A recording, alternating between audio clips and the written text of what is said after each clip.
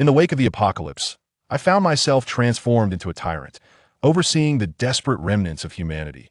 Each day, I witnessed the exquisite wives of others kneeling before me, calling me master as I established an elaborate set of maidservant rules. This peculiar turn of events stemmed from a recent blizzard, which plummeted global temperatures to a chilling -30 degrees. Strangely, anyone who ventured into the snow became afflicted, their bodies covered in festering sores, ultimately succumbing to the poison. Meanwhile, I remained ensconced in my home, relishing hot pot and succulent lamb, accompanied by enchanting maidens who delighted in licking my lollipop. This was all made possible by my awakening to the apocalypse sign-in system, allowing me to select one resource each day upon rising. On the first day of the apocalypse, I chose a temperature-regulating stove that required neither charging nor fuel, equipped with an ample supply of energy. On the third day of the snowfall, Lin Dong, who was barely managing to retain a flicker of battery life, discovered that the homeowners group had begun clamoring for a resource: exchange in the underground garage. This was indeed a prudent decision, though the garage, while connected to the outside world, had its entrances blocked by the snow. It was best to keep a safe distance. Each building in the complex had access to secure passageways leading down. After spending days cooped up inside with food and drink, Lin Dong grew weary of idleness and resolved to venture out. Clad in a thick down jacket, he stepped outside. Although he felt warm, he deemed it necessary to maintain the appearance of being cold. The underground garage was now a throng of people. Lin Dong estimated that in the entire complex, with its 14 buildings housing over 2,700 residents, only about 600 had made their way to the garage. This sobering statistic revealed that in just 5 days, so many had perished. However, given that the snow fell during the night, most had likely avoided exposure, their pantries sufficiently stocked to forego resource exchanges for the time being. The atmosphere within the complex was steeped in sorrow and helplessness. Yet what could be done? As long as one drew breath, hope remained. People shouted fervently, and some resorted to breaking furniture to kindle a fire, providing both light and warmth. Others, displaying ingenuity, extracted fuel from their vehicles' tanks to prepare warm meals. I possess a 30,000 milliamp hours power bank, still half charged, and I wish to trade it for a bottle of mineral water. I offer a packet of instant noodles and some bread. I have a sausage and seek fever medicine in exchange. The majority were focused on trading food and water, while a few sought medication for ill family members, as the rapid temperature drop had led to a surge in colds. Although much of the mineral water had frozen, it was still possible to thaw some by boiling a bit of Golden Bee summer homework. As Lin Dong wandered, he encountered Wang Sheng and Shen Wanyue, both bundled tightly, revealing only their pale, weak faces. Before them lay a collection of gold and silver jewelry, indicating that Shen Wanyue had resorted to offering her dowry for survival. Yet, it was evident that in these dire times, such wealth had become worthless, as no one showed interest in their offerings. Upon catching sight of Lin Dong's smiling visage, Shen Wanyue couldn't help but recall his words from that fateful day. If you find yourself hungry, remember to seek me out. Was it possible that Lin Dong had anticipated this heavy snowfall all along? However, Lin Dong did not ascend to the rooftop to leap into the abyss. He was not one to take the initiative. As he meandered about, he stumbled upon another exquisite beauty, her allure rivaling that of Shen Wanyue. His eyes sparkled with intrigue. Although she was clad in heavy layers, her exquisite features were unmistakable. Her bright eyes resembled precious gems, and her finely shaped eyebrows enhanced her elegance. Her lips, slightly pale, possessed a delicate, petal-like shape that exuded charm. Moreover, even beneath the thick down jacket, her figure was subtly accentuated, reminiscent of a luxurious Mercedes-Benz. Standing at approximately 1.75 meters, she would likely match Lin Dong's height with the addition of high heels. When did such a stunning woman arrive in this neighborhood? Judging by her appearance, she seemed to be in her 20s, curling herself into a corner while surrounded by an array of designer handbags and cosmetics. Much like Shen Wanyue and her partner, her possessions drew no attention. Cash would have been a more practical display, as these items were rendered useless. As Lin Dong observed, he discreetly listened to the discussions of others, piecing together several valuable bits of information. The first revelation was that the toxins in the blood could only be transmitted through skin contact, lacking the ability to spread through the air. This was indeed a fortunate piece of news. Otherwise, who would dare to open a door for fresh air? Even if one did not starve, the suffocation would be inevitable.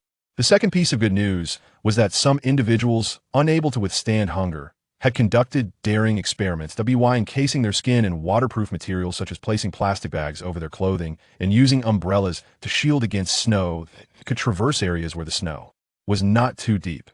The sole inconvenience was the current depth of snow in the neighborhood, exceeding 6 meters, rendering it impossible for anyone to venture out in search of sustenance.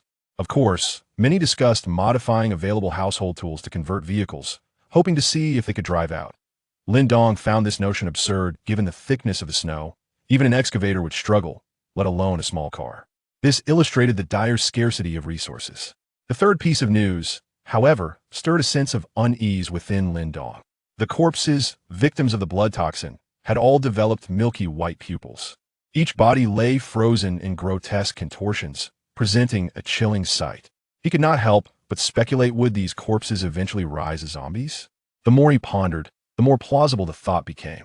Once the weather warmed and these bodies thawed, they could very well return to life. It appeared that any opportunity to enhance one's strength in the future should be seized without hesitation. The greater one's power, the higher the chances of survival.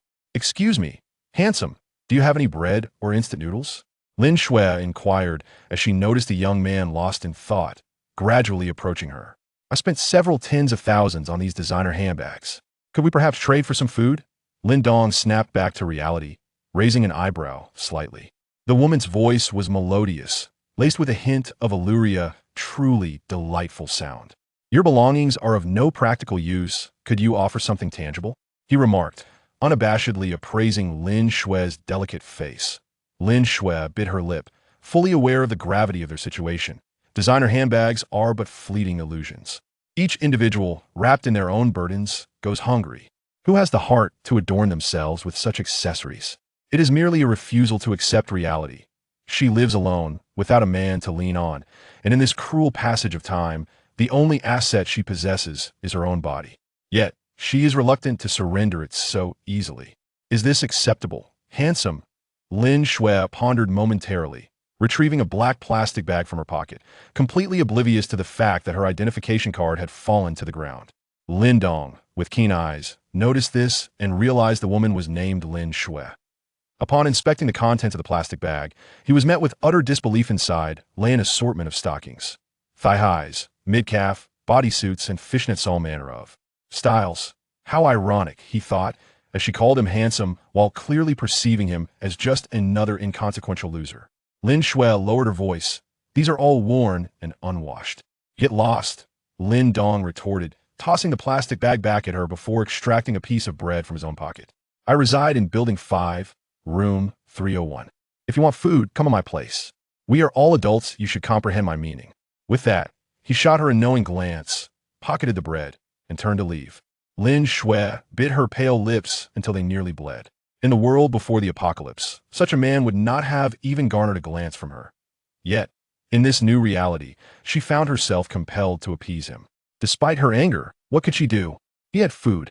Lin Dong continued to wander, but within 2 minutes, 3 burly men suddenly burst forth from the western corridor. The leader, a brutish figure, exuded menace, and all 3 brandished kitchen knives. "Liang Meng, give me that," he shouted, charging towards the nearest vendor, a frail old woman selling a can of formula. "Why are you stealing my things? Help! Someone's robbing me," the elderly woman cried, desperately clutching Liang Meng's arm, hoping to reclaim her only means of sustenance. "Get lost!" Liang Meng's eyes glinted coldly as he raised the knife and struck down with brutal force. Blood splattered as the knife embedded itself in the old woman's head. She collapsed helplessly. "Someone's been killed," a voice cried out in shock, and chaos erupted as people frantically scattered in all directions. Lin Dong observed with a detached demeanor, moving slowly with the throng, witnessing the unraveling of order after so many days. In the face of survival, all notions of kindness and humanity would vanish completely, and today's murder would mark the onset of utter chaos. "Why are you hesitating?" Liang Meng bellowed to his lackeys, who were emboldened by his ferocity and began to unleash their own violence, slashing indiscriminately at those around them, regardless of whether they possessed food. In the midst of this turmoil, Lin Shui hurried home, leaving behind her designer handbag and identification card without a second thought. Wang Sheng clutched Shun Wanyu's hand as they sprinted together, but everyone was in flight. The pampered couple soon found themselves in a dire predicament. Husband! Husband! Shen Wanyue was consumed by fear, her legs trembling so that she could hardly rise. "Darling, please get up." Wang Sheng desperately tried to pull her up, but his own hunger rendered him powerless.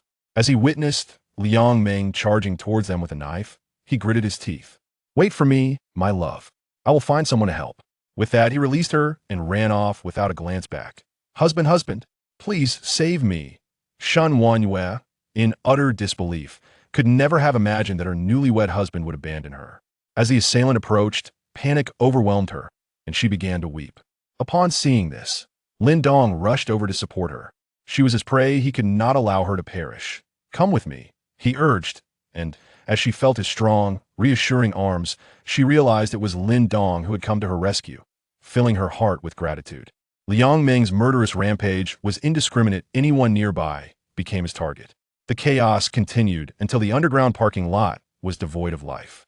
Only the three brothers paused, surveying the scene littered with several fallen bodies, some clutching severed limbs. With a malevolent grin, Liang Meng dispatched the remaining victims one by one. "Haha, brother, this tactic is indeed effective." The two subordinates quickly scoured the underground parking lot, gathering a substantial amount of food. Their plan was simple: descend, kill, and loot. Others would surely flee in terror, leaving behind their wares for the taking.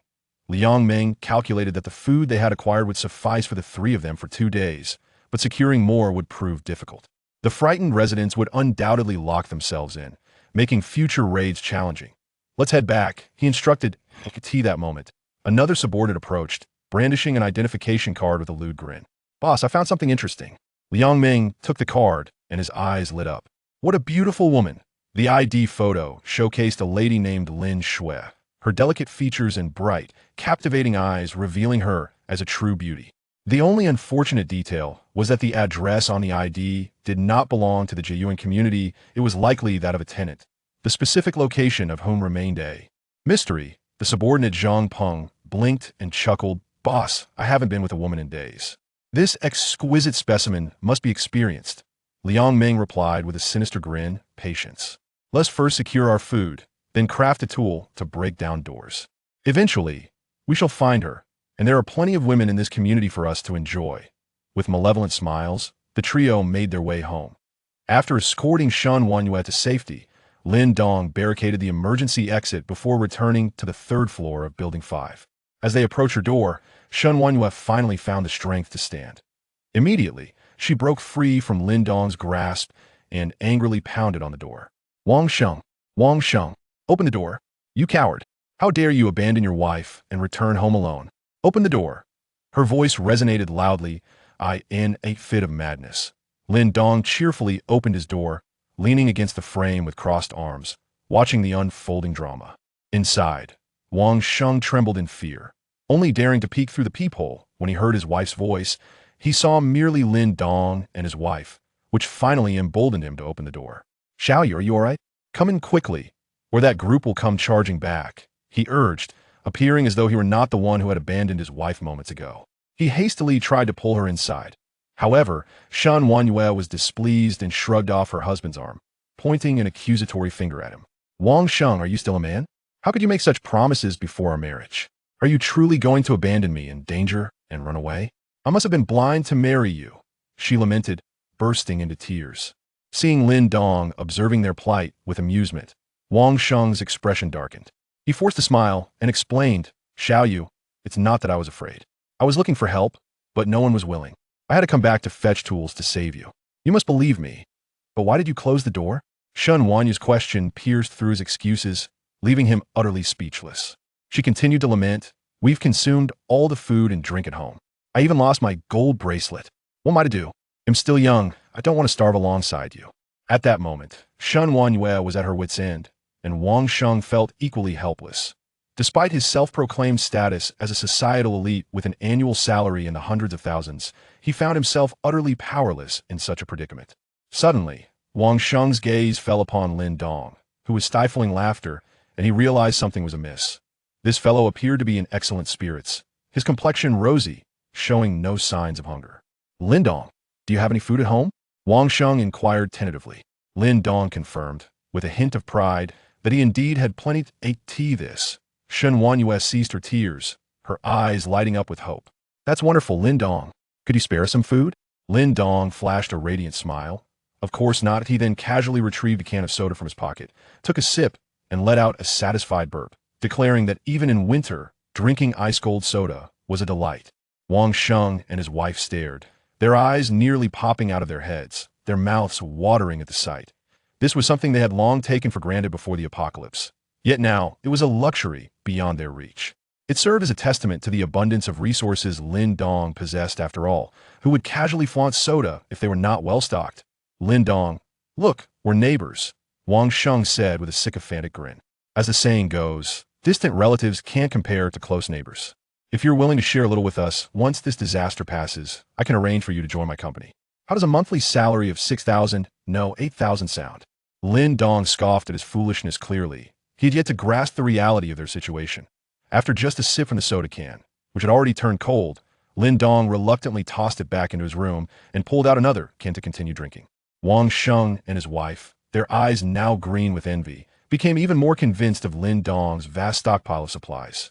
Shen Wanyue bit her lip and looked at Lin Dong. How about this? We are willing to pay for a bottle of water 100, as long as it is edible. We would even pay 10 times the price for anything consumable. Is that acceptable? Lin Dong continued to sneer. You are such a fool. Wang Sheng and his wife could only seethe in silence. What must we do for you to share some food with us? Wang Sheng asked helplessly. Lin Dong narrowed his eyes and smirked, turning his gaze to Shen Wanyue. Hey, race the deal. My home has been quite chaotic lately, and I could use a woman's touch to tidy up. I can hire your sister-in-law as my maid, working from 8 a.m. to 8 p.m., solely attending to my needs at AS for her salary. I will provide 3 meals a day and allow her to take home a piece of bread and a bottle of mineral water. What do you think? Shen Wanyu's face flushed crimson, and she lashed out at Lin Dong.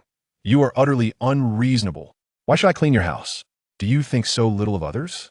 We are all adults here, she continued. There's no need for veiled implications. If you expect to confine me alone with you, I might as well be consumed entirely.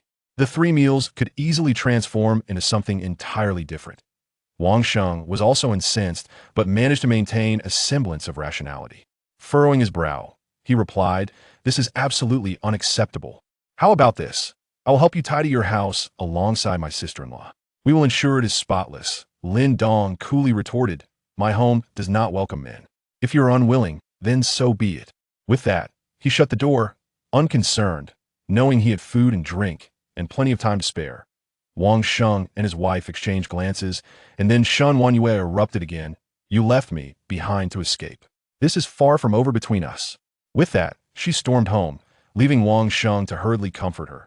Later that evening, after waking, Lin Dong decided to prepare a hot pot, complete with beef tripe, lamb, shrimp paste, and various delicacies. Meanwhile, in room 302, after their quarrel, Wang Sheng and Shen Wanyue fell into a heavy silence, as arguing was indeed exhausting. The house was devoid of all consumables, and continuing the argument would yield no results. Suddenly, Shen Wanyue sniffed the air curiously. Why do I smell hot pot? Is it just my imagination? Wang Sheng also caught a whiff, his heart racing. It was indeed the aroma of hot pot. They exchanged looks, both painfully aware of their hunger. Wang Sheng quietly opened the door and confirmed that the delightful scent wafted from Lin Dong's home, igniting a fire of frustration within him. How about you go work for Lin Dong? He suggested. Shen Wanyu's eyes widened in disbelief as she looked at her husband. Wang Sheng, do you realize what you were saying? You left me to fend for myself during the day, and now you want me to work for Lin Dong at night? That would mean sharing his bed. An indescribable disappointment and chill enveloped her, rendering her too numb to feel anger.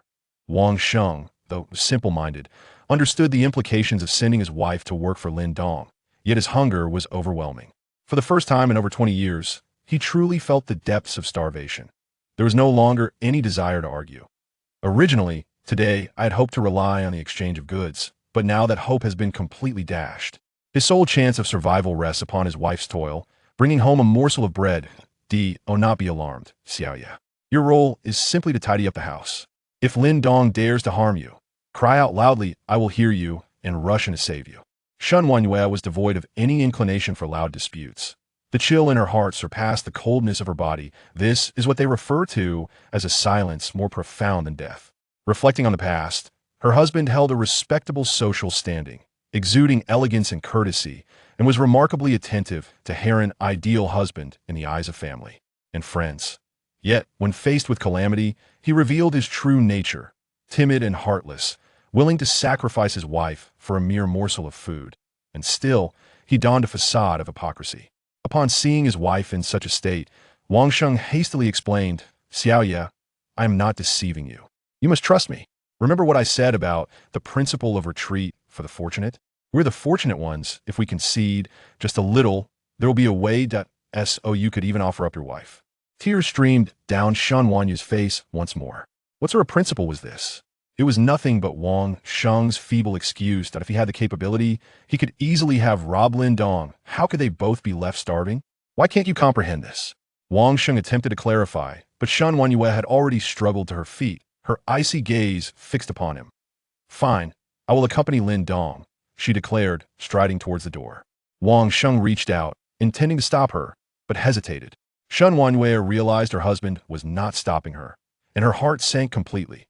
With a loud knock, Lin Dong, with a piece of meat in his left hand and an ice-cold beer in his right, heard the door open and a mysterious smile graced his lips as he hurried to. "Answer, Lin Dong. I will be your maid," Shen Wanyue stated directly, overwhelmed by the enticing aroma of hot pot wafting towards her. Her heart, which had felt utterly dead, began to stir back to life. Perhaps following Lin Dong was a wise choice at the very least. It would ensure her survival. However, she found it peculiar that Lin Dong was dressed so lightly. Was he not cold? Lin Dong glanced at Shen Wanyue, then at Wang Sheng, who appeared conflicted, tossing a piece of bread and a bottle of water to the latter. Thank you. Thank you," Wang Sheng exclaimed joyfully, tearing open the packaging and devouring it ravenously. "Come in, sister-in-law." Lin Dong stepped aside. Shen Wanyue gazed at the steaming hot pot in the living room and could no longer hold back, stepping inside. "Xiaoye, rest assured if anything happens, just call," Wang Sheng said as the door slammed shut behind them. Upon entering, Shen Wanyue was taken aback. It was so warm. To fend off the cold, she had donned at least 7 or 8 layers. Yet stepping inside felt as if she had journeyed from the Arctic. Why was it so warm in this house? They clearly had no electricity. If you find it too warm, just take it off, Lin Dong remarked nonchalantly, returning to the dining table to continue eating hot pot. Shen Wanyue bit her lip, shedding her heavy clothing as she spoke. "Lin Dong, I haven't eaten in 2 days. May I have something to eat first?" Lin Dong gazed up with indifference, a sudden cold smile gracing his lips. Had she forgotten her station? As Shen Wanyue was about to explode in indignation, hunger pangs gnawed at her insides. Thoughts of her husband hoarding the bread, refusing to share even a morsel, made her eyes well with tears once more. Here she was, part of the elite class, yet reduced to begging a man of the lower strata. But what could be done? Her stomach was relentless in its demands, persistently reminding her of its needs. Lin Dong nodded and tossed an A4 sheet filled with text toward her. It was the maid's manual. He reminded her to adhere to it closely. Shen Wanyue, puzzled, picked it up, her beautiful eyes widening in shock. The rules stated that within the master's residence, standing was forbidden. All movements must be executed on one's knees. Any infractions would result in a day without food. Upon the master's return, a proper greeting was mandatory, with similar penalties for disobedience. Furthermore, when only the master was present, the maid was required to don a specially designed uniform, with the same consequences for noncompliance. The master's word was absolute. Any retort would not be tolerated. What she read was not merely a maid's code, it resembled the cruel dictates of a sadistic master from sordid film. In a fit of rage, Shen Wanyue tore the paper into shreds, angrily donning her attire once more. This was beyond excessive. Such humiliation was intolerable. "I want to leave," she declared, turning on her heel. Lin Dong regarded her with a chilling gaze, brandishing a golden eagle pistol aimed at her back. A disobedient maid is of no use. Yet, as Shen Wanyue reached the door, her hand stilled. Stepping outside the temperature-controlled environment, the biting cold enveloped her anew. She had gradually acclimated to the frigid 40 degrees, but having tasted warmth only moments ago, the return to the cold was an insufferable blow. Her heart and body rebelled against it, a resistance stronger than the oppressive rules Lin Dong had laid out. As the saying goes, I could have endured the darkness had I never seen the light. Lin Dong observed her hesitation at the threshold, one hand gripping the gun while the other savored a hot pot, waiting patiently. After a few minutes, Shen Wanyue capitulated. She had no desire to return to her frigid home, nor to confront her cowardly, hypocritical husband again. The gnawing hunger was unbearable. Finally, she reconciled with herself, bowing her proud head in submission. Master, I was wronged in that moment. She relinquished all pride, willingly remaining in room 301 for the sake of survival, even if it meant becoming a dog. Well, since you've chosen to stay, you must adhere to the rules. Given that this is your first offense, I shall forgive you this once. Lin Dong chuckled as he holstered his weapon and handed her a set of clothing thermal undergarments crafted by the system, both warm and aesthetically pleasing. Tears fell silently onto the floor as Shen Wanyu resigned herself to her fate.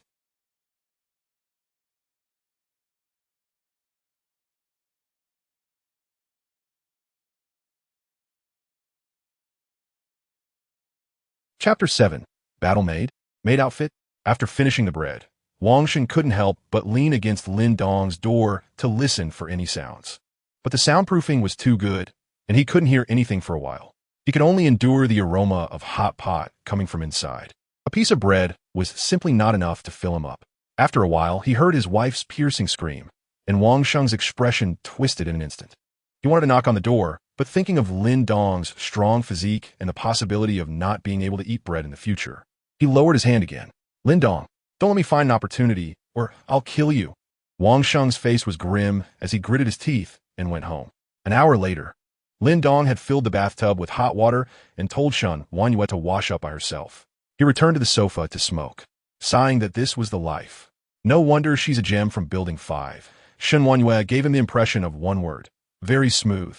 There was not an ounce of excess fat on her. Her voice was pleasant, and she was incredibly energetic.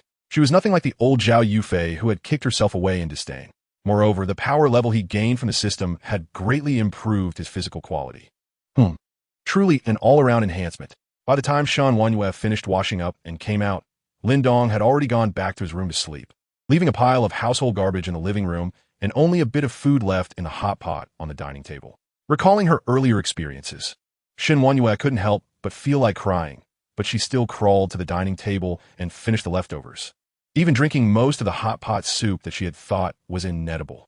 Finally, she felt a long-lost sense of fullness. After finishing her meal, Shen Wanyu's resistance faded significantly.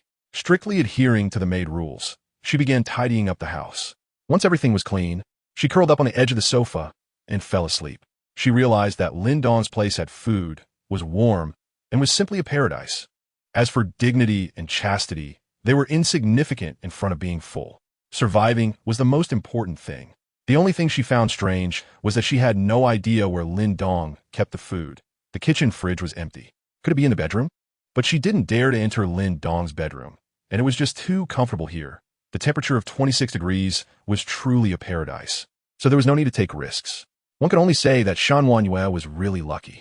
After returning to his bedroom, Lin Dong made a simple zip device to point the gun at the golden sand eagle at the door. As long as someone barged in, it would pull the trigger. Whoever came in would die. At midnight, the rewards were distributed again. Beep beep. Today's check-in reward options are as follows. 1.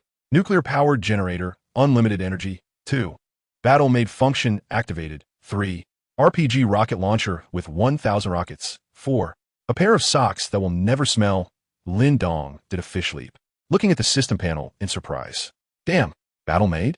What the heck is that? Without thinking, Lin Dong chose option 2, although he also wanted the rocket launcher. In the current situation, a handgun was enough. Rockets were just overkill. He could choose them later when they were available. After making his choice, the system panel suddenly flashed with light, and a new branch tab appeared. Clicking in, Shen Wanyu's information was prominently listed. Maid 1, Shen Wanyu, measurements, 34C-20-36, system rating, 82, current power level, level 1, maid outfit. None. Lin Dong stroked his chin, deep in thought. Everything else was understandable. But what was this maid outfit? It couldn't be the kind he tailored himself. It must be a system item? The system interface displayed a small switch icon at the top, next to which was written, "The host can control whether the maid can conceive. No need to think about it." Of course, that should be off. He didn't want to be a dad. In other words, no matter how he played in the future, he wouldn't have to worry. Lin Dong was very satisfied with this little function. Currently, Shen Wanyu's power level was at the ordinary human level of 1, and her method of improvement was different from Lin Dong, who relied on system rewards. Instead, it was controlled by Lin Dong. It meant that the prince's Q skill could increase the maid's experience, and once there was enough experience, she could level up. Why was that? Why could the maid comfortably level up while he had to rely on random system rewards? Lin Dong couldn't help but curse. But the system kindly provided a guarantee. The maid's level cap depended on the host's level cap, being only half of Lin Dong's level. In other words, with Lin Dong now at level 6, he could labor to raise Shen to a maximum of level 3. That was more like it. Only then did Lin Dong feel at ease and go to sleep. That night, Wang Sheng tossed and turned, unable to sleep. His wife's screams were like a nightmare, swirling endlessly in his mind. He wanted to get angry but didn't dare to act out. After all, he was the one who had pushed his wife towards Lin Dong. At 8 in the morning, Wang Sheng couldn't help but knock on Lin Dong's door with dark circles under his eyes. The door opened, and Lin Dong greeted him with a wicked smile. Lin Dong, I want to ask how Xiaoyu is doing. She stayed at your place all night yesterday. Shouldn't she go back now? As Wang Sheng spoke, he looked over Lin Dong's shoulder and saw his wife, already dressed in a down jacket and looking rosy in the living room. The jealousy and anger in his heart were about to explode. But he still didn't dare. Lin Dong slapped his forehead. Oh, look at my head. I completely forgot about this. Last night and this morning, sister-in-law was very efficient and cleaned my house very well. I'm quite satisfied. As he spoke, he turned to Shen Wanhua. Sister-in-law, you worked hard all night and must be tired. You should go back and rest. Hearing the implications in Lin Dong's words, Shen Wanhua's face turned even redder. She couldn't help but wipe the corner of her mouth, feeling a bit shy to meet her husband's gaze. And no, I still have the kitchen and bathroom that aren't cleaned up yet, so today, I won't be going back. Hubby, it's cold outside. You should hurry home. Lin Dong smiled. This maid was quite sensible. Wang Xing knew exactly what that meant. His chest heaved violently, and he was practically about to explode with anger. His eyes shot daggers at his wife, and he wanted to explode, but the next second, Lin Dong had already tossed him a piece of bread and a bottle of water. Here, this is for today. The fire in his heart was instantly extinguished by more than half. He nodded and bowed, saying, Thank you, since it's not cleaned up yet. Xiaoyu can continue to be busy. I won't disturb you guys. At that moment, Wang Sheng's eyes were filled only with food and water. After closing the door, Shen Wanhua hurriedly followed the maid rules and knelt down. See, your husband came over not for you at all. He just wants food, Lin Dong said with a smile. Shen Wanhua lowered her head even more, feeling a bit upset, but it wasn't as bad as she had imagined. It seemed she was slowly getting used to staying at Lin Dong's place. Back at home, Wang Sheng hastily finished the bread, his eyes sharp with anger. He knew his wife well. From her earlier appearance, it was clear that she had been taken down by Lin Dong again that morning, which made him furious. Damn bitch, just one night. And you've been completely tamed? I see. You must have wanted to go to Lin Dong's place all along. Damn it, no way. Always being controlled by Lin Dong is not an option. I have to find a way to get all his food. With this thought in mind, Wang Sheng quietly left the house. Chapter 8 completely chaotic. Rules collapsed in the safety corridor of Building 5.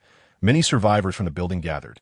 And Wang Sheng felt a chill in his heart, because the total number of living people in this entire building was less than 100, with the rest mostly frozen to death, starved, or poisoned. Wang Sheng walked to the highest step and said, Everyone, the situation is critical now, and I think we should unite. Yesterday, our entire community went to the underground garage for a trading meeting, but we were robbed by Liang Meng, which has led to no one daring to go to the underground garage now. Our lives will only get harder. Therefore, my suggestion is that the few of us who are still alive should form an alliance, share resources, and survive together to face this crisis. Someone frowned and said, Don't just talk empty words. Everyone is hungry. How can we share resources with you? Wang Sheng had already prepared a plan. I think the first thing we need to do is for each family to send a young adult to form a guard team, starting from the first floor, room 101, prying open doors one by one to find supplies. Anything from homes without living people should be taken. Liang Ming dares to kill, so we can't just sit and wait. After all, relying solely on the security door of the garage won't stop them. So, this resource collection team must act collectively. Even if we run into Liang Ming, we shouldn't be afraid. There are only 3 of them, and we have over 10 people. How can we be afraid of him? As these words were spoken, everyone nodded. They were all frightened by what Liang Ming had done yesterday, but had forgotten that he only had 3 people. As long as they united, they had nothing to fear. Another person asked, How will the collected supplies be divided? Anyone who joins the guard team will share the supplies equally. A woman asked, But what if there are no young adults at home? It's just me and my daughter. My husband has probably been poisoned to death outside. Another old woman said, Yes, I think your distribution method is not fair. My old partner and I are over 60, and we can't even move. What should we do? It will be best if the supplies you collect are shared with each family, with the elderly prioritized. A cold flash passed through Wang Sheng's eyes. You old hag, you want to eat for free? Before he could finish, a middle-aged man became displeased. Why should I care about your life or death? Just do as Wang Sheng says. Those who work get to eat. If you don't want to work, well, if you're a woman willing to sleep with me, maybe I'd be willing to give you some. If you don't want to contribute anything, just wait to die. Wang Sheng couldn't help but applaud in his heart. He was right. As soon as these words were spoken, chaos erupted, and accusations flew. What kind of talk is that? You're taking advantage of the chaos. Don't think we women are easy to bully. We can hold up half the sky too. Take a look at what you look like. You're ugly but still dreaming. The middle-aged man's face darkened as he suddenly grabbed the head of the loudest middle-aged woman and slammed it against the wall, again and again, blood splattering everywhere. The survival pressure of these days finally transformed into beastly instincts at that moment. The man became extremely ferocious, beating the woman to death right before everyone's eyes. This scene stunned everyone. The 10 or so men exchanged glances, as if a lock had been opened and Pandora's box had been fully unleashed. Brothers, let's capture all these women. Keep the pretty ones and kill the old and ugly ones to avoid wasting food. The man waved his hand, and chaos erupted in an instant. Wang Sheng was already stunned. How did things develop to this point? In his plan, once the guard team was formed, they could threaten Lin Dong to hand over food, which would also help save his wife. He had underestimated the darkness of human nature. With his timid personality, he could only cover his head and flee home in a panic. Building 5 had completely turned into a hell on earth. The strength of the men was fully displayed at this moment. Those with tools smashed with tools, and those without used their fists. All the women who were not to their liking were beaten to death. No, let me go home. My daughter is still waiting for me. Murder. Lu Li. I will report you to the police. Oh me. I won't eat anymore. Please don't hit me. I beg you. The wails continued. Yue turned in confusion. Master. It seems to be noisy outside. What happened? Lin Dong pressed the cigarette, but into the ashtray on her snowy white back. Who cares? You just need to please your master. As for the rest, you don't have to worry about it. Finally, after several minutes, a few bloodied men stood in the corridor, looking at each other with mad smiles on their faces. Brothers, from now on, this building 5 will be ours to say. The first man to act was named Zhu Feng, and as soon as he spoke, he gained the approval of the other men. Hey, where's Wang Sheng? Where did he run off to? Someone suddenly said. Zhu Feng looked around and waved his hand. Forget it. He probably ran home. I say, from today on, let's pry open the doors one by one. We'll share the pretty girls, and all the food we find will be centrally managed and evenly distributed. Since that dog Wang Sheng dared to run for his life, he won't have a share. If we run into him, just kill him. Lu Li leaned over with a lewd smile. Brother Zhu, you probably don't know, but Wang Sheng's wife is the most beautiful in Building 5. She is so tender. Why don't we grab his wife and have some fun? As soon as these words were spoken, several men's eyes lit up, clearly coveting Yue for a long time. Zhu Feng slapped him on the head. You idiot, that thing is probably shriveled up from the cold. And you still want to play with it? Don't you fear turning into an ice sculpture? First, let us focus on getting food. Once we are full, we can chop up some furniture to burn for warmth. By then, none of the women in this building will escape our grasp. The crowd nodded. After several days of apocalypse, everyone was hungry. The great cleansing of Building 5 began, but it was not an isolated incident. Liang Meng had set a good example for all the men in the Jiyuan community, and in other buildings, men had already begun to unite, prying doors one by one, robbing food, and seizing women, creating chaos everywhere. In apartment 403 of Building 3, Ling Shui lived alone. She was a female streamer who usually enjoyed snacks and had stocked up quite a bit, allowing her to last longer than others. However, now, Ling Shui's apocalypse was arriving. In Building 3, there were also over 20 men forming a robbery team, prying open doors one by one, and the outcome was self-evident. Through the peephole, Ling Shui saw the door of apartment 401 being pried open. The man in that apartment tried to protect his wife with a knife, but was beaten to death. Then they set the furniture on fire and began to play with the woman on the spot. Even though the soundproof door was very effective, Ling Shui could still hear the woman's heart-wrenching screams, making her tremble in fear. What to do? Ling Shui believed she was much prettier than that woman, and if these men discovered her, her fate would probably be even worse. Suddenly, Ling Shui remembered the man she met in the underground garage yesterday. He said he lived in Building 5, apartment 301. She had to find a way to seek his help. Chapter 9. Ling Shui's plea for help? The Flying Man? Ling Shui saw the chaos outside and realized that they would soon come to pry open her door, so she rushed to the balcony. Fortunately, it hadn't snowed today. Carefully, she cleared the accumulated snow from the window and immediately opened it to stick her head out. The distance between her building and the one across the way was not very far, just over 20 meters, and through the window, she could see Lin Dong's balcony. Without thinking, she started throwing all sorts of bottles and jars out to try and hit the window to alert Lin Dong. However, as a weak woman, her aim was terrible, and after many failed attempts, her anxiety grew. Hurry, I must hit it.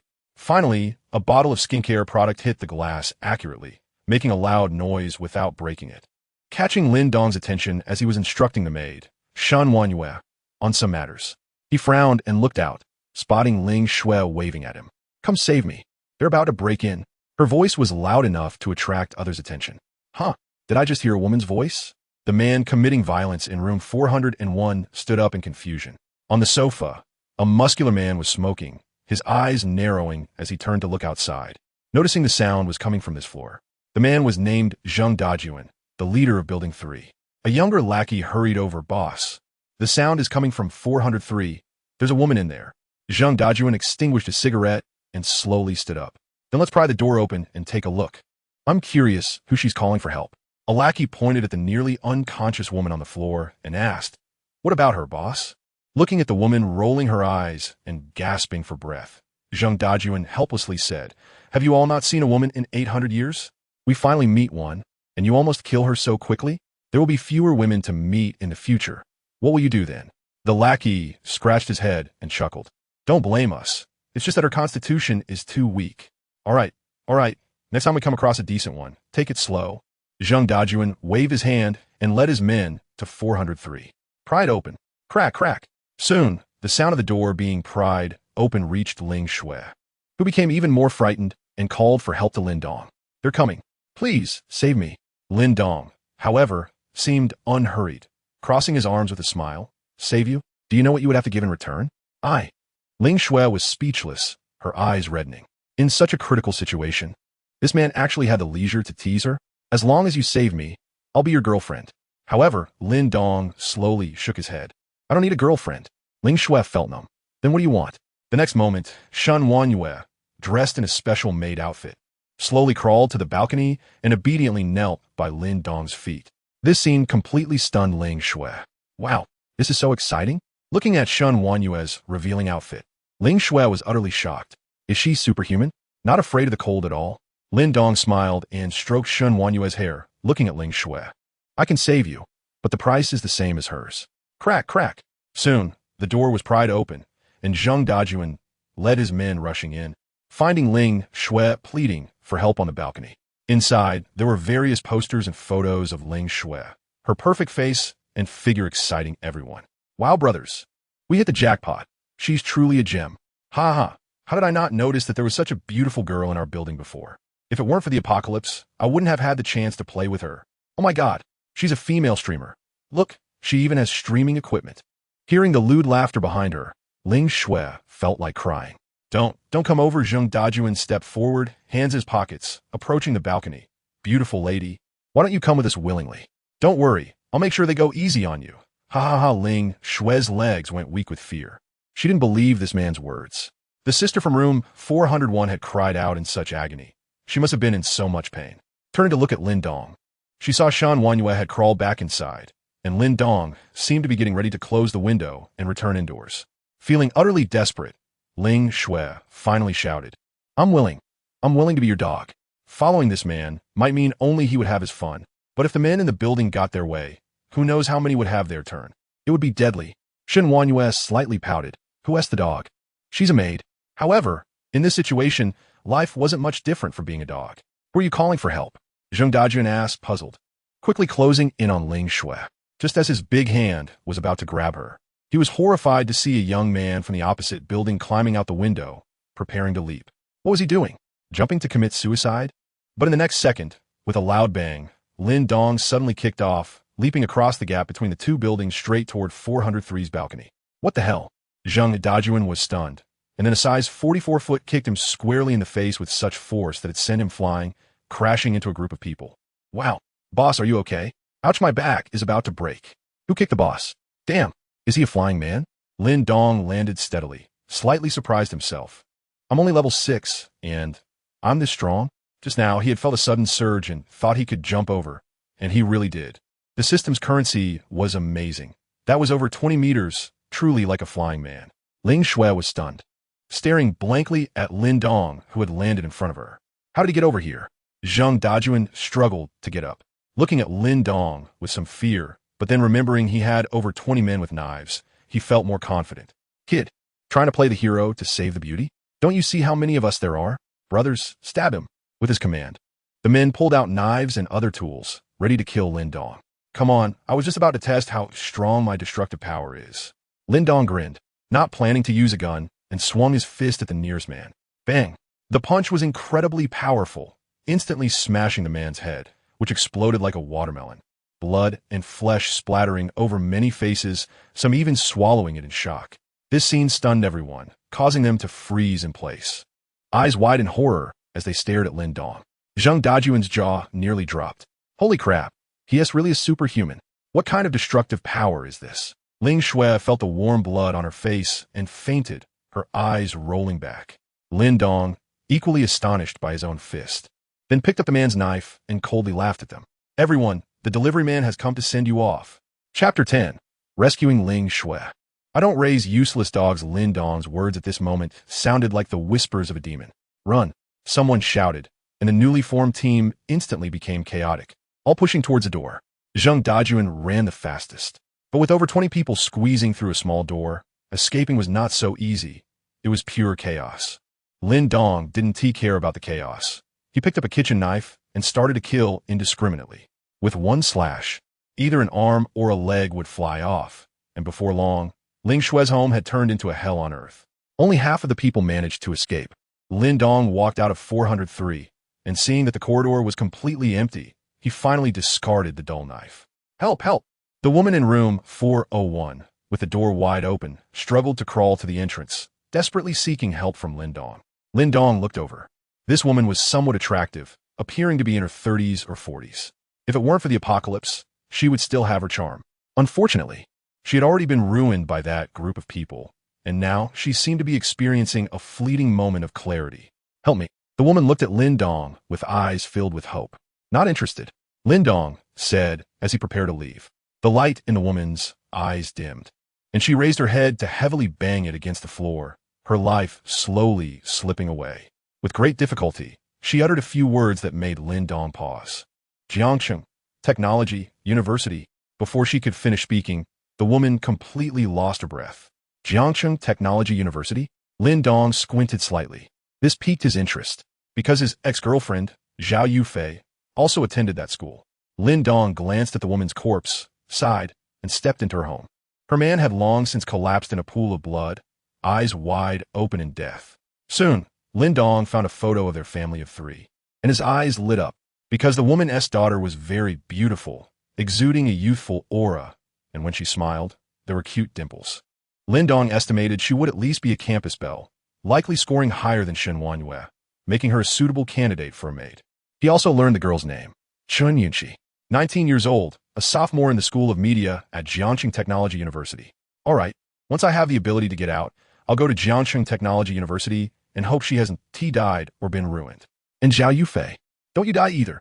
Putting away the photo of Chun Yunqi, Lin Dong returned to 403 and woke Ling Shui. Ling Shui opened her eyes groggily, and what met her gaze was Lin Dong, covered in blood, and a home that resembled hell on earth. Lin Dong slapped her. What are you shouting for? It's so noisy. Ling Shui finally returned to reality, looking at Lin Dong in fear, trembling all over. Let us go. Follow me. Lin Dong stood up and walked outside. Ling Shui looked at the corpses scattered around the room, feeling nauseous and weak in the legs. But Lin Dong was already out the door, so scared that she crawled out using both hands and feet. She couldn't stay here any longer and had to follow him. This time, Lin Dong didn't show off by jumping out the window. He honestly took the stairs, planning to return through the underground garage. After Ling Shui exited, she also saw the corpse of the woman from 401 and felt a pang of sadness. In the apocalypse, a woman's fate only had 2 outcomes. Either become the plaything of a powerful man or become the plaything of a group of powerful men. There was no other possibility.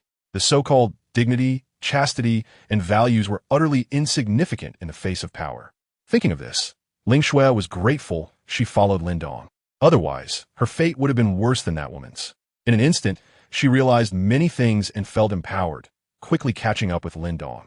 As soon as they arrived at the underground garage, they heard voices. Damn it, these people are somewhat clever. They formed a team in every building, making it so we couldn't rob anything. Liang Meng scratched his bruised head, looking frustrated. Earlier, he had taken 2 brothers to rob another building, but they encountered a counterattack from over a dozen men, almost not escaping. He never expected that it was his initial act of killing and robbing that made others feel threatened, resulting in the current situation. Zhang Peng had dislocated his arm and asked through gritted teeth, "Boss, what do we do next?" "How the hell would I know what to do?" Liang Meng cursed. He was truly at a loss.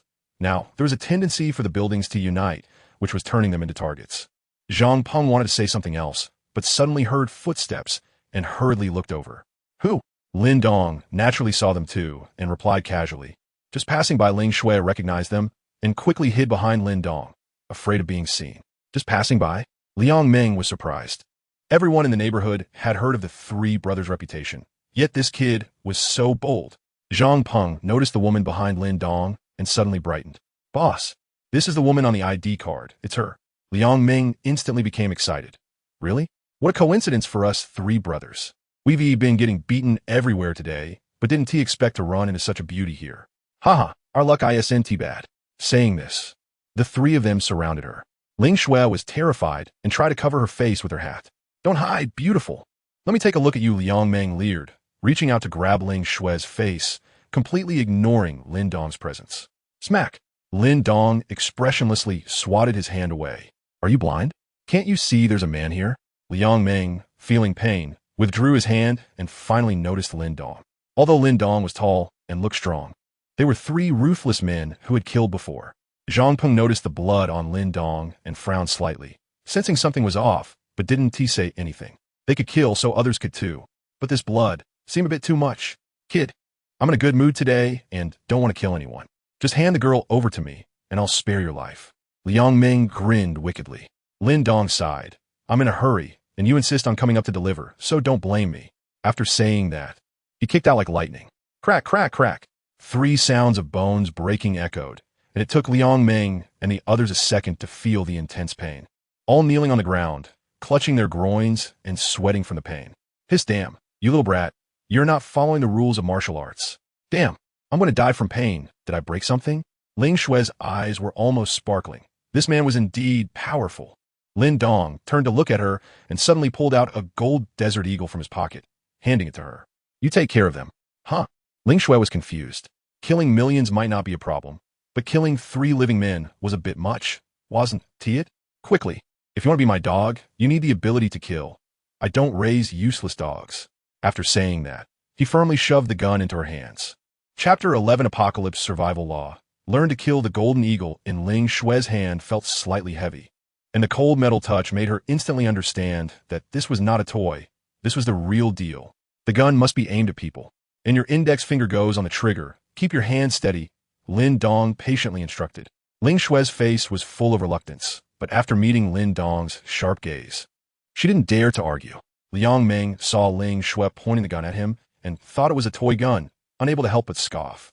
"You dirty bitch. Who are you trying to scare? I'm not afraid of anything. I'll remember you. If you have the guts, kill me, otherwise I'll strip you naked and tie you up in the underground garage for all the men in the neighborhood to play with." Ling Shui was taken aback, and the fear in her heart instantly vanished, replaced by a surge of anger. Lin Dong whispered in her ear, "This is scum, shoot him." Ling Shui bit her lip, almost drawing blood. Although she was furious, she still hesitated to kill. "Ha ha ha, you dirty bitch, are you going to shoot? Too scared, huh? Don't worry, I have a gun too. I'll let you shoot later." Bang! Suddenly, provoked, Ling Shui pulled the trigger, and the loud bang echoed in the underground garage. Liang Meng's head exploding instantly. Zhang Peng and another little brother were terrified, forgetting their pain, scrambling to escape. Ling Shui stared blankly at the corpse in front of her, her hand trembling, and then thought of the woman in room 401, who had no ability to resist and was tortured to death by a group of men. This was the ability to resist that he had given her, and she had to master it quickly. Otherwise, her fate would likely be the same as that woman's. To be honest, Ling Shue's mindset changed quickly. She immediately chased after Zhang Peng and fired. Bang! Since Zhang Peng was crawling forward, the shot only hit his thigh, causing him excruciating pain. Don't kill me, please. Bang, bang, bang. One shot missed, so she continued shooting. Ling Shue's expression had begun to turn frenzied until she had turned Zhang Peng into a sieve. All right, he is dead. Lin Dong nodded in satisfaction and took back the gun. Once she came back to her senses, Ling Shue slowly accepted the fact that she had killed someone.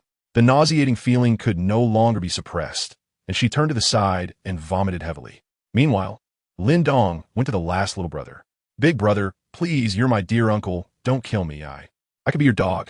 Let me bite whoever you want. Spare my life. The little brother was so scared he was crying, his pants wet. Lin Dong frowned and shot him in the head. Men like you don't deserve to be my dog. He then quietly waited for Ling Shue to finish throwing up. After a long while, when she had nothing left to throw up, Ling Shue approached him with red eyes, wanting to say something but not daring to. Let us go home. Lin Dong continued walking towards Building 5. Ling Shue looked at the corpses on the ground, as well as the body that Liang Meng had killed yesterday, and her heart slowly began to strengthen. She had to live strong. The group of men in Building 5 didn't seem to be doing anything and didn't encounter Lin Dong. As soon as she entered, Ling Shue was shocked. A variety of seafood feasts and beer were laid out on the dining table. Steaming hot rice was wafting.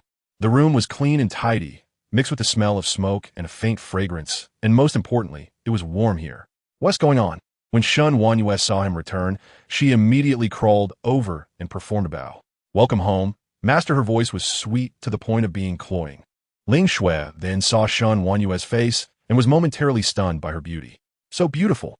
This is the new maid? You'll help her get familiar with the rules. I don't like seeing you make mistakes. Lin Dong nodded and sat down at the dining table to start eating. Okay, Master Shun Wanyue replied, and then looked up at Ling Shue, also stunned by her beauty. A beautiful woman with a figure and aura even surpassing her own. In an instant, Shun Wanyue felt a sense of crisis. She had to take this opportunity to establish her authority and not let Ling Shue steal all of the master's affection. Come with me.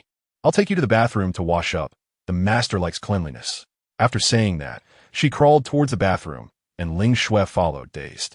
But after just a few steps, Shun Wanyue stopped, staring at her with an unfriendly expression.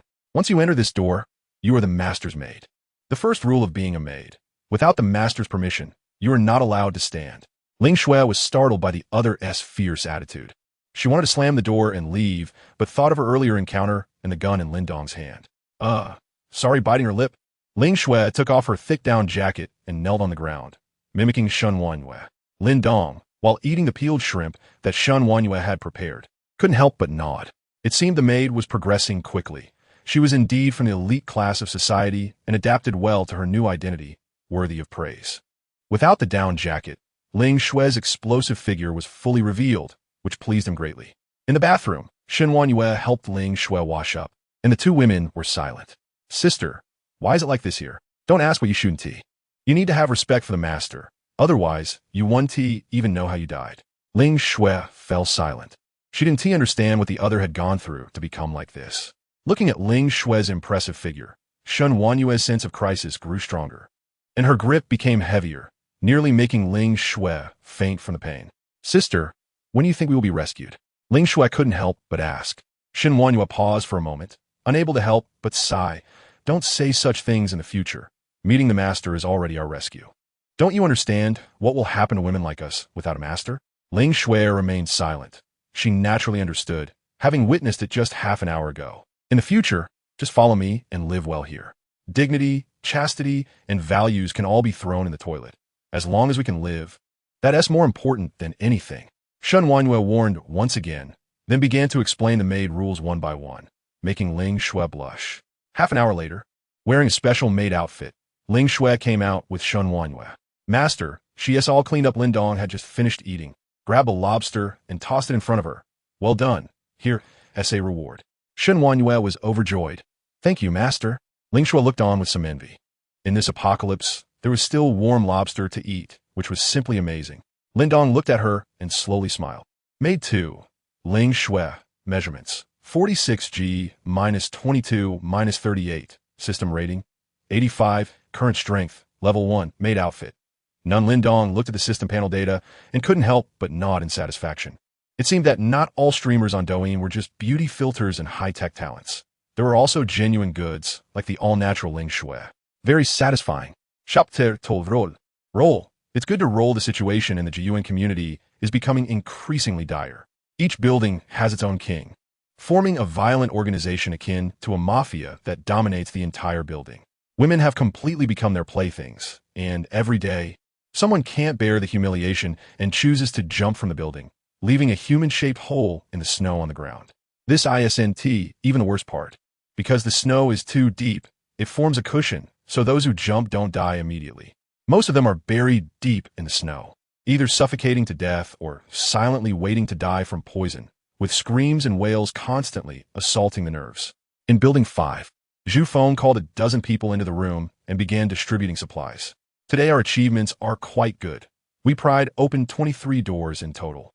Got 10 bags of noodles, 3 large barrels of mineral water, 2 packs of cigarettes, and 14 packs of instant noodles. Zhu Feng was quite pleased. Most of these supplies were taken from homes that had no living people in them, thanks to their demise on the first day of the apocalypse, thus saving the resources. Just today's haul is enough for them to have 2 days of hearty meals. In addition to the supplies, they also captured over 20 young women. Brothers, one for each of you tonight. Don't be polite. As soon as this was said, the men making up the security team were all excited. Now that there's food and drink, plus women to play with, this is far from the apocalypse. It's simply paradise. One of the younger members asked, "Boss, when are we going to capture Wang Sheng's wife to play with? The ones we got today aren't as pretty as her." Others chimed in, "Yeah, boss. She's a real gem. The sooner we catch her, the sooner we can enjoy her." Last month, when Wang Sheng got married, I saw his wife from a distance and even took several covert photos. That night, I came multiple times just looking at her picture. As the saying goes, when one is well-fed, they think of lust. Previously, everyone was starving, so they didn't think much about such things. But now that they can fill their stomachs, and with countless discarded clothes and furniture available for firewood to keep warm, they can't deny the saying that men are animals of a lower body, right? Even Zhu Feng became interested. "All right, leave a few brothers to keep an eye on these women. The rest come with me downstairs." Zhu Feng remembered seeing an extremely beautiful woman in the elevator before. Coming down from the 3rd floor, those beautiful black stockings and legs were simply stunning, stirring his heart just as much. In room 301, Lin Dong was comfortably leaning on the sofa, enjoying dessert after a meal. "Come, master. Eat grapes," Ling Shui said with a charming smile, taking a grape and holding it with her delicate red lips, slowly moving closer. "Burn the trotters.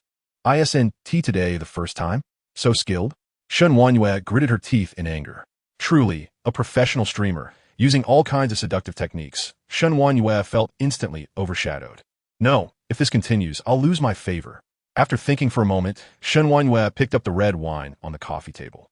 "Master, please drink." She gently took a small sip, the overflowing red wine flowing down her snow-white neck, creating a strong visual impact. However, when she was about to put the red wine back on the table, she accidentally didn't stabilize it, and the bottle fell. Oh no! At the critical moment, Shen Wanyue reacted without thinking and caught the bottle of wine in a flash. This scene happened extremely quickly, but Lin Dong still noticed it. A mysterious smile appearing at the corner of his mouth. Ling Shui exclaimed, "Sister, such quick reflexes, damn it. Why didn't you drop it? Now the master won tea like you." It was evident that the two women were already having their own subtle competition. Shen Wanyue stared blankly at her hand, amazed at her reaction speed. Even before the apocalypse, she wouldn't have had such a reaction. Then, Shen Wanyue quickly came to her senses, immediately placed the red wine back on the coffee table, and skillfully knelt down. "Master, the maid almost made a mistake. Please punish me." She raised her blushing face and looked up at him with desire in her eyes. Lin Dong was speechless. Is this punishment serious? It's only been a day, and some attributes exploded. It seems that what they say online is true. To conquer a man, one must conquer his stomach. And to conquer a woman, one must also conquer her stomach? Only the methods are different. It seems he needs to stock up on some candles and such. Lin Dong pushed Ling Shui away, resting his chin on his hand, and smiled. "Have you noticed your own changes?" Shen Wanyue came back to her senses, recalling her changes. Since the afternoon, she had felt her strength increasing significantly, often accidentally breaking chopsticks or crushing teacups. Things that were completely impossible before. Could it be? Is it the power given to me by the master? Shen Wanyue was overjoyed. After all, although she followed Lin Dong, and he had ample resources and great power, She still worried deep down. After all, she was still a weak woman, and without Lin Dong, she would be a lamb waiting to be slaughtered. Now she had it. And all of this likely came from Master. Lin Dong nodded. As long as you do your job as a maid well, you will naturally have power. Work hard. He had naturally noticed the subtle rivalry between the two women. If it weren't for the short time they'd spent together, they might have already acted out a drama, like the legend of Jinhuan. However, he pretended to be unaware of this. Roll. With competition comes improvement. In the end, it's all beneficial to me. Now, Shen Wanyue had only reached level 2, but already possessed strength and speed greater than that of an adult male. What would her limits be? Shen Wanyue excitedly kowtowed. Yes, master. Meanwhile, her mind was racing. Her looks and skills were not as good as Ling Shui's. So if she wanted to maintain the master's favor in the long run, she had to find another way. For example, lower the bar? Ling Shui was confused, as she had just joined and hadn't yet experienced the increase in power. She felt like the two were acting like diviners. However, that didn't stop her from acting cute.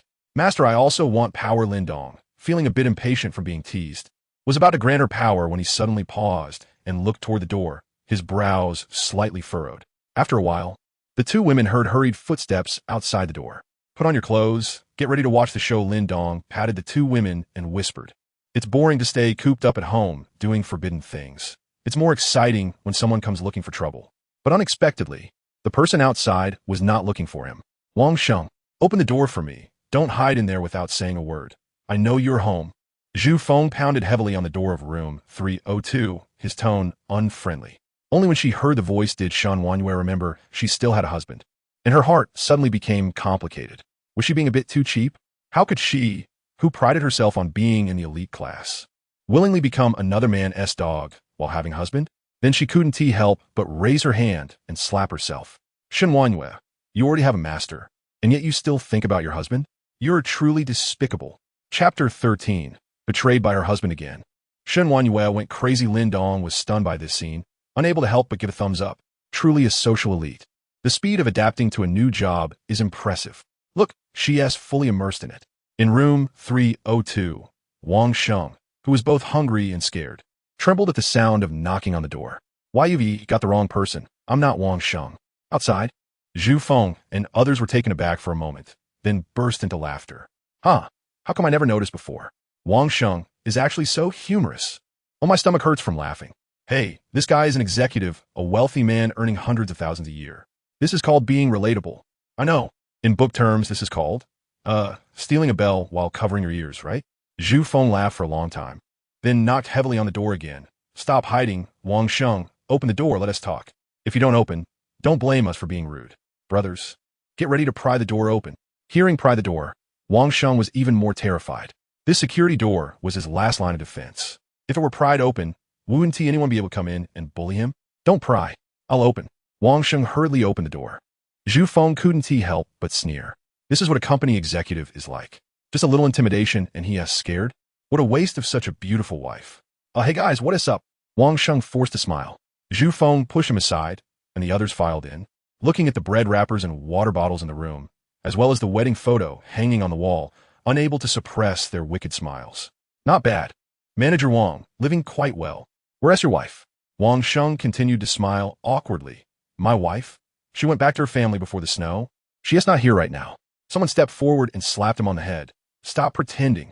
I saw your wife at the underground parking lot trade fair a couple days ago. If you don't hand her over, we're going to the bedroom. Zhu Feng looked at the stunning Shen Wanyue in the wedding photo wearing a snowy white wedding dress, feeling increasingly tempted. Manager Wang, we're all civilized people. We prefer to deal with civilized methods. How about this? Let your wife come out to entertain us, and you join us. We'll give you half a piece of bread and half a bottle of water as a reward each day. What do you think? He was eyeing Wang Sheng's cheap labor. Although he didn't look strong, he was still a man. Wang Sheng was furious inside. You guys are exploiting me even more than when I'm at work. You wanted to help you pry open the door and rob, and even play with my wife, and you're only giving me half a piece of bread? No one is this black-hearted. At least Lin Dong didn't make me do anything and gave me a whole piece of bread. Bro, it's not that I'm unwilling. It's just that my wife, isn't home. Zhu Feng was already growing impatient. You're asking for it. The others kicked open the bedroom door. But after searching the entire house, they didn't find Shen Wanyue. Zhu Feng pulled out a half-steel pipe from behind and struck Wang Sheng's leg with it. With a crack, Wang Sheng's leg broke, and he fell to the ground, crying out in pain, holding his leg, tears streaming down his face. Tell me, where did you hide your wife? If you don't, I'll break all your legs. As he spoke, he aimed a steel pipe at Wang Sheng's third leg. Wang Sheng was completely terrified, disregarding everything as he pointed outside. Bro, don't kill me. My wife is in 302 at Lin Dong's place. Oh, so you're playing this game, sending your wife to someone else? Zhu Feng and the others were stunned. At that moment, Shen Wanyue, who felt dead inside, opened the door at Lin Dong's gesture, coldly staring at Wang Sheng. Seeing his wife come out, Wang Sheng immediately cried for help. Xiaoya, Xiaoya, save me. Zhu Feng and the others looked up, and everyone was instantly stunned. At this moment, Shen Wanyue was wearing a thick down jacket that reached her calves, hiding her alluring figure, but her face was fair and flawless, and she had even applied delicate makeup. Under the candlelight, she looked breathtakingly beautiful. Moreover, the small section of her smooth calf was clad in sheer stockings and high heels, with a choker around her neck. Any man seeing the scene would wish to take her right then and there. Before Zhu Feng and the others could get excited, Ling Shui also came out, dressed similarly to Shen Wanyue, but wearing purple fishnet stockings and cat ears on her head. The appearance of the two women made all the men present swallow hard. Then, Lin Dong, dressed in a black hoodie, walked out, and the two women unconsciously stood behind him. In an instant, hatred filled the air. Zhu Feng's first reaction was, how come he is not cold? But the attractiveness of the two women quickly made him overlook this point as he stepped out and coldly sneered at Lin Dong. Kid, I've never seen you before. What do you do? Lin Dong smiled and touched his nose. Oh, I'm just a delivery guy. A delivery guy? Zhu Feng laughed. The world has really changed. Even a delivery guy can have two top-notch women, while he, the boss of a building, can only play with those mediocre women. I'm the boss of Building 5, and you look strong, so why don't you join me? Don't worry, I'll make sure you won't go hungry. Of course, these two women will belong to all of us. Do you have any objections? In his view, with so many people on his side, even if this kid was strong, he would still be scared. However, Lin Dong shook his head and smiled. You're mistaken about one thing. They're not women. Huh? What do you mean? They're maids. Zhu Feng was speechless. Was there even a difference? In Lin Dong's eyes, there was a huge difference. You're having fun, but can you give a straightforward answer? Lin Dong turned to the two women. What about you? Do you want to go over? The two women naturally shook their heads simultaneously. Since that's the case, a ruthless glint flashed in Zhu Feng's eyes as he suddenly raised the steel pipe and swung it towards Lin Dong's head. Smack! However, a small white hand suddenly reached out, grabbing the cold steel pipe. It was Shen Wanyue. Huh? Zhu Feng was a bit dazed, but Shen Wanyue suddenly sneered, exerted force with her arm, snatched the steel pipe away, and swung it down, hitting Zhu Feng's head, causing it to burst open. His eyes rolled back, and he collapsed. This scene stunned everyone. No one expected that a delicate, weak woman could knock out their boss. Zhu Feng was a construction worker and had considerable strength. Shen Wanyue looked at the quickly freezing blood on the steel pipe, also in a daze. This was her first time killing someone. But soon, she charged at the others with the steel pipe. If it weren't for the master, with Wang Sheng's cowardice, she would have likely become a toy for this group, killed alive. Since she didn't want to die, then let them die. Damn it. Are we afraid of a woman? Brothers, let us go. Soon, Shen Wanyue was surrounded, but due to her exceptional physical prowess, the fight was still even. Ling Shui watched excitedly and lit a cigarette for Lin Dong, sweetly saying, Master, I want to kill two. Chapter 14. The maid's thoughts. Lin Dong nodded and handed the golden eagle to her. Remember not to hurt anyone by mistake. After receiving the gun, Ling Shui felt as if she had grasped the truth and immediately aimed and shot. Bang! A man who was preparing to sneak attack Shen Wanyue from behind fell to the ground on the spot. This scene stunned everyone again. A gun. Everyone here is a good citizen, still stuck in the cold weapon era. Isn't taking out a gun cheating? Run. These people were instantly scared out of their wits and rushed towards the door. However, Ling Shui demonstrated what it meant to be a single man holding back 1,000. She blocked the doorway, firing her gun, taking down one after another, the sound of gunfire continuous. Everyone in the Jiyuan community heard the shots and became tense. I didn't miss here. It was definitely gunfire, and it was a handgun loaded with 357 Magnum bullets. What the hell? What kind of ears do you have to hear that? Come on, I'm the king of chicken dinners. Don't make a sound. Listen carefully to which building it's coming from. It's coming from the south, but I can't tell which building. Damn it. Which ruthless person is still playing with guns? This is going to be troublesome. 2 minutes later, the gunfire subsided. In room 302, except for Wang Sheng, everyone else was dead, either shot or beaten to death by Shen Wanyue, the steel pipe bent from the force. The two women exchanged glances, a hint of excitement and madness flashing by. One had a gun, the other had strength. Could they? But just a glance at the calm and smoking Lin Dong, who exuded a terrifying aura that could pin people down, instantly suppressed all their little thoughts. Snow Maid, come upstairs and see what supplies they VE collected. You Maid, this place is up to you. Lin Dong flicked away the cigarette, but took the gun Ling Shui handed him and tucked it into his pocket, then turned and walked upstairs, with Ling Shui following closely behind, head down. At this moment, in 302, the couple was staring at each other. Wang Sheng was completely terrified. In just one day, his wife, who used to struggle to open a bottle cap, nearly twisted a man's head off. The contrast was indeed too great. Xiao you. After finally seeing his wife, he wanted to say something but choked on his words.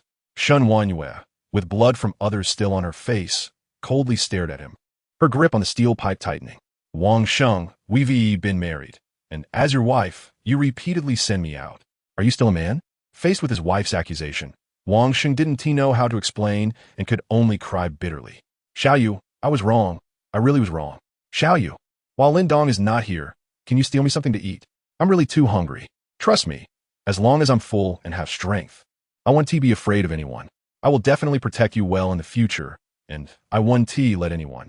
Shen Wanyue couldn't listen any longer. He actually wanted her to help him steal the master's things. Raising the bent steel pipe, she brought it down heavily. Bang! It instantly opened a gash on her husband's head. One hit was not enough. Shen Wanyue continued to smash down, bang bang bang, the sound never stopping. Until Wang Sheng's head was completely smashed, Shen Wanyue finally gasped, throwing away the steel pipe and looking at the shattered, blood-stained wedding photo, crying uncontrollably. After crying for a while, Shen Wanyue wiped the blood off her face with red eyes. A sudden wave of nausea hit her, and she immediately vomited. In the quiet corridor, only the footsteps of the two could be heard. Ling Shui anxiously watched Lin Dong's back, feeling scared. Just now, she and Shen Wanyue both had little thoughts. She wondered if the master had noticed. If he did, she would be in trouble. In fact, Lin Dong had naturally noticed. The killing intent in the eyes of the two women was hard to hide, but he chose to ignore it, even feeling a bit of anticipation. You better find me some fun, or else life in this apocalypse will be dreadfully boring. Anyway, ever since he got kicked, his heart had been as cold as a fish-killing knife that had been used for years. To him, these two exceptional women were just toys for amusement. Upon reaching the 17th floor, he found some people chatting. Damn, the gunshots just now seemed to come from our building. What are Lao Zhu and the others doing? How would I know? Could something have happened? Damn, I'm a bit scared. Should we close the door? Close it. Are you trying to get us killed? The fire is burning inside. Do you want to suffocate us? Just then, Lin Dong arrived at the door, startling the group. When they saw Ling Shui behind him, they couldn't help but swallow hard. This exceptional woman with ketchup on her face looked a bit scary. Is this the new fashion this year? Which building are you from? Why are you here? Lin Dong saw several boxes of supplies piled beside him and turned to Ling Shui, saying, move them all back. Don't waste them. The group immediately changed their expressions. Are you deaf? I'm asking where you came from, and you dare to touch our... Before he could finish, everyone shut up at the sight of Lin Dong pulling out his gun. Crap, this kid has a gun? What about Zhu Feng and the others? The leading man immediately switched to a smiling face. Little brother, what are you doing? We have no grievances between us. How about this? Just leave us a pack of instant noodles each, and you can take the rest. Lin Dong thought for a moment and silently put the gun away. The group let out a sigh of relief. But the next second, Lin Dong suddenly grabbed a hammer from the shoe cabinet and smashed it down on the man's head, instantly creating a hole. He put away the gun because the gunfire was too loud and could disturb others' rest at night. Lin Dong had always been a good citizen with quality. Hey you. Bang. These people had no power to resist in front of Lin Dong. They didn't even get to touch his clothes before their heads were smashed in a matter of minutes. While smashing, he muttered, first, what I say is mine, so it's all mine. Second, I don't like being called little brother. I'm clearly very big, okay? Ling Shui watched with starry eyes. The master is so strong and fierce. Last time when the master was rampaging in her house, she fainted, but this time she finally witnessed the master's skills. Like a martial arts master in a TV drama, moving leisurely and striking with deadly force. At the same time, she felt a wave of fear. Luckily, there was no one like Shirley earlier, or she would have been dead by now. After dealing with the remaining few, Lin Dong heard noise coming from the bedroom. Opening the door, he frowned immediately. Inside were over 20 women who had been captured by Zhu Feng and the others, all crammed into the bedroom, disheveled. Having not bathed for several days, and smelling terrible. When they saw Lin Dong and the corpses behind him, a glimmer of hope flashed in their eyes. You are Lin Dong, the courier from our building? Is it you? Great. Lin Dong, are you here to save us? Whoa, we are finally saved.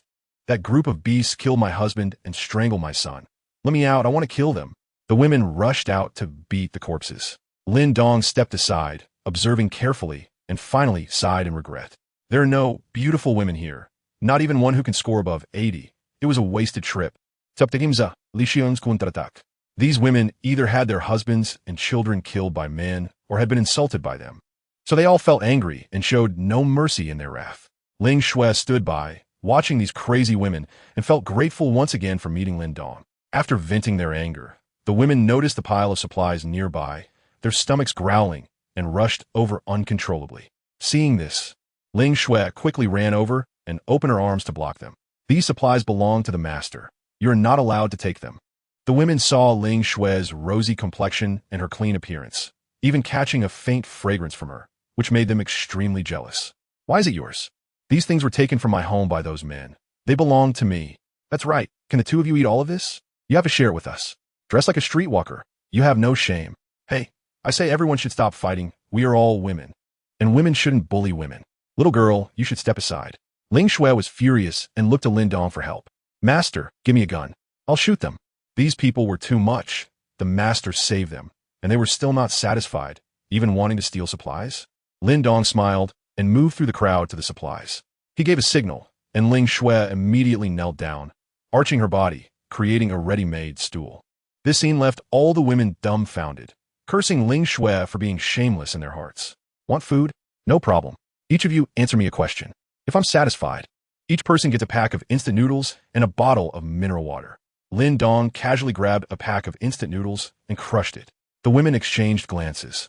Lin Dong had taken down those men by himself, which meant he was not to be trifled with, so they couldn't offend him. Go ahead and ask. Very simple. Do you know any clean and pretty women? Each of you recommend one to me. Just tell me her name and address, and she can't be worse than her, he said while touching Ling Shui's hair. 4 toys. 1 or 2 isn't enough. The more, the better. The women were taken aback. What? He's just a pervert. Having such a beautiful slut isn't enough. He wants them to recommend more? This was no different from a madam at a nightclub. A middle-aged woman who was barely decent immediately raised her hand. I know one, Shen Wanyue from room 302 in our building. She's very pretty. Other women panicked upon hearing this.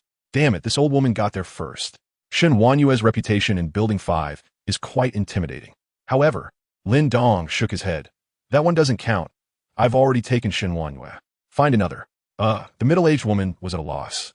The women began racking their brains, and a woman who looked to be in her 30s, with a particularly lively mind, stepped forward. She was the HR manager of a company and was quite intelligent. She could tell at a glance that the kneeling woman had a rosy complexion, indicating she was well-fed and well-rested, even well cared for. This indirectly proved that life at Lin Dong's place was good, with plenty of supplies. Following him meant not having to worry about food and drink. Even with the supplies in front of her, getting them would only last a day or 2 at most. So, she boldly stepped forward. I know one. She lives in Building 5, room 1704. Her name is Li Xiaoyan. Lin Dong's eyes brightened. There's a gem in this building? I never noticed. However, other women looked up in shock. Xiaoyan, aren't you talking about yourself? Li Xiaoyan confidently replied, That's right. I'm talking about me. Lin Dong's bright eyes cooled down. Damn it. Are you messing with me?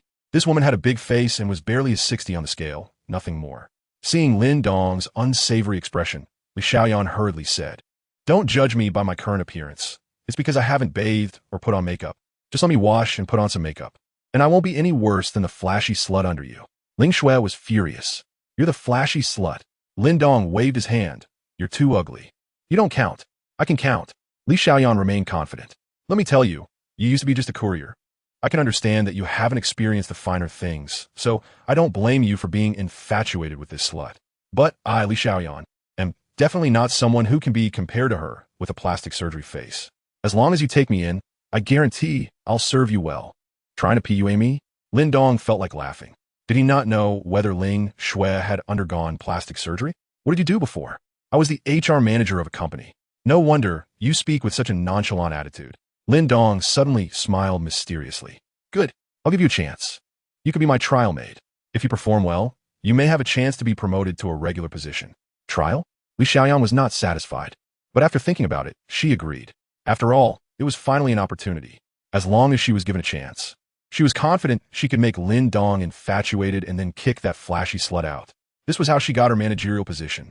Seeing this, other women began to recommend themselves, but each one was a 50, 40, or even a 30-point ugly woman throwing flirtatious glances, which left Lin Dong speechless. Come on, lady. You could be my mother at your age. Don't make things worse. I know one, Xia Qingyu. She's a local from Jiangcheng. A woman racked her brain and mentioned a name. Lin Dong's expression gradually darkened. Even though he wasn't a fan, he knew Xia Qingyu's name. She was a triple threat star in film, television, and music, Jiangqing's pride, and the dream goddess of countless men. Do you know her? Do you know where she lives? I don't know, bang. He raised his hand and shot her, her head exploding on the spot, instantly scaring the other women to the ground, not daring to move. I'll say it again, I need to know the address, not just some random name to fool me. Lin Dong said coldly. Lin Dong's sudden act of violence made the women's previous arrogance fade. They finally recalled that this guy was someone who could take down other men and was ruthless when it came to killing. Having learned from the past, the other women began to think seriously, not daring to lie at all. But even after half an hour, only less than half of the women provided valid names and addresses, and none were from this community. Lin Dong, as promised, gave them instant noodles and mineral water. All right, I'm tired. Let's go home. Lin Dong yawned, letting Ling Shui and Li Xiaoyan take the remaining supplies and leave the other women starving in place. He didn't have the time to care about their lives or deaths. When he returned to the third floor, Shan Wanyue had finished vomiting and cleaned up the bodies, including her husband's. Master Yu. Shan Wanyue was taken aback. She could understand why the master brought back a woman, but why bring back such an ugly one? Chapter 16 Bullied at Work. When Li Xiaoyan saw Shan Wanyue, she couldn't help but snort disdainfully and raise her proud head. You all wait. Once I finish my makeup, I'll definitely outshine you. This is the new trial maid. You two help her tidy up a bit and teach her the rules. After Lin Dong finished speaking, he went into the bedroom alone. He found a map of Jiangcheng and marked the information about beautiful women he had just collected, making a simple plan for a travel guide. Look, Donggu is truly the perfect travel buddy. As soon as Li Xiaoyan entered, she couldn't help but be equally shocked. It's so warm here. Come on, I'll take you to take a shower first. The master likes cleanliness. Ling Shui, feeling very reluctant, took her to the bathroom, unable to understand why the master would take in this old and ugly woman. After the shower, a refreshed Li Xiaoyan began to unapologetically take Shen Wanyue's cosmetics to doll herself up, seeing her calmly sitting in the chair doing her makeup. Shen Wanyue frowned. Didn't I just teach you? You must kneel at home without the master's permission. Li Xiaoyan looked at the tightly closed bedroom door and snorted. What are you afraid of? He's not here. Shen Wanyue and Ling Shui exchanged glances. This new woman was not only ugly, but also a troublemaker. They were increasingly baffled by the master's thoughts. An hour later, dressed in new clothes and thick makeup, Li Xiaoyan was completely transformed, looking at Shen Wanyue and Ling Shui as if they were trash. You bitches just wait to be killed by my beauty. Standing in front of the bedroom door, Li Xiaoyan knocked and then immediately knelt down. Master the Beautiful made a way to your favor. The two women turned their heads simultaneously, wanting to vomit. Lin Dong opened the door, just in time to meet Li Xiaoyan's fiery gaze. Is that it? To be fair, Li Xiaoyan's makeup was indeed something. No wonder it was an Asian art. Her round face had become an oval, her small eyes transformed into big, captivating ones, and her somewhat rough skin appeared smooth and delicate, somehow managing to create curves in her flat chest. However, that was about it. Lin Dong lost interest after a glance. You will sleep in the living room with them. Remember to follow the rules. After speaking, he slammed the door shut, almost hitting Li Xiaoyan's nose. Shen Wanyue and Ling Shui couldn't help but laugh. Serve you right. You must be regretting it now, huh? You can doubt the master's IQ, but you cannot question his taste. Li Xiaoyan stared blankly at the closed door, completely stunned. How dare he? I am a carefully selected beauty from the company. All the young and pretty receptionists have to say, Sister Yin, you look beautiful today, every day at work. And even the boss secretly took her to a hotel when the boss lady wasn't around. How dare this delivery guy look down on me? Li Xiaoyan was furious and wanted to stand up, knock on the door, and reason with Lin Dong, but thinking about Lin Dong's bad temper and the truth he held, she hesitated. Fine, stop thinking about those nonsense things. Just tidy up the house. The master kept you here, so be grateful. Ling Shui advised, curling up on the sofa with Shan Wanyue and falling asleep. You guys. Li Xiaoyan looked at the food scraps all over the room, furious. All along, she had been bullying others at work, and now she was bullied by someone else? This is outrageous. But what could she do? She could only obediently start cleaning up and laid down in another corner of the sofa. At midnight, rewards were distributed again, one of which was an increase of 5 in strength level. Without hesitation, she chose to become stronger. Now, at level 11, Lin Dong was doing a one-finger handstand on the bed. I'm so intimidating now. With a satisfied heart, Lin Dong fell asleep. The entire 301 was completely quiet. However, the others in Jiyuan community couldn't sleep at all. The sudden gunfire made the leaders of various buildings feel a sense of crisis. Building 2, no. We must find out who the shooter is. Otherwise, if he hides in the dark, our current position is not stable at all. Building 6, get a few people together. Tomorrow morning, let's go to the underground garage and greet each building. Let them come together for a meeting, and we must find out where the shooter is. Basically, all buildings reached a consensus. The shooter must not be left alive. Moreover, the gun must be in their own hands. In Building 14, in one room, a woman was doing hand-supported Kantiya yoga poses in a sports bra. This was a set of highly difficult movements that tested arm strength and balance. The woman had a great figure, with graceful lines yet full of strength, her long legs straightened, and her perky hips were very alluring. With her hair simply tied up, her face was small with very defined features. At this moment, the woman had a slight sheen of sweat on her forehead. If it weren't for her resolute eyes, anyone who saw her would feel a sense of pity. If Lin Dong were here, he would definitely give her a thumbs up. I thought Ling Shui was unbeatable. But it turns out someone is just as good as her. Whose subordinate is this? Jiang Zhu, 28, 29, 30. The woman easily held the position for 30 minutes, then stood up and rubbed her slightly sore arms, a proud smile on her face. I will no longer fear any man. Jiang Zhu was very satisfied with her current state. She was originally a yoga instructor, a serious one. She specialized in helping women adjust their postures, so she was very disciplined and maintained a perfect physique. On the first day of the apocalypse, she accidentally encountered a toxic snow flower on her way home from work. Upon discovering that the toxic snow flower could cause people to develop pus-filled sores and die, Jiang Zhu was terrified and hurried back home, extremely scared of dying and of her death being too tragic. However, after returning home, Jiang Zhu did not develop sores like others. Instead, she developed a high fever, with her temperature soaring above 40 degrees. In a state of fever-induced delirium, Jiang Zhu miraculously pulled through, and 3 days later, the fever subsided. But her body also underwent some changes. She found that she no longer feared the cold, and her strength had significantly increased. In the past, she could only hold this position for a few minutes before gasping for breath, but now she managed to hold for 30 minutes effortlessly, demonstrating the tremendous improvement in her fitness. A few days ago, Building 14 began to experience chaos, and Jiang Zhu, with her sweet looks and perfect figure, naturally became the top choice for all the men. But Jiang Zhu was not afraid at all, wielding an iron rod with one hand. She subdued all the men in the building. This resulted in Building 14 having the fewest casualties in the entire community, and she became the leader of this building. Knock, knock, knock. There was a knock on the door. Jiang Zhu frowned. Who could be looking for her at this late hour? She put on a down jacket to cover her impressive figure and opened the door to find a young man standing outside, one of her admirers. Sister Jiang, just now, someone from another building came to notify us that we need to go down together tomorrow morning for a meeting to discuss the shooter matter. Jiang Zhu furrowed her brow slightly. She was also quite concerned about the gunfire. After all, even though she had become much stronger, she couldn't withstand bullets. All right, Chapter 17, The Master's Warning. The building lord's meeting Jiang Zhu was ready to close the door after agreeing, but the young man hurriedly blocked her way. Do you want to die? Jiang Zhu's expression was unfriendly. She had already beaten up all the men in the building, and yet someone dared to tease her. The young man quickly withdrew his hand, clearly a bit scared, and awkwardly smiled. Sister Jiang, I didn't mean it like that. It's just, my cat can do backflips, and I wanted to invite you over to my place to sit. No other meaning, just to sit.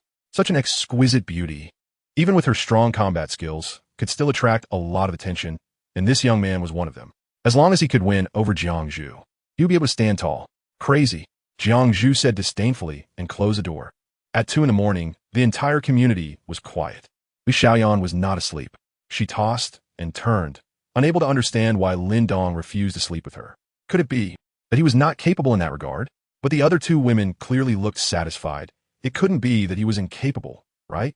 After thinking it over, she never considered that it might be her own problem. No, I have to quickly win Lin Dong over and make him drive those two women away. Li Xiaoyan's thoughts began to race. Under the cover of night, she quietly got up and tiptoed towards the bedroom. Her movements were light, and the two women did not notice. But Lin Dong suddenly heard a noise and couldn't help but sneer. This woman was indeed courting death. Li Xiaoyan gently twisted the bedroom door open, revealing a crack. Just as her head was about to enter, a gunshot rang out. Bang! The tripwire that Lin Dong had set up was triggered when the door was pushed open, and the trigger was pulled, causing the bullet to fire instantly. Li Xiaoyan had no idea how cautious Lin Dong was. She was shot in the head on the spot, blood splattering everywhere. Her eyes wide with disbelief as she fell heavily to the ground. What happened?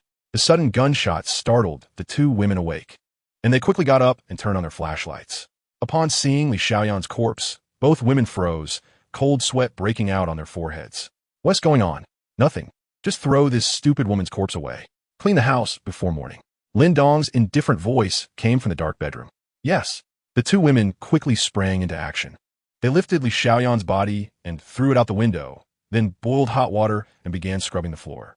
After a while, Ling Shui spoke softly. Was she planning to sneak into the master's bedroom to be killed? A wave of fear washed over her.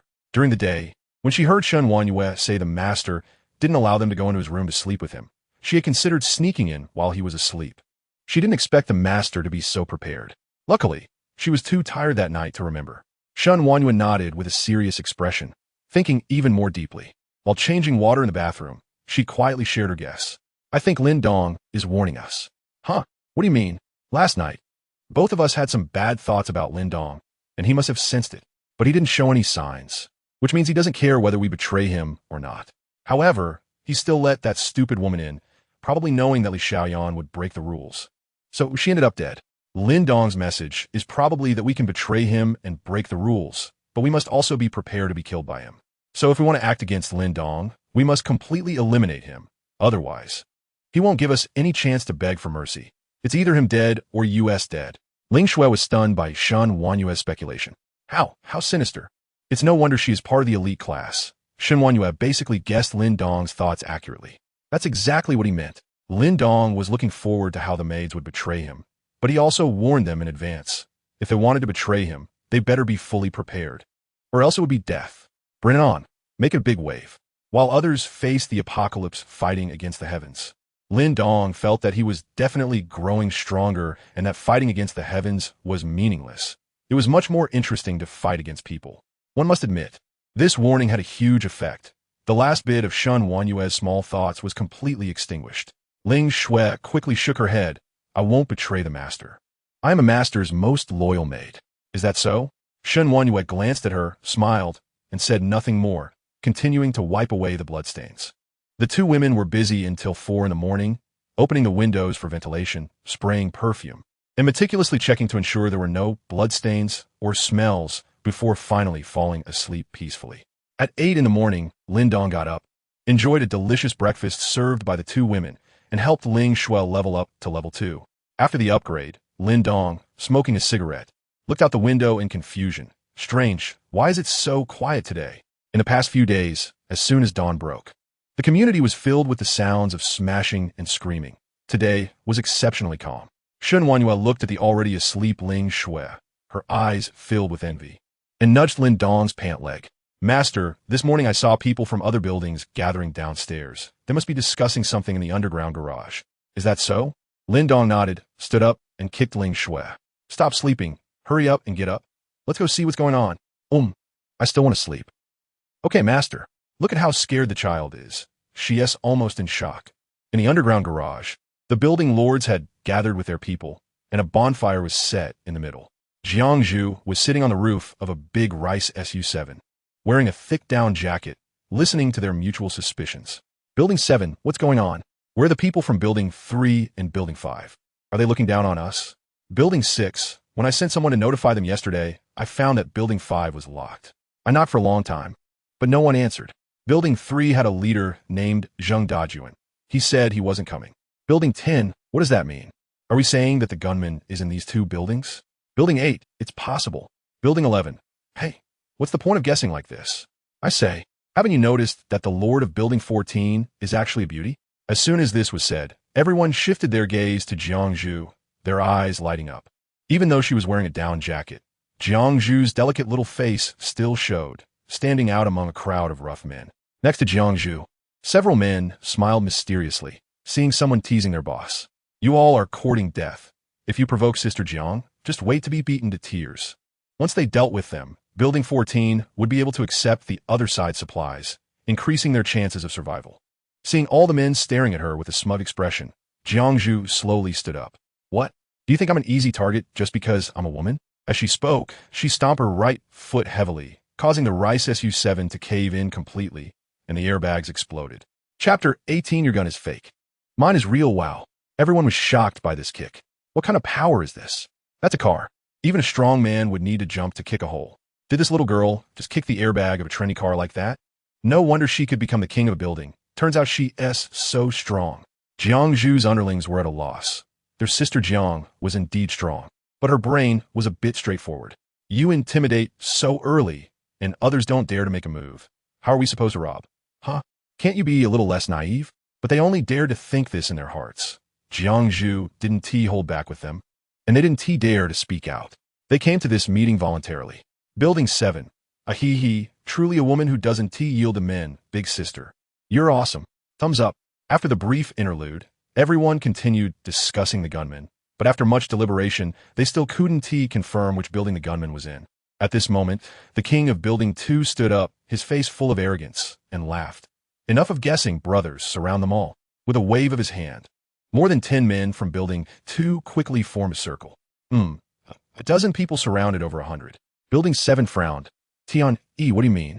You're not planning to declare war on all of us, are you? Tian laughed loudly, pulling out a silver handgun from his pocket. I originally wanted to interact with you as a normal person, but all I got in return was suspicion, so I won't pretend anymore.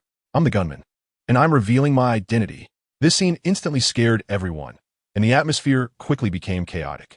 Jiangzhu frowned deeply, since the gunman had appeared voluntarily. She planned to take advantage of the chaos to take him down and grab the gun. Everyone quiet down. Tianyi shouted angrily. Sure enough, under the intimidation of the gun, everyone had to obediently quiet down. Building 8. Tian, stop scaring people. Your gun must be fake, right? Tian grinned as he approached him, gun pointed at his forehead. Is it? Why don't you come and try to see if it's real or not? Building 8 broke out in a cold sweat. From the icy sensation on his forehead, this thing might really be real. He didn't dare to bet his life on it. No, I believe you. Seeing everyone quiet down, Tian was very satisfied with the current effect. His gun was naturally fake. This thing was a replica gun bought online, made of metal, and looked exactly like a real gun. The reason he acted so intimidating was, of course, for his own purpose. Tian walked to the center of the crowd, smiling. Neighbors, today I'm voluntarily revealing my identity, and there's no other intention. I just want to ask you all to sponsor some supplies. Our Building 2 is poor. We've searched the whole building and found nothing to eat, so we have no choice but to do this. Now, if you want to live, split the supplies you've collected in every building with me, and I'll let you go back. Building 11 sneered. Dream on. Half of the supplies? What is the difference from asking for their lives directly? A glint of ruthlessness flashed in Tian's eyes, and one of his underlings immediately picked up a knife and struck him on the forehead. The others were furious, but as Tian pointed the gun again, they obediently quieted down. Did you think I was negotiating with you? If I took action to rob, it wouldn't just be half. The various buildings began to lower their heads in contemplation, weighing whether to fight Tian. With so many people, even if Tian was a good shot, he couldn't kill them all, but some would definitely die. The problem was, who was willing to die? These underlings were called underlings, but they were merely a community of interests. In the face of life-threatening situations, they wouldn't charge forward for each other. So what should we do now? Tian looked at everyone deep in thought, the smile on his face growing more arrogant. His actions were akin to walking on the edge of a knife. Once someone resisted, everyone would discover his gun was fake, and by then, their consequences would be dire. But he had a good grasp of human nature. Those who had survived to this point were particularly afraid of death, and they didn't dare to gamble. Fortune favors the bold. And that was Tian E's current situation. The entire underground garage was silent. Suddenly, the sound of high heels clicking echoed from afar, and everyone couldn't help but shift their gaze. Soon, 3 figures came into view. The man in the middle naturally went unnoticed. Everyone's attention was on the 2 women behind him. Today, Shenwan was dressed in a white trench coat that reached her calves, without stockings, exposing her snow-white ankles. Barefoot in red-soled high heels, with a collar around her neck, her hair tied in a ponytail, and cat ears on her head, exuding a cold and conquering aura. In contrast, Ling Shui was dressed in a black trench coat that reached her calves, wearing tights, also in high heels, her hair elegantly pinned up, adorned with a little devil headpiece, and her makeup looking very alluring. Everyone simultaneously gasped. 2 beautiful women, and Jiang Zhu's pupils contracted. Weren't they cold-dressed like that? Could they, like her, be mutated and possess superpowers? As soon as Tian saw the 2 women, he felt his spirits lift. They both belonged to him. Oh, the door is open? Looks like I'm late. Lin Dong displayed a harmless smile, surveying everyone, and finally fixed his gaze on Jiang Zhu. What a beautiful woman. Judging from her position, she's actually the king of the building. Of course, that wasn't the most important thing. The most important thing was that in his eyes, Jiang Zhu had several characters floating above her head. LV3. Goodness. What is up with this woman? How does she have a level? Could it be she is some kind of superpower user or awakened one, possessing strength beyond ordinary people that allows her to be displayed by the system? Alright, she is mine. Kid, where did you pop out from? Tian walked over with an unfriendly expression. Lin Dong shyly scratched his head. Oh, I'm the boss of Building 5. I heard you were holding a meeting of Building Kings, and didn't invite me, so I just came over myself. The 2 women exchanged glances. Their master's acting was quite good, and anyone who didn't know would think he was just a pure-hearted boy. Is that so? Then you came at the right time. Tian suddenly raised his gun, aiming at Lin Dong's forehead. These 2 women belong to me. Give me half of your supplies, or I'll blow you away. Lin Dong looked at him innocently. No way, big brother, I just got here, and you want to blow me away? Stop talking nonsense. Hurry up and let them come over. Kneel down for me. Do you want to die? Seeing the 2 women so close, Tian felt like he was about to explode. Lin Dong shrugged. It's not that I don't want to give them to you. Mainly, your gun is fake. Saying that, he instantly pulled out a golden desert eagle and shoved the barrel right into Tian's mouth. It seems my gun is the real one. Chapter 19. I love watching beautiful women fight. The young woodcutter, did you drop this gold pistol or this silver pistol? Or is it my master's indestructible gun? Ling Shui's timely voiceover made Lin Dong laugh, but the others didn't dare to laugh. 2 guns had actually appeared in the community at the same time. Which one is real? Or both real? Everyone felt their hearts sink. They didn't know that Tian himself knew his was fake. He didn't know if the other one was fake, but his was definitely fake. He also valued his life and didn't dare to gamble. His previous recklessness was based on ensuring that everyone present had no guns. Now that another gunman had appeared, he was scared. Now, with the gun pointed at his throat, he didn't dare to move. Lin Dong also didn't know if Tian's gun was real, but he was not the least bit flustered. Even if it was real, Lin Dong was confident that he could take out the other person the moment they moved their finger. What's wrong? Do you want to bet with me? Let's see whose gun is real. However, Tian, he had his mouth blocked. How could he speak? Sweat poured down his forehead, his eyes full of pleading, and he trembled like a leaf, a warm flow involuntarily leaking from between his legs. Damn, I'm talking to you. And you actually peed yourself? That's really rude. Bang. Lin Dong, looking displeased, shot through Tian's throat, and the bullet came out the back of his head. He casually grabbed Tian's silver pistol and crushed it in his hand. Turns out it was fake. You should have said so earlier, Tian's corpse. How could I speak when your gun barrel was pressed against me? The gunshot startled everyone. It turned out the real gunman was him, and the scene instantly turned chaotic. Bang bang. Lin Dong fired 2 shots into the sky. What's all the noise? Be quiet. These 2 shots had a better deterrent effect than Tian's. Everyone instinctively crouched down, holding their heads and lowering their heads, behaving obediently. Lin Dong walked into the crowd, and Ling Shui timely took out a cigarette from the ditch, letting Lin Dong take a puff, while Shenwan took out a lighter to light it. Both were very considerate. Ahem, it seems everyone is a bit dazed, so I won't waste too much time. Hand over all your supplies. I have a hobby of nuclear flattening and don't like to kill innocents. Boom. Everyone felt like their heads were about to explode. Damn, Tian at least left us half. This new guy is even more ruthless. taking everything? This means they don't want us to live. Beyelding acht, this little brother. Bang. The king of Building 8 was shot in the head. I don't like others calling me Little Lin Dong. Blowing the muzzle of the golden eagle. I've been called Little Lin and Little Dong all my life, and it's annoying. The others were stunned. This guy was unpredictable and really hard to deal with. Seeing that everyone was silent, Lin Dong looked displeased. Why is everyone quiet? It makes me seem like I'm oppressing you. Don't be so restrained. Everyone spoke freely. Everyone. I don't believe your nonsense. If you're not going to talk, I'll take that as you agreeing. You sent a few people up to bring down all the supplies, so I don't have to go door to door wasting time. However, everyone still didn't dare to move. The situation was such that they didn't want to give, nor did they want to be the first to step up. Hey, you're ignoring me, and I feel awkward. Lin Dong's face darkened, ready to start a massacre. At that moment, Jiang Zhu, unable to bear it any longer, stood up. You're too much. You want our supplies? Fine. Do you dare to fight me? If you win, you get the supplies. If you lose, then I'll kill you. Hope shone in everyone's eyes. Jiang Zhu's fighting ability was well known. The gunman was so arrogant purely because he had a gun. In a one-on-one fight, Jiang Zhu could beat him to a pulp. Lin Dong showed a strange smile. Sure, I usually find it hard to refuse a beautiful woman's request. Saying that, he pointed the gun at Jiang Zhu. No guns allowed. Jiang Zhu quickly said, this guy is really low. Using a gun to fight a woman? Lin Dong raised an eyebrow. How clever. She can even choose the way to duel. But he still smiled and put away the gun. At this moment, Ling Shui stepped forward. Master, let me have a go at her. Having finally gained power, she really wanted to test how strong she was. You? Lin Dong looked at her oddly. You're only level 2. She's level 3.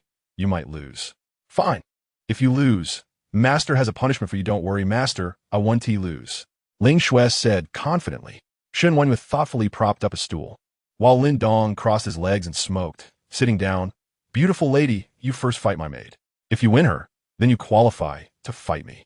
Jiang Zhu looked serious, warming up her limbs as she approached Ling Shui. Two beautiful women fighting. Even though the others were scared, they couldn't help but look up. Such a scene was rare. If you win against me, you qualify to face the master, but you won't get the chance. Shameless. The two women charged forward simultaneously, with Jiang Zhu throwing the first punch, catching Ling Shui by surprise. Zulfust. She hurriedly tilted her head to narrowly dodge, and then kicked up to strike Jiang Zhu's knee, which was met with a counter from Jiang Zhu. The two exchanged blows, each striking incredibly fierce, sometimes leaving a fist imprint on the ground. Everyone couldn't help but widen their eyes and swallow hard.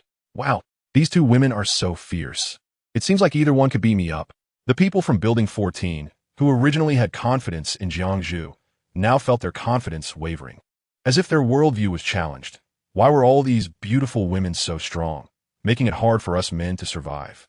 The battle between the two women intensified, occasionally causing fragrant sweat to spray out. Interesting, bring it on. Jiang Zhu was fired up, attacking even more fiercely. This was tough for Ling Shui. Her level was lower than Jiang Zhu's, and she had little combat experience. She was just swinging wildly, but all her punches were blocked, and she was burdened by the Mercedes G-Class, which hindered her movement, leaving her almost exhausted. No, I absolutely cannot embarrass myself in front of the master. Ling Shui gritted her teeth and endured, but in the end, she couldn't withstand the yoga instructor. She was kicked in the calf, losing her balance and falling to the ground, immediately caught in a joint lock, unable to move. Let me go. Let me go. Ling Shui saw Lin Dong's mocking gaze and was terrified. But Jiang Zhu's strength was greater, and she was locked in the joint.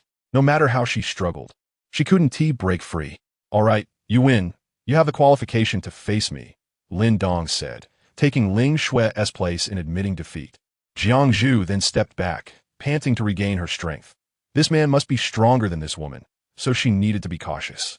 Master, I'm sorry. Ling Shui immediately knelt at Lin Dong's feet, looking pitiful, full of confidence when she entered the battle. But now she couldn't even move. It was really an immense embarrassment. Lin Dong stood up expressionlessly, his tone cold. You'll be properly punished when we get back. Chapter 20. The cold frozen fish slapped randomly against the face, and Ling Shui's delicate body trembled uncontrollably. Shen Wanhua looked at her, equally bitter. Ling Shui was on par with her, yet she had also lost, which was truly beyond her expectations. Jiang Zhu saw Lin Dong take action, took a deep breath, and was just about to speak when she noticed the steel pipe at her feet and immediately picked it up.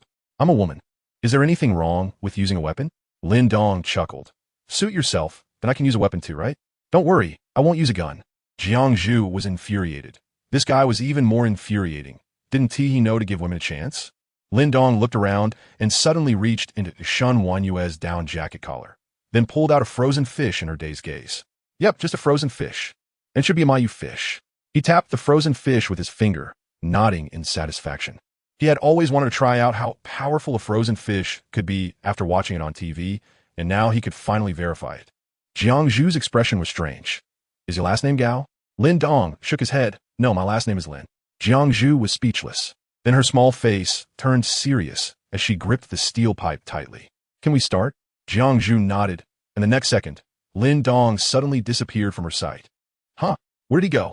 A wave of unparalleled terror swept over her, and suddenly, she felt her perky butt get slapped. Nice feel. It seems you work out often. Lin Dong's voice came from behind her. Jiang Zhu. When did he get behind me? Without thinking, she swung the steel pipe backward, but once again, she missed because Lin Dong appeared behind her again. The difference between level 11 and level 3 was just that great. She couldn't even see Lin Dong's shadow. Moreover, Lin Dong had no idea what it meant to be gentle with women. He raised the frozen fish and slammed it down hard on Jiang Zhu's left arm. Crack! Ah! Jiang Zhu cried out in pain, her veins bulging, cold sweat streaming down her face.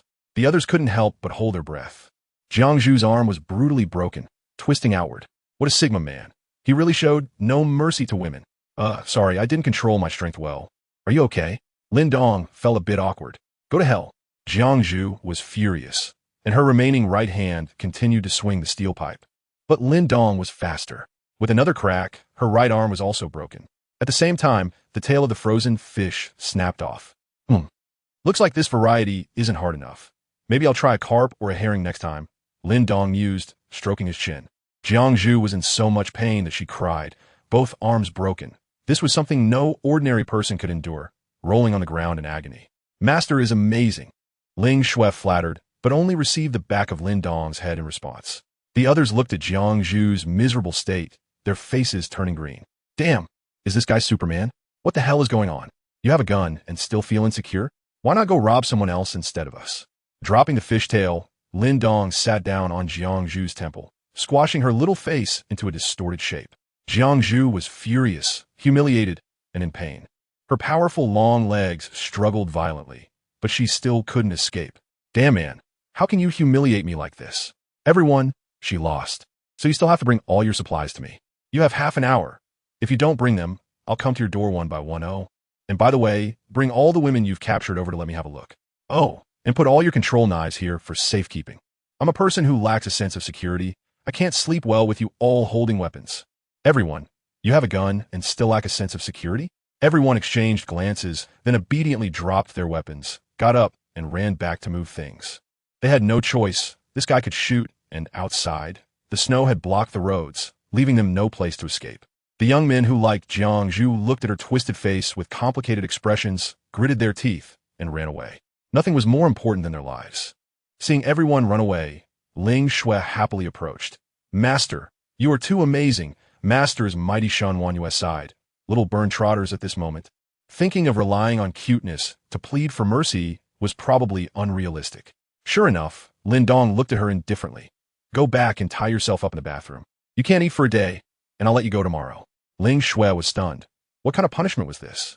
Shen Wanyue's expression changed drastically. Tie her up in the bathroom. His Ling Shui dazedly went back, and Lin Dong patted Jiang Zhu on the back. Stop struggling. I'll properly take care of you once I take you home. Jiang Zhu was furious. Where am I struggling? I'm trying to get up. Soon, people from various buildings came down with boxes, and various supplies piled up into small mountains. Looking at so many supplies, Lin Dong was very satisfied. Everyone was very obedient. Of course, some people must have secretly hoarded a lot of supplies, but he didn't bother to pursue it. After all, he was a kind-hearted good citizen. How could he not leave others a way out? This, big brother, all the supplies in our community are here except for Building 3. Seeing so many things, do you need me to help you carry them home? Someone bent over and approached. He was quite clever, trying to gain some goodwill from Lin Dong through hard work. At least that way he could preserve his life in Lin Dong's hands. With him stepping forward, several men rushed over, pounding their chests and saying they were willing to help. No need, My maid can handle it alone. Lin Dong smiled and refused, pointing at Shen. Then he went to rummage through the supplies and found all the cigarettes, flashlights, and power banks. It wasn't much. One box was enough. Everyone was stunned. What do you mean? Just these things? You should have said earlier. If you had said you wanted these, we could have just handed the cigarettes over. Did you have to scare us so much? I thought you wanted food. At that moment, rows of women were brought down, and seeing the mountain of food, they all swallowed hard. Big brother, all the women from our buildings are here. Please have a look. Lin Dong stroked his chin and looked at each one, quickly feeling disappointed. They were all disheveled, and he couldn't feel any excitement at all. So it looks like I have to go out early. Come over and eat. Each one of you looks pale and thin. What kind of shape is this? Suddenly, Lin Dong said to them. The women exchanged glances. Shen was stunned. Had the master changed his ways? Was he actually so kind-hearted? We can really eat? Someone asked timidly. Lin Dong nodded. Once they received the affirmation, these extremely hungry women swarmed forward like hungry wolves, tearing open the packaging and swallowing it greedily. Most of them hadn't eaten enough for a long time, and if it weren't for their bodies still having some value, they would have probably died long ago. The men panicked. This is our food, although it was robbed from these women. As the women finished eating, Lin Dong cheerfully asked, "Are you all full?" The women all nodded. "Since you're full, come over. These things belong to you." Lin Dong pointed at the illegal weapons on the ground. The women were obedient, each picking up a weapon and staring blankly at Lin Dong. "What are you looking at me for? If you have grievances, take revenge." Lin Dong pointed at the men. The men. Danger. In just 3 seconds, some women had tears in their eyes. "Li Zhan, you killed my husband and humiliated me. I will fight you to the death." Someone took the lead, and the other women rushed forward. Some had their husbands killed, some had their children killed, and some were simply humiliated, but without exception, they all hated these men to the bone. Previously, they had no power, but now that they were well-fed and armed, it was the perfect opportunity for revenge.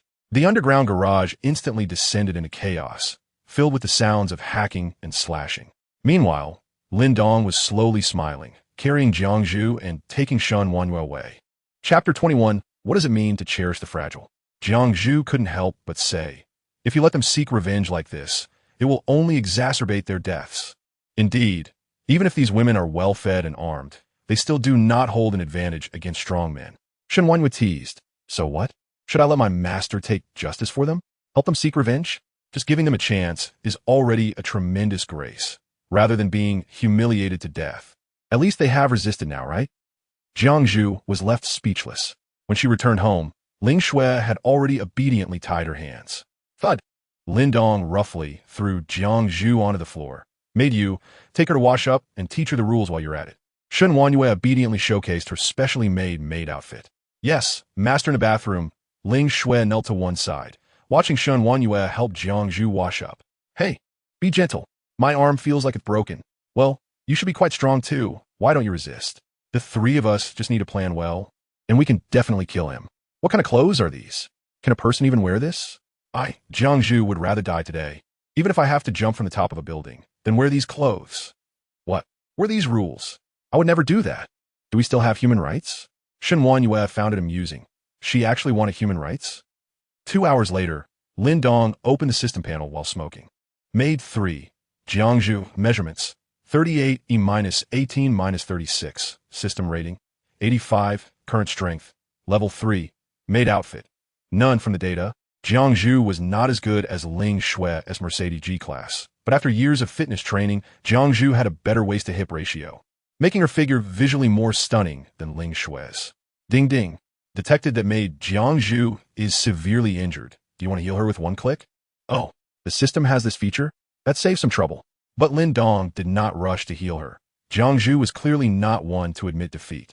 Even in this state, her big eyes were still wandering around, completely different from the previous two women. Let her suffer a bit longer. Jiangzhu was indeed filled with curiosity, not even able to care about the initial pain. Why is it so warm here? Is it because of that little blue square on the table? Why is there hot water here? This house is only over 80 square meters. Where's the food stored? Come on, where does your ability come from? Lin Dong asked about what he was concerned about. This time, it was Jiangzhu's turn to be confused. What do you mean? Don't you already have it? Why are you asking me where it came from? Lin Dong frowned. Don't speak in riddles, just say it clearly. Maybe I can help you heal your fracture. Oh, thank you. Jiangzhu reflexively thanked him, but then thought about it. Wasn't it him who broke her arm? That night when it snowed, I accidentally touched the snowflakes, but unlike others, I didn't develop blisters. Instead, I had a high fever. I burned at home for 3 days, and when the fever subsided, I found my body had become stronger. Lin Dong frowned. This was unexpected. It seemed that this heavy snowfall had a very low probability of allowing people to evolve. After going outside, he might encounter more superpowered individuals. Besides your physique becoming stronger, are there any other changes? I'm not afraid of the cold anymore. What else? Are you still afraid of toxic snow? Well, I don't dare to test it. I'm afraid that if I try, I might die. After asking many questions, Jiang Zhu answered vaguely. And Lin Dong realized that this girl wasn't very bright, a bit silly. Indeed, the ancients did not deceive me. The stronger the thunder, the more brainless it is. Among these 3 women, Ling Shui and Jiang Zhu were like hidden talents, while Shen Wenyue often had a glimmer of wisdom in her big eyes, being much smarter than the other 2. Truly a member of the elite class. I've answered your questions, so hurry up and help me heal Jiang Zhu's arms. They're hanging there like a worm, and it hurts badly. Lin Dong opened the system panel, clicked the heal button, and suddenly Jiang Zhu's arms lit up with a golden glow. The golden light quickly disappeared, and the broken bones had healed, returning to their original state. Is this your superpower? Jiang Zhu was shocked. She had prepared for a cast, but unexpectedly Lin Dong healed her with a blink. Shen Wenyue was equally astonished. The more Lin Dong showcased, the more she revered him. The magical thermal clothing, the temperature-regulating little square, the golden pistol, seemingly unlimited food and hot water. The power he could bestow upon them, the ability to conjure things out of thin air, and now this terrifying healing ability. Does he have a magical cat? How does he have everything? Lin Dong ignored her, supporting his temples while contemplating the future situation. It didn't make sense that other awakened ones were as weak as Jiang Zhu. There might even be some with special abilities. So system, can you be more sensible and quickly raise my level? Jiang Zhu moved her hands, and at that moment remembered that she had been slept with by the man in front of her, and her disgust surged again. She stood up. Let me tell you, don't think that just because you did that to me, I would like you. I absolutely will not abide by your lewd maid rules. I would rather die than be your dog. Shen Wenyue was immediately panicked. No, sister, I just taught you the rules, and you're already breaking them. If you want to die, don't drag me into it. Lin Dong raised his head. His eyes slightly narrowed, revealing a dangerous smile. Have you thought it through? No need to think. I, Jiang Zhu, will never allow a man to ride on my head. Slap. Before she could finish, Lin Dong had swiftly grabbed her neck with one hand and lifted her up. His strong and powerful hand instantly choked her fair neck, causing Jiang Zhu's face to turn red in an instant, her heartbeat uncontrollably accelerating, as if it were about to leap out of her chest, and her legs began to struggle violently. Jiang Zhu couldn't help but open her mouth, trying to pry Lin Dong's hand away with all her strength, but it was impossible. Shen Wenyue was scared and knelt down. It's over, it's over. As expected, the master is not an ordinary lecher. He doesn't know what it means to cherish the fragile. No matter how beautiful you are, as long as you violate his rules, the consequence is death. Jiang Zhu wanted to say something. Crack. The sound of breaking bones came. Jiang Zhu's pupils dilated, her neck twisted to the side, and she completely lost her breath. Lin Dong tossed her corpse onto the floor and noticed Jiang Zhu's pants had already become damp. He couldn't help but frown. Damn, it smells terrible. Ding ding. Detected that maid Jiang Zhu is dead. Do you want to revive her with one click? This can also be done. System, you're being a bit excessive with your new ability. Then, revive her and kill her again. Chapter 22, another round of being Chao Thief Revive. In an instant, golden light surged from Jiang Zhu's body again. The broken neck reset, the scattered pupils slowly converged, and the heart began to beat. Jiang Zhu opened her eyes and immediately sat up, gasping for breath, instinctively covering her neck, completely terrified. Shen Wenyue and Ling Shui, who peeked out from the bathroom, also widened their eyes. What the hell? She can come back to life after dying? Lin Dong grinned and leaned closer. You're revived. So let us have you die again.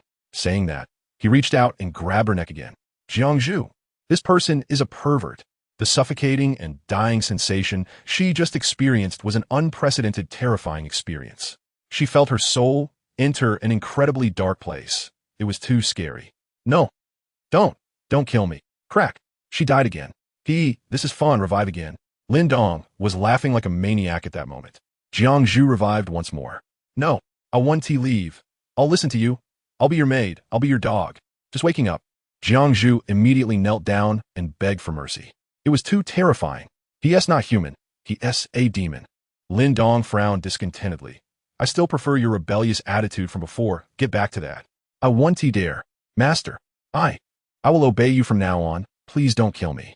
Jiangzhu's delicate body trembled. She no longer wanted to experience that feeling of dying. All right, I'll give you a chance next time. Don't worry, master. There definitely won't be a next time. Go wash up. Thus, the third maid, Jiangzhu, completely became obedient. During lunch, Jiangzhu's down jacket rang with a phone call. Lin Dong opened it and discovered that Jiangzhu's phone was actually fully charged. At that moment, the call was from someone named Beichin. Even with the water and electricity cut off, the communication base station is still working. The three major telecom operators are amazing. Master, this is my fiancé calling. Can I answer it? Jiangzhu hurriedly said when she saw the phone screen. Lin Dong's eyes lit up. Didn't he expect to become a chow thief again? How interesting. He handed over the phone, and Jiangzhu answered. Hello, Xiaozhu, how are you? I sent you a message this morning, but didn't get a reply. I thought something happened to you. Did they find a shooter in your community? On the other end of the phone, a clear and strong voice came through. Jiangzhu glanced fearfully at Lin Dong. It's okay, Beichin, they found the shooter. It's just, I'm safe now. You don't need to worry. That's good. Xiaozhu, you must stay safe. I'll contact you every day. And when the snow melts, I'll send someone to pick you up immediately. Okay. It hurts. What's wrong, Xiaozhu? Nothing. I'm fine. I just fell and hurt my arm this morning. Just need to put on some medicine. Xiaozhu, you must hold on once I pick you up. I will never let you be alone again. Okay, the call ended. Lin Dong paused, his expression strange. Your fiancé hasn't he even touched you? Yet he is so protective, how rare. Jiangzhu bit her lip and replied with alluring eyes. Well, master, my fiancé and I have an agreement to wait until our wedding night too. How nice. It's rare to see such good things in this day and age. I've struck it rich. So where's your fiancé? Master, what are you going to do? What does it matter to you? Answer my question. Master, please don't hurt him, Beichin. He is innocent. Did I say I would hurt him? After hearing Jiangzhu's story, Lin Dong was astonished. Her fiancé, Xia Beichin, was actually a well-known leader of a big conglomerate in Jiangcheng, definitely a domineering president. Lin Dong once delivered a package to the Xia group, but was stopped by the security at the door. But that didn't stop him from yearning for that landmark building in Jiangcheng. Those who could enter were all high-class elites. Who would have thought a nameless yoga teacher would actually climb such a high branch? It's like a brain-dead idol drama come to life. For what your fiancé said, he even has the power to mobilize people to pick you up. Doesn't that mean the toxic snow has no effect on him? Lin Dong noticed a blind spot. Jiangzhu lowered her head to the floor, stammering. Beichin's family is the Xia family in Jiangcheng, a very powerful family. Beichin said that his family seemed to have prepared in advance, stockpiling a large amount of supplies and equipping a lot of armed forces, all to welcome the apocalypse. Lin Dong halted his cycling motion again, narrowing his eyes. Besides himself, the Xia family actually prepared for the apocalypse? Did the Xia family have the means to detect the toxic snow in advance? Or was this toxic snow man-made, and the Xia family is one of the participants? All right, now it's getting interesting. Next time your fiancé calls, remember to speak louder. Lin Dong whispered to her ear. Jiangzhu's face suddenly turned pale. To celebrate the addition of a new maid, lunch was very luxurious. KFC combo, because today just happened to be Thursday. Ling Shui couldn't help but peek out, looking pitiful. Master, I'm hungry. The previous maids naturally didn't like to eat such high-calorie food. But there is no choice, it's the same old saying. Before the apocalypse, you ignored me, but after the apocalypse, you can't afford to reach me. That steaming supreme burger, the deep-fried golden chicken leg, and the sizzling roasted whole chicken. Smells so good. Seeing Ling Shui, Lin Dong was furious. This silly girl just got a bit of power and is already full of herself, daring to act tough without any combat experience. It's just embarrassing. It seems none of these three maids have any combat experience. If they encounter other awakened ones, they probably won't stand chance. Even if I can help them level up, I can't do everything myself, can I? So, training in combat is also very necessary. After thinking for a moment, Lin Dong took out 2 kitchen knives from the kitchen and threw them in front of Shen Wanyue and Jiangzhu. After lunch, you two will go to the underground garage and practice fighting with the knives. Make sure to train your skills. I don't want to see the kind of embarrassing situation with the snow maid again. The 2 girls were dumbfounded. No way, sir, starting with knife fighting? Isn't that a bit too much? Seeing both girls hesitate to pick up the knives, Lin Dong laughed. What are you afraid of? Even if you get hurt or die, I can bring you back, so don't worry about it. The two girls. What the master said makes so much sense. I'm speechless. Jiangzhu couldn't help but look up. Master, why don't you practice together? I don't need to. Lin Dong patted his chest. I don't need to practice at all. Pure numerical crushing is enough. Chapter 23. Is death more terrifying, or is Lin Dong more terrifying? Yes, I'm not KFC, nor am I Huailai. Why is my stomach reacting so quickly? Lin Dong suddenly felt uncomfortable in his stomach and went to the bathroom.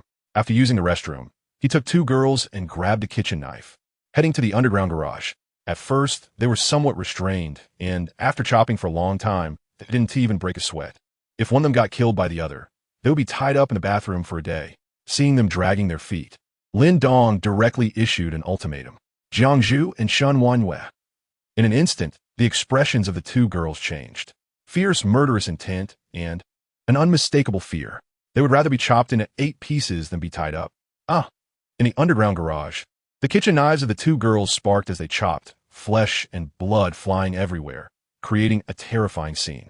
Jiangzhu, being a higher level, kept dominating Wenwei, and soon chopped off her left ear and a finger. But Wenwei was also fierce, completely unaware of pain, desperately fighting back, and actually bit off a piece of flesh from Jiangzhu. The two girls exchanged blows, even dulling their knives, and finally, after 2 minutes, Wenwei, clutching her neck, unwillingly fell down, her level still a bit lower. But Jiangzhu wasn't too much better off either, with a big hole in her stomach, bleeding profusely. Revive. Heal. In the next second, 2 beams of golden light flashed, and both girls were back to full health. In the first round, the moon maid lost. Now, the second round begins with the same punishment. The two girls started chopping again. To be fair, although this method was cruel, it was quite effective.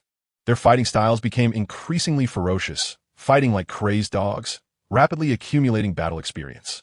They fought until dark, and Lin Dong finally announced the end of training. After half a day, Wenwei made rapid progress, unexpectedly exploding with a small universe during battle, leveling up to level 3. From not winning a single match at the beginning to occasionally winning and then later having a mixed record, it was truly inspiring and brought tears to one's eyes. The result was that in this half-day, Wenwei died 173 times, and Jiangzhu died 92 times. They had become immune to death. What is so scary about death? What is so scary about the master? If it weren't for Lin Dong being able to revive them infinitely, the two girls might even consider death as nothing. It was too torturous. At midnight, Lin Dong's new day's reward arrived. Ding ding. Today's sign-in reward. Options are as follows. 1. Infinite cold weapons. 2. Medical first aid kit. Includes various medical supplies available on the market. Everything you need. 3. Immunity to all poisons talent. 4. A double yolk egg that is delicious no matter how you cook it. I'll ignore option 4. I choose option 3. After confirming the reward, Lin Dong felt a warm current pass through his body, and then he felt nothing. It was time to take a risk and see if this talent was effective. He licked his lips and opened the bedroom window. A thick layer of snow had accumulated outside, hard as a brick. Taking a deep breath, Lin Dong stretched out his hand and slapped the snow, quietly waiting. After about 10 minutes of waiting, Lin Dong smiled and withdrew his hand. Good, the greatest threat to himself had disappeared. It was time to consider how to get out. The Jiyuan community was now shrouded in gloom. At least 80 of the remaining supplies in the entire community had been ravaged by Lin Dong and that group of women, and the remaining survivors were living very difficult lives. The few building leaders had lost their desire to rob each other and secretly gathered together at night to discuss how to survive in the coming days. Damn, Lin Dong is really inhuman. I only have half a sausage left, and I'll be starving tomorrow. So what can we do? We can't fight him. He has a gun, and we have no way to deal with him. Damn it. Just thinking about Lin Dong sleeping with 3 top-tier girls while we're starving here makes me so angry I can't sleep. But ultimately, it was just useless complaining.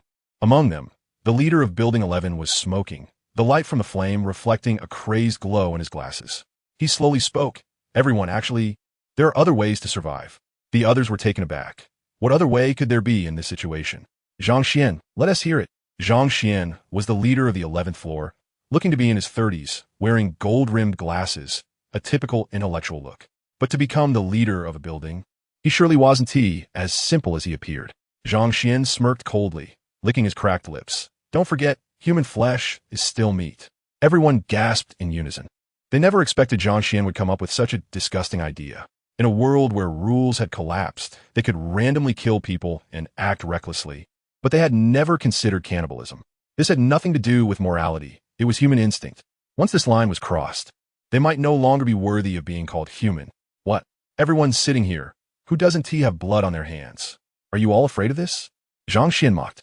You are just not starving enough. It's the apocalypse. What does human morality matter? Nothing is more important than surviving. However, the others remained silent. This was still too hard to accept. Well then, we can only fight for our lives. Zhang Xian ruffled his messy hair. Everyone, if Lin Dong, ice.T letting us live, then what are we afraid of? Are we really just going to wait here to starve to death? Someone retorted, it's easy for you to say. With Lin Dong's displayed combat power, if we fight, we'll probably just end up dead. Zhang Xian glanced out the window and suddenly laughed coldly. You all say Lin Dong is so powerful. Why is he still hiding in the community and not going out? That person reflexively answered, ice.T it because of the poisonous snow outside? He can't. He suddenly realized and his eyes lit up. Zhang Xian's glasses reflected a cold light. It seems you're not all that stupid. The biggest difference between humans and animals is that humans can use tools and leverage external forces. We definitely can't beat him in a frontal assault. I suggest we send a few people to prepare protection and secretly shovel some snow to find Lin Dong. As long as we get the snow on him, he will definitely die. The crowd immediately became excited, each one slapping their heads. It makes sense. We've been living in fear of the poisonous snow every day. Yet we forgot it could also be used as our weapon. Let us do it. I'll send someone to shovel snow right now. Hey, we still need to be careful when we throw the snow. We can't let those top-tier girls of his get hurt. If they dare to burn our supplies, those girls will have to help him pay the debt. Be quiet. 3 a.m. is when people sleep the deepest. Let us act then. Zhang Xian stood up, stretching his limbs, and walked to the window to look at the pitch-black sky. Suddenly, a star appeared in the sky. Chapter 24. Snowball Fight at 3 a.m. Zhang Xian sneaked into the third floor of building number 5 with a dozen people, hiding nearly 100 others in the safety corridor. It was clear how much Lin Dong was hated. Basically, all the able-bodied young men in the community had come. Start prying the door. Zhang Xian waved his hand. And soon 2 strong men with construction pry bars began to work on the main door. The loud creaking sound of the door being pried open instantly woke Shen Wanyue and Jiang Zhu, who were sleeping by the sofa. Ling Shui, leaning against the bathroom wall, opened her eyes in a daze. Lin Dong emerged from his bedroom with a grim expression. He had heard the noise when the intruders entered the 3rd floor. Master, what is this? The girls quickly got dressed. Lin Dong waved his hand. Let the snow maid out. We're getting ready to fight. Damn it. You dare come to pry the door in the dead of night. Then I'll kill you. With a crack, the door finally succumbed to the violent prying and opened, allowing the dozen people to rush in. Get him. Without a word, several people immediately took out black plastic bags from behind and threw them at Lin Dong. Master, I'm coming. Ling Shui, having finally escaped, didn't think twice and wanted to show off. She grabbed a 7-wolf knife and with a few quick moves, instantly tore the plastic bags apart. But the next second, she cried out. Snowflakes filled the air, and there was nowhere to hide in the small room. All 3 women and Lin Dong were covered in snowflakes. Ha, I got you. Ha ha, Lin Dong, you're dead. There are not 2 women, but 3. Damn, how did you throw it? The women had also been hit by the snowflakes. Wasn't that certain death? Ling Shui then realized she had made another mistake and looked at Lin Dong with tears in her eyes. Master, I was wrong. Lin Dong patted the snow off his head, his face long, and he glared at her fiercely. The punishment for you 2 falls entirely on you. Shen Wanyue and Jiang Zhu exchanged glances, thrilled. They were supposed to be locked in the bathroom for almost a year, but now Ling Shui was taking the blame. She was such a good person. Woohoo! Ling Shui cried bitterly, feeling like she wanted to die. Zhang Xian emerged from the crowd, smirking as he adjusted his glasses. Lin Dong, did you expect this? You've done so many bad things, not letting the others in the community live. Now you'll feel the taste of death yourself. Lin Dong looked at him and suddenly started laughing, his laughter growing louder. What are you laughing at? Zhang Xian felt a chill in his heart. Why was Lin Dong so calm? And the women were surprisingly composed too. I'm laughing at you being stupid. Lin Dong signaled, and the 3 women skillfully set up chairs, took out cigarettes, and lit them all in one go, leaving the intruders stunned. Damn, you're playing it so smoothly. You can think of using poisonous snow against me, which shows you really used your brains. But don't you know to check the onset time of the poison snow beforehand? It takes 5 minutes from contact with the poisonous snow to death. You just rushed him like this. Aren't you afraid that I'll kill you all within 5 minutes? Everyone froze, cold sweat suddenly breaking out on their backs. Even Zhang Xian's expression darkened. He really didn't know about this. Or rather, everyone was so scared of the poisonous snow that no one bothered to analyze the symptoms. Lin Dong picked up the snow on the floor, shaped it into a small snowball, and continued to laugh. Second, if I say this snow is not poisonous, would you believe me? Everyone. What? There is such a thing? Countless curses flashed through their minds. If the snow wasn't poisonous, what were they afraid of? At worst, they'd have to shovel the snow away to find supplies. Did they need to be starving to death here? But could Lin Dong's words be trusted? Lin Dong acted swiftly, throwing the snowball at Zhang Xian's head. Smack! Zhang Xian finally lost his calm. Frantically brushing the snow off his face, his eyes filled with terror.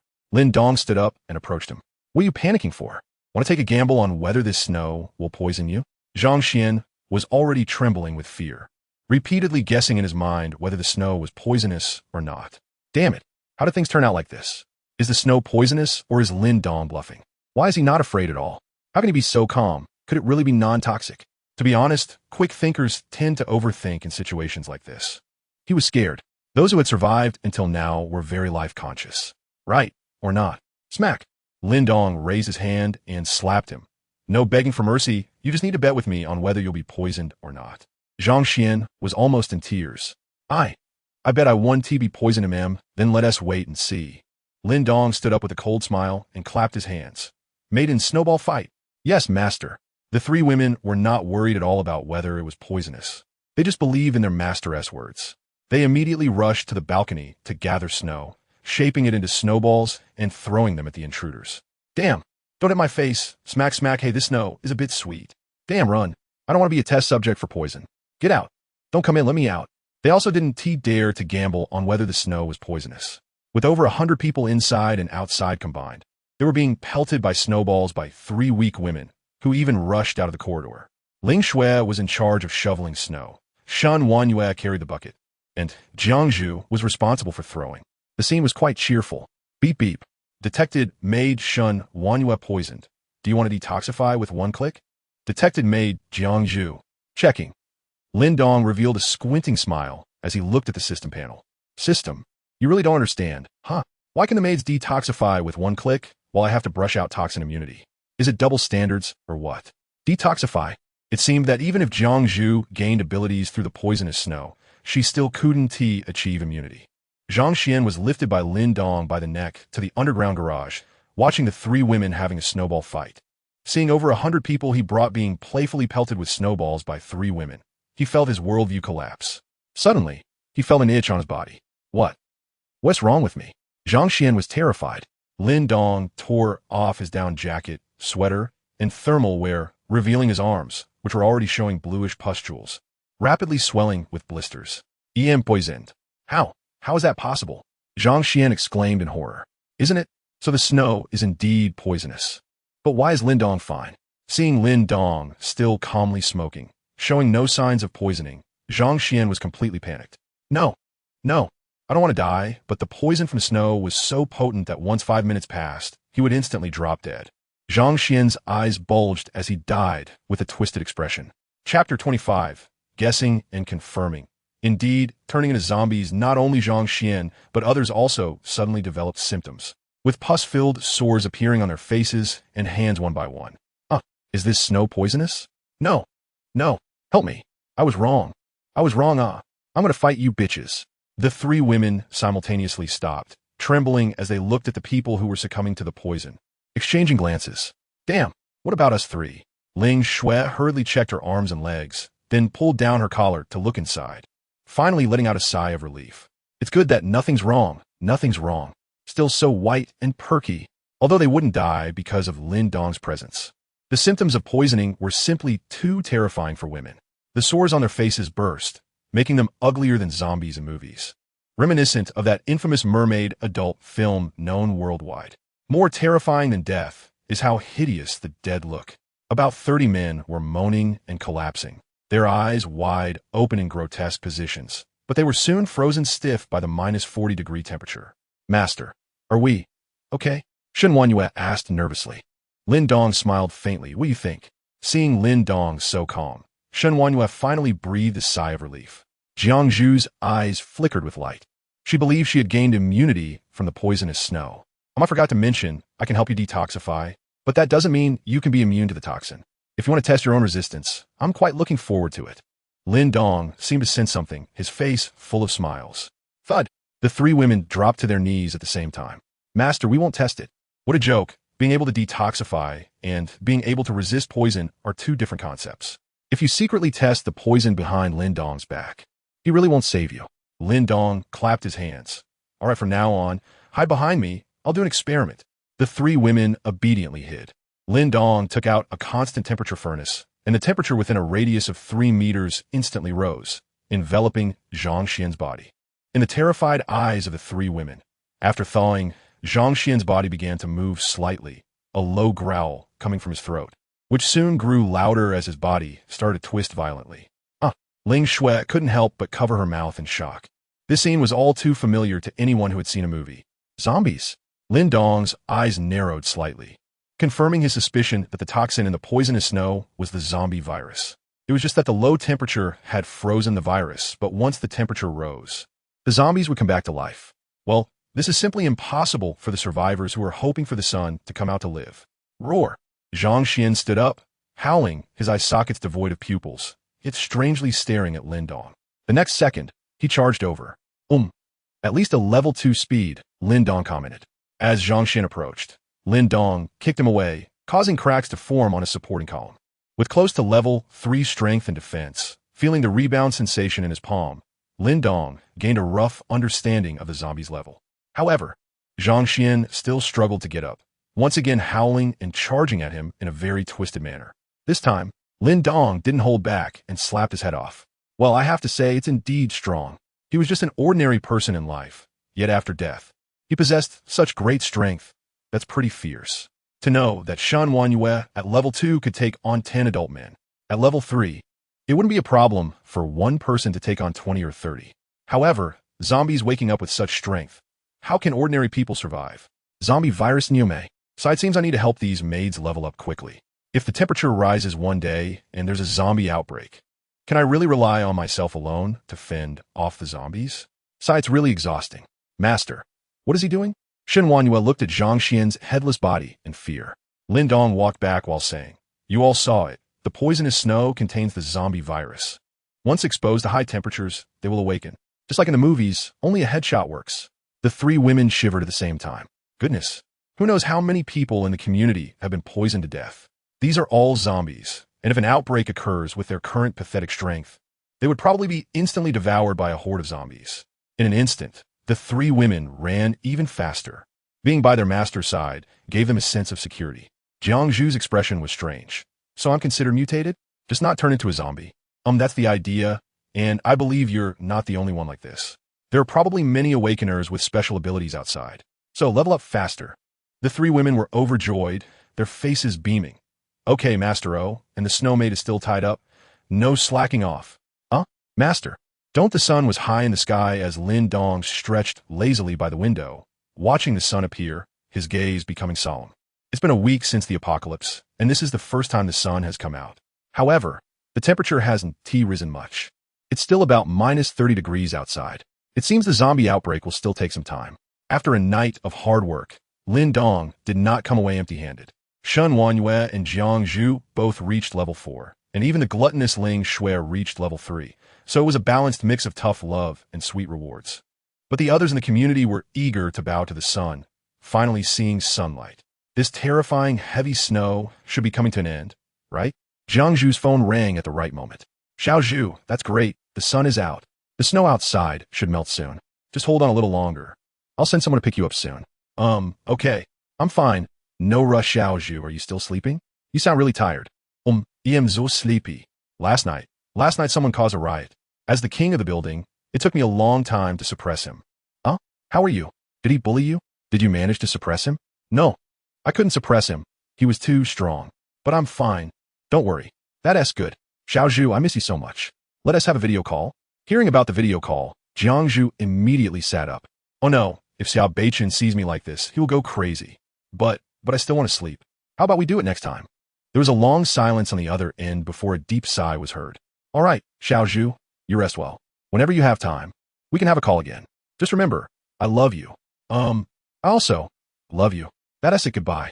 After hanging up the phone, Jiangzhu stared blankly at her phone, the guilt of deceiving her fiancé completely waking her up. Even saying I love you felt so difficult and awkward. When did she start to change? It had only been a day since she was captured by Lin Dong. Could it be she really is that kind of cheap woman?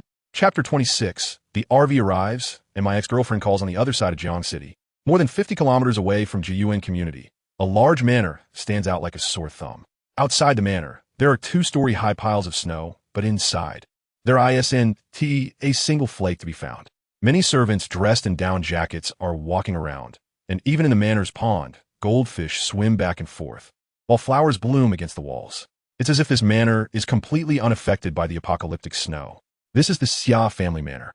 In the east of the manor, a young man in a suit wearing gold-rimmed glasses sits inside, dejectedly hanging up the phone and staring blankly at a photo of himself with Jiangzhu on the wall. This man is Xia Beichen, one of Jiang City's top 10 outstanding youths, the CEO of the Xia Group, and a son-in-law with multiple prestigious identities. Just as Xia Beichen was about to leave, the door was suddenly pushed open and a tall figure walked in. Xia Qingyu, a woman who looked as if she had stepped out of a painting, was dressed in an elegant loungewear.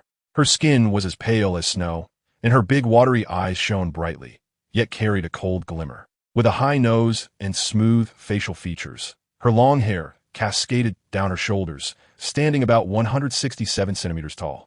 Her figure wasn't explosively attractive, but rather soft and gentle, resembling a neighborly little sister, exuding a powerful aura like a queen. A woman with a sweet appearance, but a disdainful demeanor. The combination of these contrasting styles was harmonious. She was definitely a heartthrob for many. A dream goddess for countless otaku. The pride of Jiang City, the big star, Xia Qingyu. Sis, what brings you here? The domineering Xia Beichen hurriedly put away his phone, his expression somewhat awkward, seemingly afraid of her. Even when looking at her brother, Xia Qingyu's demeanor remained icy. Beichen, are you still in contact with that dance teacher? Is she still alive? Xia Beichen was taken aback, wanting to retort loudly, but upon meeting his sister's gaze, he instinctively lowered his voice. Sis, Zhu. She's a yoga teacher now. She'll be your sister-in-law in the future. Saying things like alive or dead is too harsh, don't you think? What is the difference? Xia Qingyu sneered. Even with many people dying globally, not just anyone can marry into the Xia family. If you don't want to anger Dad, you'd better give up on that idea. Xia Beichen was at a loss for words, but his face still bore a stubborn expression. Cease. Xiaozhu has actually awakened her abilities. She is the top of a whole building now. Oh, Xia Qingyu's cold expression finally showed some surprise. She is lucky, but with her lowly status, even if she gains powers, her strength won't be that great. Without the serum, she'll always just be slightly better than an ordinary person, still a worthless ant. Sis, as long as I bring Xiaozhu back, our family can support her. You really think that is possible? Don't bring it up again, or you won't even qualify for the serum injection. After saying that, she left with an air of arrogance. Xiao Beichen watched his sister back, speechless and choked up. This morning, Jiyuan community was very quiet, with no fighting or chaos. On one hand, Lin Dong had burned all their food, and with nothing to eat. What was the point of causing trouble?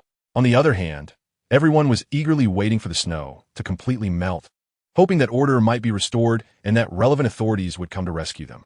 Many were also afraid of being held accountable afterward. So, everyone was involuntarily feeling cowardly.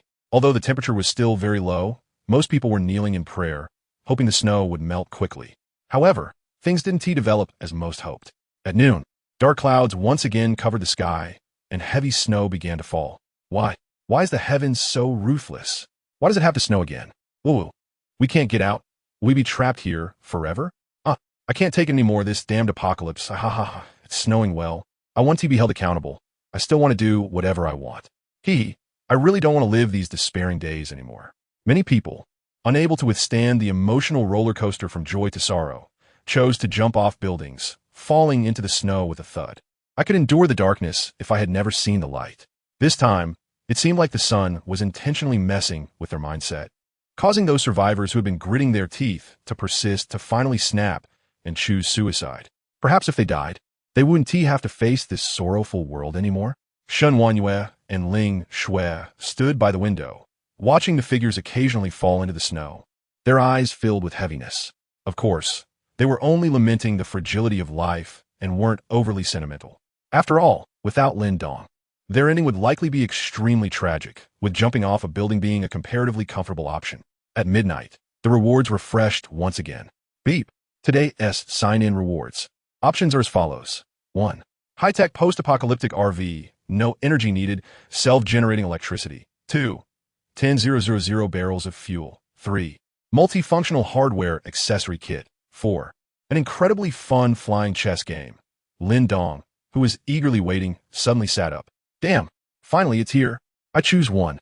He had previously encountered the post-apocalyptic RV, but hadn't rushed to choose it, because he was interested in other rewards. Now it had finally come. In the system space, a dark golden RV comparable to a large armored vehicle appeared. It was 20 meters long, 10 meters wide, and 8 meters high, resembling a tank. Moving on tracks, equipped with an ice-breaking cone and internal temperature control. The RV had all the functions of a large RV, and its exterior was highly defensive, capable of withstanding all-around bombardment from RPG rockets. It was definitely an essential artifact for traveling and sightseeing in the apocalypse. With it, he could go out and rescue those beautiful girls who were starving. Just as Lin Dong was pondering travel routes, suddenly his phone rang. To his surprise, it was a voice message from Zhao Yufei. She was actually alive. After thinking for a moment, Lin Dong answered the call. Hello, Lin Dong. You're still alive? That's great. What is up? Lin Dong, I miss you so much. I really miss you, Wowo. Really? I miss myself too. Zhao Yufei on the other end of the line was taken aback. In the past, whenever she had a breakup tantrum, a few tears would make Lin Dong heartbroken and coax her in various ways, buying her favorite food or bags. Why was he so cold now?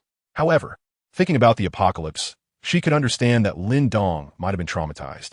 Lin Dong, I admit that I was a bit too much when I sent you that breakup message before, but after these days, I've realized who I am. I love you. I'm so hungry and cold right now, and I feel like I'm about to die. Before I die, I just want to see you one last time. If I can't see my most beloved man before I die, I want to be able to close my eyes. Look at her. She is so good at playing the sympathy card now. Is that what you want? To see me? Aren't you just hoping that I bring you food and drinks? You're even better at mooching than Ling Shui. Lin Dong's chest rose and fell sharply as he suppressed the anger in his heart and gently asked, Where are you? Chapter 27, Leaving the Community. Shopping at the mall as soon as it was dawn, Lin Dong went to the window and was immediately filled with dismay. Damn, the snow has piled up even more since yesterday noon. You all pack your things, we're getting ready to go out, Lin Dong announced after finishing breakfast.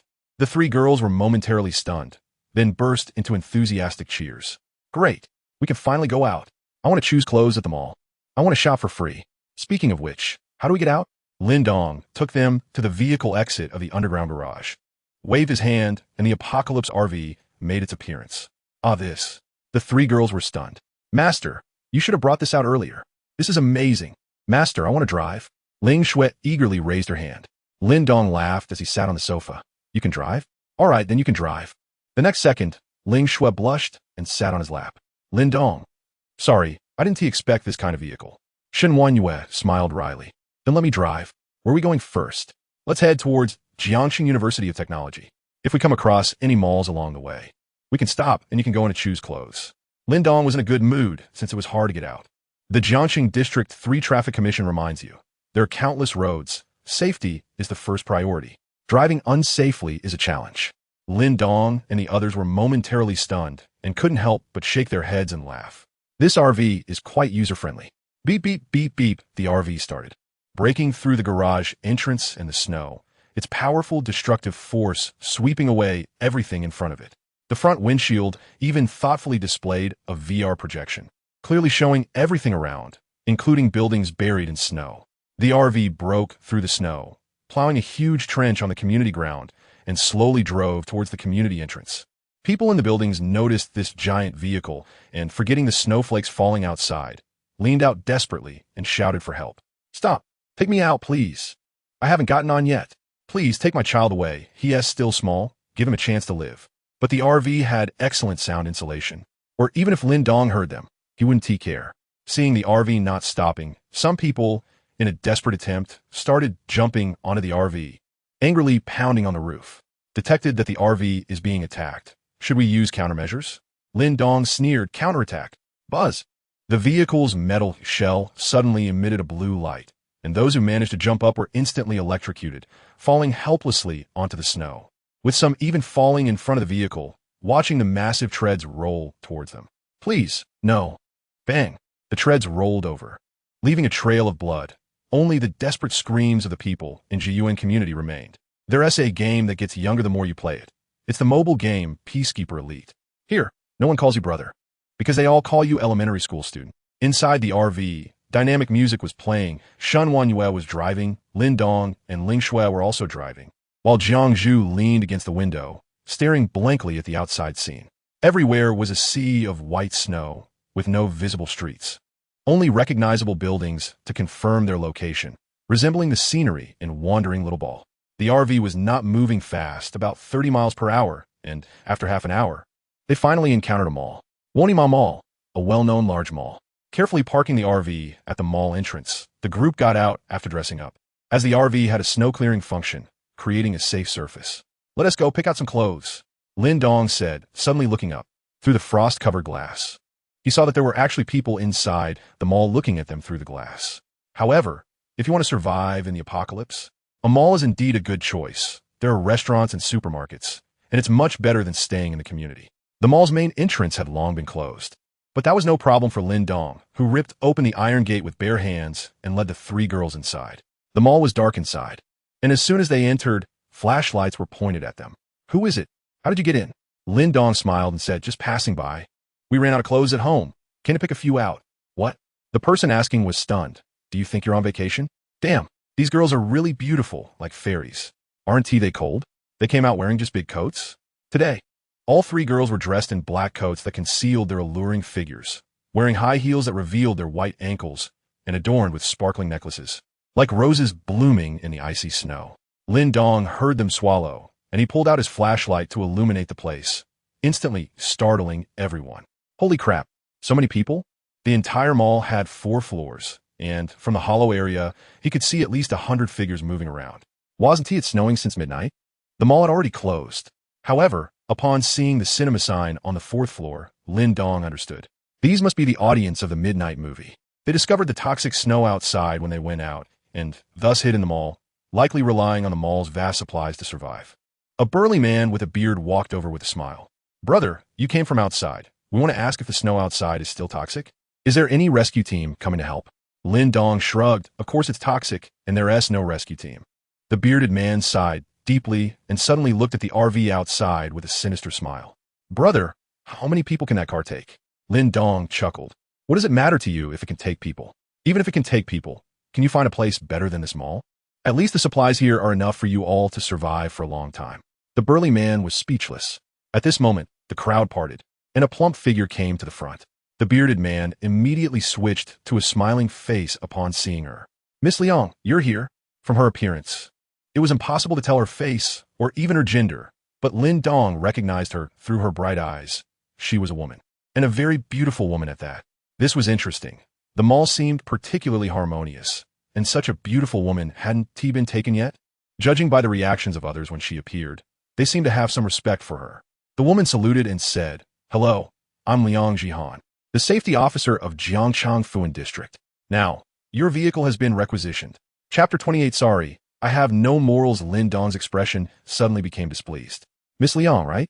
You can salute Brother Dong. He would be very happy. But I really don't like what you said and the way you said it. Shen Wanyue and the other 2 women exchanged cold smiles. This woman still thinks this is before the apocalypse, wanting to use someone else's car, just like that? Liang Jihan was taken aback and realized that today was different from the past. Her actions were no different from robbery. I'm sorry, I misspoke. May I ask what you're called? Lin Dong. Mr. Lin, could we have a chat over here? All right, Lin Dong nodded, letting the 3 women wander around freely. After all, they were all level 4 now and didn't need to worry at all. Yay, there's a donkey brand over there. I'm going to see if there are any bags left.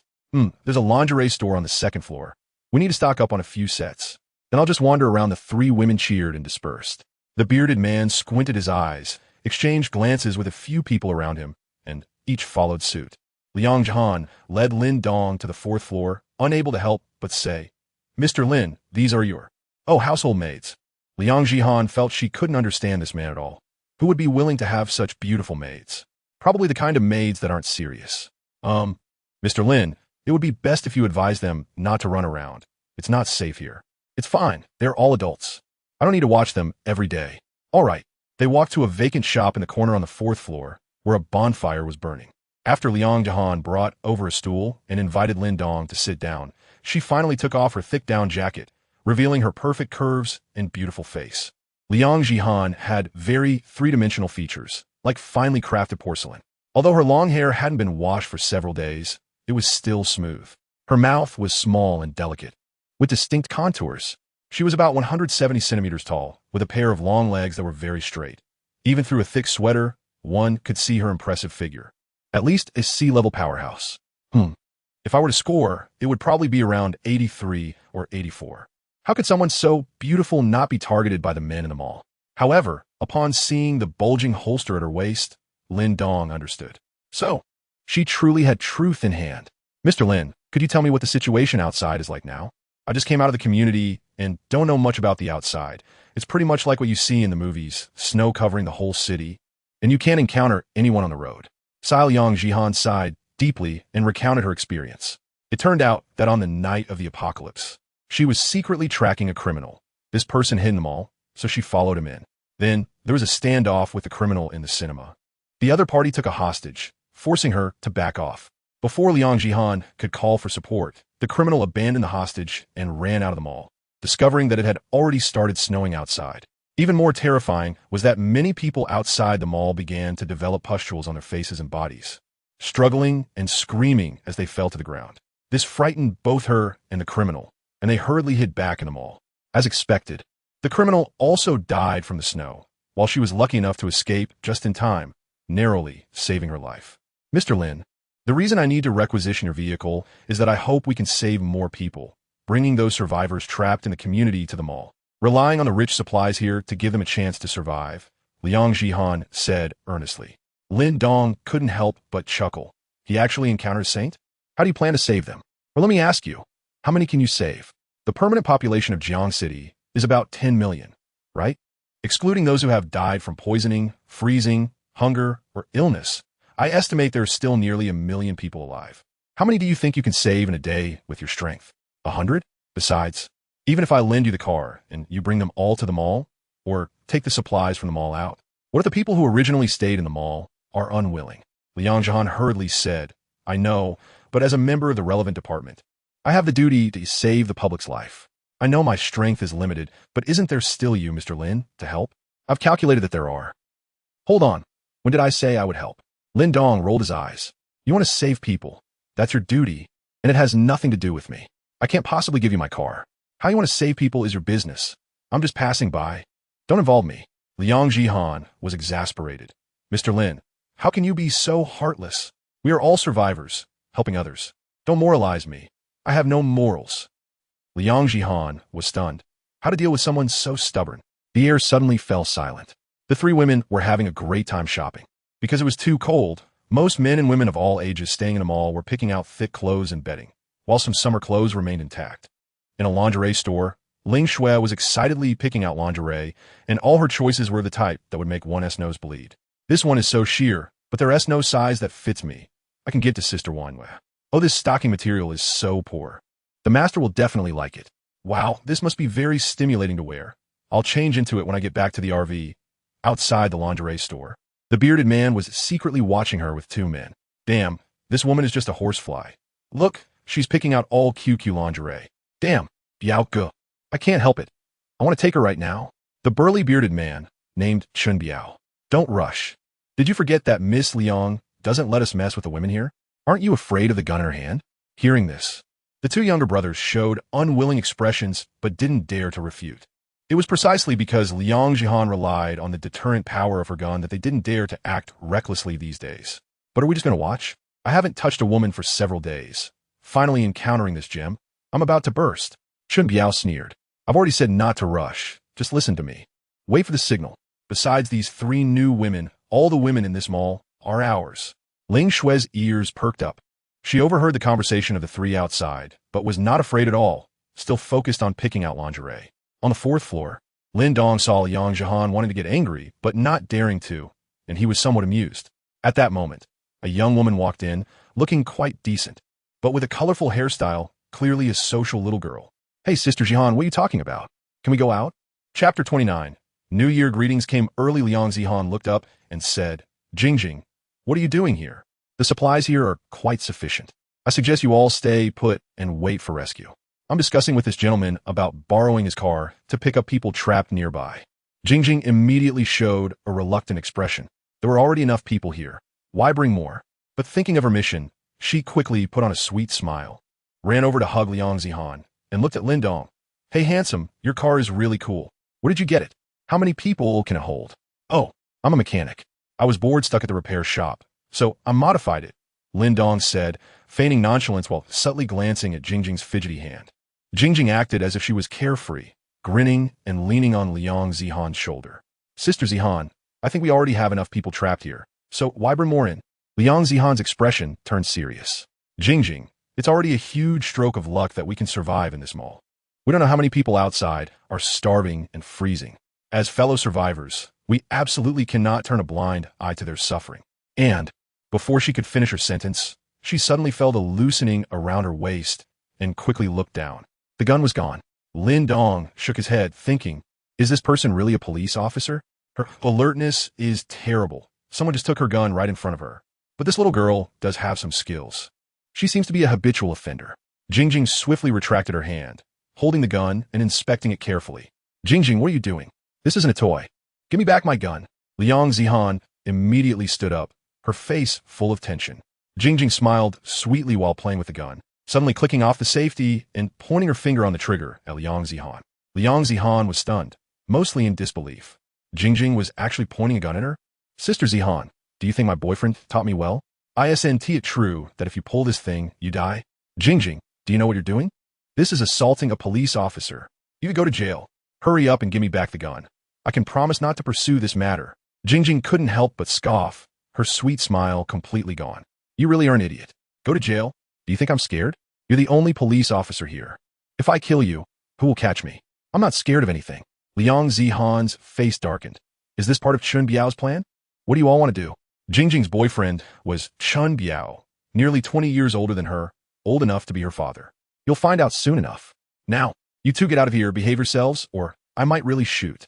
She pointed the gun at Liang Zhihan and Lin Dong. "Oomph. I want to see what you plan to do." Liang Zhihan angrily walked out, while Lin Dong stood with his hands in his pockets, showing no awareness of being threatened at gunpoint. When they reached the first-floor hall of the mall, everyone gathered again.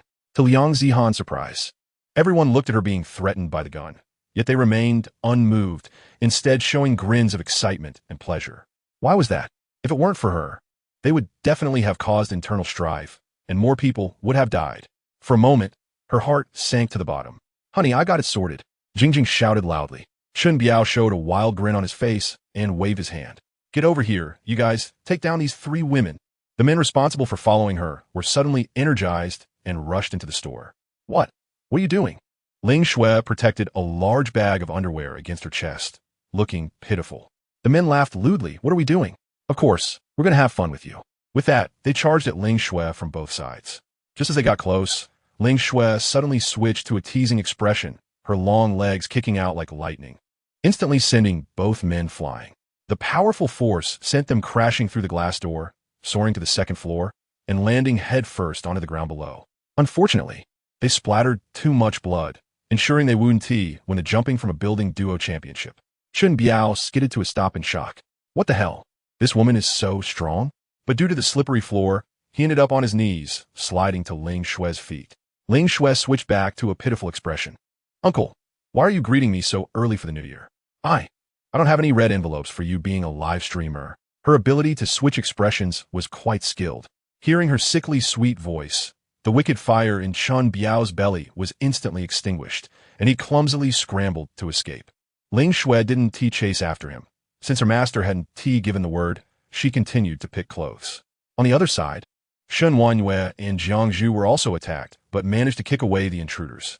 Some either fell to their deaths or crashed into walls, their heads bursting open. The sudden change startled everyone in the mall. They hadn't seen many deaths during their confinement, but today several people had died in an instant. It seemed that the few who had come today were not to be trifled with. Liang Zihan widened her eyes as she watched a women's clothing store on the first floor. She had just seen Jiang Zhu take action, effortlessly sending 2 adult men flying. And her heart was filled with shock. What was going on? Why were these women so strong?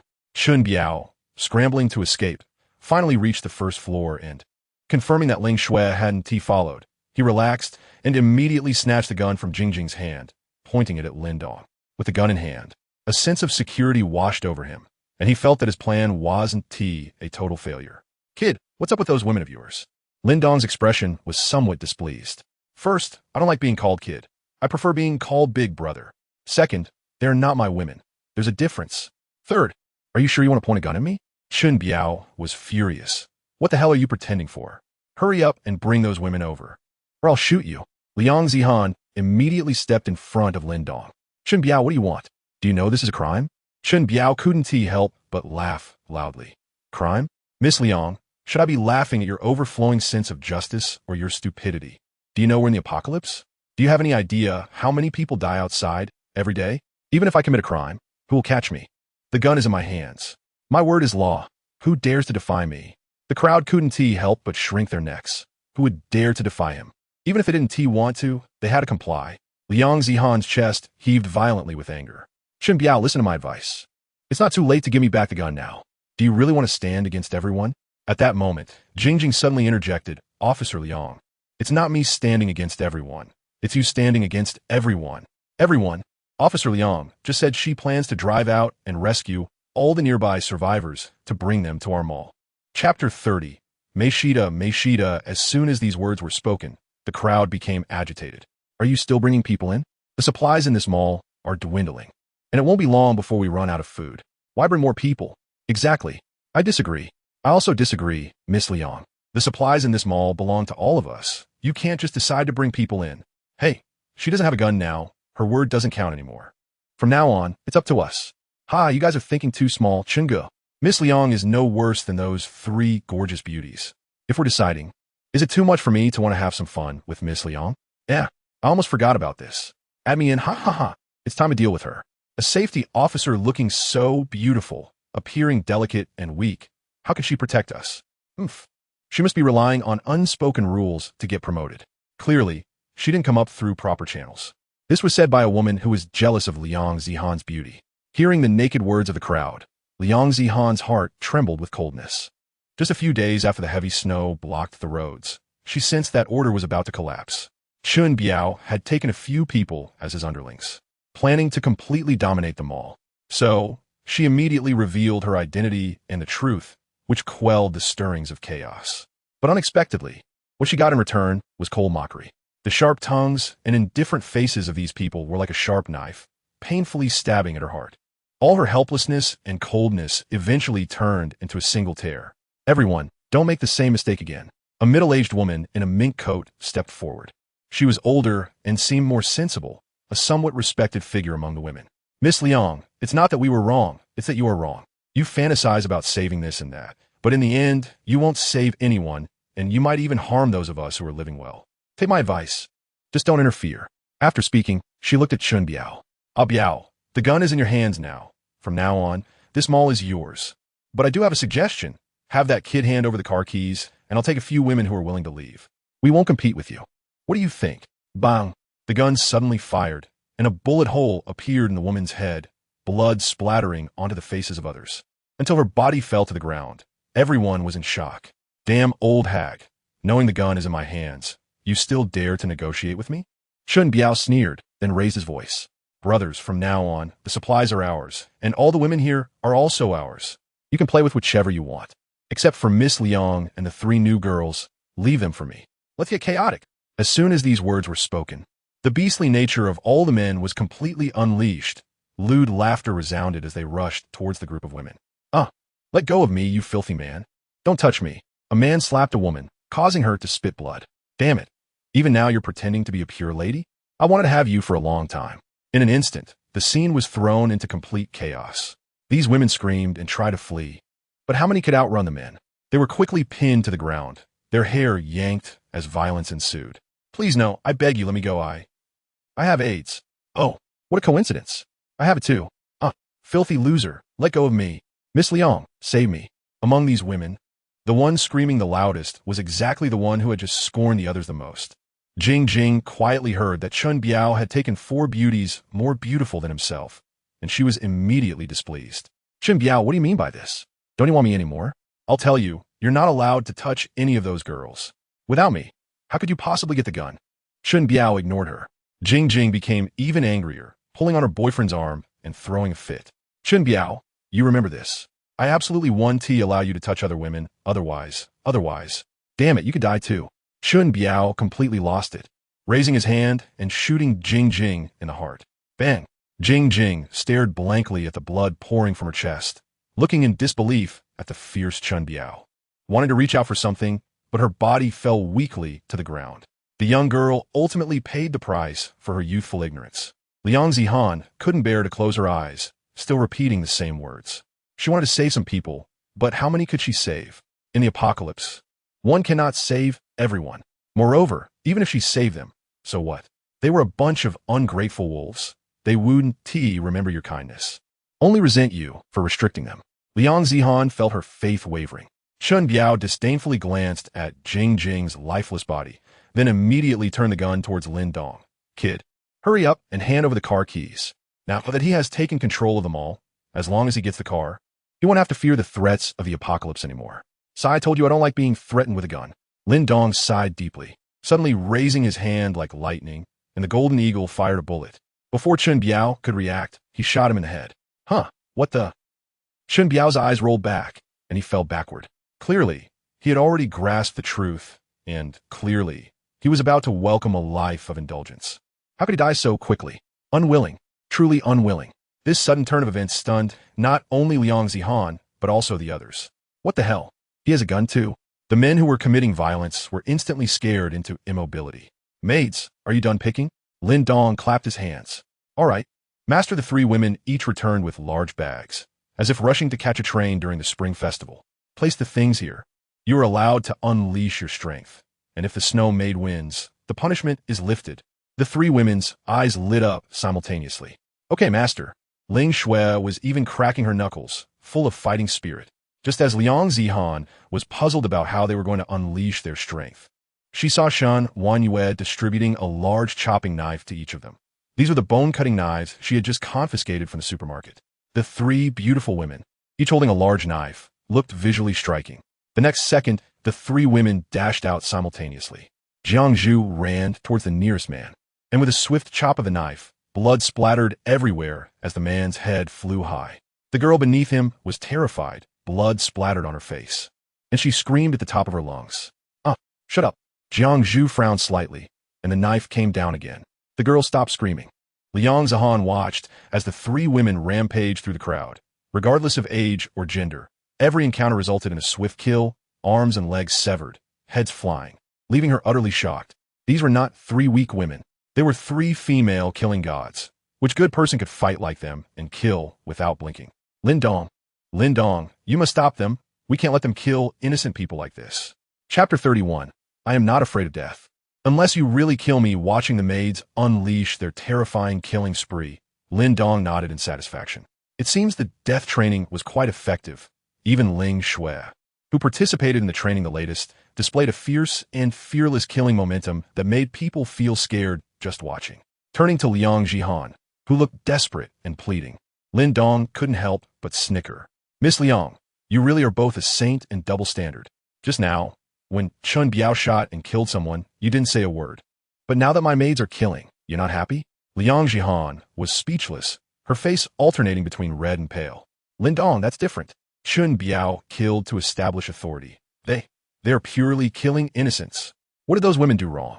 Lin Dong laughed. Oh, killing to establish authority doesn't count as murder, but killing innocents does? Isn't that a double standard? Besides, they were insulted and surely didn't want to live anymore. I'm helping them find relief. You. Liang Zihan was exasperated. They want to live, even if it's very suffocating, even if they are insulted.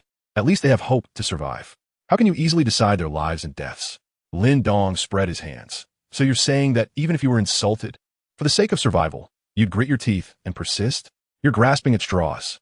Even if I die, I would never accept humiliation. You see, You just said that even you would rather die than be humiliated, so they certainly wouldn't want to live. You. This is just my personal will. You can't replace their will with mine. How do you know their will is different from yours? You. Liang Jihan was so angry she was scratching her head. This guy was stubborn and determined to eliminate everyone here. Lin Dong, no matter what your reasons are, as a safety officer, I absolutely can't allow you to do this. Saying that, she immediately picked up her gun, aiming it at Lin Dong, capturing the king first. If she took down Lin Dong, those women wouldn't move again. Lin Dong's lips curled up slightly, revealing a bright and radiant smile. You want to kill me? Have you thought about the consequences? I don't know what kind of people you are, but even if I die, I must stop your excessive behavior. No, no, no. You'll soon find out that I can be even more excessive. Putting away the gun, Lin Dong pulled out a frozen fish from behind. This time it's a frozen carp. I have to see which type of fish feels best. Liang Jihan was stunned. What kind of person carries a frozen fish with them? The three women who had gone mad with bloodlust laughed when they saw Liang Jihan actually daring to attack Lin Dong. It seemed our team was about to grow stronger. Lin Dong was the first to attack. Liang Jihan felt a flash in front of her eyes and reflexively fired her gun, but missed completely, her beautiful eyes widening in disbelief. Where did he go? In the next moment, Lin Dong raised the frozen fish and slammed it heavily onto her back. With a crack, Liang Jihan cried out in pain and fell to the ground. One move, and it was over. That blow directly broke her spine. She couldn't stand up, and the gun in her hand fell far away. At the same time, the frozen fish in her hand also broke. Sigh, it seems the carp won't work either. Should I try a shad next time? Lin Dong grabbed her hair and stared straight into her eyes. I used to admire you. After all, you are one of the few people who still have a conscience in the apocalypse, so I didn't plan to deal with you. But unfortunately, your double standards and saintliness have ultimately exposed the ugly qualities deep within your humanity. So, should I keep you? Or kill you? Liang Jihan trembled, filled with anger, fear, and more than anything, disbelief. How could this man be so strong? Did he possess superpowers like those women? What was the world outside like? Forget it, I'll just kill you. After all, you would rather die than be humiliated. I have no other quality but to respect others' wishes. After saying that, he reached out with his large hand and tightened it around Liang Jihan's delicate neck, slowly applying pressure. A strong sense of suffocation hit her, and Liang Jihan couldn't help but open her mouth wide, desperately trying to pry Lin Dong's hand off. But her strength felt like that of a baby in front of him, completely futile. No, don't. Liang Jihan struggled violently. But Lin Dong still showed no signs of stopping. She began to panic. Images began flashing through her mind. From a young age, she had always been a favored child, not only excelling academically, but also being excellent in sports. And she was beautiful. Her journey was smooth, becoming a standout safety officer. And she had worked with her companions to solve several major cases, earning great credit. Sometimes, even she couldn't help but ask herself, what window had God closed for her? She seemed to be excessively excellent, but a smooth life journey inevitably brought flaws, such as Liang Jihan never truly experiencing the evil of humanity, never having genuinely considered issues from others' perspectives. She assumed everything she did was right. I'm doing this for your own good. You don't have to appreciate me, but you can't blame me.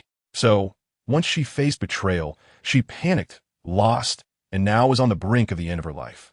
Her eyes began rolling back, her tongue sticking out, her legs weakly struggling, and her feet were already stained with patches of blood, leaving only her hand still trying to pry Lin Dong's hand off. I don't want to die. I want to live. In the last moments of her life, Liang Jihan finally voiced her plea. At the same time, Lin Dong released his grip. Cough, cough, cough. Freed from the constraint, Liang Jihan finally could breathe again, collapsing to the ground and gasping for air. She had never felt breathing to be such a precious thing. Lin Dong smiled and put his hand to his ear. What did you just say? I didn't hear. Clearly, after gasping for a long time, the dizziness and suffocation feeling slowly faded, and Liang Jihan felt unbearable discomfort. Her eyes red as she lowered her head and remained silent. Then it seems I was hearing things. Let's continue. Lin Dong displayed great patience, reaching out his large hand to tighten around her neck again. No. Liang Jihan hurriedly shook her head, crying out, don't kill me, I want to live. I don't want to die. At this moment, she was just a little girl wanting to live, not a safety officer at all. Lin Dong dug at his ear. But you just said you would rather die than be humiliated. If you want to live, I can humiliate you, right? You. As long as you don't kill me, you can do anything. Liang Jihan shouted, completely losing her strength collapsing to the ground and crying uncontrollably. As expected, he was right. He was indeed excessive, a demon. Lin Dong smiled as he stroked her hair. Good. Then he grabbed her and threw her over his shoulder, turning and exiting the mall to get into the RV. Chapter 32. We are lifelong good sisters in a shopping mall. It was as brutal as hell on earth, with only 3 figures standing bloody, surrounded by corpses and shattered bones, looking extremely gruesome and terrifying. Oh, I'm so angry. Are you doing this on purpose? Won't you let me win?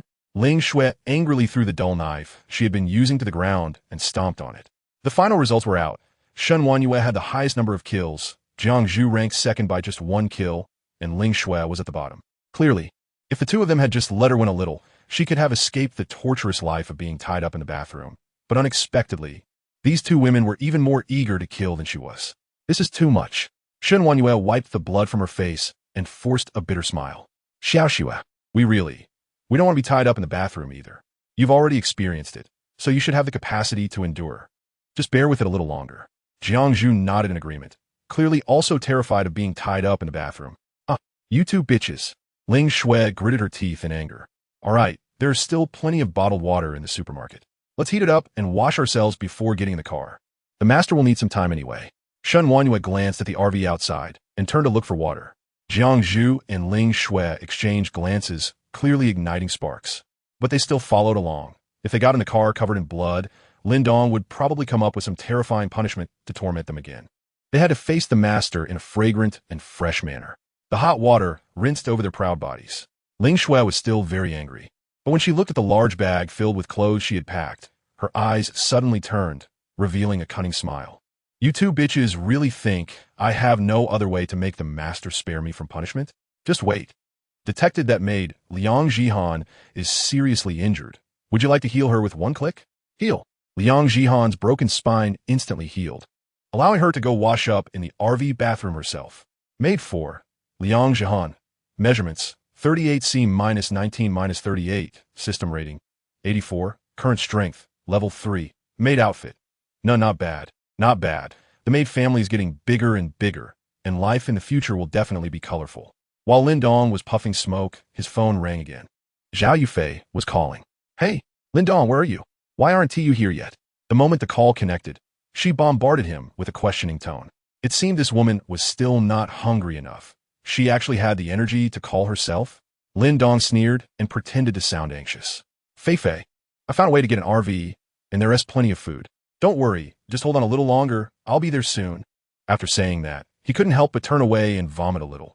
He really felt like a scumbag right now. But after thinking about the few maids he had collected, it didn't seem to be a problem. On the other end of the line, Zhao Yufei was excited to hear that Lin Dong had an RV. Really? That is great, Lin Dong. You're indeed my favorite man. Only you would risk everything to save me. I'm trapped in the school dormitory. Hurry up. Okay, Fei, just wait for me when he hung up the phone. The 3 women who had just finished cleaning returned to the RV, all changed into new clothes. Shen Wanyue had somehow found a suit uniform, wearing high heels, her hair styled up, and a delicate light makeup, just like when she had bumped into Lin Dong after work that night. Jiang Zhu was more straightforward, wearing a small tank top and shorts, her hot figure on full display. Ling Shui, however, cleverly wore a tight-fitting white silk skirt, living up to her status as a talented streamer. Just taking 2 steps made people want to give her a thumbs up. As soon as they got in the car, Ling Shui eagerly stepped forward, turning around to show off her great figure. Master, do I look good in this? Lin Dong's sharp eyes caught a glimmer of light, and his eyes widened in surprise. She was actually a woman with sparkle in her eyes. This outfit is nice. No matter if you won or lost earlier, you're spared from punishment. Thank you, Master, you're the best. Ling Shui's face lit up with a shy and charming smile, feeling overjoyed inside. Luckily, her clever discovery of a new trick would probably leave those 2 bitches dreaming about it. Shen Wanyue and Jiang Zhu indeed didn't expect it. Truly, the streamer had seen a lot. Jiangxing University of Science and Technology, C District, Building 6, 6th floor. A beautiful woman who could score 70 points put down her phone, licked her dry lips, and looked up at the 3 women opposite her. Lin Dong is already on his way and should arrive soon. Let us wait a bit longer. The 3 women slowly breathed a sigh of relief. It turns out that Fei's ex-boyfriend is reliable. He actually found a way to get out. We are saved. TCH. This person clearly knows Fei is trapped at school. Yet he still needed Fei to call him to know to come save her. What a loser. Exactly. Fei Fei, you must open your eyes. You can't get back together with a guy like him. Just thinking about it is disgusting. Zhao Yufei nodded seriously. Don't worry. I'm no longer from the same world as him. If it weren't for the other guys chasing me being too useless to contact, I wouldn't have reached out to him. In dorm 604, besides Zhao Yufei, the other 3 women were named Li Wan, Zhou Xiyu, and Chuning. The 4 of them had been good friends since their freshman year, choosing to take the postgraduate entrance exam together, but unfortunately, only Zhao Yufei made it. On the first day after making it, they all went out to celebrate and also did a big shopping trip to the supermarket, buying a lot of snacks. It was this shopping trip that allowed them to survive for several days during the apocalypse, until yesterday, when the 4 of them could no longer produce even a single sausage. They finally started to panic. Relying on a hand-crank charger that Li Wan had bought on a whim, their phones had surprisingly stayed charged. But unfortunately, the 4 women had called their respective dogs, at least that's what they thought, for help, only to be scolded or go directly offline, with no idea if they were dead. After all the hassle, it was Lin Dong who was willing to come, finally reigniting hope for the 4 women. Each of the 4 returned to their beds, burrowing under the covers while waiting. Li Wan, with a face full of acne pits and equal dimensions all around. Edited in the Jiangsheng 4 Beauties group, we 4 are lifelong good sisters.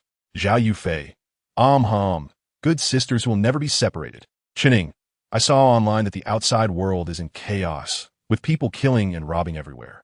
Luckily, our bond is strong, and we didn't let anyone take advantage of us. Zhou Xiyu, who would dare to come rob us with the name of Jiangsheng 4 Beauties? We break their legs. Li Wan, as long as we 4 are together, there's no problem we can't solve. The other 3 women, good sisters for life. In another group chat, no bitch Zhao Yufei, Li Wan, Xiao Yu sistering, you didn't notice how smug that bitch Zhao Yufei looked just now? It was really disgusting to see. Chapter 33 4 people, 5 groups Zhou Xiyu. I see, she's just a useless person relying on her ex-boyfriend for support. I, Zhou Xiyu, genuinely despise such a cheap person. Chuning, hey, I really don't want to stay in the dorm anymore. I don't know how many classmates have died outside. This place feels like a morgue. I have an idea I want to discuss with you all. Li Wan, what idea? Zhou Xiyu, curious one, Chuning, hiding under her blanket, warmed her nearly frozen fingers in her armpits for a moment, then typed. I don't know how many people have frozen to death in this building. It really feels like a morgue.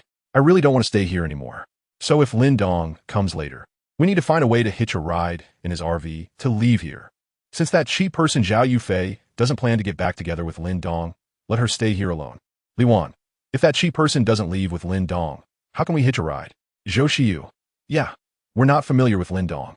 If the cheap person doesn't leave, are we supposed to lower ourselves and beg Lin Dong? I can't lose face like that. Chuning, my idea is that among us in the dorm, Xiao Yu is the prettiest. The cheap person's figure and looks don't even qualify to carry your shoes. So how about Xiao Yu sacrifices a little? While there's still time, dress up nicely. After the cheap person rejects Lin Dong, you can give Lin Dong a hint. Give him a chance to pursue you. With Lin Dong being such a loser, he'll definitely rush to please you. And then you can propose to get in the car. Lin Dong definitely won't refuse. Zhou Xiyu, huh? That doesn't work. What if Lin Dong gets clingy? Although he is tall and a bit handsome, he's poor. Li Wan, oh come on Xiao Yu, this is a special time. It's just a small sacrifice. If it really doesn't work, then I'll do it. Men love my slightly plump charm.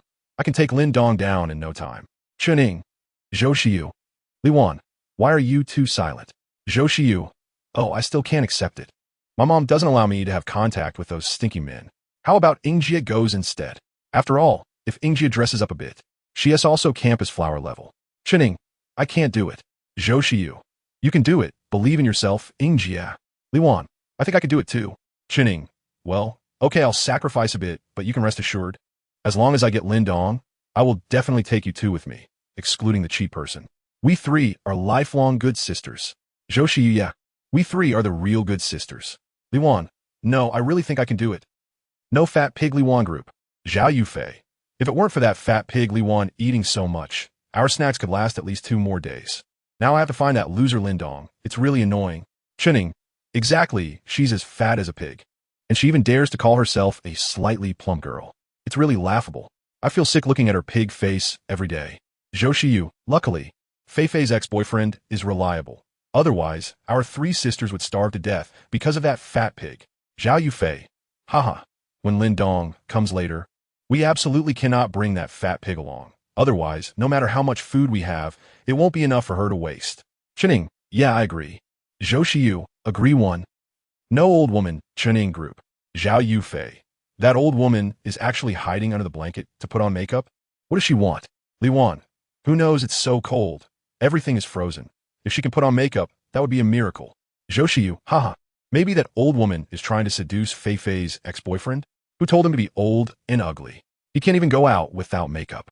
Zhao Yufei, laughing to death. Does she even qualify? Even if Lin Dong was dumped by me, he is still my dog.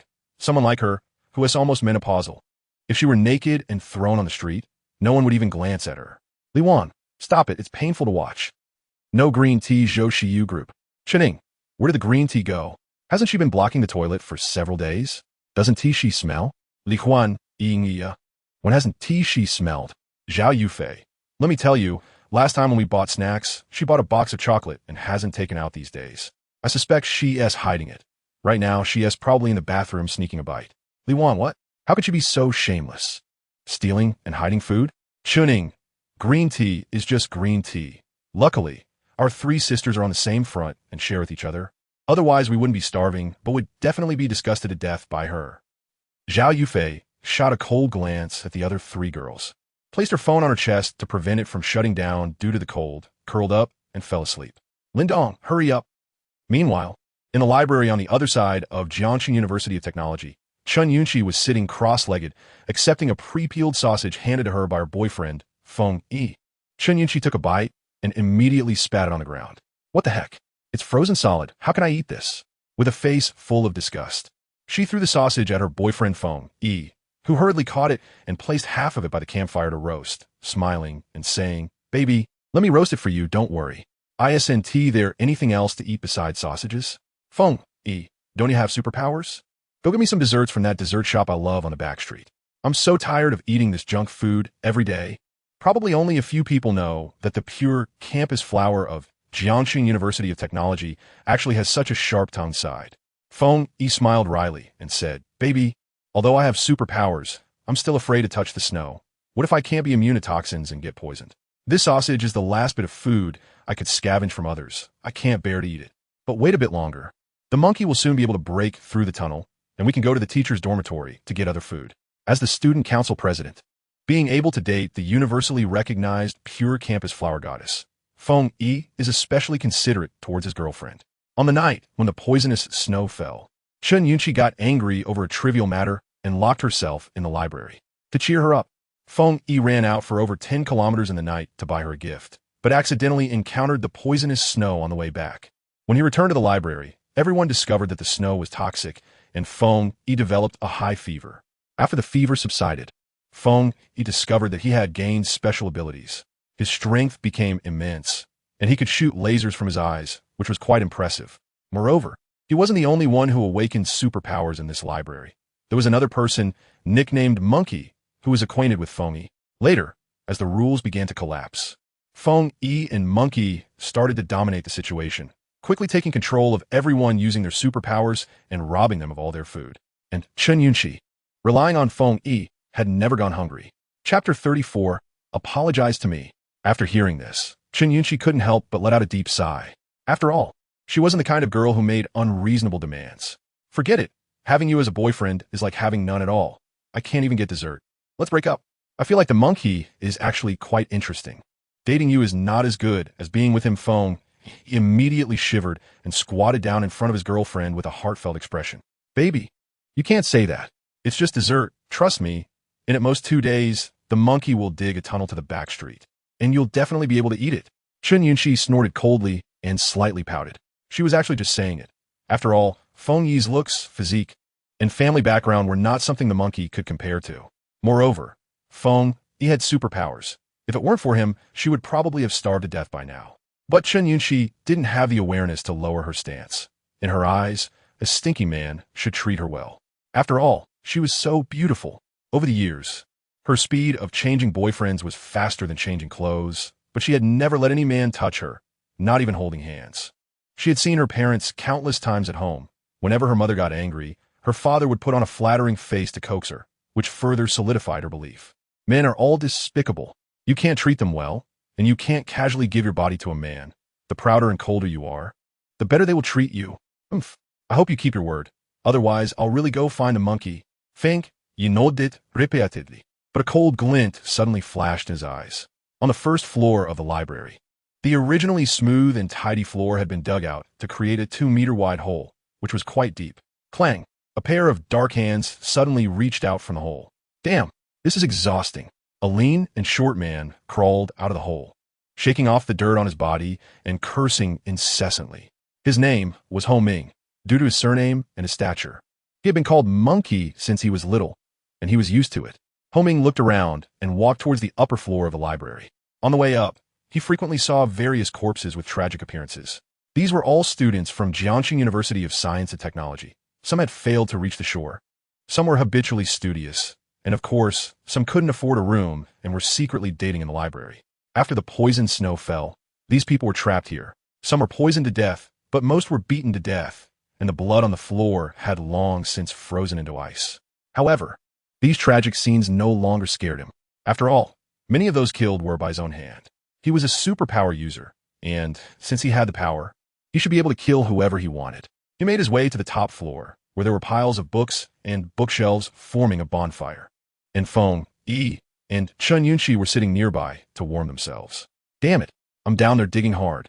And you two are sitting here warming yourselves and being lovey-dovey. It's really frustrating. The monkey could only think this in his heart because he couldn't beat Feng Yi. Otherwise, he would have already taken Chun Yunxi for himself. Seeing Ho Ming return, Feng Yi showed a cold smile, then immediately switched to a bright smile. The monkey is back. Is the tunnel opened? Ho Ming sighed. How can it be that fast? But I estimate it's only about 3 meters left to dig through. Let me rest for a bit, and I'll dig again this afternoon. Chun Yunxi was unhappy to hear that they had to wait half a day. What? Only 3 meters left? Then why are you resting? Hurry up and dig through. Ho Ming rolled his eyes. My dear lady, I'm a person too. Do you really plan to tire me to death? Chun Yunxi shouted angrily. What tone is that? Apologize to me. Ho Ming. What the hell did I say? I just complained that I was a bit tired. Why do I have to apologize? Stinky bitch, did I give you face or something? If it weren't for me, you'd have to wait your whole life in the library to die, you know? Ho Ming also exploded in anger at that moment. This pure school beauty really wasted such a good appearance, and her spoiled and willful nature was not something ordinary people could endure. Luckily, she wasn't his girlfriend. But now was the apocalypse. If he had the chance to kill Feng Yi, he could have some fun. After all, he had seen Chun Yunxi in a white dress, and her figure was quite impressive. You dare scold me? Chun Yunxi was shocked. She was so beautiful, and yet a stinky man dared to scold her? Feng Yi, as the student council president, still had some sense and hurriedly intervened to mediate. All right, baby, don't be angry. The monkey is also exhausted. Let us say a few less words, okay? Don't cry. Don't cry, but the killing intent in his heart grew stronger. If it weren't for needing the monkey's digging superpower to get out, he really wanted to kill the monkey on the spot. But who no one has ever scolded me since I was a child. Feng Yi, kill the monkey for me. Chun Yunxi insisted. Ho Ming sat there with a disdainful smile. What is there to be afraid of? Feng Yi was incredibly awkward. He tried to coax her with all sorts of sweet words, but no matter what he said, he couldn't appease her. So he had to turn his focus to Ho Ming. Monkey, how about? You apologize to my girlfriend, and we'll let this matter go? Apologize? I didn't say anything wrong. Why should I apologize? Ho Ming was naturally unwilling.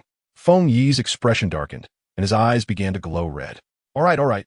I'm sorry, is that good enough? Seeing that Feng Yi really seemed to want to kill him, Ho Ming quickly waved his hands in surrender. Damn it. If I get the chance, I'll definitely kill you both. What do you mean, is that good enough? What kind of attitude is that? Chun Yunxi cried, even louder.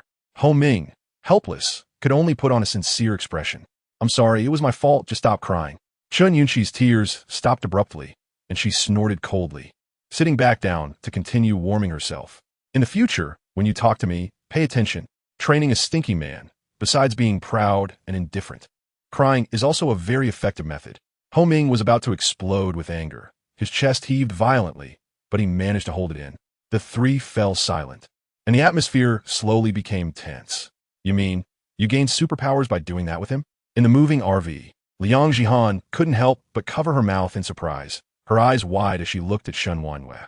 Lower your voice, don't disturb the master. Shen Wanyue quickly hushed her, turning back to see that Lin Dong didn't seem to be disturbed. and only then did she let out a breath of relief. Liang Jihan quickly nodded, glancing at Lin Dong and Ling Shui, her face instantly turning red again. Shen Wanhua whispered, "The rest of us, except Jiang Zhu, all gain superpowers through the master. If you want to survive well in the apocalypse, just obediently listen to the master's words." Liang Jihan bit her lip and looked down, then turned to glance at Jiang Zhu, who was silent and staring blankly out the window. This woman seemed different from the other two. Chapter 35, Mutated Serum. Arriving at Jiangxing Technology University, ding, ding, ding, suddenly. The ringtone of a mobile phone echoed in the RV. Jiang Zhu was startled and immediately took out her phone, her beautiful eyes becoming complicated in an instant. It was a call from her fiancé, Xiaobeichin. Just as she was about to hang up, Lin Dong's voice suddenly came through. "Answer it." Jiang Zhu bit her lip until it almost bled, but she didn't dare to defy Lin Dong. "Okay." Master the call connected.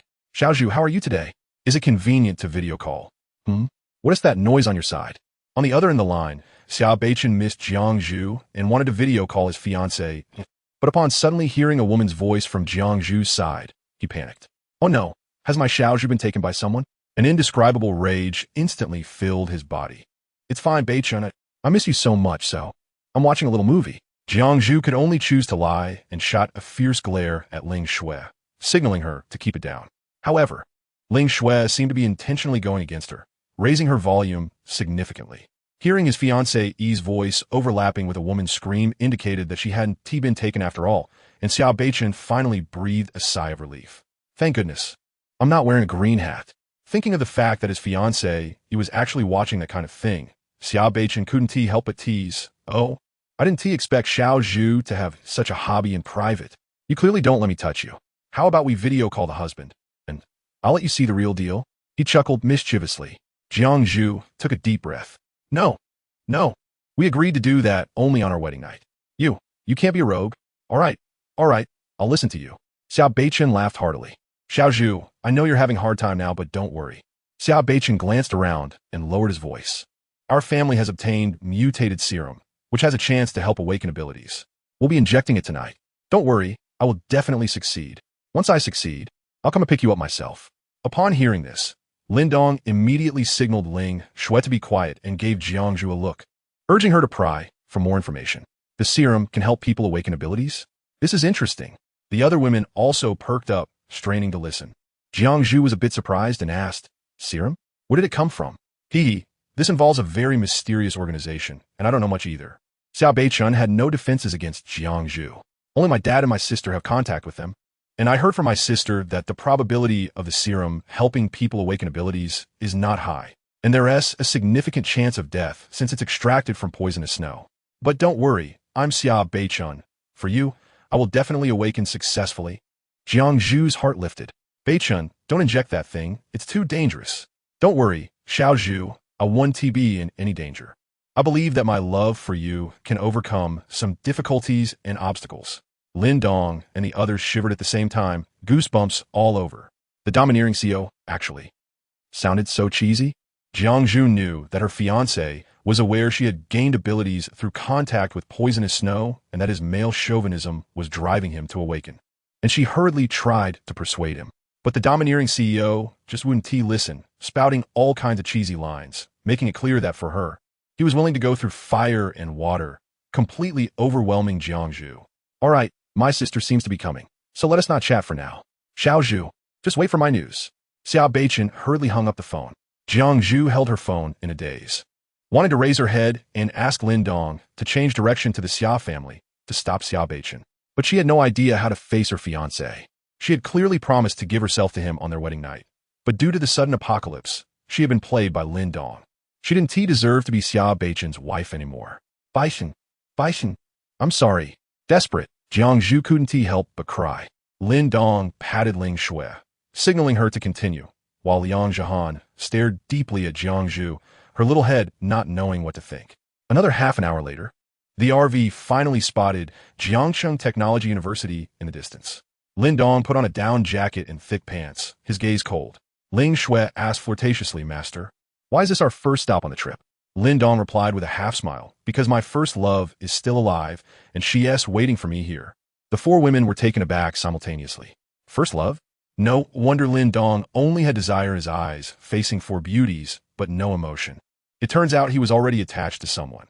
After all, the impact of a first love on a man is too great. Shen Wanyue asked pitifully then, Master, are you planning to bring her back? After several days, she had gotten used to serving only Lin Dong, and now suddenly a former girlfriend appeared. She was worried about having another mistress. If that happened, their future lives would likely be very difficult.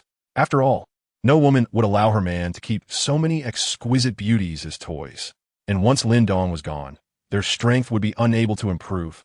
And if they encountered a powerful ability user, they would still be doomed. Bring her back? Lin Dong scoffed. I'll send her away. In the past, Lin Dong was love-struck and tolerated some outrageous behaviors from Zhao Yufei. But now that he had awakened and looked back, he realized he had been a big fool. And Zhao Yufei was a real piece of work. I'm back this time to disgust her a bit and make myself feel good. Hearing the killing intent in Lin Dong's tone, although the girls didn't understand what had happened, they could guess the general idea. It was just a story of being abandoned by a scumbag. Ling Xue's big eyes turned, and she suddenly leaned in. Master, don't worry. I'll definitely dress up beautifully, making your ex-girlfriend regret it. Should I wear thigh highs, white stockings, or fishnet stockings? However, Lin Dong waved his hand. You girls stay in the nearby hotel and wait. I'll let you know when to come out. Huh? Ling Xue was displeased. How could she not be part of the excitement of helping her master show off and slap faces? After all, if Lin Dong hadn't been kicked by the scumbag, how could he have become so cold-blooded and heartless? It was all her fault, although they hadn't met yet. The girls had already started to resent Zhao Yufei in their hearts. Then, Master, I want to see. Ling Xue began to act cute. Lin Dong chuckled and spread his hands. You following me will affect my performance. Liang Jihan bit her lip and took out a button from her pocket.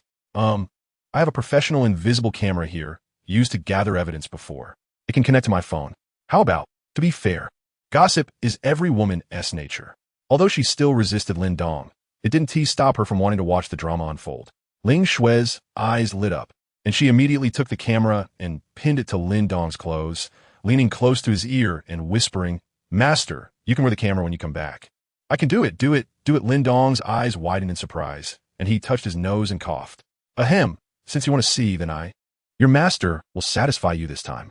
Chapter 36. Even death is a luxury. The master will see you later. Shen Wanyue and the four girls stood in the safe zone at the hotel entrance, waving at the RV.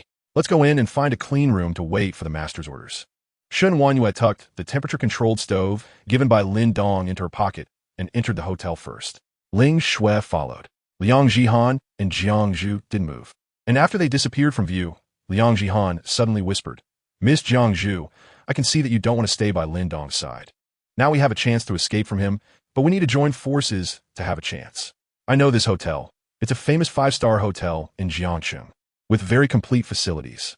There should be survivors inside. We can unite with the survivors to control those two women and negotiate with Lin Dong when he returns, asking him to hand over the RV. That way, we'll have a chance to escape. What do you think? Jiang Zhu, with her hands in her pockets, couldn't help but reveal a hint of a cold smile. If you understood him, you should know that unless he is dead, we have no chance of escaping. Otherwise, how could Lin Dong be so at ease leaving the maids here? Because he doesn't care about their lives at all, or rather, he can control their lives at will. Meeting Lin Dong, even death is a luxury, let alone escaping. Liang Jihan indeed didn't know much about Lin Dong and couldn't help but ask, what do you mean? What kind of power does he have that makes you all so afraid of him? Jiang Zhu also didn't know what abilities Lin Dong had. She could only sigh deeply and turn to enter the hotel, leaving the security guard confused.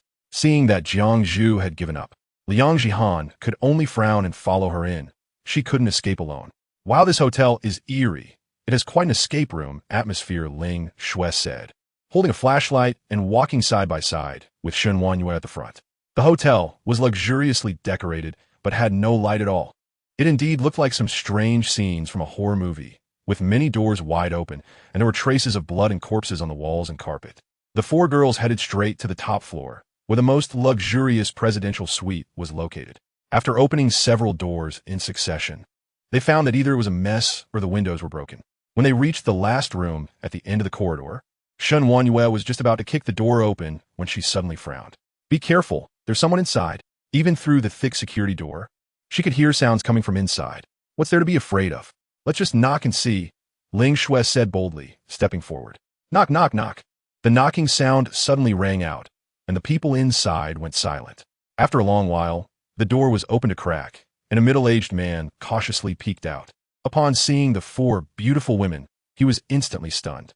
Ling Shui greeted him with a sweet smile. "Hi, uncle, we were just passing by. It's so cold outside, could you let us in to rest for a bit?" The middle-aged man stared for a long time before dumbly opening the door to let them in. "How did you get here? I saw a car downstairs just now. Is it yours?" The middle-aged man asked. Ling Shui acted very innocent, boldly stepping inside and looking at the relatively clean and tidy suite, nodding in satisfaction. "That's not our car. We just caught a ride, and now I want to find a place to rest. Uncle, can we stay?" Seeing Ling Shui's pitiful appearance, the middle-aged man immediately felt himself falling in love again. Sure. My name is Wang Dasheng. Ladies, please come in. This hotel is not safe." Wang Dasheng rubbed his hands, happily welcoming them in. Liang Jihan suddenly frowned and asked, "Wang Dasheng? The chairman of Dasheng Group?" Wang Dasheng was taken aback. "Beautiful lady. You know me?" Then he immediately switched to a superior demeanor. "I am indeed the chairman of Dasheng Group, a well-known figure in Jiangcheng. Ladies, rest assured, as long as you stay with me, I will definitely protect your safety." Ling Shui smiled sweetly. "Uncle, you misunderstood. What I mean is, you leave, and we stay here." Wang Dasheng was dumbfounded. "What do you mean, beautiful?" Ling Shui said with a grin. "The literal meaning, why are you still not leaving? The facilities and environment here are pretty good, suitable for staying here and enjoying the master's entertainment." Wang Dasheng's fat face instantly twisted. "What the hell? I kindly took you in, and you still think about taking over my place? Are you looking down on me?" Liang Jihan instantly realized something and quickly grabbed the furious Wang Dasheng. "Mr. Wang, you are a person of stature, so don't argue with these women. There are plenty of rooms here. Can you find another one?" Her action was naturally to save Wang Dasheng's life. Once he angered these women, the outcome could be imagined. But she didn't expect that her words were like pouring oil on fire. Wang Dasheng felt belittled. He shook off Liang Jihan and pointed at Ling Shui, angrily scolding.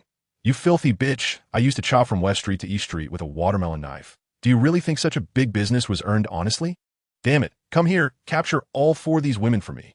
After I enjoy them, I'll let you have a good time too." As he spoke, he clapped his hands, and the bedroom door of the suite opened, and four strong men rushed out. They were Wang Dasheng's bodyguards, loyal to him. Liang Jihan looked into the bedroom, and her beautiful eyes widened in shock. She understood why, even in this apocalypse, Wang Dasheng still had bodyguards. The bedroom was practically a small-scale vice scene, with 4 or 5 women lying on the ground with lifeless expressions, filthy and not wearing a stitch, shivering from the cold. Clearly, even in such low temperatures, they had not escaped the fate of being abused, and judging by their condition, they would probably freeze to death soon. Wang Dasheng was indeed willing to share women. Liang Jihan even recognized one of them, who seemed to be Wang Dasheng's secretary. The 4 strong men exchanged glances, their eyes flashing with lewdness. These women were all captured from the hotel. Some were other guests, and some were waitresses. They were already bored of them. And now they had even prettier new ones. Sure enough, following the boss has a future. Ling Shui coldly laughed and flexed her small fists. "Just now, you 2 filthy bitches stole my prey, and I'm still not happy about it. Leave these people to me, and I'll play with them." Shen Wanyue, expressionless, said, "Don't let it get too bloody. This room is still livable." All right, Ling Shui said somewhat helplessly. The strong men revealed sinister grins. "Little girl, you alone can't handle us 4, since you have 4 people too? How about Eemph? Disgusting." Ling Shui coldly snorted and instantly vanished from her spot. Chapter 37. In the apocalypse, there is no good or evil. Only the strong and the weak. Wang Dasheng's group consisted of ordinary people. Although they were all brave and fierce characters, they were nothing in the face of superpowers. Wang Dasheng only felt a flash before his eyes, and a stunningly beautiful woman suddenly appeared in front of the 4 bodyguards. Before they could react, Ling Shui had already struck like lightning. Bang, bang, bang, bang, for sounds of eggs cracking echoed. The 4 bodyguards were stunned, and an indescribable, unparalleled pain instantly swept through their bodies. Oh, the 4 of them simultaneously covered their groins, their eyes bulging, their bodies curling up like shrimp, crying out in agony. Wang Dasheng felt a chill in his groin and couldn't help but tighten his belt. No man could remain unaffected by such a scene. Oomph. If it weren't for not wanting to make the room too messy, I would have smashed your heads. Ling Shui clapped her hands, opened the window, and prepared to throw 2 bodyguards out, 1 in each hand. Wang Dashing was stunned. The bodyguards who had helped him handle countless troubles were just taken down like this. What was he supposed to do? Just as Ling Shui was about to throw them out, Liang Jihan suddenly pulled out a gun and aimed it at her, shouting furiously. Ling Shui, put them down. Don't kill innocents indiscriminately. Ling Shui paused, still holding the two men, and turned to look at her with dark eyes. What do you mean? You dare to act against me while the master is not here? Liang Jihan bit her silver lips, thinking of the terrifying Lin Dong. But her sense of duty and justice urged her not to ignore the impending murder. I don't want to hurt you. I know you're being forced by Lin Dong. I can see that you are not inherently a bloodthirsty person. Don't make a mistake again. While there is still a chance, let's plot together and find a way to escape Lin Dong's control. Can't we take charge of our own lives from now on? Ling Shui's anger dissipated significantly, and she slowly lowered her head, biting her lip in silence. Yes. How could she have been trained into this demonic form by Lin Dong in just a few days before the apocalypse? She was just a live streamer who relied on her good looks and figure to make a little money, having never done anything heinous. How could she have become so indifferent to human life since meeting him? Her original intention was simply to survive. Seeing Ling Shui wavering, Liang Jihan's eyes shone with hope. But in the next second, Ling Shui suddenly raised her head, her eyes filled with fierce determination. With a simultaneous effort, she threw the bodyguards out of the window, and they crashed heavily into the snow, screams and moans filling the air. Their fate was already sealed. You! How could you? Liang Jihan was stunned. Are you acting against me? There's no way we can escape the master's control for a lifetime. Ling Shui's eyes turned a bit red, her voice trembling. She remembered the days when she was locked in the bathroom. What did death mean? Lin Dong had countless ways to make them wish they were dead. As long as he was alive, she would never have any chance to betray him. Her life was completely bound to Lin Dong. Shen Wanyue stood with her arms crossed, calmly watching the two women confront each other. She had been with Lin Dong the longest and was also his neighbor, so she knew him quite well.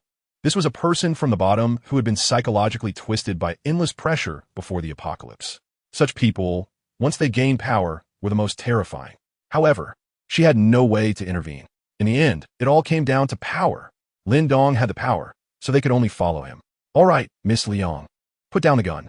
Don't try to say these things again. It's meaningless, Shen Wanyue sighed deeply. Liang Jihan panicked and looked to Jiang Zhu for help. Jiang Zhu, are you going to keep being muddled? You have a fiancé. Can't you fight for your own happiness? Jiang Zhu was momentarily stunned, her heart caught in a fierce struggle. The sudden change in the situation filled Wang Dasheng with delight.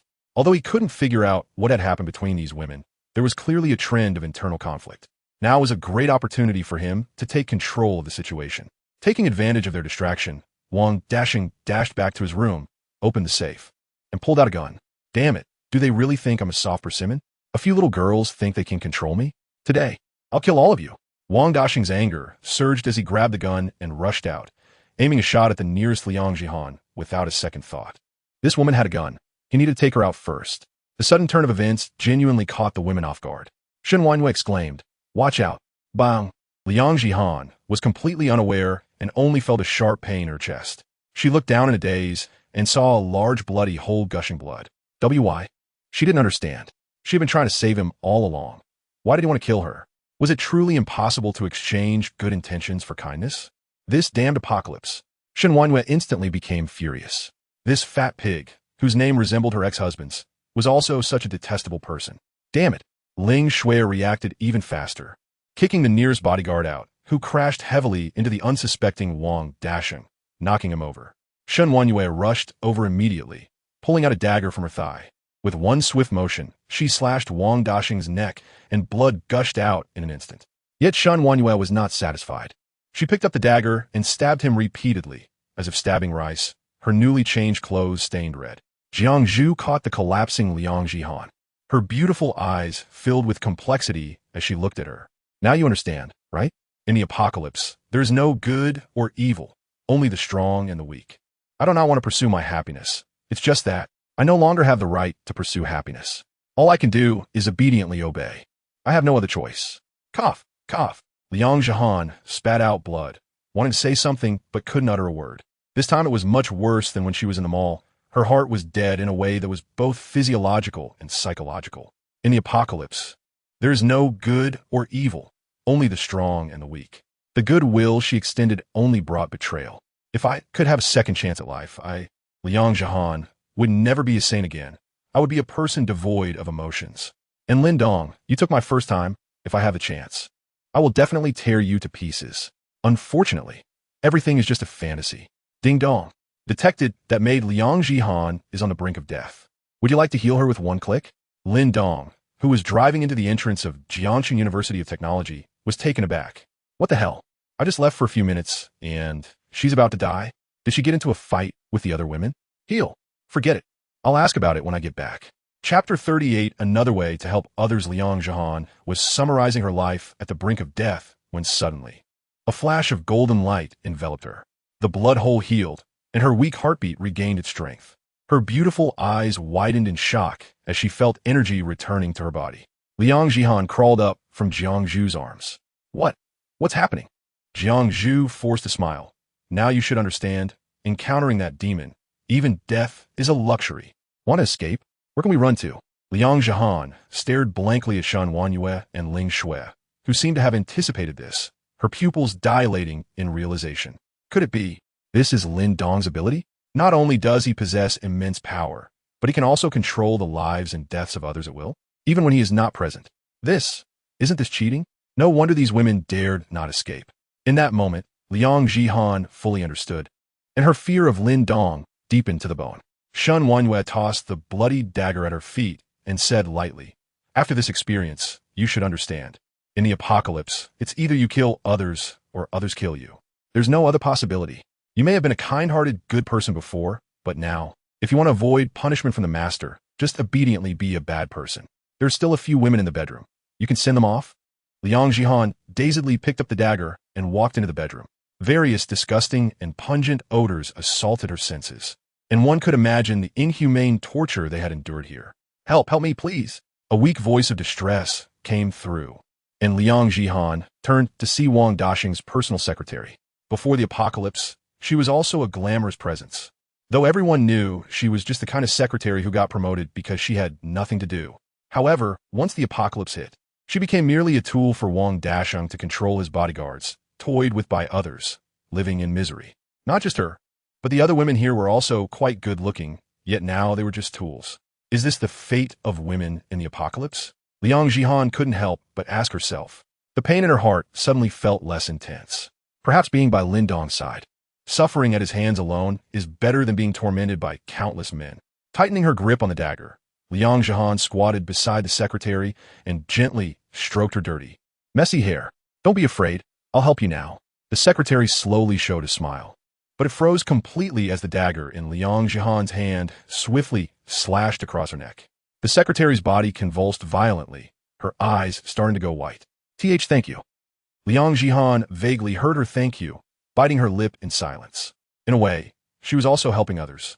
Suppressing the nausea, Liang Zhihan similarly dealt with the other women, and by now, only the four of them remained in the suite.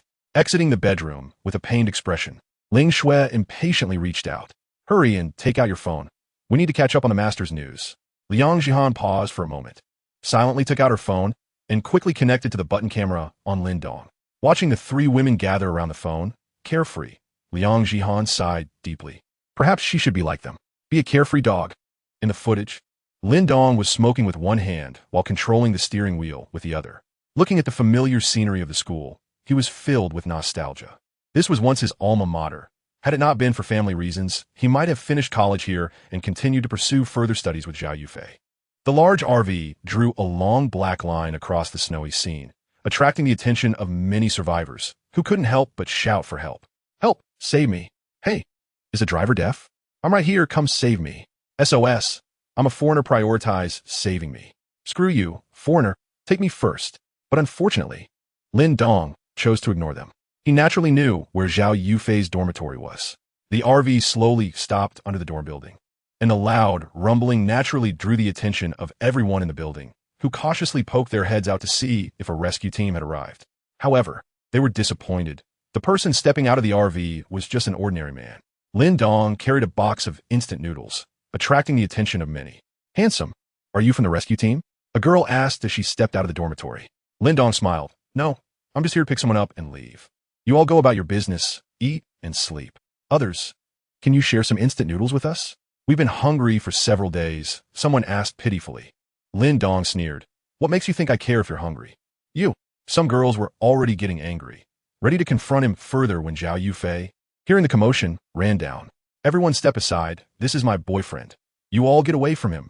Lin Dong initially thought that reuniting with Zhao Yufei would stir some complex emotions, given that they had once shared a bed.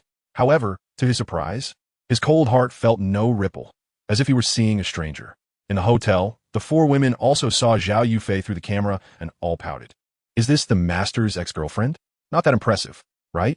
Not as big as mine, and she's got freckles on her face. The master really hasn't had good taste before. Zhao Yufei rushed over and hugged Lin Dong's arm, declaring her possession. Seeing this girl with a boyfriend come to pick her up, the others were immediately filled with envy and jealousy. But since they were all well-behaved students, they didn't dare do anything excessive. Lin Dong, come back to the dorm with me. Zhao Yufei was still quite pleased to see Lin Dong's large RV. Lin Dong said nothing as he was forcibly dragged into the dormitory. As soon as he entered, Lin Dong couldn't help but frown. Stinky. It smells terrible. Did someone poop on a bed? The small dormitory was a mess with clothes piled haphazardly and snack wrappers and instant noodle trash forming small mountains. He really couldn't understand how they endured this.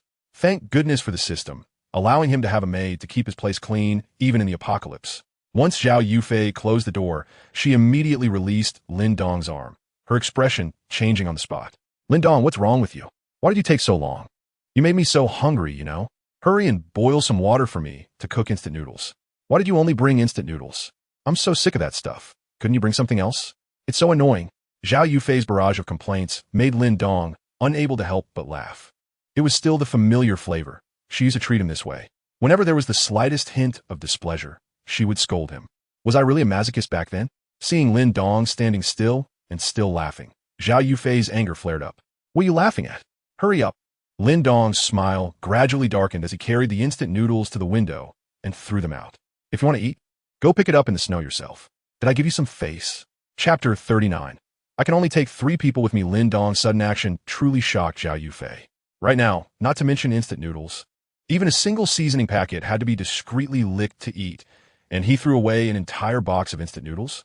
What was he going crazy about? Wait, what kind of tone is this? What is your tone? Do you dare to yell at me? Zhao Yufei was furious.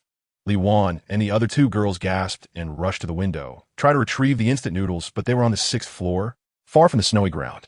As they got closer to the balcony, Lin Dong finally saw the faces of the 3 girls, and he naturally recognized them. But today, why do they feel like strangers?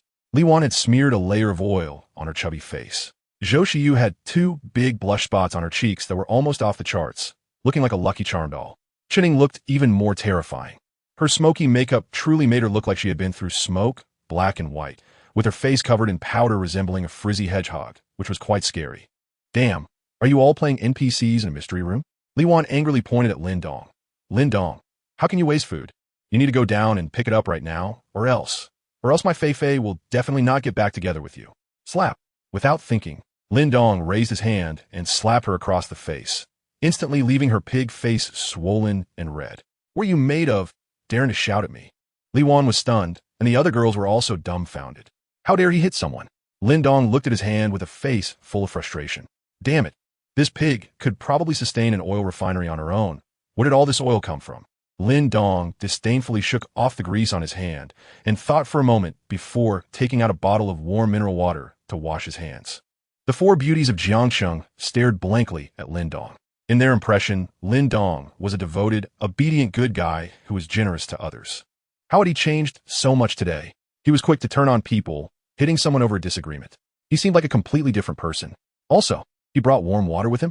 Qining licked her dry lips, resisting the urge to lick the ice-cold puddle on the ground, and hurriedly stepped in to mediate. Oh, what's going on? Xiaowan, this is between Lin Dong and Fei Fei. Whether they get back together is their own decision. As good friends, we shouldn't interfere. And Lin Dong, as a boy, how can you hit people? Why don't you apologize to Xiaowan, and we can let this go? She even subtly winked at Lin Dong. Look at me, how understanding and cultured I am, much more so than that shameless Zhao Yufei. However, Lin Dong seemed to ignore her and threw the half-full bottle of warm water out again. You think you deserve an apology from me? After saying that, he disregarded Chen Ying's stiff, smiling face, found a clean stool to sit on, and looked at Zhao Yufei. Originally, we were somewhat in love, and I sincerely went through a lot to bring you supplies. But you, as soon as you entered, turned your back on me. I'm no longer your boyfriend. So why should I put up with your face? Zhao Yufei froze completely. She finally realized she had made a huge mistake. Yes, he was no longer her boyfriend. So why should she expect anything from him? But she quickly calmed down. Since Lin Dong was willing to come, it meant he still had some feelings left for her. If that's the case, then it would be easy. Zhao Yufei awkwardly smiled and immediately adopted a pitiful look, squatting beside Lin Dong. Dong, I was wrong. You coming to save me shows that you love me, right? I was just a bit anxious and had a bad attitude towards you. Can you forgive me? She had previously made Lin Dong angry before, but her act of being cute always worked like a charm. Lin Dong sneered inwardly, but his cold expression gradually softened. What does it matter whether I forgive you or not? After all, we aren't a couple anymore. Zhao Yufei became even more convinced that Lin Dong wanted to get back together with her, and her heart filled with pride. Although we're not a couple, we're definitely not enemies, right? Can you stop looking so gloomy? Smile a bit. Lin Dong then showed a radiant smile. Seeing Lin Dong so easily swayed by Zhao Yufei, the other three girls were filled with various feelings of envy and jealousy. Why didn't they have such a submissive dog to command? Li Wan covered her chubby face, glaring at Lin Dong with a hint of resentment. Her small eyes darting around, not knowing what to think. Zhao Yufei sighed deeply. Dong, this heavy snow is truly terrifying. You have an RV and can move around, so you must have a lot of supplies, right? Lin Dong nodded. Yes, quite a lot. I can't finish it all by myself. The girl's eyes brightened simultaneously. Before Zhao Yufei could say anything, Chening had already leaned in. Is that so? That's great. I knew I didn't misjudge you. It's quite difficult to gather supplies in such a situation. Lin Dong, you're amazing. Zhou Xiyu also chimed in, praising Lin Dong for being so great. Lin Dong raised his eyebrows slightly. Zhao Yufei's three roommates had always looked down on him, but today they were acting differently, coupled with their makeup. Lin Dong couldn't help but shiver. They couldn't possibly be after him, could they? Zhao Yufei felt a bit annoyed. That old woman, Chan Ying, and that green tea Zhou Xiyu really knew how to take advantage of the situation. Thankfully, Lin Dong was just lucky and returned to his previous naive self. Zhao Yufei tentatively asked, so, can that RV take me away? It was take me, not take us. Chuning immediately panicked. Yes, Lin Dong, your RV is so big, it can definitely take us all away, right? That shameless Zhao Yufei, didn't he plan to take them with her? Li Wan and Zhou Xiyu said nothing, merely throwing flirtatious glances at Lin Dong. Lin Dong looked at them and suddenly broke into a strange smile. Sure, but unfortunately, my RV only has 4 seats. Besides me, I can only take 3 people with me. You all. With just one sentence, the atmosphere in the dormitory instantly turned cold. The 4 girls exchanged glances with malicious intent, and sparks flew in the air. They all knew that whoever was left behind would face a fate of starvation and freezing, with no chance of survival. Chuning, still reluctant to give up, asked, only 3 people? We've been best friends for life. We can't separate. Lin Dong, can you squeeze a bit? We want to take up much space. Lin Dong shrugged. There is nothing I can do. My RV is filled with all kinds of food supplies. It's already hard to squeeze out 3 extra seats. I really can't fit a 4th person. The 4 beauties of Jiangsheng felt a chill in their hearts simultaneously. The battle for seats had begun. Chapter 40 Good Besties. Tear off the face, Lin Dong smiled and lit a cigarette, looking at the 4 silent women. Aren't you good besties? Aren't you the 4 beauties of Jiangsheng? Come on, show your talents. Zhao Yufei was the first to speak up. Dong, as long as you let me get in your car, I'm willing to get back together with you. After thinking it over these days, I realized that breaking up with you impulsively was really irrational. Once I calmed down, I discovered that I've always loved you. I dream about you every night, dreaming about the days we had together in class and eating street food. You can't abandon me, to be honest. Zhao Yufei's acting was quite good, with her big eyes turning red. She knew her advantages very well. The allure of being a white moonlight was not something to joke about. In the hotel, Shen Wanyue and the other 3 women were simultaneously feeling nauseous. I can't take it anymore. This woman is so shameless. She dumped the master before the apocalypse, and now she's brazenly saying she still loves him. I really want to jump through the screen and hit her. Do you think the master will fall for her nonsense? The 4 exchanged glances and shook their heads simultaneously. Impossible. Absolutely impossible. Lin Dong is a person whose heart is colder than the ice and snow outside. If he could be easily swayed, they wouldn't just be his maids and not his women. However, to their surprise, Lin Dong smiled and nodded. Okay, I'll take you. Zhao Yufei immediately turned her tears into laughter, casting a triumphant glance at Chen Ying and the others. See, I just need to make a little move, and Lin Dong will obediently follow. You ugly and cheap girls, don't think you can outdo me. Chen Ying and the other three were not so easily shaken, as they had prepared themselves mentally. After all, Zhao Yufei was the ex-girlfriend, and the possibility of Lin Dong taking her away was still quite high. Next, it was up to the three of them to fight for the remaining 2 seats. Zhou Xiyu stepped forward first, hurriedly fixing her messy bangs and revealing a sweet smile. Lin Dong, I'm Fei Fei's best friend, the kind that won't separate even for eating, sleeping, or go to the bathroom. You can't let me be apart from Fei Fei, or I won't agree. She had hinted to Lin Dong that since she and Fei Fei never separated while sleeping, she could also be around when Lin Dong was with Fei Fei at night. This was already a form of seduction. Chening looked displeased. Xiaoyu, what are you saying? Am I not Fei Fei's best friend? Besides, Lin Dong, let me tell you, Xiaoyu grind her teeth in her sleep, making it impossible for anyone to sleep. Take me instead. I grew up in a poor family and could do all the housework. The backstabbing began. Zhou Xiyu was furious. Sister Ying, that's too much. When did I grind my teeth in my sleep? Don't slander me. Chen Ying snorted coldly. Too much? That's a joke. I still have recordings of you grinding your teeth in your sleep on my phone. Want to play them? Zhou Xiyu, you old woman. How can you be so shameless? Chen Ying exploded with anger. I'm only 2 years older than you. Why do you call me old? A woman's age is not something to be easily used as an attack. Bringing it up is like pulling out a trump card. Seeing that Chen Ying was rattled, Zhou Xiyu began to taunt. Oh, just 2 years older? According to our hometown's way of counting, that's 3 years, and rounding up makes it 5 years. Isn't that old enough? Chen Ying's anger flared. Damn green tea. I'll tear your mouth apart. As she said this, she pushed Zhou Xiyu, who was caught off guard and fell onto the floor, her eyes red and pitiful. Her voice was soul-stirring. Ling Shui, watching from the screen, covered her face. This was a scene straight out of a certain Korean variety show. The problem was, those people had angelic looks, and what about this? This was monstrous. Those people were charming, while this was just wanting to crush each other.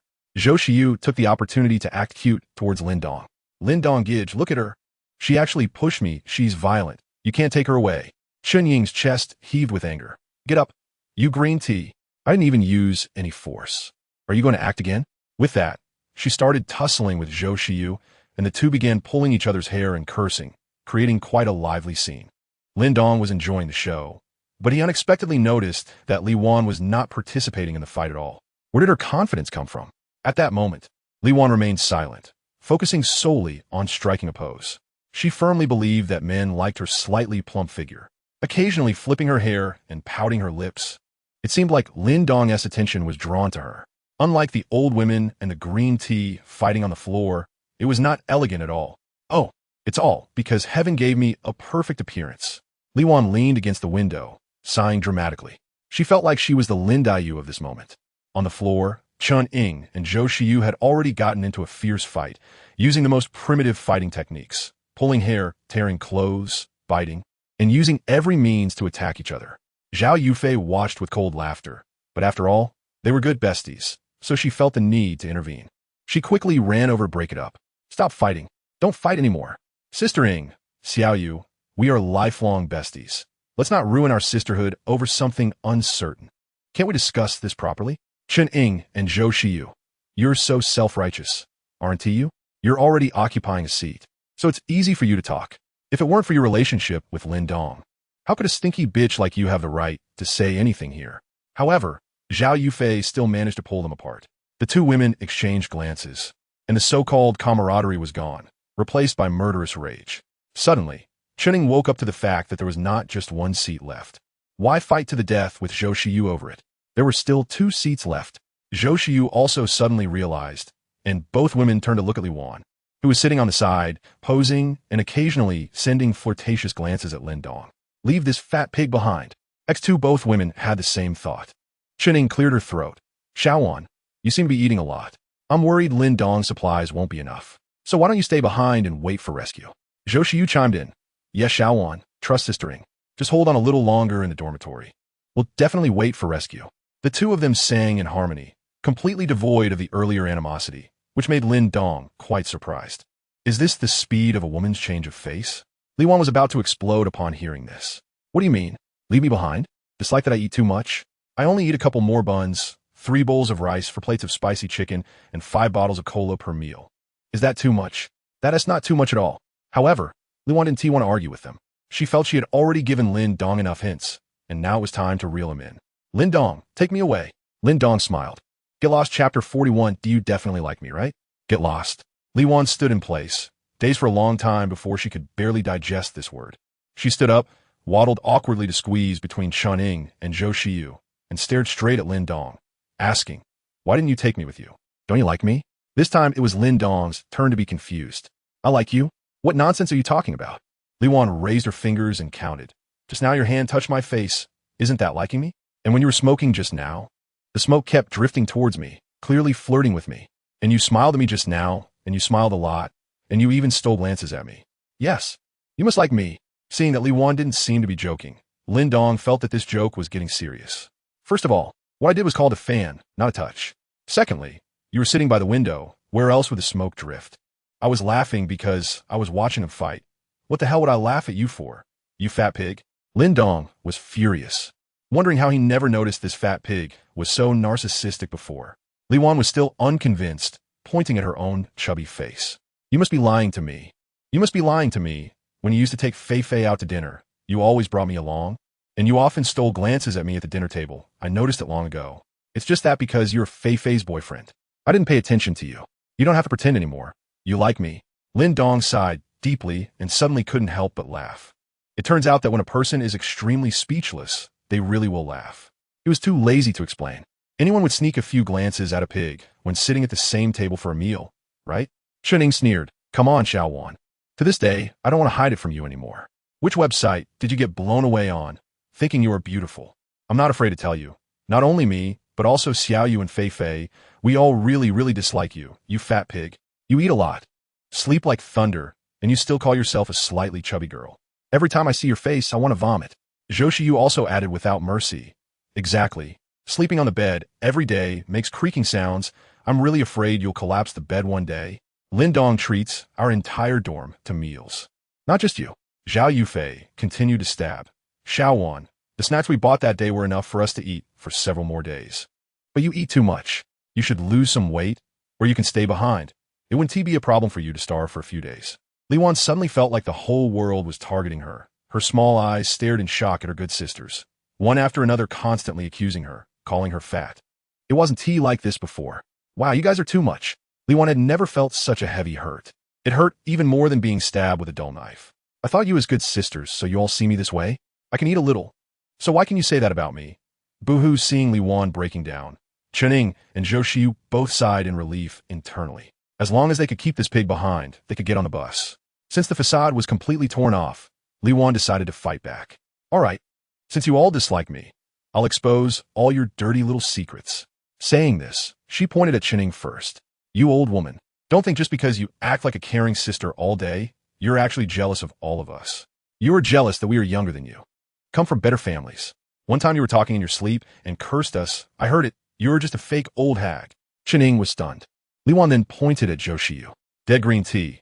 You can't move when you see a handsome guy, but you look disdainful when you see a loser. The person I dislike the most is someone like you, who dresses up like a good girl all day. In reality, you've secretly gone to a duck shop several times. Do you really think we don't know? You're pure on the surface, but a total slut behind the scenes." Zhou Shiyu was also stunned. Finally, Li pointed at Zhao Yufei. "Bitch, I've never seen someone as cheap as you since I was young. Eating the food Lin Dong gives you, wearing the clothes Lin Dong buys, spending Lin Dong's money, and then complaining to us about how stingy Lin Dong is when you get back to the dorm. I've never seen someone like you." Li looked at Lin Dong. "Lin Dong, I'm not afraid to tell you. Your girlfriend always curses you for being poor in front of us, saying you're not ambitious, and she's planning to find someone better. If it weren't for others not being as useful as you, she would have kicked you to the curb long ago. Previously, Zhao Yufei liked a younger guy, and she used your money to buy him a pair of sneakers. She's using your money to flatter others. Don't be fooled by her." Lin Dong frowned slightly as he recalled. It seemed to be true. At that time, the payment was deducted from his account, and he checked to find out that Zhao Yufei had bought a pair of brand-name men's sneakers, which made him happy for a while. He thought his girlfriend would buy him a gift, although it was his money. Who would have thought that he never saw the sneakers later, and when he asked her about it, she said it was for her father, so he didn't pursue it. Who would have thought? He had become a big fool. What is it like to eat melon only to have it land on your own head? However, Lin Dong wasn't very angry. Instead, he felt a bit like laughing at his former foolish self. Shut up. What nonsense are you talking about? I'll tear your filthy mouth apart. Ah, Luan, I'll hit you. The three angry girls, Zhao Yufei, Chun Ying, and Zhou Xiyu, couldn't help but try to stop Li Wan from exposing their secrets, and the scene became chaotic again. The flesh on Li Wan wasn't for nothing. Her big frame played a role at this moment, and she held her own against the three. Di, Fat Pick, Go Di. Zhao Yufei seized the opportunity to tightly grab Li Wan's neck, her eyes filled with malice. She didn't dare to look back at Lin Dong's expression. She was afraid to face the furious Lin Dong. If he abandoned her, she would have to wait for death with these bitches. So, she had to make Li Wan shut up first and explain to Lin Dong later. Chun Ying and Zhou Xiyu held Li Wan's arms from left and right, once inseparable best friends. At this moment, they seemed like enemies, thinking only of killing each other. Lin Dong smoked and watched, finding it quite enjoyable. When women fight, there are two types. One is like his maid, where limbs fly and it's bloody. The other is like this, without any techniques, just a contest of strength, pulling hair harder. It's hilarious. They didn't even know how to use tools. The four of them were in a chaotic fight, rolling around. Suddenly, with a bang, Zhao Yufei felt a warm sensation in her hand, pulling back to look. She was immediately frozen. Blood. So much blood. Li Wan had been attacked by the three of them, accidentally hitting the back of her head against the iron frame. Her eyes rolled back, and she just lay down. Chun Ying and Zhou Xiyu also noticed, quickly retreating in panic, looking at the blood staining the floor beneath Li Wan. We killed someone. Chapter 42. Enhanced version of Little Era. After all, they're a high-quality group of people. While the outside world has gone crazy, the people here haven't even considered murder or robbery. Now, having accidentally killed Li Wan, all three women are terrified. Chun Ying trembles as she wipes the blood from her hands. No, I didn't kill her. Just now, I just wanted to hold her back. It was Fei. It was you who killed her. Zhao Yufei dared not admit it and hurriedly shifted the blame. No, I was just choking, holding her neck. It was Xiaoyu who killed her. Zhou Xiyu had already cried in fear. It wasn't me. It wasn't me. You all killed her. I didn't do anything. The first reaction of the three was to pass the blame. They are all university students with bright futures. How could they carry the weight of a life? It was Fei who did it. I said it wasn't me. It was Xiaoyu who did it. It wasn't me. I was the farthest from her. Right. It was Fei who did it. You killed Xiao Wan. Chun Ying and Zhou Xiyu quickly united to put all the blame on Zhao Yufei. It was you, Xiaoyu, and I saw it with our own eyes. It was you who killed her. Chun Ying's tone became incredibly firm. It wasn't me. It wasn't me. Zhao Yufei shook her head in terror, unable to clean the blood from her hands. Now it was 2 against 1, and Zhao Yufei was extremely frightened. The three women quickly erupted into a fierce argument, leaving Lin Dong with a headache. Chattering, it's so annoying. Before he could say anything, Zhao Yufei suddenly erupted and violently pushed Chun Ying down. Coincidentally, Chun Ying's head hit the corner of the table, and she fainted with her eyes rolling back. Instantly, more blood flowed out. Fei, you killed someone again. You killed someone again. Zhou Xiyu cried with tears streaming down her face. Zhao Yufei was both terrified and in a daze, staring blankly at her hands. No, it wasn't me. I didn't kill anyone. Don't cry. But Zhou Xiyu couldn't hear her, crying even louder. Zhao Yufei, who had already lost her mind after killing 2 people, reached out her bloody hands and covered Zhou Shiyu's mouth tightly. I told you to stop crying. Be quiet. Let me go. Help. Zhao Yufei is killing. Zhou Xiyu struggled violently. Zhao Yufei only wanted the other to shut up. Seeing that covering her mouth wasn't working, she gripped her neck tightly, her veins bulging, joints turning white, and her eyes filled with fierce light. After an unknown amount of time struggling, Zhou Shiyu's body suddenly tensed, her eyes began to roll back, and her tongue even stuck out. Zhao Yufei, now completely deranged, forgot to let go and continued to choke her. I won't let go. Finally, Zhou Xiyu stopped moving, and only then did Zhao Yufei, as if lost in thought, release her grip. I didn't kill anyone. I told you to stop shouting. Ooh, she unexpectedly began to cry in pain. The chaos finally came to an end, and Lin Dong couldn't help but clap his hands. Clap, clap, clap, what a wonderful little era plot. It's brilliant, absolutely brilliant. Betrayal, backstabbing, tearing each other apart, mutual suspicion, framing, anger, murder, and so on. All the elements are present. This is even more wild and real than what is portrayed in movies. Zhao Yufei quickly looked up at Lin Dong, her eyes suddenly flashing with anger. Lin Dong, it's all your fault. Yes, it's all your fault. You're the one who made me kill. You're the real executioner. The one who should be shot. Lin Dong raised his hands. What did I do?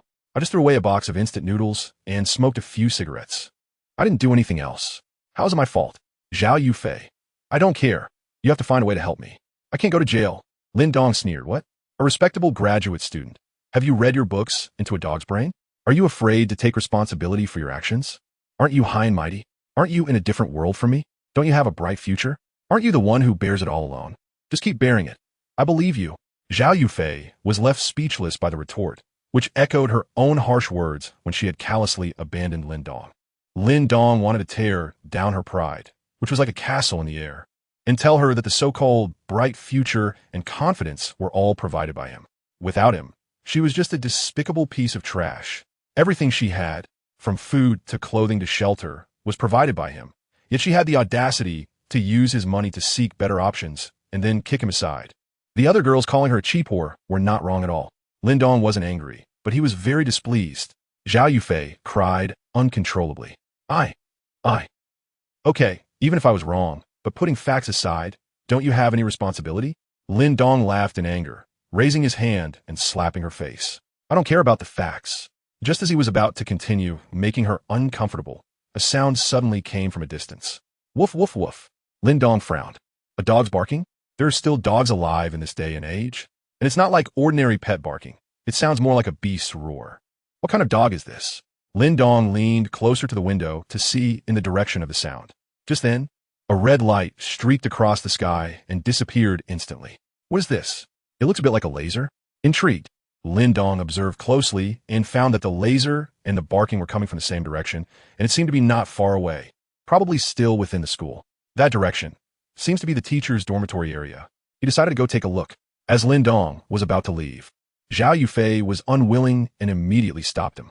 Lin Dong, you can't leave me behind. Leaving her with 3 corpses would be worse than killing her. Lin Dong hadn't planned to let her off so easily. All right, then you come with me. Seeing that Lin Dong hadn't abandoned her, Zhao Yufei was overjoyed, not even bothering to wipe the blood from her face. She hurriedly put away her phone and followed closely behind Lin Dong, sneakingly covering her face, afraid that others would know what she had just done. As for the 3 corpses in the dormitory, she couldn't care less. In her panic, she just wanted to escape. Just as she got into the RV, chaos erupted in the dormitory building. Murder.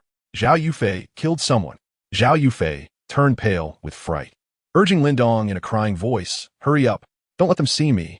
Lin Dong skillfully drove the RV away. And only when they could no longer see the dormitory building did Zhao Yufei slowly regain her composure. Wait, Lin Dong, this RV is so big. It can fit 4 people. It can fit more than 4. It can fit 10. Moreover, the RV has beds and is incredibly warm. Simply a mobile fortress. Distracted by the RV, Zhao Yufei began to examine it carefully. Soon, her attention fell on the bed, which was a bit messy, and there was a woman's underwear scattered at the foot of the bed. The size was bigger than her face. Lin Dong, are you cheating? Zhao Yufei exclaimed angrily, although she no longer likes Lin Dong. Just thinking about the fact that he has found a new partner is even more painful than being tortured 1,000 times. Chapter 43. To kill or not to kill? That is the question. Lin Dong scoffed. I don't have a girlfriend, so I can find whoever I want, sleep with whoever I want. What the hell is this about being loyal? Zhao Yufei was left speechless, her face flushed with anger. In her mind, Lin Dong was her dog. Even if she had drained all his value, he should still continue to lick her boots. Without her permission, he absolutely could not seek out other women. No, Lin Dong, I want to allow you to have contact with other women. I want to get back together with you. And you are not allowed to find another woman. Lin Dong sneered. Get back together? You should first consider how to clear your name from the murder suspicion. I don't want a murderer as a girlfriend. Zhao Yufei was stunned, finally recalling her act of murder amidst her anger, and instantly wilted. Half an hour earlier, Ho Ming had finally dug through the tunnel after relentless effort. Feng Yi quickly brought Chen Yinxi along, and the 3 of them finally had a new map. Damn it, if we find food later, I'll have the first bite. Ho Ming's golden hands slowly faded to flesh color as he patted the dirt off himself. Looking quite gloomy, he had dug the entire passage from the library to here by himself, and there was no one to boss around. Feng Yi helped his girlfriend up, carefully brushing off the dust. Really slow. Feng Yi, hurry up and find food. I want something hot. The girl was quite satisfied with the new environment. It seemed to be the home of some teacher, looking neat and clean, with no one living there. Ho Ming charged into the kitchen and rummaged through the cabinets. And he indeed found quite a lot of food, immediately wolfing it down. Seeing Ho Ming devouring the food, while Feng Yi was taking his time, Shen Yunqi was quite angry. Feng Yi, what are you dawdling for? If you don't find food soon, he is going to eat it all. Feng Yi, however, was in no hurry, staring intently at Ho Ming. He was contemplating whether to kill Ho Ming right now. This teacher's apartment was basically structured as one-bedroom units, with each unit having a kitchen and storage, totaling about 100 units. If he could monopolize all the supplies in this building, it would be enough for him and Shen Yunqi to survive for a long time. However, he was unsure. If he really killed Ho Ming and later found the supplies insufficient, he would still need Ho Ming's digging ability. After all, outside it was a frozen wasteland, and his digging skill was essential for searching for supplies. To kill or not to kill? Feng Yi was caught in a dilemma. In contrast, Ho Ming was wolfing down food while keeping a wary eye on Feng Yi, thinking about how to sneakily kill him. The current situation was that Feng Yi might need him, but he completely didn't need Feng Yi. He couldn't win in a direct confrontation. He had to think of a good plan. Thinking of Shen Yunqi's innocent appearance beneath him made Ho Ming's heart burn with excitement. Ultimately, Feng Yi chose to wait and see, deciding to first understand the situation in the building. Monkey, leave me some food. After about 10 minutes, the three finally had a hearty meal. Although Shen Yunqi complained that it wasn't hot food, it was indeed delicious while eating.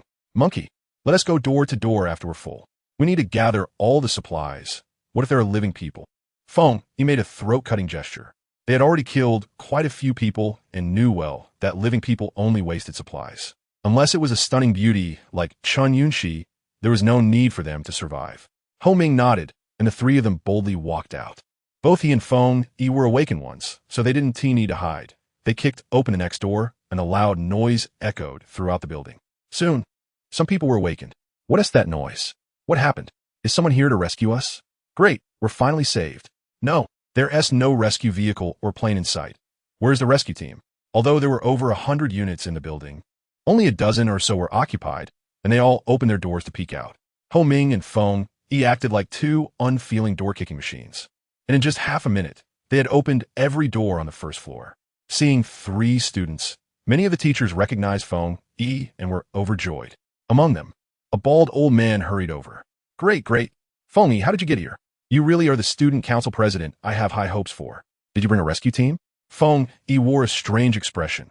He recognized the bald old man as the head of a certain department. Someone he was somewhat familiar with, named Zheng Fang. Dean Zheng. Great, you're still alive. Feng Yi eagerly walked over to chat. Ho Ming instantly understood what Feng Yi wanted to do and followed silently. Zheng Fang was crying and sniffling, yes. This natural disaster is really terrifying. The rescue team hasn't come, and our food is almost gone. By the way, how did you all get here? Has the rescue team arrived? Feng Yi maintained an excited smile and looked behind him, where about a dozen people were gradually standing. Yes, Dean Zheng, the rescue team has arrived, but they still need time to drive over, so I came as their advance party to see how many people are still in our teacher's building. His voice was loud, and Zheng Fang, along with the other teachers, were all overjoyed. Really? That's great. There really is a rescue team? I knew it.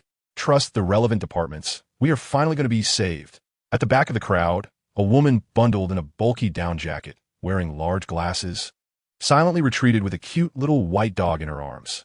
Feng Yi smiled and said, Dean Zheng, you are a respected elder in the school. Why don't you do us a favor and gather all the teachers here? No need to bring much. After all, the rescue team is coming soon. So we need to hurry. Zheng Fang nodded. Yes, you make sense. After all, there are still many people in need of rescue. And as teachers, we must not waste the rescue team's time. After saying that, he immediately turned around and shouted loudly, all teachers, the rescue team is coming soon. Hurry up and pack your things. Don't bring too much. Come gather here with me. He indeed had a certain authority in the school. As soon as he said this, the teachers all ran back home, quickly tidied up, bringing what they considered important, and in less than 10 minutes, they had gathered on the first floor. Zheng Fang nodded in satisfaction. His words were indeed effective. After counting the number of people, Zheng Fang frowned. Strange. Why haven't I seen teacher Qin Shuyao? Qin Shuyao. Feng Yi and Ho Ming's eyes immediately lit up. In this university, if the campus belle was undoubtedly Shen Yunqi, then the most beautiful flower in the entire university was undoubtedly Qin Shuyao. Chapter 44. Line up I.G. It's not that Qin Shiyao is significantly more beautiful than Chen Yunxi, but it's her temperament. Half a year ago, when Qin Shiyao suddenly arrived, it caused quite a stir. Some people dug up information that this new beautiful teacher was a Ritter Ni from a prestigious foreign school and came from a prominent family, reportedly having some connections with the principal's family. Besides her mysterious background, Qin Shiyao exuded a cool, enchanting, and elegant aura. It's hard to imagine that a woman could blend so many qualities into one, but she did, quickly attracting the admiration of countless people of all ages in the school. Many wealthy male students often drove various sports cars in an attempt to catch the attention of this female teacher. If the students were like this, the male teachers were even more frenzied. Whether married or single, they would find ways to ask her out. Logically, a beauty of this caliber would have some rumors surrounding her. But Qin Xiao protected herself well, or rather, she maintained a perfect distance, never having any rumors with any male, making her the dream girl of all men. Although Chen Yunxi had never let any man touch her, the fact that she changed boyfriends too frequently was undeniable. So in comparison, Qin Xiao was naturally more popular than the loose woman Chen Yunxi. Upon hearing that Qin Xiao was still alive and in this building, Chen Yunxi pouted in dissatisfaction. What makes this nasty woman more beautiful than me? Why does she have a higher status? She was already preparing to have Feng Yi find her and tear apart Qin Xiao's facade to see if she was still beautiful. Feng Yi and Ho Ming were already overly excited, especially Ho Ming, who was envious of Feng Yi being able to play with the campus belle, while he could only jerk off to her photos. Heaven has not been unkind to me. It even left me an exquisite, beautiful teacher. He even began to consider secretly taking Qin Xiao away after getting her, to prevent Feng Yi from having designs on her. As the student council president, Feng Yi suppressed his joy and asked, Director Zheng, is teacher Qin really still in this building? Is she alive? Zheng Feng answered without thinking too much. Yes, I saw her take her dog out yesterday. She is definitely alive. Let me call her. Feng Yi's eyes turned, and he hurriedly stopped him. Director Zheng, never mind, let's line up first. Maybe teacher Qin will come down soon. All right then, Zheng Feng, being older and not wanting to move in the cold, would have otherwise insisted on going to knock on teacher Qin's door, as even a short conversation with her would be good. Everyone, the rescue team will be here soon. Let's line up and leave in an orderly manner. The teachers were extremely excited, quickly lining up and whispering to each other, their words filled with excitement and anticipation for the imminent rescue. Feng Yi kept sneering, his eyes growing increasingly fierce. This group of stubborn old fossils. I've already killed dozens of people outside, and you're still expecting a rescue team? You've really taught yourself to be foolish by teaching. Zheng Feng was the most excited, standing at the front, looking at Feng Yi with anticipation. Suddenly, he noticed something was off with Feng Yi. Hey, Feng Yi, why are your eyes glowing? Is it she? In an instant, two beams of red light shot from Feng Yi's eyes, piercing through Zheng Feng's head, burning two large holes, and his head exploded immediately. Zheng Feng's head was more fragile than paper in front of the red light, and after being penetrated, it instantly shot to the second person, then the third, the fourth. In less than half a second, the lined-up teachers were all pierced by the two lasers, even creating two holes in the wall. This. The taller teachers stared blankly at the exploded corpse in front of them, then blankly looked at the two large holes in their chests. Thud, thud. All the teachers' bodies collapsed to the ground with a loud thud, without even a scream or plea for mercy. Feng Yi contentedly closed his eyes, the red light in his eyes gradually fading. Ho Ming gritted his teeth, watching with a hint of envy. Feng Yi's superpower was really cool and impressive.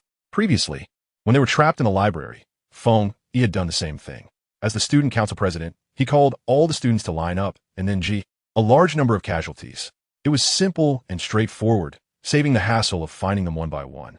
Upstairs, a plumply dressed Qin Xiao hid in the shadows, witnessing Feng Yi ruthlessly kill all the teachers. She was immediately scared and hurriedly covered her mouth, her eyes red and her body trembling. Since she lived on the top floor, she could see further. When Feng Yi mentioned a rescue team, her first reaction was disbelief. So just now she had sneaked away, hiding at a distance to see the situation. Unexpectedly, the student council president, who was loved by all the teachers and was polite and kind, turned out to be such a cold-blooded killer, having killed them all without any warning. This was simply a demon. The heat from the lasers even burned a bit, giving off a slight scent of roasted meat, and Ho Ming waved his hand at the smell.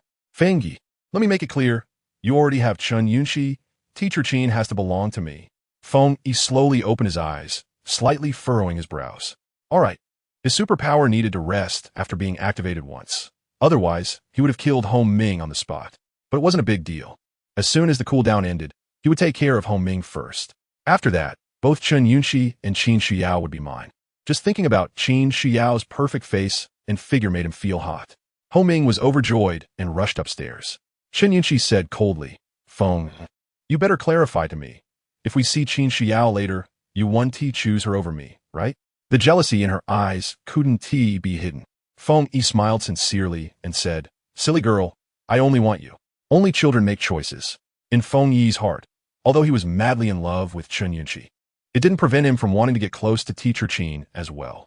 If this pair of teacher and student both submitted to him, what a scene that would be. Just thinking about it excited him. Chen Yunxi then revealed a smug smile.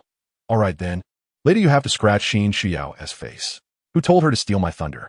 We'll talk about it later, Feng Yi said ambiguously, hurriedly leading his girlfriend to catch up. Upstairs, Qin Shiao had hurriedly hidden back in her room when she saw Hong Ming going upstairs, locking the door tightly. Scared out of her wits. Feeling the softness at her feet, Qin Shiao looked down and quickly picked up the snow-white puppy. Nuan, they're looking for me. What? What should I do? Aren't they students? How can they be so bad? They even dare to kill teachers. Woo-woo, I'm so scared. The seemingly harmless and extremely cute little white dog seemed to understand its owner's words and nudged its head against her face. Chapter 45. The mutated big white dog Hong Ming took 2 steps at a time, excitedly arriving at the top floor. He had just discovered Qin Shiao's whereabouts. Although she was bundled up heavily, it was definitely her. Teacher Qin, where are you? Your student has come to ask you questions. At this moment, Hong Ming looked nothing like a student from a prestigious university. Instead, he resembled a delinquent from the streets. The room was easy to find, as each door had a nameplate. The 3 stood at Qin Shiao's door. Hong Ming suppressed the urge to kick the door open, adjusted his hairstyle, licked his dry lips, and gently knocked on the door. There was no way he could act anything but a gentleman in front of Qin Shiao. Knock, knock, knock, Teacher Qin. Please open the door. Your students are here to see you. Inside, Qin Shiao bit her lip until it almost bled, too scared to make a sound as she curled up by the bed with Nuan. Still not opening? Teacher Qin, open the door. Don't hide in there without saying anything. I know you're home. There is still no response. Hong Ming's patience was wearing thin, and his knocking grew more intense. Here you playing hide and seek with me? Damn it. Hong Ming kicked the door open and rushed inside. Sure enough, he saw Qin Shiao. Although she was wrapped up like a dumpling, Hong Ming knew that beneath that down jacket lay an incredibly slender figure. Qin Shiao's face turned pale, and she couldn't help but shout, Ah, don't come in. Get out now. At that moment, the beautiful teacher looked as helpless as a pure white lamb. Hong Ming excitedly licked his lips. Hee, no need to shout, Teacher Qin. Even if you scream your lungs out, no one will come to save you. From now on, you'll follow me. Don't worry. I will take good care of you. Hearing his teasing words, Qin Shiao was almost in tears, filled with resistance. No, who wants to follow you? You're all bad people, demons. Hong Ming approached slowly with a wicked smile. A demon, huh? You can call me that if you want. Soon, you'll get to see an even more powerful demon. Suddenly, Qin Shiao felt something loosen in her arms as Nuan jumped out, opening its little mouth and lunging at Hong Ming. Oh, there's a dog too. How about dog meat hot pot tonight? Hong Ming was unfazed, raising his hand to swat Nuan away. This little dog even knows how to save its owner. Since it's so sensible, I'll add more chili tonight. But in the next moment, a horrifying thing happened. That little Nuan, which was only the size of 2 palms, suddenly grew larger. Its tiny mouth that could barely chew a sausage transformed into a massive blood-stained maw, and its cute little milk teeth turned into sharp fangs. A small puppy had turned into a fierce tiger. Its height went from 12 centimeters to 2 meters. Damn! Hong Ming was so scared he nearly wet himself, instinctively retracting his hand, but Nuan massive mouth had already bitten down. Crack! Hong Ming's arm was bitten off on the spot, blood spraying onto the white dog fur. Ah! Hong Ming cried out in pain, clutching his severed arm and hurriedly retreating. This sudden scene not only frightened him, but also shocked Feng Yi, Chen Yunxi, and the bewildered Qin Shiao. This is my Nuan? Feng Yi's expression changed drastically. Quick retreat. This is a mutated dog. He reacted quickly, immediately realizing that this dog might have, like him and Hong Ming, come into contact with the poisonous snow and gain superpowers. Saying this, he immediately grabbed Chun Yunshi and ran. Ho Ming was in tears, the pain of his severed arm causing adrenaline to spike as he began to sprint. Nuo chewed on the severed arm, blood oozing from its mouth, looking very frightening. After swallowing the arm, the now carnivorous Nuo took off after them. Nuo Qin Xiao was worried about her pet's safety and struggled to chase after them. In the corridor, a chase ensued between the three and the dog. Seeing the blood-soaked, snarling big white dog, Ho Ming was terrified. Feng Yi, you distracted. Feng Yi, equality terrified, shouted back without turning his head. This dog is too fast. I can't hit it. You need to hold it off for me. As long as you can distract it. I can hit it. I don't believe you. Ho Ming wasn't stupid. He was injured and had no way to hold off this big dog. He started running even faster. While running, Chun Yunshi stumbled and fell. She was just an ordinary person and couldn't keep up with the awakened one's speed. Feng Yi slammed to a halt, wanting to save his girlfriend, but Ho Ming had already seized the opportunity to overtake them, with the big white dog quickly closing in behind. In less than 0.1 seconds of struggling, Feng Yi decisively gave up on the rescue, sprinting away. No matter how much he liked his girlfriend, it was not more important than his own life. Chun Yunshi was crying in fear, watching the menacing Nuo getting closer. Don't eat me. Feng Yi, save me. In a critical moment, Qin Xiao shouted from behind, Nuo, don't bite people. Her command was very effective.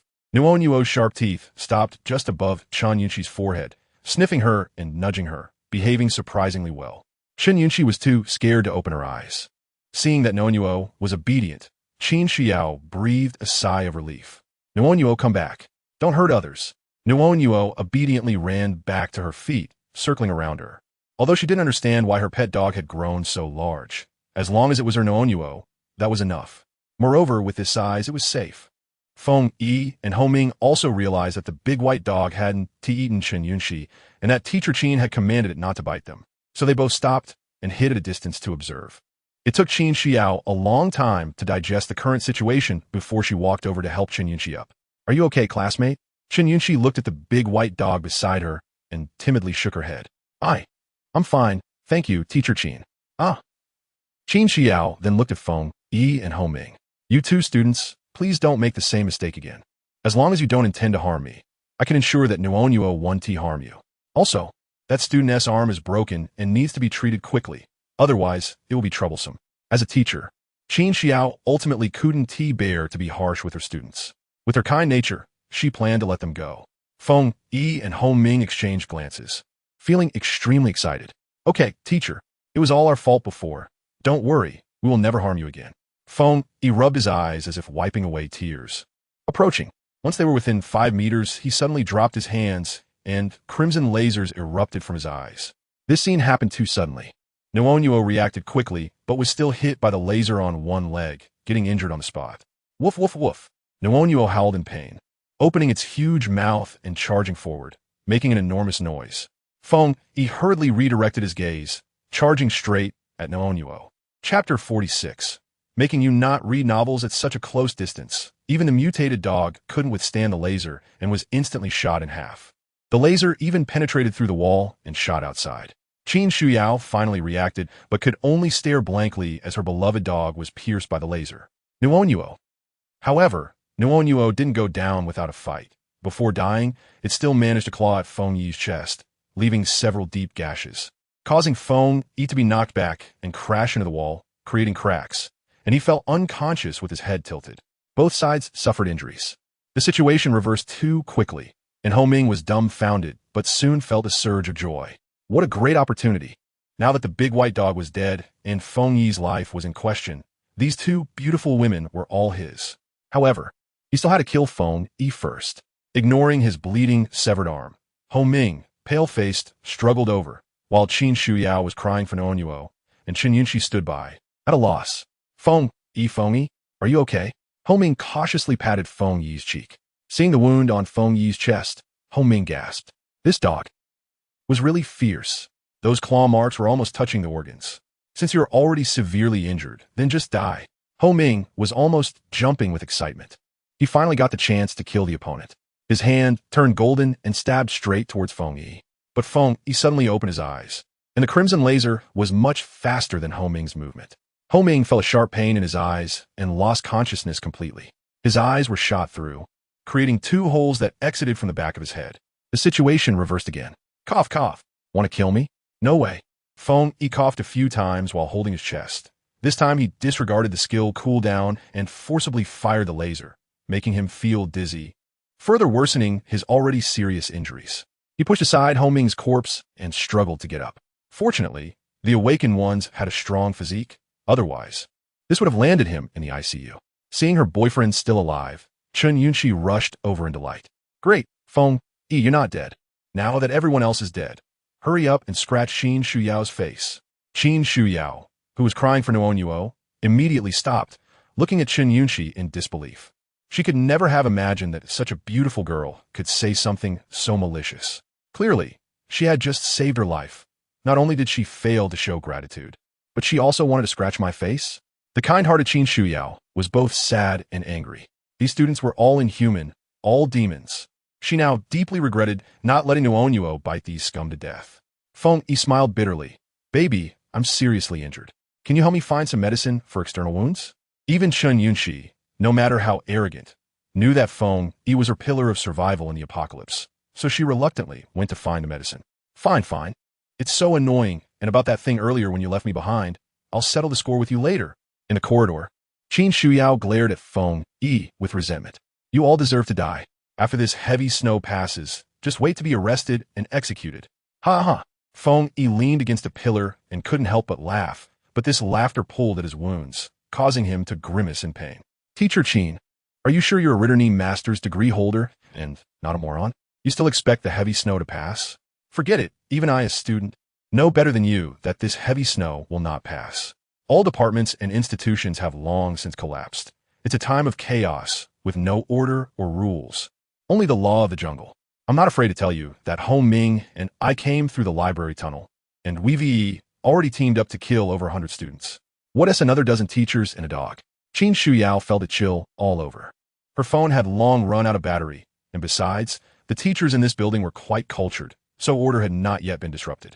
Therefore, she had no idea what the outside world had become. Now, hearing that Feng Yi had killed so many people, she felt like her worldview had shattered. Feng Yi sneered coldly. It's obvious you don't read novels. We old bookworms all know that in this apocalyptic stage, a beautiful woman like you has only two fates. Either you get played to death by a group of people, or you follow a powerful man. Teacher Qin, I advise you to obediently follow me. You've seen my superpowers. Only I have the ability to keep you safe. Qin Shuyao's lips were almost bitten to bleed.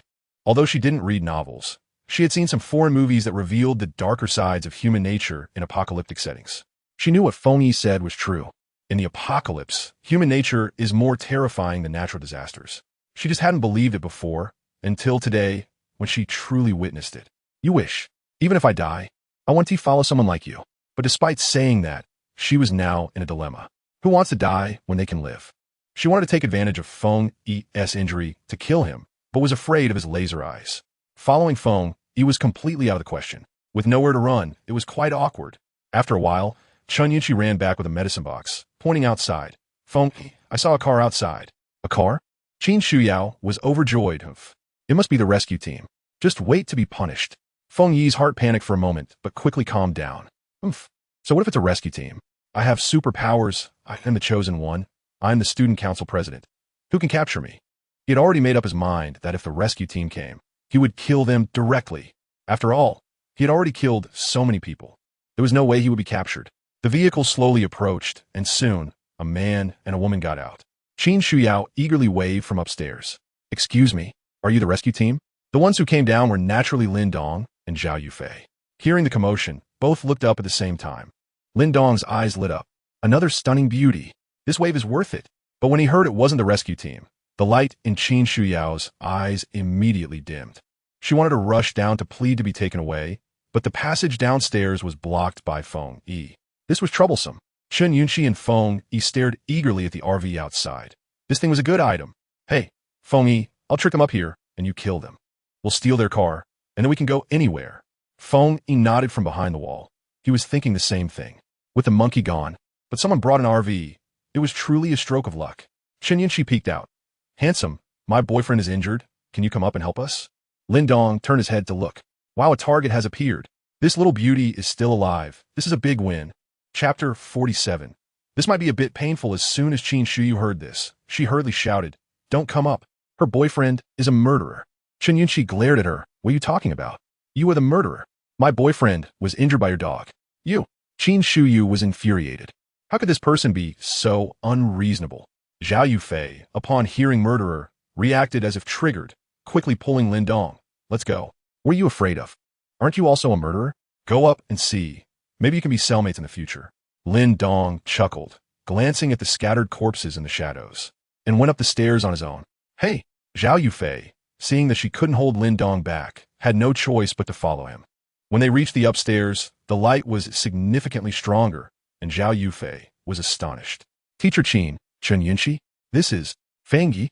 These three were considered prominent figures in the school, and most people knew them.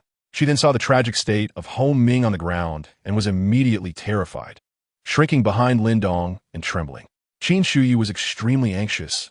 "Why did you come up? Quickly leave. It's dangerous here." This woman was both polite and kind, making Lin Dong feel a bit embarrassed. Chen Yunqi was the first to block Lin Dong's path, her sweet smile very misleading. "Handsome, don't listen to that old woman's nonsense. She's crazy and kills people. Can you help me check on my boyfriend first?" Lin Dong followed her finger to look at Feng Yi, revealing a strange smile. "LV4. Not bad. This is on par with my maids, definitely not weak in combat power." The hole on the face of the boy next to him looked just like the laser shot into the sky earlier, so Feng Yi's superpower must be to shoot lasers. Moreover, judging by the location, it was likely emitted from his eyes. Impressive, a superhero. At this moment, Feng Yi's face was terrifyingly pale, not an act. He had genuinely lost too much blood. Even if he had a strong, awakened physique, he couldn't withstand this. "You, hello. Can you help me stop the bleeding?" Lin Dong immediately leaned over, like a warm-hearted person. "Okay, you're lucky to have met me. Let me tell you, I used to study medicine. I'm good at bandaging wounds." Feng Yi nodded with a smile. Since the other party had experience in bandaging wounds, he thought he would wait until the bandaging was done before killing him. "Oh." Lin Dong shyly withdrew his hand. Sorry. I accidentally pressed on the artery and blood splattered all over my hand. Are you okay?" Feng Yi trembled in pain, forcing a smile. "I'm fine. Just be careful." Dumb." Lin Dong withdrew his hand again. "Hey, don't move around. Look, the blood is spurting again." Okay, I won't move. Is that good?" That's right. By the way, just stopping the bleeding isn't enough. We also need to disinfect it, or else the wound will get infected. And that would be troublesome." Lin Dong turned around to rummage through the bottles and jars. Feng Yi nodded repeatedly, finding this person quite professional for knowing to disinfect first. "Found it." Lin Dong took out a bottle of liquid in a glass container, which had no label, so he didn't know what was inside. Feng Yi quickly reached out to stop him. What is this? Don't get it wrong. "Oh, this is iodine. Trust me, I'm a professional. I won't mistake it." "Then this might be a bit painful." "Don't worry, it won't hurt." "Well, okay then." Feng Yi gritted his teeth and closed his eyes, looking as if he was ready to die. Lin Dong skillfully twisted off the bottle cap, and as he tilted it, all the liquid spilled onto the wound. Feng Yi's eyes bulged out instantly. Beads of sweat the size of soybeans popped out on his forehead, and his body began to convulse violently, gasping for breath and rolling on the ground. "It hurts. It hurts too much. This is more painful than being executed by 1,000 cuts." "Oh, sorry, I misread that. This seems to be safflower oil," Lin Dong said with an embarrassed expression. "Zhao Yufei. Qin Shuyu. Chen Yunqi." No wonder Feng Yi was about to pass out from the pain. Safflower oil on a wound is indeed quite painful. "Feng Yi, I'm going to." He was already in so much pain that he couldn't speak. The maids in the hotel were all shivering in unison. Their master was definitely doing this on purpose. He had such a dark sense of humor. Lin Dong turned back to rummage through the medical box for a long time and took out another bottle. "Classmate, this is iodine. I mistook it earlier. You have to trust me." Feng Yi grinned and shouted. "I trust you, damn it." His eyes turned blood red, and the terrifying laser reappeared. "I'm going to blast you to pieces, and I won't be called Feng Yi anymore. Z." But Lin Dong was already prepared. He simply tilted his head lightly and dodged the laser, while simultaneously pinching his chin with one hand, marveling. "Wow, you can actually shoot lasers? Are you a superhero?" "Feng Yi, I'm a human, damn it." He wanted to turn his head and shoot Lin Dong. But Lin Dong's big hand was like a hydraulic clamp, firmly holding his head in place, making it impossible to turn. "How is this possible? My strength is several times greater than that of an ordinary person." Who's this guy? Lin Dong didn't rush to kill him. Instead, he asked curiously, hey, classmate, can this laser be fired infinitely? Where does the energy come from? By the way, how's the penetrating power of this laser? Can it shoot through a walnut? Wow, this laser looks really hot. Can you help me cook a hot pot later? He was stunned and quickly closed his eyes to withdraw his powers. He wasn't stupid. The fact that this guy could easily subdue him meant he was definitely an awakened person. Facing an awakened person and not knowing the other's abilities. He had to play it safe first. Bro. Big brother. I was wrong. Spare me. I really made a mistake. Lin Dong was somewhat surprised, kid. You're quite savvy. You beg for mercy so skillfully? He felt helpless. He had been trained by his girlfriend, and apologizing had become a habit. Chen Yunqi was incredibly surprised. It was her first time seeing being subdued by someone else. Zhao Yufei was already scared and hiding. She couldn't comprehend this world. Lin Dong patted Feng Yi's head and turned to look at Chen Yunqi. Do you live in Jiyuan community? Chen Yunqi was taken aback. How do you know? Have you been stalking me? Lin Dong. This is another narcissist. But with this looks, he is even better looking in person than in the photos. He indeed has the capital for narcissism. He took out a photo from his pocket and threw it to her. I live in the same community as you. Before I came out, I ran into your mom, and she told me to save you, so I came. Chen Yunqi took the photo and immediately recognized it. It was from her family album, so she believed what he said. At the same time, she breathed a sigh of relief, since that was the case. There was no need to be afraid. Oh, then where's my mom? What about my dad? Why didn't they come to pick me up themselves? Oh, your dad was killed while trying to protect your mom, and your mom was, well. Chapter 48 Foundation. Chen Yunqi stood there, as if struck by lightning. The news of her parents' death was simply too shocking. How could this guy say such provocative things in such a calm tone? Shouldn't he sound a bit more serious and choose his words carefully? Her first reaction was disbelief. No way. It can't be true. You're definitely lying to me, right? Chen Yunqi cried. Lin Dong shrugged. Why would I lie to you? Just come back with me and see for yourself. Your parents' bodies are still lying at home. Don't worry. No one should have moved them. Woo-woo. I don't believe it. I don't believe it. Chen Yunqi covered her face and wept. Even though she was spoiled and vicious outside, she still had feelings for her parents, and this sudden news was just too hard to digest. Lin Dong turned his gaze to Qin Shuyu. Your big white dog is doing well, huh? What kind of food did you feed it to grow so big? After saying that, he slapped Feng Yi on the forehead. Are you even human? How can you abuse a dog? Be careful of being cyberbullied. Feng Yi, have you ever seen a dog that can bite off an awakened person's arm? Mentioning Nuonyuo, Qin Shuyu's eyes turned red again. I don't know. Nuonyuo wasn't this big before.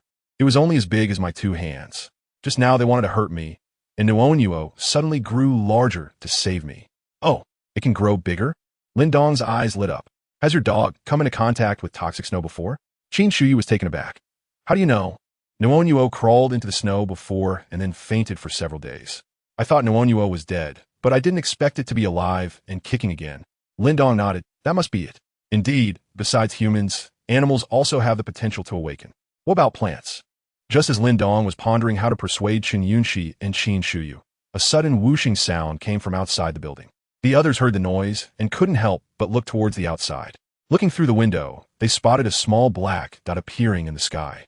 As the dot got closer, everyone could see its true form. It was a helicopter. Qin Shuyu was overjoyed. Great, it's a helicopter. Is it a rescue team? He immediately shivered. This is bad. There's someone stronger than me nearby. If he yes with the rescue team and takes me back, I might end up in jail. No way. I'm the student council president, the chosen one. My future is definitely that of a big shot who can hold the sun and moon and pluck stars. How can I stay in jail? Zhao Yufei was even more distressed, trembling like a leaf. She was afraid the rescue team would hold her accountable for her crime. She had just been admitted to graduate school. How could she go to jail for murder? No way, no way.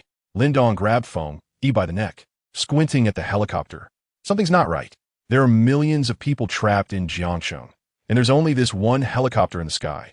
How could it rescue everyone? Moreover, the helicopter's target was very clear. It was their building. So, either there was an important person in this building worth rescuing, or was attracted by the laser from Feng Yi just now. The helicopter hovered in the air, and the cabin door opened. A tall man in a suit, wearing gold-rimmed glasses, stood at the door, ignoring the extremely low temperature and biting cold wind, curiously surveying the RVs below the building. This is interesting. With a wave of his hand, for fully equipped armed personnel appear behind him, shooting steel cables at the wall, sliding down the cables skillfully, breaking through the windows, and entering the building. He himself let the fierce, cold wind blow his coat, leaping down, spinning a few times in the air, just clearing the window and landing superhero style, think Black Widow landing pose. Cool. Everyone's first impression was that this man was really cool. In Lin Dong's eyes, the flashy suit guy had a LV-5 above his head, while the other four armed personnel were all ordinary people. Seeing that everyone was staring blankly, Lin Dong took the initiative to applaud. All right, this set of moves has a difficulty level of at least 3. 2. The takeoff was powerful, with an air of desperation. And in the air, he tucked his knees and spun 3.5 times before landing steadily. Cough landing. Although there was no splash, this set of moves was a significant test for any contestant. It can be imagined that this contestant's confidence surely came from diligent training. I give you a score of 10. Everyone. Lin Dong slapped Feng Yi on the forehead. What are you dawdling for? It's your turn to score. Feng. The man in the suit slowly stood up, adjusted the glasses on his nose with his middle finger, and slightly bowed with one hand on his left chest. This gentleman flatters me. I am a diving enthusiast, and I am very grateful to receive a score of 10 from you. Lin Dong waved his hand with a smile. Oh, no need to be so polite. We're currently on the 4th floor. You could jump into the snow again, this time with a different move? Like that one. 250 SB? The suit guy. Ahem, let's skip that. I have important business here. Let's prioritize that. Let me introduce myself. My name is Huang Fei from the Foundation. Saying this, he looked around at the environment, and upon seeing the perfect faces of Qin Shuyu and Chen Yunxi, his eyes couldn't help but light up. You probably haven't heard of our foundation. Let me explain briefly. We are an international organization with substantial funding and extensive connections, dedicated to world peace. After the snow apocalypse arrived, our foundation discovered that the toxins in the snow have a very low probability of causing mutations in humans or animals, granting them superpowers. Among those present, only Zhao Yufei had never seen superpowers and couldn't help but cautiously peek out. Our foundation is at the forefront of research on superpowers and is also looking to recruit talents, inviting all awakened individuals to join us. Just now, we observed that there was a laser shooting into the sky. It should be someone's superpower, so Lin Dong slapped Feng Yi on the forehead again. It's your fault. Feng Yi shrank his neck. He was indeed interested in the foundation. What does your foundation need so many awakened individuals for? Huang Fei cleared his throat and smiled. This matter will be discussed once you join the foundation. You just need to tell me whether you're willing to join. Feng Yi raised an eyebrow. What are the benefits of joining? Joining has many advantages. Huang Fei appeared very patient. For example, ample supplies, a comfortable living environment, and ways to enhance your strength. Feng Yi asked, what if I don't join? In this apocalypse, who would want to be controlled? Surely, a lawless life is much more interesting. Huang Fei's smile gradually turned cold. If you don't join, then you can only die. After saying that, the 4 armed personnel immediately turned their guns toward him. Chapter 49, Why Don't You Ask Me? Ah, wait a minute. Wait a minute. Feng Yi was startled and hurriedly raised his hand. He never expected that this well-dressed man would point a gun at someone just because of a disagreement. How rude. Although he had superpowers, he still couldn't withstand the truth. Feng Yi's eyes darted around several times before he immediately softened. All right, I'll join the foundation, but I have a condition. He pointed to Chen Yunxi beside him. This is my girlfriend. Can I bring her along to join? Huang Fei responded with an O and looked at Chen Yunxi, asking, is this young lady also an awakened? Chen Yunxi shook her head. That's too bad.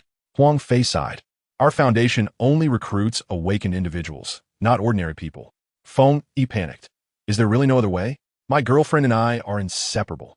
I can't be without her. Huang Fei smiled. Actually, it's not completely hopeless.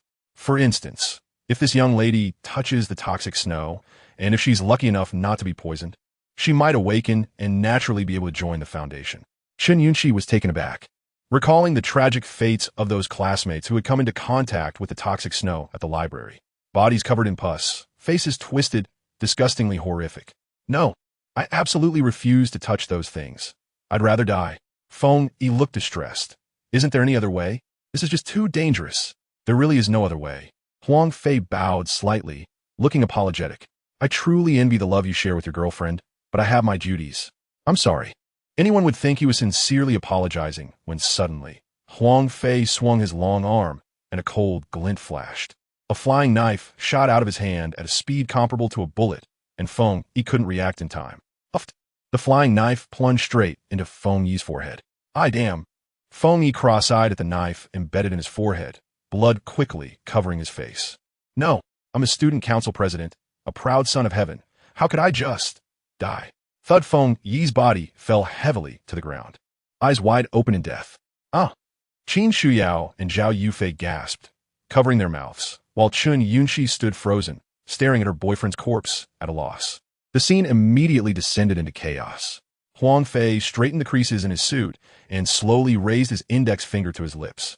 Sure, the gunmen behind him raised their guns, aiming at Lin Dong and the others. Sure enough, under the threat of guns, the terrified women quickly fell silent, staring at Huang Fei like frozen cicadas. This is an elegant yet violent demon. Huang Fei, with his hands behind his back, looked at Chun Yunxi and Qin Shuyao. Ladies, I have a suggestion for you to consider.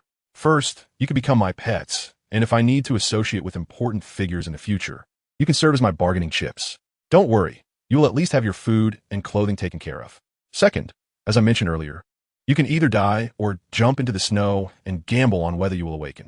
If you succeed in awakening, I will treat you with the highest courtesy. What do you think? Simple, direct, and polite.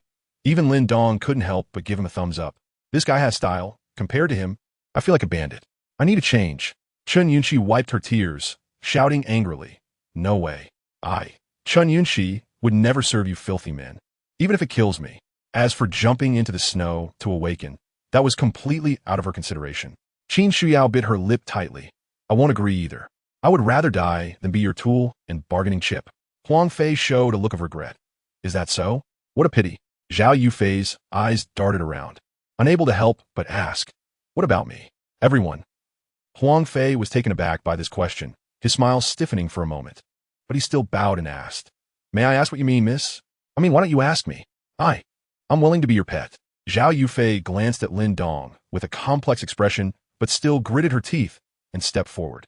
Although so much had happened recently and the information was overwhelming, she gradually realized that the killing didn't seem that significant. So many people had died here, and Feng Yi had just been killed, confirming what was said online about people dying every day. In that case, what was there to fear? As the saying goes, the law does not punish the many. Since everyone was killing, no one would pursue her for killing. With her worries gone, Zhao Yufei began to consider her survival. She noticed that while Lin Dong was obedient and useful, the supplies in his RV were actually limited and wouldn't last long. In comparison, Huang Fei had a helicopter. By contrast, Lin Dong was just a loser. Although being Huang Fei's pet sounded unappealing, it was certainly a higher status than being Lin Dong's girlfriend. Moreover, if she were to be gifted to some big shot in the future with her looks and abilities, she could definitely rise to a higher position. Thinking of this, Zhao Yufei felt confident. After all those palace entry dramas weren't watched for nothing. Lin Dong looked at her in shock, disbelief written all over his face. Wait, sister, where's your confidence coming from? Do you really think everyone else is as blind as I used to be? Zhao Yufei's face showed a hint of apology, but she quickly stated firmly, I'm sorry, Lin Dong. I know you still love me, but I still can't get back together with you. We're no longer in the same world. The way she spoke made it seem like the matter had already been settled. No, Lin Dong didn't know whether to be angry or to laugh, unable to articulate his thoughts. The last time he felt this speechless was also the last time. In the hotel, Ling Shui stood up angrily. This is so infuriating. I've never seen such a shameless woman in my life. No, I have to go help my master. Shen Wanyue and the other three couldn't help but agree. Although they were afraid of Lin Dong, they felt enraged thinking about how Zhao Yufei had toyed with him.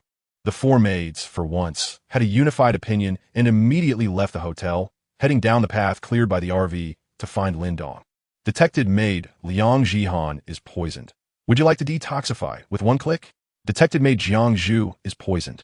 Lin Dong was stunned. What do these maids want to do? Why are they all poisoned? Did they run away? After thinking it over, he decided to detoxify them first and check the situation after this matter was settled. Huang Fei stared at Zhao Yufei for a long time before slowly coming back to his senses, showing a rather awkward smile.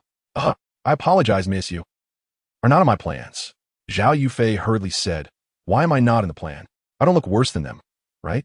And do I have to spell it out? Take a look at yourself in the mirror, you ugly freak. How dare you even consider being my pet? Don't gross me out. Huang Fei couldn't help but shout angrily. Chapter 50. Within 10 meters, guns are fast and accurate. Zhao Yufei was speechless when insulted. No one had ever called her ugly in her life. To be fair, she wasn't ugly, With at least a score of 70, she was at least a class beauty. Otherwise, she wouldn't have had Lin Dong infatuated with her before. But the problem was, compared to whom? She really couldn't compare to Chen Yunxi and Qin Shuyao. Realizing she had lost her composure, Huang Fei immediately reverted to his elegant demeanor. Sorry, miss, I raised my voice a bit just now and startled you. Unfortunately, I must inform you that you cannot be my pet. If you want to survive, I still recommend you get in touch with Poison Snow. Zhao Yufei was so upset that she cried, Is there anyone as insulting as you? Lin Dong, let's get back together. You help me take him down? Lin Dong rolled his eyes. Are you here to jump around like a fool? After locking eyes with Huang Fei, Lin Dong touched his nose and smiled. So what should I do? How about I become your pet too? Huang Fei felt a chill run down his spine and goosebumps all over his body. This gentleman is joking. I don't take male pets. Well, that's quite similar to me. Lin Dong gave a thumbs up. Huang Fei chuckled. Although I enjoyed our conversation about diving sports, my duty compels me to ask you to get in touch with Poison Snow. If you successfully awaken, you will be my honored guest. He was so polite that Lin Dong felt he should be even more courteous to such a polite person. Oh, is that so? But I've already successfully awakened. Why don't you ask me about it? Huang Fei was taken aback, then overjoyed. You successfully awakened? That's great. Join our foundation. Lin Dong waved his hand. But I'm really scared. You guys won't capture me to be some lab rat, right? Huang Fei felt a bit awkward.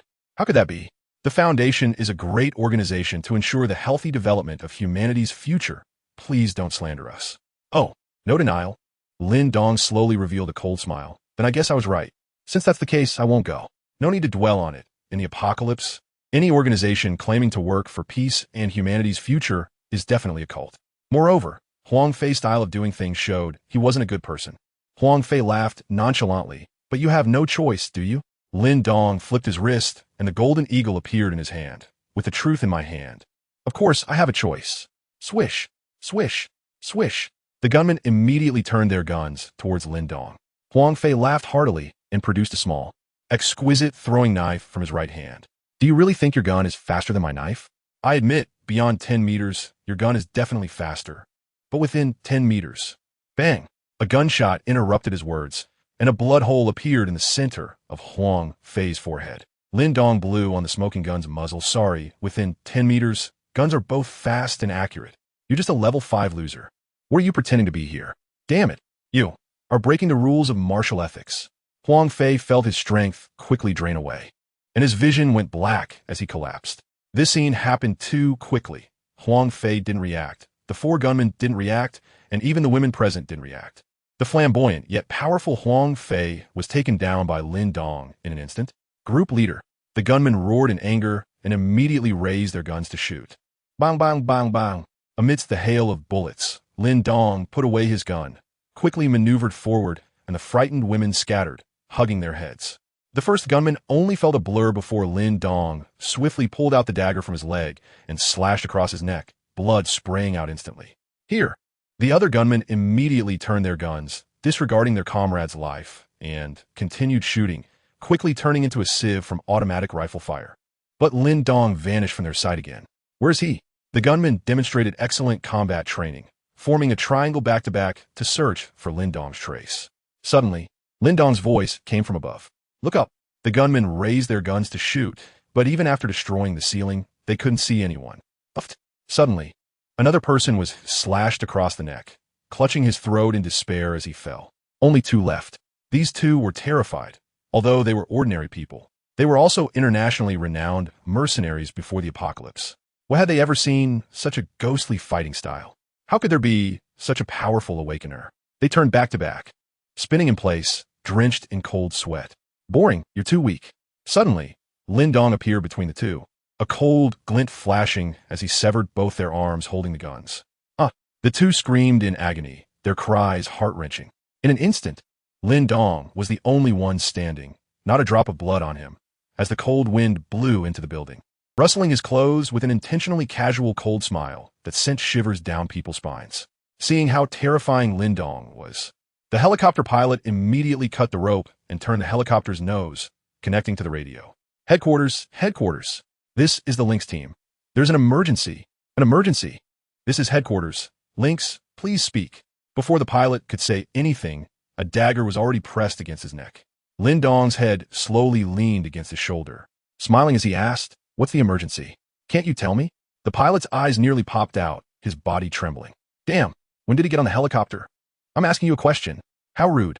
Lin Dong slightly pouted, the dagger slicing through, separating the pilot's head from his body, blood staining the cockpit.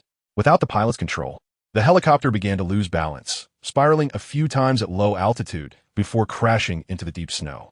Lin Dong, who returned to the building at some point, felt a bit regretful. He actually wanted to fly the helicopter, but unfortunately, he didn't know how the remaining two gunmen, seeing this guy could easily blow up a helicopter, completely panicked, throwing their guns far away and kneeling to beg for mercy. Lin Dong ignored them and shouted towards the corridor, "All right, stop hiding. It's safe now." Zhao Yufei and the other two cautiously peeked out, looking at the corpses scattered on the ground, finally relieved. "You are amazing." Chen Yunqi hopped over, completely shedding her earlier sadness. "Handsome guy, you have car. Let us go." Anyway, she never liked Feng Yi. She was just enjoying his kindness. Now that he was dead, it didn't matter. There was a new, more powerful man.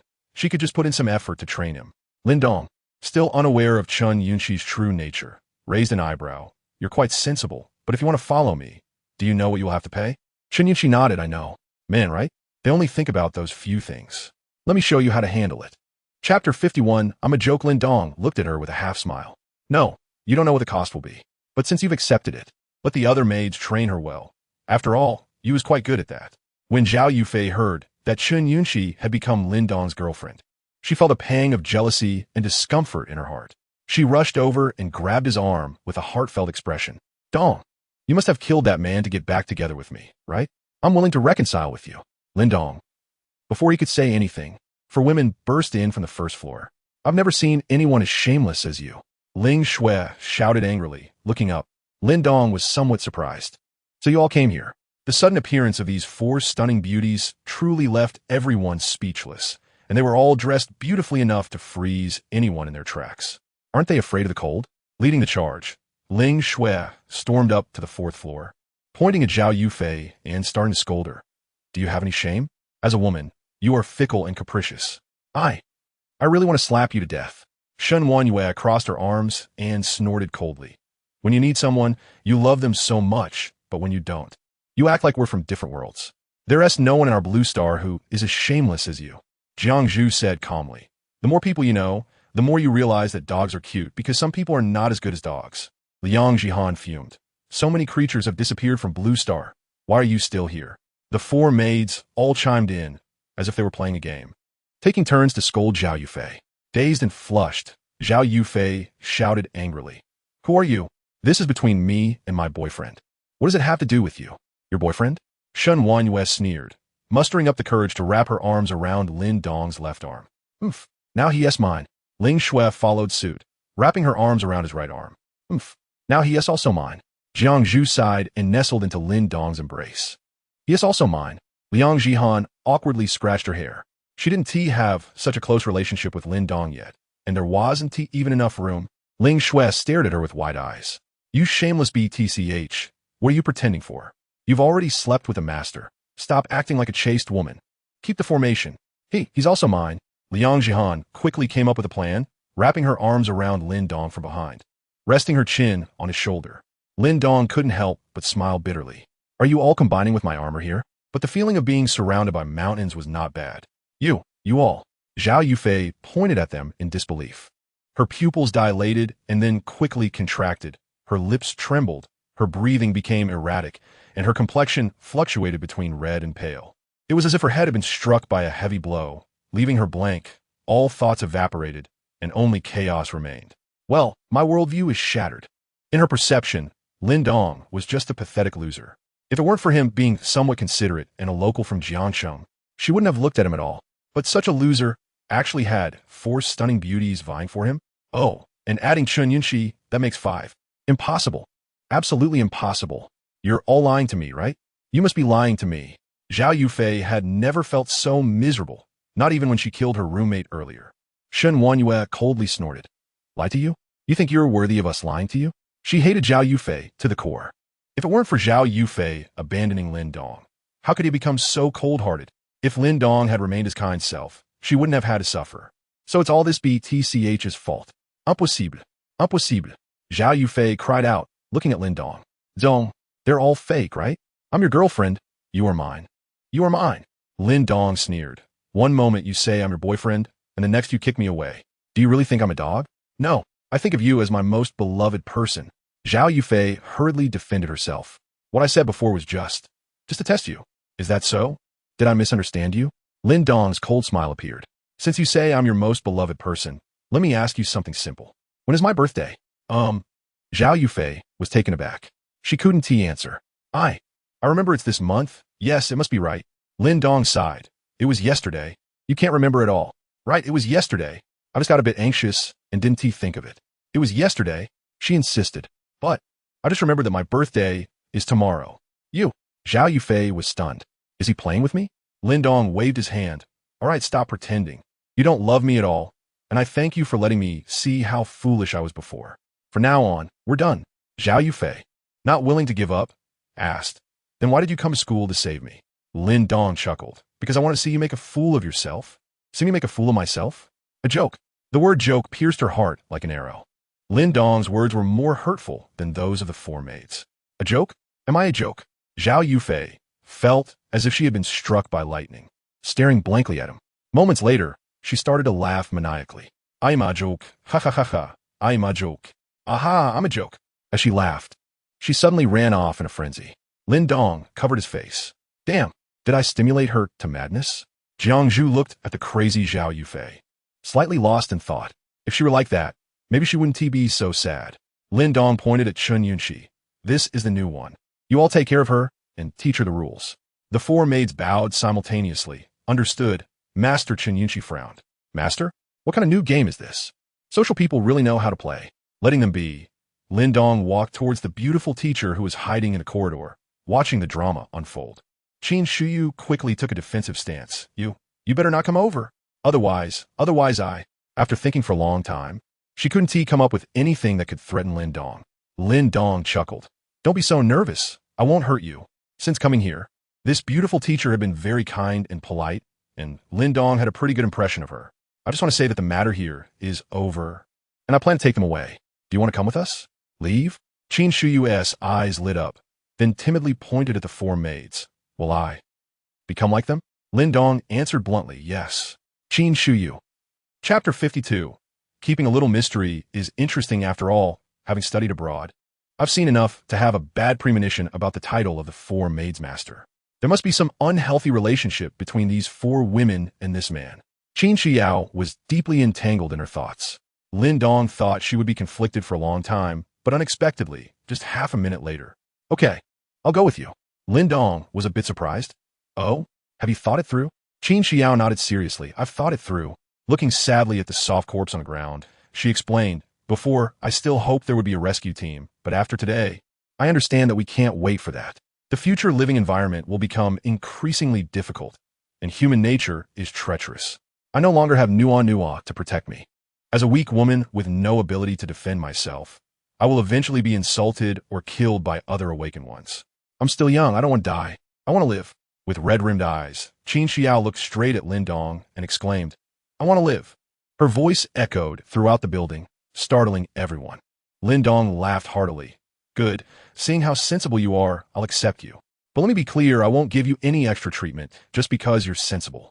You'll be my maid like the others. I will give you the power to protect yourself, the capital to survive in this apocalypse, so that in the future, apart from me, no one will bully you. Qin Xiao nodded heavily. Ma'am. Lin Dong stepped forward, gently stroking her long hair, their faces slowly drawing closer. Qin Xiao instinctively wanted to dodge, but Lin Dong's large hand held her in place, her face instantly turning crimson, her heart racing. No way, no way. You can't be that impatient, right? I'm not ready yet. However, Lin Dong did not kiss her. His tone gradually turned cold. To be my maid, you must learn to kill. Choose one of those two living hostages. He pointed at the two gunmen.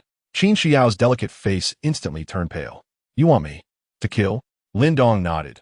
Otherwise, do you think being my maid only requires serving me? No. Is it not? Qin Xiao's face was full of resistance. Lin Dong was taken aback, then laughed. True, but their looks and figures are not worse than yours, and their ways of serving me are lower than yours. With more tricks. Why should it be your turn to serve me? Prove your value to me. I don't raise useless people. He then looked at Chun Yunqi, who was still in shock from the maid rules. You two, choose one and kill. Qin Xiao and Chun Yunqi looked at the two handguns being handed over, their bodies filled with resistance. Now, Lin Dong shouted angrily, scaring the two girls into hurriedly accepting the guns. Qin Xiao trembled as she pointed the gun at one of the gunmen, her intense fear preventing her from pulling the trigger. The air fell silent, leaving only the weak pleas of the two gunmen, who were pale from blood loss. If I kill someone, I can't survive. Qin Xiao, you can do it. Students can kill. As a teacher, how can I be so cowardly? Everyone else is killing, so I can kill too. Don't be afraid. Don't be afraid, Qin Xiao kept encouraging herself. Beside her, Chun Yunqi wasn't doing much better. Her face was as white as someone who had been dead for days. Paler than the gunman she was pointing at. Finally, when Lin Dong's face turned completely dark, Qin Xiao finally closed her eyes. Bang bang bang bang bang. After emptying the magazine, Qin Xiao struggled to open her eyes, her almond-shaped eyes widening in shock as her body went limp and she started to vomit. Although she had witnessed many murder scenes, it was her first time killing someone, and she had turned the person into a sieve. The psychological impact was simply too great. Chun Yunqi, startled by the gunfire, reflexively closed her eyes and pulled the trigger, also completing her task. Only then did Lin Dong nod in satisfaction. Well done. You all pick up the guns on the ground. Later, we'll find a chance for you to practice your aim. Your shooting skills are simply terrible. Liang Jihan timidly stepped forward and asked, Lin, Master, these people all come from the Foundation. From what they said, it seems to be a very mysterious and powerful organization. Why don't we leave one alive to ask about the situation? Lin Dong waved his hand. There's nothing to ask. Isn't it better to keep a bit of mystery? I can't just drive around in an RV collecting maids every day. That would get boring quickly. Let's keep them around to surprise me later. Ling Shui said shyly, Master, are you tired of me? But I haven't danced my new dance for you yet, the maids. Silly girl, we're going to compete with you. After the matter was settled, the girls boarded the RV. It's so warm here. Qin Xiao's eyes widened, and Chun Yunqi looked like a curious baby. Why is it so warm here? This RV is so uniquely designed. But before they could ask anything, they saw Shan Wanyue and the four maids skillfully take off their trench coats, revealing outfits that made one blush. The maid rules had already begun to deeply ingrain in their minds. Mu maid, drive the car. We're not going anywhere today. Find a high-end community, preferably with a private pool. We've just accepted 2 new maids. The master is happy. So this afternoon, let us have a barbecue pool party. Hearing about the pool party, Ling Shui was the first to cheer, and the other women also showed excited expressions. Liang Jihan suggested, let's go to Mirror Lake Spring. It's not far from here, and it's a luxury villa area where each house has a private pool. With a destination set, the RV began to slowly leave. I'm a joke. Hee. I'm a joke in the building. The day Zhao Yufei saw the RV leaving and actually ran downstairs to chase after it. Big car. Hee, such a big car. Don't run. As her feet stepped into the snow, soon her head and body were covered in snowflakes. Big car. Wait for me. She chased out for quite a distance until she suddenly fell into the snow and could no longer get up. Jiang Zhu stared blankly, murmuring, so what is the end of love? Lin Dong rolled his eyes. The end of love is poetry and distance, but could also be corpses and police. Instead of having the leisure to lament others, it's better to take them both to get cleaned up. Inside the RV, Ling Shui enthusiastically showcased her new dance. Shan Wanyue was driving, and Liang Jihan was counting the confiscated firearms.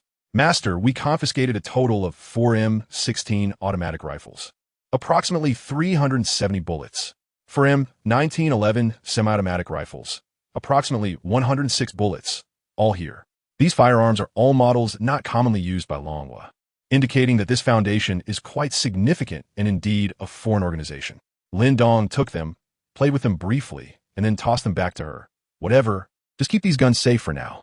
Besides the 2 newcomers, each of you 4 will be equipped with an M16, and the bullets will be shared. Liang Jihan no longer had any thoughts of defection and nodded deeply. Yes, master. By the way, what happened earlier that almost got you killed? Lin Dong suddenly asked. Chapter 53. Nia Shaoqian dancing sensually before the Buddha? Liang Jihan's expression was a bit awkward, but she obediently recounted her experiences. Boring, saintly person. Considering this is your first offense, I won't punish you for now. If there's a next time, you can ask them about my methods of punishment. Lin Dong snorted coldly. Ling Shui, who was dancing passionately, shivered at the thought of her painful experience being tied up in the bathroom. Yes, Master. Liang Jihan hurriedly lowered her head. The RV was moving slowly, and the interior was filled with springtime warmth. In the spacious bathroom, Jiangzhu looked at the clean Qin Shuyao and Chun Yunxi with satisfaction. To be fair, Lin Dong's luck was indeed good. Both of them were stunning beauties. Besides their flawless faces, their figures were also quite impressive, and both were virgins. The master struck it big. As the youngest among them, Chun Yunxi radiated purity and innocence, her budding body resembling a green apple. Qin Shuyao, on the other hand, had a mix of various styles. If she let loose, she could definitely compete with Ling Shui. While the two girls were enjoying the refreshing feeling of having finally taken a hot shower, Jiangzhu handed over 2 sets of clothing. This is our daily attire when following the master. You two should change. Seeing the enticing outfits, both girls blushed simultaneously. Qin Shuyao bit her red lip, silently accepting the clothes, while Chun Yunxi hesitated to take hers. Sister, do we really have to change? This is too embarrassing. Also, I'm really hungry. Is there anything to eat here? Looking at the sweetly smiling Chun Yunxi, Jiangzhu sighed. I suggest you change. He is not a kind-hearted person. If you anger him, the outcome could be quite tragic. Very, very tragic. Moreover, we can only eat the leftovers from the master. If the master is in a good mood, he might reward us with extras, as long as you perform well. Chun Yunxi interrupted and asked, will he hit women? Jiangzhu was taken aback, recalled briefly, and shook her head no. Setting aside the playful phase, Lin Dong really hasn't hit them. Then that's fine. I really don't understand why you all are so afraid of him. This kind of man is easy to handle. Hey wait, don't be reckless. Jiangzhu exclaimed in shock. He doesn't hit women, but when he does make a move, you'll know what it means to be unable to live or die. It's better to be beaten up instead. Chun Yunxi waved her hand dismissively. Oh, don't worry about it. I know my limits. After saying that, she hastily put on her clothes and pushed open the bathroom door to walk out. Lin Dong was admiring the graceful dance moves when he frowned upon seeing Chun Yunxi come out in her own clothes. The other women also noticed and immediately showed expressions of glee. Jiangzhu hurried out, her face full of anxiety. Chun Yunxi cheerfully approached Lin Dong, deliberately leaning against his arm and acting cute. Brother, do you have any other clothes here? Those you picked out don't look good. I don't want to wear them. She was very confident. Once, just calling a brother made phone, he rushed to get her a limited edition LV bag. Men find it hardest to resist the charms of a beautiful school flower like me. Lin Dong showed a mysterious smile. Oh? Then what kind of outfit do you want to wear? Chun Yunxi pretended to think, and then said with a playful smile, I want to wear a dress. Do you have one here? Lin Dong gave Ling Shui a glance, who understood and began rummaging through the clothes. They had bought quite a few outfits during a shopping spree, and she indeed found a white dress. Here, this one should fit your figure. Taking the dress, Chun Yunxi felt even prouder. As expected, just as she suspected. You ladies are wasting such beautiful faces. Don't you know that a woman's charm is her greatest asset? Thank you, brother. I'm really hungry. Is there anything to eat? Lin Dong paused, his smile becoming even stranger. Yes, what do you want to eat? Really? I want a hamburger and fried chicken. After making her requests, Chun Yunxi immediately pretended to be flustered. Oh, I'm sorry. I forgot the conditions are tough now. Those things are definitely not available. I'm sorry, brother. Yunxi was wrong, but I don't mind. As long as I'm with you, even if I have to eat leftovers, I won't care. I believe you will definitely be able to get in the future. The other maids, including Qin Shuyao, who had just come out of the bathroom, immediately shivered. What? Are you playing PUA? Pu the the master? This is simply Nia Shaoqian dancing sensually before the Buddha? Sister, are you looking for death? Jiangzhu's face turned pale. Had she known she was like this, she should have properly trained her before letting her out. This is a disaster. It implicates me too. The hearts of all the maids raced. They could already foresee Lin Dong's fury. Ha ha! Lin Dong laughed heartily, extending his hand to stroke her hair. Good girl. Go change your clothes. There will be food once you change. Really? Thank you, brother. I'll go change right now. Chun Yunxi was overjoyed and immediately rushed into the bathroom, even starting to hum a song, happily. Look, when the young lady, make a move, it's easy to win. The other maids looked at each other in disbelief, exchanging glances. Ling Shui. Oh no, has the master changed? Is he starting to enjoy this act of being spoiled? Shen Wanyue. Dream on. I bet 50 cents that the master will definitely blow up. Liang Jihan. I'm not sure. I'm new here too, but I feel inexplicably anxious right now. Jiangzhu, help. Help. Qin Shuyao. Lin Dong was oblivious to their expressions and set up the KFC family bucket on the dining table, along with a bottle of ice-cold Coke, making Qin Shuyao swallow her saliva. However, She didn't have the boldness of Chun Yunshi and stood shyly to the side, watching. Lin Dong looked at her and nodded in satisfaction. The beautiful teacher truly lives up to her title, previously wrapped up so thickly. It turned out she was a stunning beauty with a perfect figure, especially those long legs, tall and straight. Who knows how many students would have been eager to rise up for her during her classes. As soon as Chun Yunshi came out, she spun around proudly. "Brother, am I pretty?" Lin Dong nodded with a smile. A school flower in a white dress has immense appeal to any man, making people fall in love involuntarily. Chun Yunshi became even more excited upon seeing the fried chicken and hamburgers on the table, excitedly screaming, "Wow, there really is. Brother, you are amazing. Are you Superman?" After saying that, she sat down without any reservations and dug in, completely disregarding any image of a lady. Lin Dong propped his chin up, looking at her fondly, and picked up a napkin to gently wipe the grease off the corner of her mouth. "Be good, eat slowly. After you finish, let's hit the road." Chapter 54, of course, is to go to the West Heaven, or should I go home? Chun Yunshi's sweet and satisfied smile froze. "On the road? Where to?" Lin Dong still smiled sweetly. "Of course it's to go to the West Heaven. Or should I go home?" Chun Yunshi. "No. What did I do for you to send me to the West Heaven? I just ate a little bit of your family's KFC bucket. Is it that serious?" "Brother, you're joking with me, right? Do I look like I'm joking?" Chun Yunshi cried. "Why? I didn't do anything wrong. Why treat me like this?" Boohoo Jiangzhu took the opportunity to educate her. "I told you before, you must be respectful when addressing the master. You called him brother from the start. What do you think the master is? Those university students you toyed with? The master's commands are absolute. Whatever the master wants us to wear, we wear. Don't take matters into your own hands, and you still have the face to PUA the master?" After saying that, she immediately knelt down in front of Lin Dong. "Master, it's my improper education. Please punish me." A good move of retreating to advance. Lin Dong snorted coldly. "You should be punished. First, tie yourself up in the bathroom for a day." Jiangzhu's face suddenly turned pale, and Ling Shui revealed a gloating smile. "Stinky bitch, let you feel my pain too." Chun Yunshi's tears stopped. Her earlier crying was also fake. The sweet smile was gone, replaced by resentment and a cold expression. "Crazy, you guys are all crazy. Just because you have a bit of ability, you bully women. Who do you think you are? I don't want to play this disgusting game with you. Stop the car, I want to get out." The girls gasped in surprise. "Wonderful. She still wants to get out?" Lin Dong's smile grew colder. "As you wish. Let's stop the car." The RV slowly came to a halt, and as the door opened, Chun Yunshi pouted and angrily approached the door, but suddenly froze. Outside was all white snow. Where would she go? Getting out would mean death. "Why stop here? Can't you be a little observant? Drive the car back. I want to go back to school." Chun Yunshi turned and shouted angrily. Lin Dong laughed heartily, picked up a piece of crispy chicken and held it to Qin Shuyao's lips. The beautiful teacher trembled and opened her cherry-like mouth to eat. "Do you know what time it is now?" He picked up a Coke and fed it to Qin Shuyao, who obediently swallowed a mouthful and immediately showed a satisfied expression. Indeed, fried chicken and Coke go well together. Lin Dong slowly stood up, his face dark as he stared at her. "It's the end of the world. Do you understand the end of the world? Just this box of chicken nuggets can make a female streamer kneel down and lick my feet, and a bucket can make the CEO's wife obediently serve me. What do you think you are? You ate my food, used my hot water, drank my Coke, called me crazy, and now you say you want to leave? I'll fulfill your wish. Now you get out of the car. Don't delay my schedule. Get lost." Chun Yunshi trembled, holding her neck. "So what if I ate some of your food? Do you know how many men outside want to treat me to dinner? I've never seen such a petty man as you. It's just a bit of food. What's there to be arrogant about? I just changed a few pieces of clothing. Take them as a repayment for your hamburger. Stinky loser. I don't want to get out. If you have the guts, just kill me. I'm not afraid of you." The girls. Wow. Lin Dong was indeed infuriated.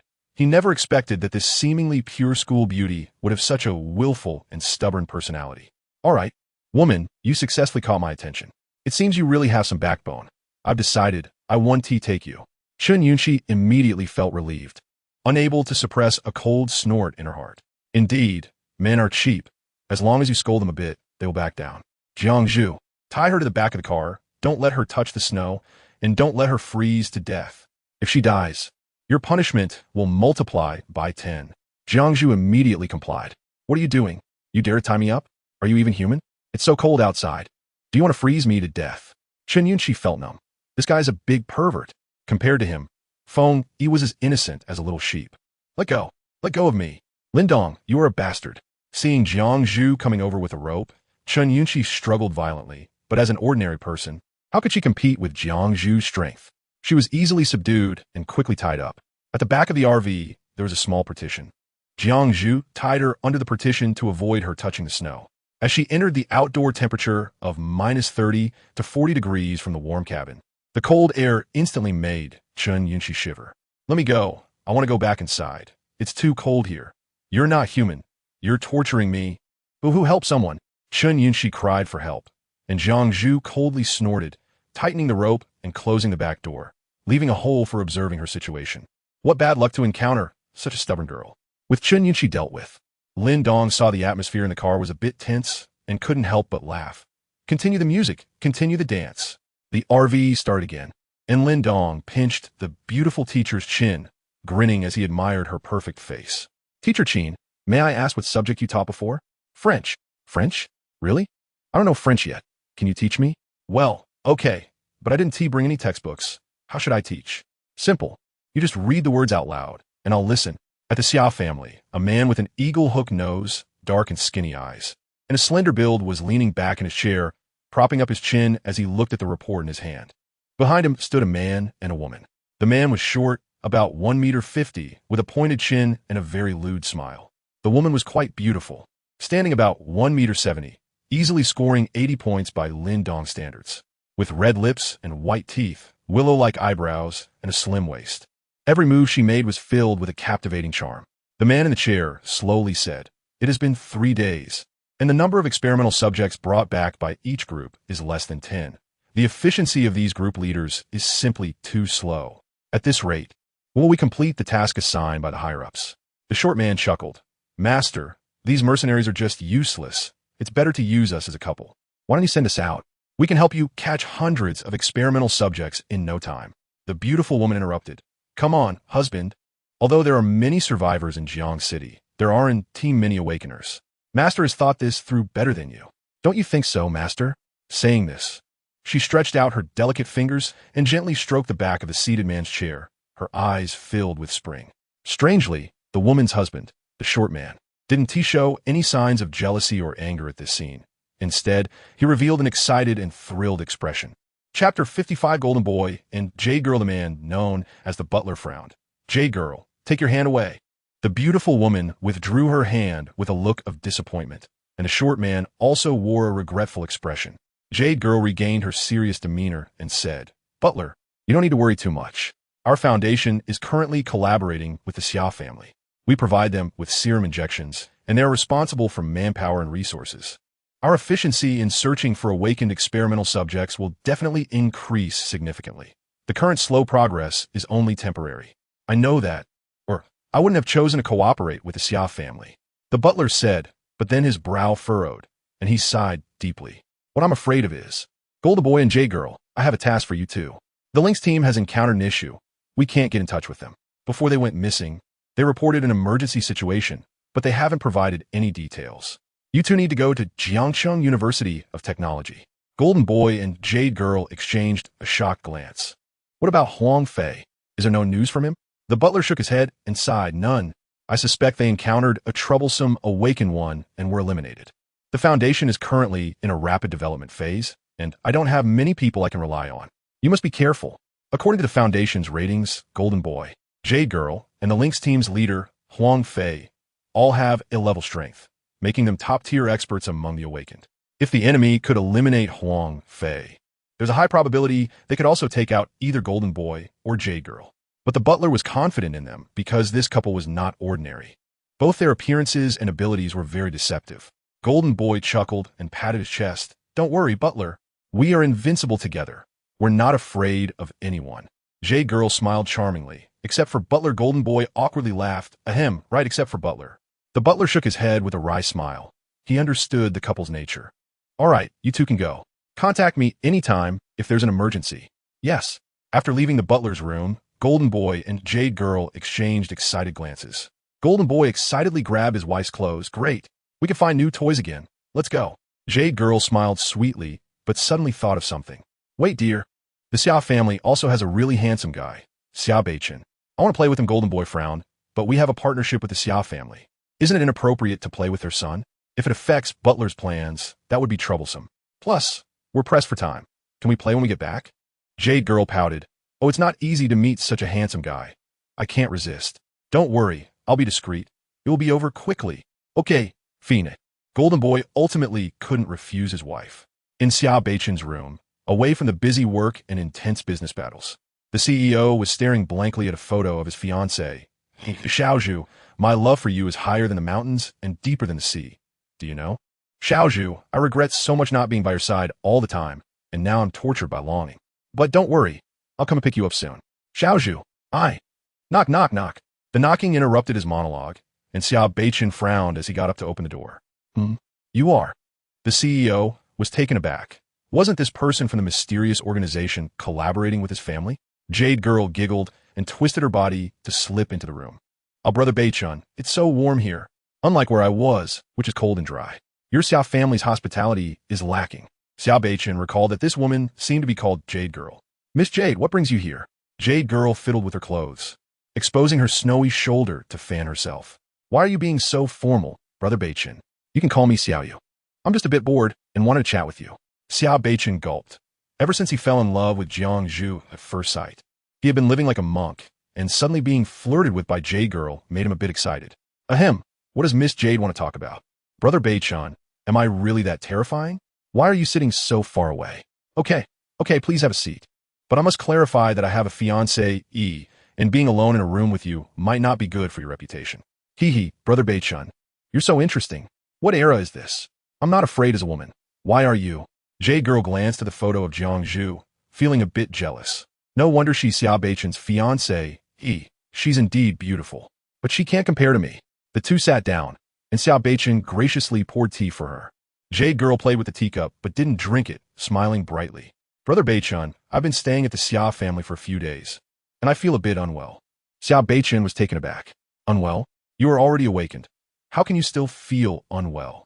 Should I call a doctor from the family to take a look? No, it's not necessary. Jade Girl pretended to have difficulty breathing. It's just that my chest feels a bit tight, and my head hurts a little. Can you help me check? Tight chest? Headache? Xia Beichen thought for a moment, then walked to his desk and pressed the intercom. Bring the x-ray machine over. Oh, and also bring the MRI machine. I want to see them within 5 minutes. He turned seriously to Jade Girl and said, Xiaoyu, don't worry. Our medical equipment is very complete. We'll do an x-ray and an MRI, and then we'll know what's wrong. Jade Girl. No, I feel like you're the one who has a problem, not me. What are you bringing over? X-ray machine? MRI? Can those things even be described as bringing? Indeed, the world of the CEO was something ordinary people couldn't comprehend. Jade Girl awkwardly smiled. No, don't bother with that. It's just an old issue. I just need a little pressure. Really? Xia Beichen believed her and sat back down. Of course it's true, seeing how straightforward he was. Jade Girl decided to stop beating around the bush and grab Xia Beichen's hand, placing on her chest. Brother Beichen, my chest is feeling uncomfortable again. Can you help me relieve it? Xia Beichen, being a virgin, had never experienced such a situation and immediately turned red.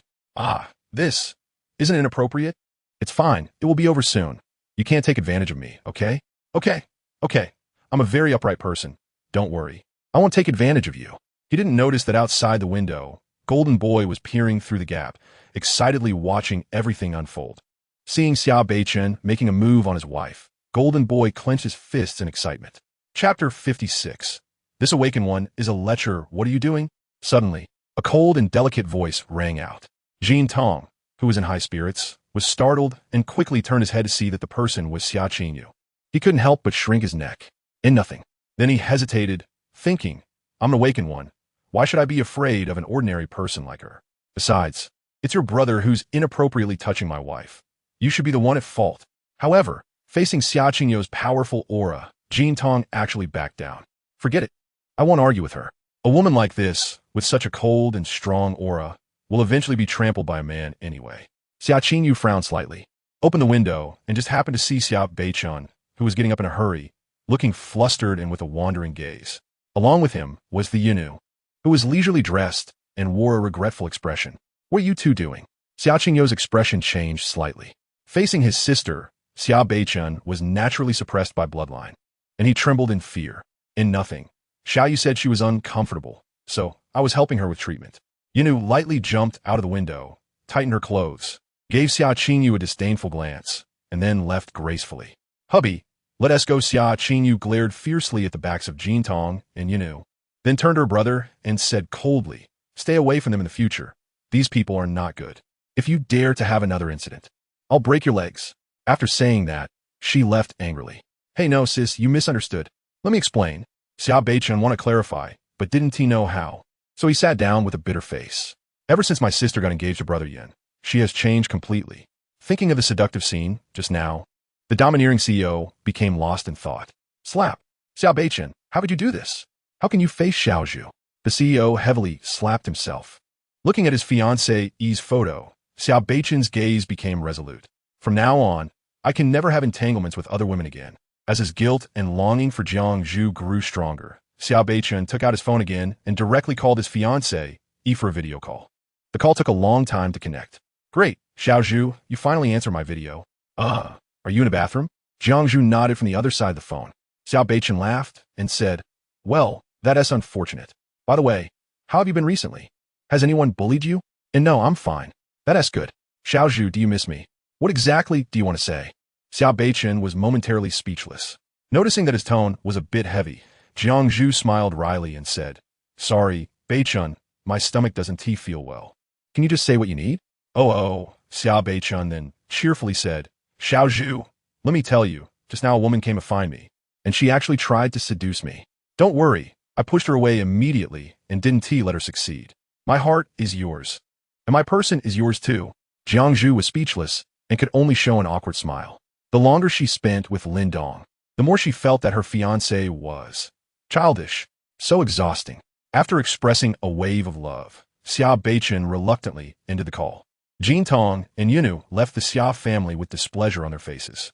Hubby, you are too useless. You can't even keep watch properly. Jin Tong looked apologetic. Sorry. My wife. Once I finish the task assigned by the steward, we'll find another opportunity. He asked the Xia family. He can't escape. Oof. I don't care. Yinu pouted with her arms crossed. It's hard to come out this time. I want to find 10. No. 100 men to put a green hat on you. All right. I'll do whatever you say, Jin Tong said with a doting smile.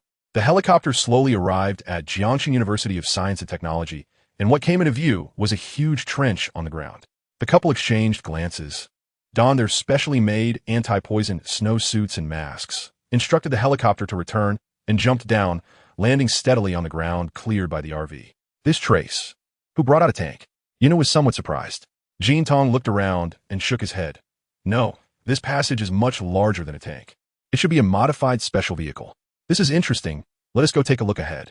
After advancing a short distance, they came across a female corpse lying on the ground. So ugly. I'd rather be toyed with to death by a man than die so hideously. Yunu looked at the ruptured boils on the corpse with disdain. Jin Tong grinned wickedly. You think too highly of yourself. I can't bear to let my wife die. Arriving at the faculty dormitory building, they found a helicopter that had crashed into the deep snow and saw the bodies of the Lynx team inside the building. It seems this Awaken 1's ability is related to firearms, capable of blowing Huang Fei's head off with his flying knives. His strength is not weak. Jin Tong analyzed seriously.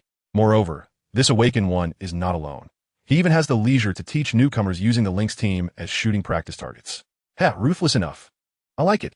Yunu gently stroked Huang Fei's frozen corpse, her face filled with sadness. Alas. Brother Huang Fei, your death was too sudden. Xiao Yu will always remember last night as spring night. Don't worry, my husband will avenge you. Jin Tong crouched down and sniffed deeply. Surprised, so many different women's scents and one man's scent all disappeared at the door. This Awakened 1 is quite the lecher. Yunu's eyes lit up. Really? That's great. As long as he is lecherous, I can easily take him down. As long as the target's lecherous attribute is confirmed. There's no man Yunu can't conquer. If worst comes to worst, there's still Jin Tong. After obtaining the clue, the two left, heading straight for Mirror Lake Spring along the path cleared by Lin Dong's RV. Mirror Lake Spring, one of the few high-end manor-style communities in Jiangxing, with each manor covering an area of 300 to 500 square meters. Those who can live here are either rich or noble, a place that even Lin Dong, who delivered packages before the apocalypse, couldn't enter. After nearly an hour of leaving Jiangxing University of Science and Technology, the RV finally arrived here. At this time, Lin Dong was learning a foreign language with teacher Qin, instructing the other maids. You all go in and clean up. I still need half an hour. Remember to bring that foolish female college student from the back of the car. I need to focus on studying, and I don't have time to deal with her. The maids complied, and Jiang Zhu came out of the bathroom, untying the nearly frozen Qinyunqi. This female college student's pride lasted less than 3 minutes before she was almost frozen into an ice sculpture. It was Liang Jihan who helped, taking the temperature control stove out every few minutes to warm her up, which prevented a frozen death. However, the continuous alternation of hot and cold caused Qinyunqi to develop a high fever, and she was now in a coma. Chapter 57. Do the rich form cults? Most buildings in the entire community were buried under a thick layer of snow, with only a small portion of the rooftops visible. Shen Wanyue got out of the car with the maids, and the 10-centimeter thick alloy security door was smashed open by her with 3 punches. Jiang Zhu and Jihan were responsible for the basement and the first floor, while I and Ling Shui were in charge of the second and third floors, ensuring every corner was checked for any living creatures. If we disturbed the master's interest, you all know the consequences. Due to being buried in snow, the entire house was pitch black with no light at all. With the flashlight's beam, Ling Shui couldn't help but exclaim, "This is the life of the rich. The decoration is too luxurious." Not only was the decoration luxurious, but the house was also filled with priceless antiques. Shen Wanyue even suspected that cash would fall out if they opened the refrigerator. There was not a single living person in the entire building, not even a corpse. Perhaps the owner had gone abroad before the apocalypse, and the house was very clean, which saved a lot of trouble. As expected, there was indeed a private swimming pool in the basement. Next to the pool, in the tool room, they discovered a fuel generator and several boxes of fuel. After some effort, they restored power to the house, and instantly it was lit up brilliantly. With electricity, the heated swimming pool began to operate, and the thick layer of ice started to melt slowly. It seemed that they would soon be able to go swimming. Liang Jihan was carefully checking every inch of the place when she accidentally discovered a passage leading to the underground level 2. An underground garage? Being cautious, she decided to go down and take a look. Entering the underground garage carefully, it was still pitch black, but she keenly noticed a light in the distance, and it seemed that many people were talking. As she approached slowly, an extremely strange scene appeared before her. In the central area of the underground garage, countless candles were arranged in several circles, with over 100 people sitting cross-legged, eyes closed, intently listening to a gray-haired middle-aged man at the center of the crowd, who was reciting something. Because of the mundane foolishness offending the deities, divine punishment has descended. We, the wealthy, are innocent. Do not be alarmed. I am a servant of the divine and will surely heed the divine oracle, guiding you to ascend to the heavenly realm.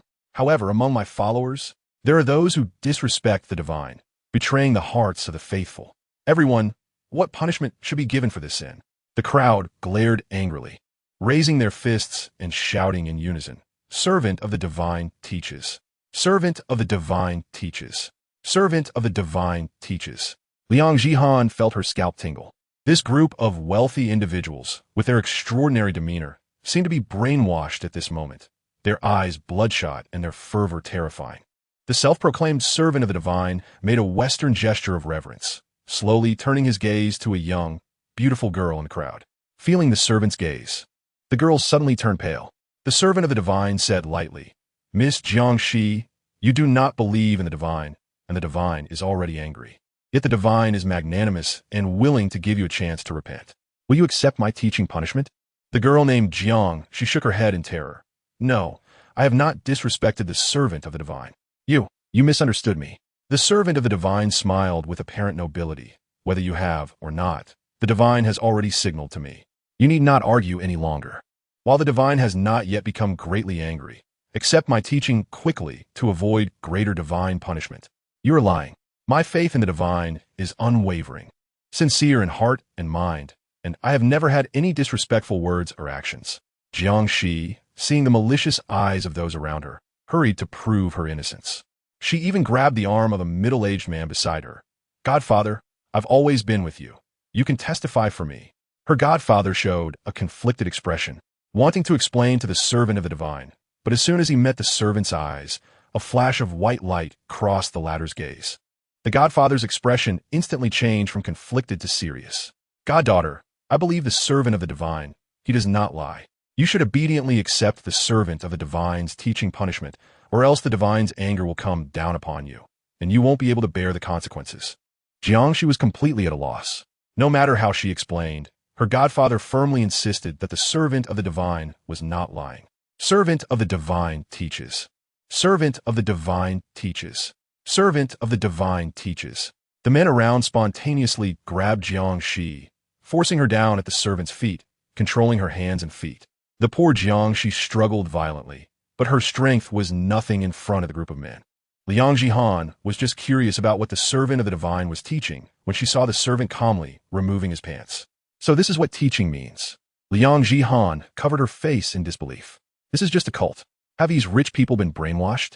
They actually believe in this nonsense and are sending their goddaughters out to be toyed with?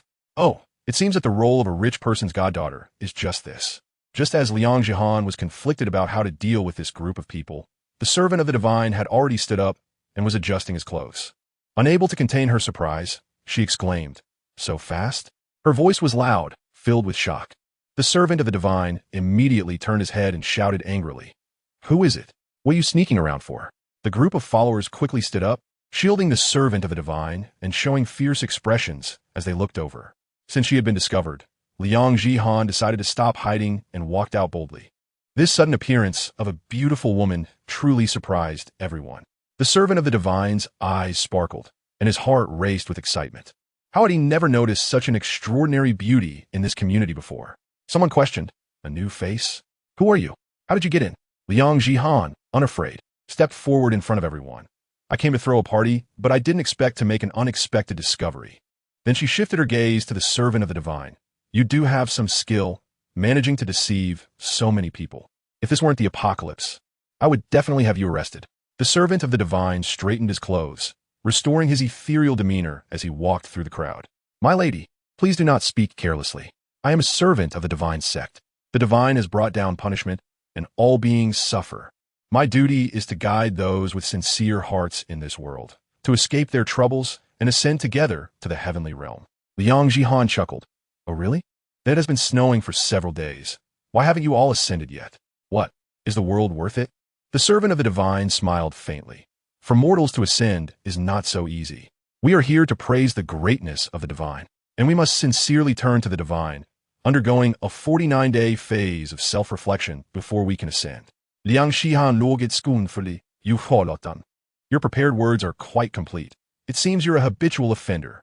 Do not speak nonsense." Someone stepped forward, pointing at her and shouting angrily, "How dare you disrespect the servant of the divine?"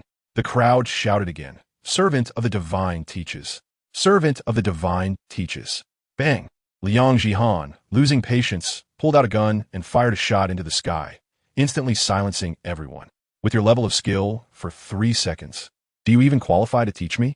Chapter 58, Brainwashing. Liang Jihan falls for it. Everyone was startled, but unexpectedly, despite their fear, they didn't tea-scatter. They still stood behind the divine servant with fervent eyes. The divine servant's legs began to tremble, and suppressing his fear, he asked, "Why you? How do you have a gun?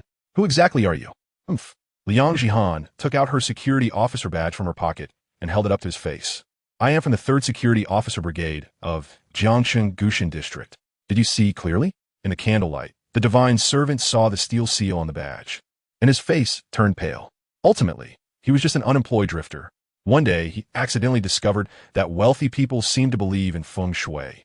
So he diligently researched some knowledge, packaged himself as a feng shui master, and went around deceiving people. He indeed swindled quite a bit of money. When the poisonous snow descended, he happened to be helping a wealthy businessman with feng shui and got drunk at the businessman's house for the night. The next day, he woke up to find it snowing outside. Later, by a twist of fate, he came into contact with the poisonous snow and became the only awakened one in the community. Thus, the feng shui master transformed into a divine servant, relying on his supernatural abilities to become the local emperor. But at the end of the day, he was just a fraud, and the one thing frauds fear the most is a security officer. However, he had strong mental fortitude and swallowed hard, asking, "So you are here to rescue us?" Liang Jihan shook her head in confusion. "No, I already said, I'm here to throw a party." The divine servant's spirit jolted. "So that means you're the only security officer?" "Well, that's true. Why do you ask that?" Liang Jihan frowned at him, but she saw the divine servant's expression shift from fear to cunning, and an ominous premonition flashed through her mind. "I tell you, don't think." Suddenly, the divine servant's eyes glowed white, and Liang Jihan instantly lost her senses. A strange feeling arose, as if the fraud in front of her had become the person she trusted and revered the most. The gun in her hand slowly lowered, and the badge fell to the ground. "You damn bitch, dare scare me? I'll tie you up and have my fun." The divine servant cursed inwardly, but his face still wore the expression of a charlatan. "This beautiful lady, I see you are also a suffering person. Join the divine sect. And as long as you are devout to the divine, I 1T hold your offense against you. We can ascend to the heavenly realm together." Liang Jihan nodded dumbly. "Okay, thank you." The crowd immediately cheered. The divine servant is merciful. The divine servant was ecstatic inside, reaching out his rough hand to take Liang Jihan's, when suddenly a voice came from afar. "Jihan, where are you, Jihan? The master is coming back." Jiang Zhu had arrived. Seeing Liang Jihan standing in front of a group of people with her back to him, Jiang Zhu instinctively sensed something was wrong, and she rushed to her side. "Jihan, what are you doing?" Liang Jihan turned around dazedly, revealing a strange smile. "Jiang Zhu, come join the divine sect with me. We can ascend to the heavenly realm together." Jiang Zhu's expression changed drastically. "What nonsense are you talking? What do they do to you?" She then grabbed the divine servant by the collar and shouted angrily, "What have you done?" The divine servant was thrilled to see another beautiful woman presenting herself. "This lady, you should join us too." His eyes flashed with white light again. Jiang Zhu suddenly felt dizzy and had an intense feeling of losing control over her thoughts. But she was an awakened one after all, and quickly shook her head, horrified as she pushed the divine servant away and carried Liang Jihan to run. "This isn't right. We need to get out of here." The feeling of forcibly regaining her mental state was uncomfortable, and Jiang Zhu stumbled as she ran, with Liang Jihan still struggling violently on her shoulder. "Let me down. I want to ascend to the heavenly realm." The crowd caught the nearly falling divine servant, and someone immediately shouted angrily, "Don't let them escape.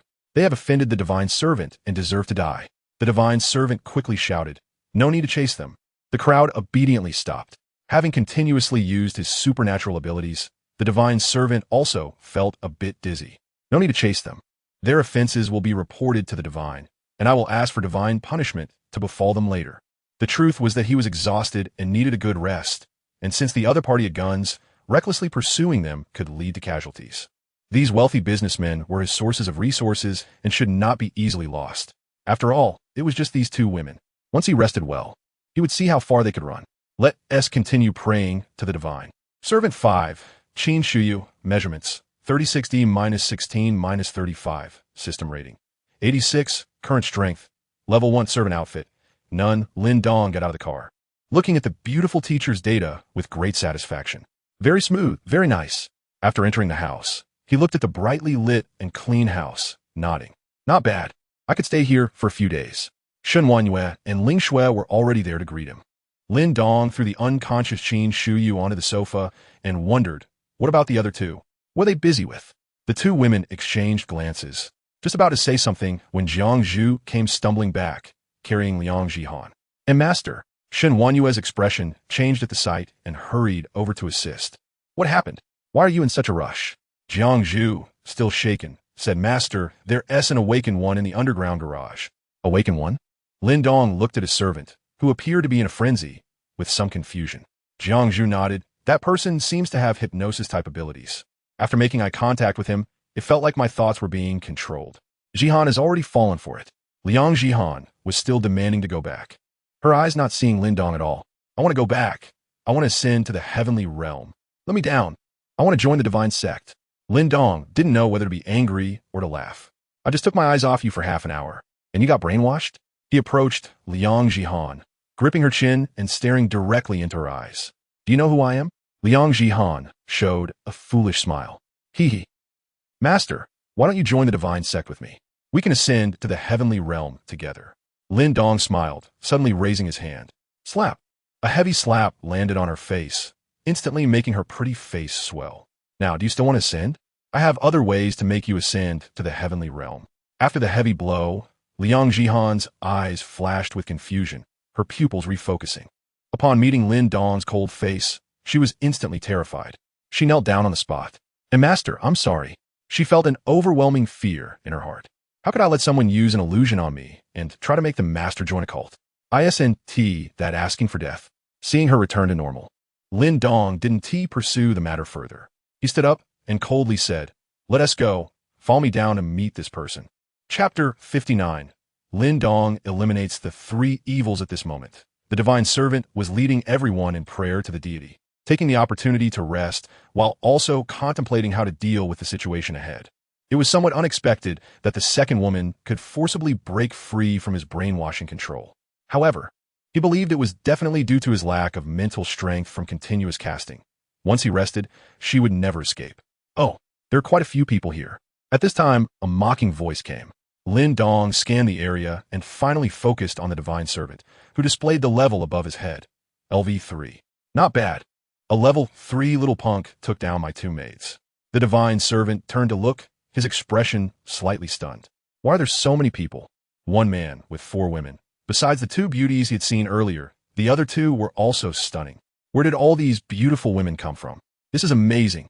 The divine servant locked his gaze firmly on Lin Dong. From their positions, this man was clearly the leader of the women. As long as he dealt with this man, the 4 women would not be able to escape. Welcome, everyone, to our divine sect. Just now, the deity conveyed a message to me. He does not mind the earlier offenses from the ladies. We are grateful for the deity's grace. As he spoke, he slowly walked towards Lin Dong and the others. Lin Dong rubbed his ears and frowned. Is there really a deity? Where's he? I don't see him. The divine servant smiled. The deity only exists in the heavenly realm. We mortals naturally cannot easily see him. Is that so? Then how can you chat with him? I am the voice of the deity on earth, naturally capable of communicating with the deity. Lin Dong scratched the back of his head. Oh, really? I actually want to join you guys. My maids told me that your position allows you to play around with other people's daughters. I envy that quite a bit. Can you give your position to me? The divine servant's smile froze. Sir, your joke is not funny. I am not playing with women. I am punishing those who disrespect the deity on behalf of the deity. Lin Dong couldn't help but laugh heartily. Looking at Shen Wanyue and the others, this guy is interesting. If you're playing with women, just admit it. You even came up with this excuse. For your thick skin, I, Lin Dong, am willing to call you the strongest. The divine servant's face showed a hint of anger. Sir, your offense against the divine servant is akin to offending the deity. Are you not afraid of the deity's punishment? Lin Dong shrugged. Why should I be afraid? You have a deity, but I also have a deity. Should we call out your deity and see whose deity is stronger? The divine servant was taken aback. You also have a deity? May I ask which deity from the heavenly realm? He was secretly guessing. Could this guy be one of his kind? Since we are all playing tricks, why are you trying to undermine me? Lin Dong swiftly pulled out a golden eagle pistol, pointing the muzzle directly at the divine servant's forehead. Here, my deity is this one, the god of exploding heads from ancient Greece. Bring out your deity and let us see if he can protect you. At the same time, the 4 maids each took out an M16, all pointing their guns at him. The divine servant. What is going on? Why does everyone have a gun? You guys are playing dirty. Did you rob the security bureau? Cough, cough. Everyone, this isn't very friendly. I was already quite friendly by not shooting you right away. Why don't you summon your deity? This, sir, you must know that while people act, the heavens are watching. Do you not consider the consequences of your actions? Blah, blah, blah. 3, 2. The divine servant was panicking, quickly shouting. Loyal followers of the deity, this person, armed with a gun, is committing offenses against the deity and will surely provoke greater heavenly punishment. For the safety of all beings, let us call upon the deity to punish this evil thief. Everyone instantly stood up, crossing their hands in prayer, closing their eyes and chanting. Evil thief must be punished. We beseech the deity to descend. Evil thief must be punished. We beseech the deity to descend. Evil thief must be punished. We beseech the deity to descend. The divine servant's goal was simple. We have many people. Even if you have a gun, what can you do? As the saying goes, the law does not punish the many, and besides, there's a security officer among them. They would never dare to start a massacre. However, Lin Dong merely scoffed, chambering a round in his pistol. I asked the god of exploding heads, and he gave me 9 holy cups. If the next 9 bullets in my gun jam, then I will just switch to the M16. He pulled the trigger. Click. Lin Dong was slightly surprised. Huh? It really jammed. That's quite rare. The divine servant was so nervous he was about to wet himself, his face turning pale as he immediately activated his abilities. A flash of white light appeared in his eyes, and Lin Dong felt as if someone lightly tapped his head. It was a ticklish sensation. Then nothing happened. The brainwashing interference from the other party had no greater effect on Lin Dong. The divine servant was instantly sweating profusely, his pale face devoid of color. How is this possible? Why are you not affected? Who are you? Bang! The second shot fired. A blood hole appeared in the divine servant's forehead, his eyes wide open, staring in disbelief at Lin Dong. His body slowly collapsed. The chanting from the followers was interrupted by the gunshot, and everyone stared blankly at the divine servant's corpse, unsure of what to do. The atmosphere fell silent. Evil thief must be punished. We beseech the deity to descend. It was unclear who it was, but someone seemed to be trying to boost morale, continuing to chant loudly. Then everyone, suppressing their fear, began chanting again, even more fervently than before. The divine servant didn't die. He was just taken away by the deity. Lin Dong smiled coldly, pointing the gun at the divine servant's corpse. Evil thief must be punished. We beseech the deity to descend. Bang! Evil thief must be punished. We beseech. Bang! Evil. Bang! Evil. Bang! Bang, bang, bang, bang. With the magazine emptied, Lin Dong grinned as he put away the pistol, snatching the M16 from Shen Wanyue's hands, pointing it at the crowd. Keep going. The crowd was utterly speechless, an indescribable, overwhelming fear sweeping over them. Run. Some people turned to flee, and the scene instantly fell into chaos. To hell with your deity, don't kill me. After being startled by the gunfire, everyone began to awaken from their brainwashed state. In a short while, the garage fell silent. Lin Dong couldn't stop smiling, tossing the gun to Shen Wanyue. A bunch of little chickens. He turned to head home. The maids quickly followed, and Ling Shui asked curiously, Master, why don't you kill them all? Lin Dong rolled his eyes. Why would you think that? Do I look like someone who enjoys killing the innocent? Isn't it? Huh. Master is the kindest person in the world. Now that's more like it. Let's go home for a party. Yay. In the garage, only the divine servant's corpse, riddled with bullets, remained grotesque and terrifying. Chapter 60. The Jade Girl comes knocking. The vast horizon is my love. Under the endless green mountains, flowers are blooming. Suwei, Suwei, Suwei, Suwei, Lo Lu Wei. 857. 857. In the private pool on the first basement floor, colorful lights are flashing, and several maids in sexy swimsuits are playing in the heated pool, dancing, creating a visually pleasing scene. Lin Dong, wearing beach shorts and sunglasses, leans back on a beach chair with a cigarette in one hand and an ice-cold beer in the other, feeling quite comfortable. This is living life. Next to him is Qin Shuyu, who has just woken up and is too afraid to get into the water due to pain, sitting by the barbecue grill grilling skewers. And Master, the skewers are ready. Qin Shuyu's face turns red, and she dares not look Lin Dong in the eye. Lin Dong looks at the few charred skewers in front of him, cold sweat pouring down. Are you trying to poison me? And no, I wouldn't he dare. I'll grill them again. Forget it, forget it. Looking at you like this will probably be hungry all night. Go play, I'll grill. Taking out the skewers again, Lin Dong skillfully sprinkles cumin seasoning and starts grilling. In the past, to earn some extra money, he worked at a barbecue shop and is quite experienced. Although the system already has ready-made skewers, grilling them himself is also a kind of pleasure.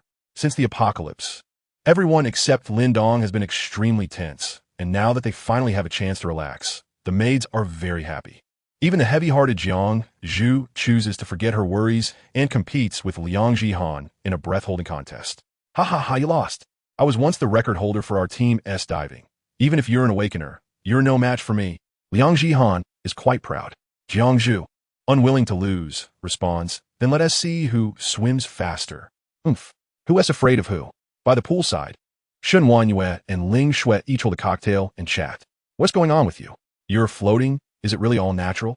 Shen Wanyue looks at Ling Shui with envy regarding her certain features. Ling Shui chuckles and pats her chest. Of course it's all natural.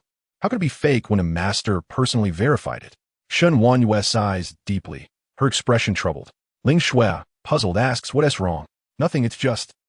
Mine hasn't tea come yet. I don't know if it's delayed or if I. Ling Shui's eyes widen, whispering in shock. No way. Are you pregnant? Who is the father? Shen Wanyue forces a smile. I'm not sure if I'm pregnant yet, but if I am, who do you think it could be? Her beautiful eyes glance complexly at Lin Dong, who is engrossed in grilling skewers. Her feelings are quite tangled. If she is really pregnant with Lin Dong's child, what should she do given their current inappropriate relationship? What if Lin Dong doesn't want it? Should she terminate it? What if Lin Dong does want it? Would she then be able to upgrade from maid to mistress? What if Lin Dong thinks she wants to leverage the child for status and punishes her? In any case, there are too many thoughts swirling in her mind. Ling Shui's thoughts are much simpler. looking at her with envy. That's great. I also want to get pregnant with a master-S child. Then I won't have to worry about being tied up in the bathroom. Shenwanhua. Is that all you aspire to? In fact, the women don't know that Lin Dong had already turned off the option for maids to get pregnant, so they would never be able to conceive regardless. Qin Shuyu sits by the pool, lost in thought, glancing at Lin Dong with a red face, then lowering her head with a complex expression, clearly in a state of inner turmoil. The aroma of grilled skewers wafts over, and Lin Dong calls out, "Time to eat skewers." The maids gather around, looking at the deliciously grilled skewers with sparkling eyes. Wow, the master has the skill? Yum, it's delicious. The master is amazing. Lin Dong tries one himself and finds it quite good. He lost his touch. Suddenly, Jiang Zhu asks anxiously, "Master, it's so comfortable staying here. Can we stay a few more days?" The other maids nod in agreement. There's electricity, the space is large and clean, and it's simply too enjoyable to stay here. Lin Dong gives her a knowing smile, instantly understanding Jiang Zhu's intention. She is probably worried about facing her fiancé when they move to the next location, the Xia family. There's no good way to handle it. You might as well drag it out for another day. All right, we can stay a couple more days and practice your levels, he decides. Lin Dong is alert after Liang Jihan's mishap. The maid's skills are uneven, and it's easy for them to mess up. To eliminate this possibility, he has to work hard to help them improve. The girls instantly cheer with excitement. Qin Shuyu, still unaware of the situation, asks curiously, "Leveling up? Are you still playing games?" Ling Shui whispers a few words to her, and the beautiful teacher's face instantly turns red. Let them enjoy themselves for now.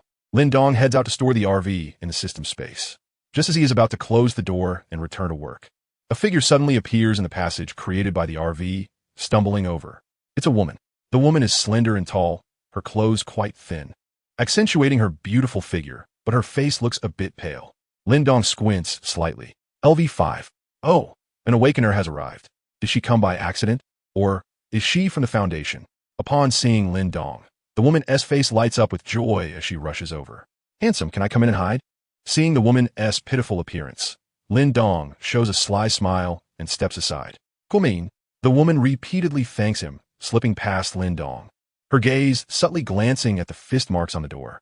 It took several punches to break the door open. It seems her strength isn't that impressive, she calculates in her mind. The person who came is naturally the Jade Girl, who has been tracking him. After all, the passage created by the RV is right there. It's too easy to find. As she passes by, a fragrant breeze wafts from her, and Lin Dong sneers as he closes the door. "Now that you're in my place, it won't be easy to get out." Once the Jade Girl enters, she's shocked. Why is it so warm in here? There's electricity? I can even hear DJ music.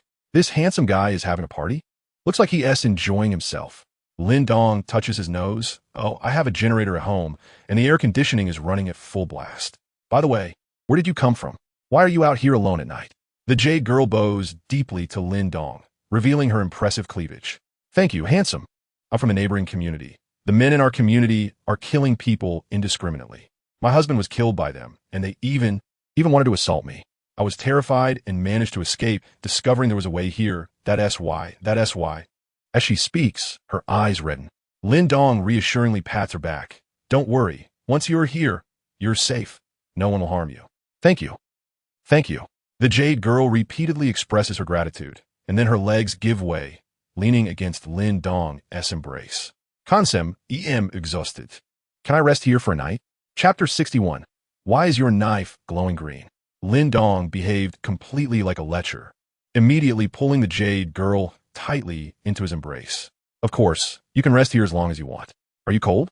Shall I take you to have a bowl of hot soup?" The Jade Girl struggled slightly, her pretty face turning incredibly red. Then, "Thank you, handsome." Hooked. Outside the villa, Jean Tong quietly arrived, stealthily peeking through the window with excitement in his eyes. Lin Dong slightly frowned, pretending not to notice, and took the Jade Girl to the dining room, then went to the kitchen to fetch a bowl of hot soup. "I forgot to introduce myself. My name is Lin Dong. What do you call yourself, beautiful?" The Jade Girl took the hot soup and shyly smiled. "I'm not a beauty, just a widow. You can call me Xiaoyu, Lin Dong Gij. By the way, Lin Dong Gij, you wouldn't put anything bad in the soup, would you? I'm just a weak woman. You can't bully me." Lin Dong laughed heartily. "I put aphrodisiac in it. Dare you drink it?" The Jade Girl was taken aback, then showed a bright smile and drank the hot soup in one gulp. "Don't scare me," Lin Dong Gij, shall you trust you, the two then chatted, with the jade girl showing no flaws, possessing both the restraint of a married woman and the charm of a young wife.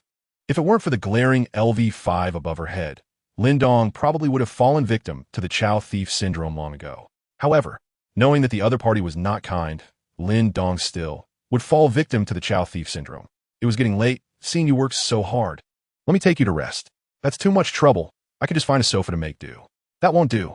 I'll take you to the bedroom. You need a good hot bath to rest well. Then, thank you.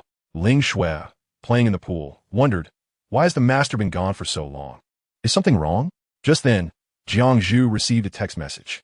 The master said he encountered a new toy and told us not to go up. Ling Shui pouted. What is this? Why is there another new toy? I want to join too. The other girls. Oh, this is Gij's master bedroom. How can Xiao Yu sleep here? The jade girl looked at the spacious bedroom, shocked. Lin Dong waved his hand nonchalantly. It's fine, just sleep here. What about you? Lin Dong Gij. You're a weak woman in a strange environment. You must be scared.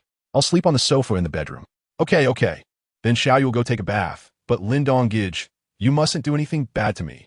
Go ahead, I'm a gentleman.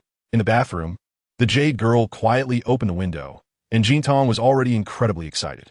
Wife, you're amazing. That Lin Dong will be taken down by you soon. Of course. When I take action, there's nothing I can't handle. Hubby, you better hide well. I think he's going to barge in. Sure enough, she guessed right. Jin Tong crouched at the window, feeling assured. He knew his wife's skills all too well. No man could resist her charm. Not even the butler dared to let the jade girl tease him. Now that Lin Dong was hooked, in less than 5 minutes, he would surely be weak. At that time, he would be able to take Lin Dong back for a report. 5 minutes later, Jin Tong showed a cold smile. This guy was about to fall. 10 minutes later, Jin Tong frowned. It seemed he had some real skills. 30 minutes later, Jin Tong began to panic. Why hadn't he been taken down yet? 1 hour later, Jin Tong's face changed dramatically. Hey, let go of my wife. Jin Tong shouted angrily, breaking through the window with his knife. Lin Dong smiled coldly, jumping back to evade the attack. He hurriedly supported the unconscious jade girl in his arms, and Jin Tong was heartbroken, staring fiercely at Lin Dong. Kid, what have you done to my wife? Another LV5. Lin Dong showed a wicked smile. You've been watching through the window for an hour. What do you think happened? By the way, is she really your wife? You two seem to play around quite a bit. Look at you, short and poor. Could it be that you're not capable in that area? No wonder she is so hot. Maids 6, jade girl, measurements, 38C-19-32, system rating, 80, current strength, level 5, maid outfit, none. So her name is Jade Girl? This is definitely a seductress. No need to record this kind of product. System, kick her out. Lin Dong silently thought. Sure enough, the Jade Girl's information disappeared. Jin Tong's face turned green as he gently laid the Jade Girl on the floor, spinning his dual knives, his expression cold. Kid, I'll tell you about my wife after I chop off your head. After saying that, his figure rapidly spun, forming a small blade tornado aimed at Lin Dong. However, his speed was too slow for Lin Dong, who easily jumped aside to avoid it. Jin Tong missed his attack and came again, but Lin Dong just dodged without counterattacking, casually taunting. You're so excited. Looks like you and your wife are a perfect match. Hey, are you from the Foundation? Jin Tong's movements paused, his attacks becoming more ferocious. Looks like I guessed right. You guys from the Foundation have quite a few weirdos. The last one was strange. And you two are even stranger. I'm becoming more and more interested in you. By the way, in the Foundation, are there many women like your wife? If there are, tell me where you hide them. I'd love to drop by when I have time. Huh? Why is your knife glowing green? Oh, it matches your hat. Jin Tong was furious. Why are you dodging? Do you dare to take a hit from me? Lin Dong smiled. Okay, I won't dodge. You're going too far. Jin Tong's face twisted, his body glowing green. Kid, you will pay for your arrogance. Watch my pure love strike. With his knives crossed, Jin Tong's figure burst forward, aiming to cleave his opponent in half. Lin Dong slowly extended his index finger, standing in place to find the right moment, and suddenly thrust down. Crack! The dual knives were severed by a single finger. How is that possible? Jin Tong was horrified. This move, even the butler couldn't easily handle it. Yet he broke it with just one finger?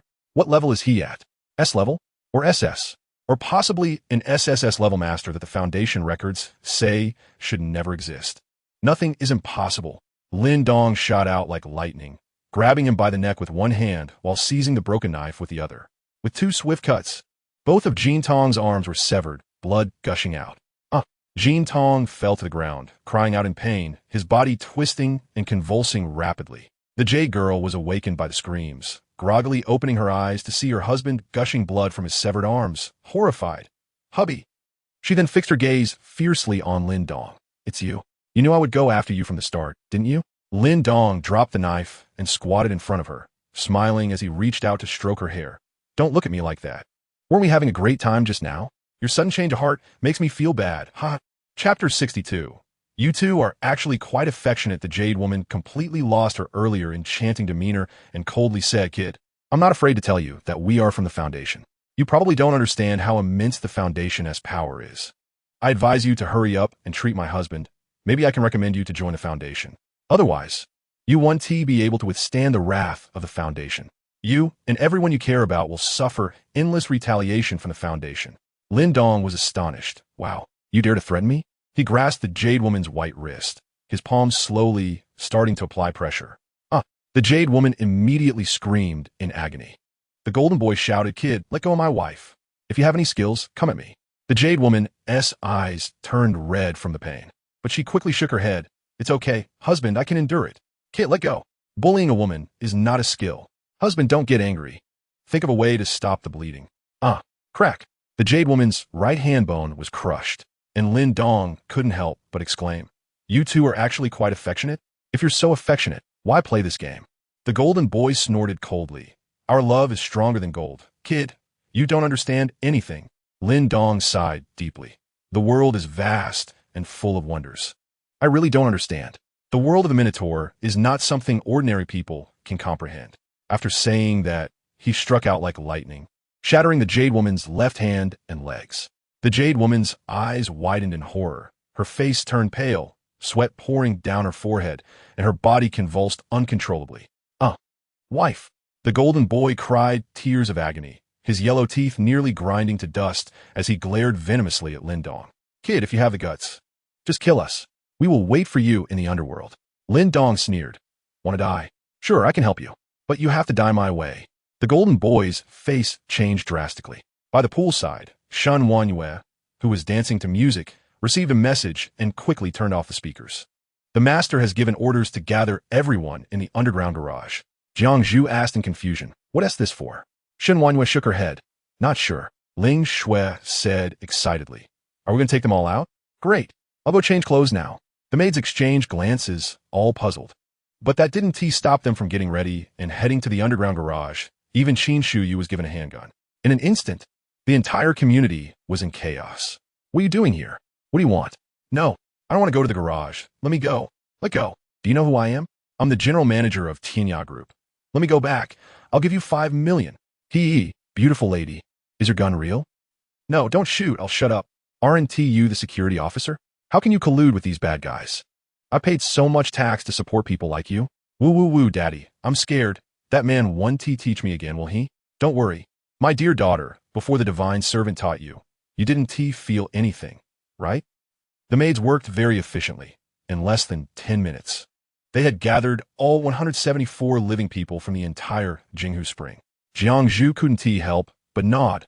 "Looks like everyone is cooperating well." Qin Shuyu covered her face and pointed her gun. Could they not cooperate? These wealthy businessmen trembled under the gunpoint. Some whispered, speculating about the purpose of the gathering.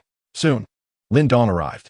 The maids were about to greet him when they saw Lin Dong carrying a beautiful woman tightly bound on his shoulder while dragging a short man with a severed arm, leaving a long trail of blood, leaving them puzzled. "What's going on?" Shen Wanyue bowed. "Master, all 174 people in the community are here."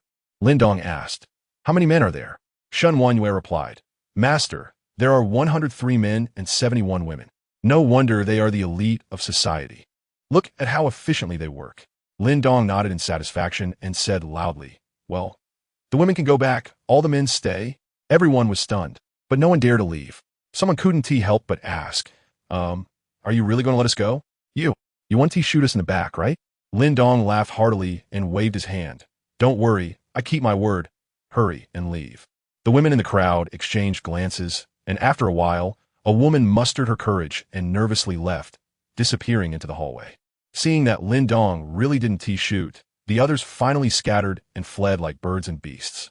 Now, it was the men S turn to panic. This kid ISNT planning to take out all the men, is he? If that's the case, all the women in the community would belong to him alone. Some men tried to sneak away, but were pointed at by several maids with guns, leaving them with sad faces as they turned back. Soon, only 103 trembling men remained. The golden boy, losing too much blood, seemed to guess something. A flush suddenly crossed his face, and he wanted to curse but stopped. Lin Dong tossed the golden boy aside. Everyone, you don't need to be so tense. I never kill innocents. That so-called divine servant was clearly a cult leader. Killing him was to save you. When everyone heard this, it seemed to make sense. However, you pointing a gun at us is not very convincing. I don't have any other hobbies, just love helping people. The purpose of gathering you all here is to give you benefits. He then tossed the terrified yet faintly excited jade woman at their feet. When everyone was still confused, Lin Dong continued. I see you are all strong men. This girl is a gift for you. Don't thank me. Some looked at the weak jade woman and couldn't help but ask. Just her alone? ISNT, there's still a few. Bang. Before he could finish, Lin Dong shot him in the head. Some people, don't be ungrateful.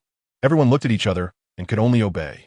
The maids were called back by Lin Dong to rest, and he couldn't help but marvel at the golden boy. I've discovered that the more people there are, the more excited you get. 5 hours later, the jade woman died. The golden boy bled to death, but when he died, there was an obvious excited smile on his face, leaving Lin Dong bewildered. Foundation, oh Foundation, I am increasingly looking forward to you.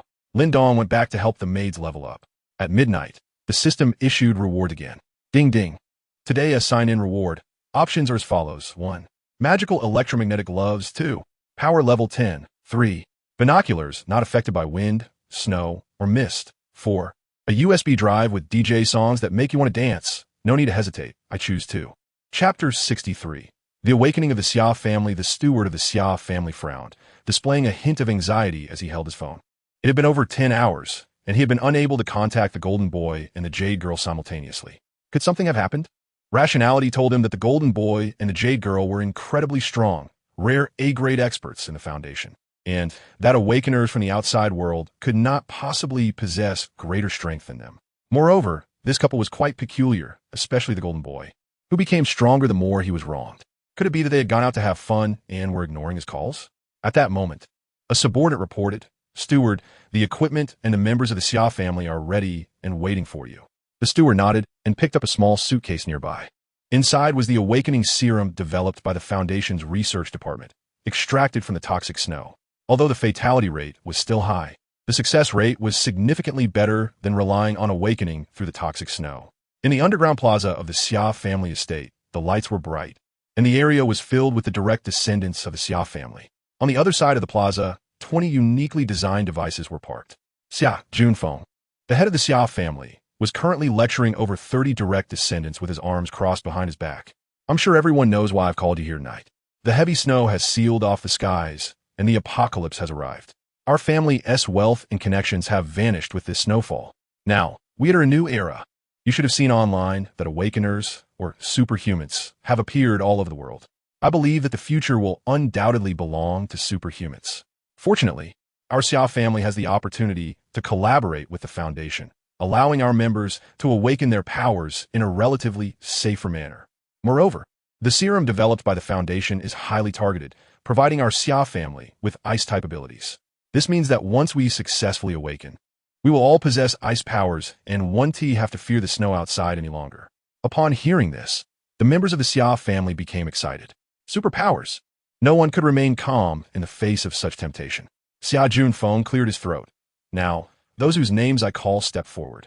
Xia Qingyu, the eldest daughter of the Xia family, stepped forward calmly, her cool and proud demeanor attracting many glances.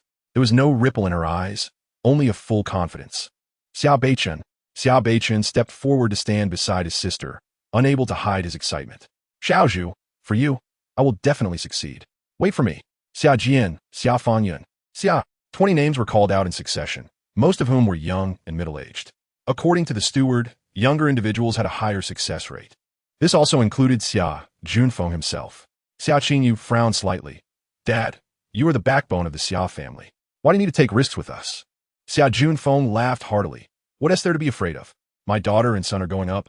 How can I, as their father, back down? As the head of the family, I should lead by example. The steward approached, and said to the 20 individuals before him, "I must clarify that the success rate of the serum is not 100%. It will cause you to have a high fever and immense pain. To succeed, you must possess strong belief and willpower. If anyone wishes to withdraw, now is the time." I did not want to waste the serum on those who were afraid of death.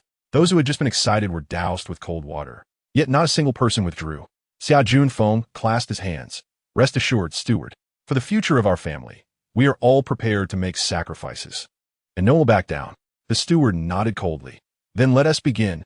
Soon, these individuals were arranged under the awakening devices, quickly bound with straps, and fitted with breathing masks. The steward carefully opened the suitcase, revealing 20 vials of eerie blue liquid. After distributing them, the injections began. Like the symptoms from contact with the toxic snow, for the first 5 minutes after the injection, everyone felt no discomfort, only a cool sensation. As the 5 minutes passed, suddenly one of the Xia family members screamed, "Ah, it hurts. It hurts like hell. Let me go." Veins bulged on his forehead, beads of sweat rolled down, and his body began to convulse violently. Xia Beichen's expression hardened. "Here it comes." Sure enough, intense pain surged from the soles of his feet to the top of his head, engulfing every inch of his skin. His body felt as if it were being pierced by countless burning iron rods. Every muscle trembled, and every breath felt like it was tearing his insides apart. The usually fearless, domineering figure would have gladly bitten his lips off at this moment. He didn't want to scream, but he simply couldn't. Or perhaps screaming would only worsen the pain. Blood seeped between his teeth, his fists clenched tightly, joints turning white. A hoarse, broken groan escaped his throat. The entire underground plaza was filled with screams. "I can't take it. It hurts too much. I can't stand it. Help. Mom, let them take me down. I don't want to play anymore." "Oh, what the hell?" Those Xia family members who were not chosen were terrified, collectively gasping in shock. Finally, someone couldn't hold on any longer, their body convulsing violently, dark bruises appearing on their skin, and then their body suddenly fell silent, their bulging eyes staring blankly, lifeless. "Xiaoli," a woman cried out in grief, wanting to rush forward to rescue her son, but was firmly held back by others. Xiaoli's failure seemed to act as a trigger, and more members of the Xia family began to fall silent. In the blink of an eye, 8 people had already died. The entire Xia family was in mourning, and some even wanted to attack the Foundation as personnel. But they dared not move under the threat of firearms. The steward watched silently with his hands behind his back. The remaining 12 people had not died immediately, which indicated they had passed the most dangerous stage, significantly increasing the success rate of awakening. It was now a matter of how long they could endure. After all, the longer they persisted, the stronger their powers would be after awakening. Among them, the most noteworthy were Xia Junfeng and his family of 3. At this moment, the head of the family, Xia Junfeng, had lost his elegant demeanor, his old face twisted in pain as the machine displayed the progress of the serum fusion. 21. The steward nodded secretly. This old fellow should be fine. Exceeding 20 meant he had succeeded and would at least be a C-grade expert. His fusion progress eventually stopped at 26, and the pain vanished instantly. Xia Junfeng gasped heavily, still in shock, and after a moment of rest, a terrifying and powerful feeling surged within him. I succeeded. The straps that had previously restrained him were easily broken. The steward smiled and nodded. "Congratulations. According to the Foundation S rating, you are now a B-grade expert." "B-grade?" Xia Junfeng clenched his fist, casting a barely perceptible glance at the steward. "This serum is so incredible. If I could eliminate him, could I?" Xia Beichen felt as if his soul was about to shatter, his eyes bloodshot, and he was on the verge of grinding his steel teeth to dust. Xiaozhu, wait for me. I will definitely succeed." Chapter 64. Extraordinary talent. Xia Junfeng suppressed his chaotic thoughts and hurriedly looked at his son. "Fusion progress. 29. The steward whispered, "Young Master Xia, your perseverance is quite impressive. As long as you get through this stage, your Xia family will give birth to an A-level expert, which is quite rare even within the Foundation." Xia Junfeng was delighted. "Really? That's great." More members of the Xia family were succeeding, but there were also some failures. Time gradually passed, and only the siblings Xia Qingyu and Xia Beichen were still holding on. Xia Junfeng counted the numbers and sighed. "Aside from me, Xiaoyu, and Beichen, only 5 out of the remaining 17 have succeeded. Even if we include ourselves, the ideal situation would only yield 8 people. A mere 40 success rate. Steward, this is really..." The steward coldly replied, "Be content. What you're using is already an improved serum. The success rate of the original serum was less than 10. Do you know how many people died for the experiment? If you're still not satisfied, I don't mind drawing your serum and collaborating with others. Feeling the threat in the steward's words, Xia Junfeng shrank his neck and chuckled awkwardly. Steward, you misunderstood. I just feel sorry for my clansmen, that's all. From the steward's words, Xia Junfeng also understood that the Foundation's strength was still beyond what the Xia family could shake. And his little schemes had to be suppressed for now. Better be. The steward snorted coldly and explained indifferently. Even if the improved serum is lethal, it won't turn your clansmen into zombie monsters. You can bury those who died with peace of mind. No need to worry. What? Xia Junfeng thought something had happened to his son and quickly turned his head. Fusion progress. 31. Isn't this going well? Xia Beichen seemed to have also completed his painful journey, panting heavily. It seemed that his son would at least be an A-level expert. He then noticed that the steward was staring wide-eyed, incredulously at Xia Qingyu. At this moment, the big star had her eyes tightly closed, her brows slightly furrowed, drenched in fragrant sweat, biting her red lip and still struggling. Even under immense pain, the girl's beauty remained unaffected, making her appear even more pitiful. Xia Junfeng's pupils dilated instantly, and his voice rose sharply. Fusion progress 35? Xiao Yuxi, the steward exclaimed. Congratulations! Your daughter is exceptionally talented, and her perseverance is astonishing. Your Xia family is likely to produce an A-level awakener. Really? Xia Junfeng was ecstatic. Although he was only B-level, with his son A-level and his daughter A-level, the future of the Xia family was secure. Xia Beichun broke free from the restraints, feeling the explosive power in his body, his eyes shining with excitement. Xiao Zhu, I succeeded. Wait for me. I'll take you home soon. Seeing that everyone's gaze was fixed on Xia Qingyu, Xia Beichun turned to look, and his excitement instantly turned bitter. Fusion progress, 36. It's over. I thought relying on my longing and love for Xiao Zhu to struggle to 31 was already impressive. I didn't expect my sister to be so powerful. Now, her status in the clan would probably soar, and she looked down on Xiao Zhu. This is troublesome. Xia Qingyu continued to persevere. 37, 38. All the members of the Xia family forgot their pain and nervously watched her. Finally, the fusion progress stopped at 39, and Xia Qingyu suddenly opened her eyes. Everyone felt as if they were being watched by a fierce beast, their hearts almost stopping. Still couldn't break through 40? What a pity breaking the restraints. The girl gently wiped the fragrant sweat from her forehead. Xia Junfeng excitedly said, Xiao Yu, congratulations. You truly are my daughter. The steward said your strength rating is A, which is very rare even in the Foundation. Xia Beichen anxiously congratulated, Sister. You're amazing. Listening to everyone's congratulations, Xia Qingyu showed no sign of excitement. Her cold gaze fixed on the steward. I want to ask Steward, what is your strength rating? Is she planning to turn against him? The steward suppressed the turmoil in his heart and sneered. Like you, a level.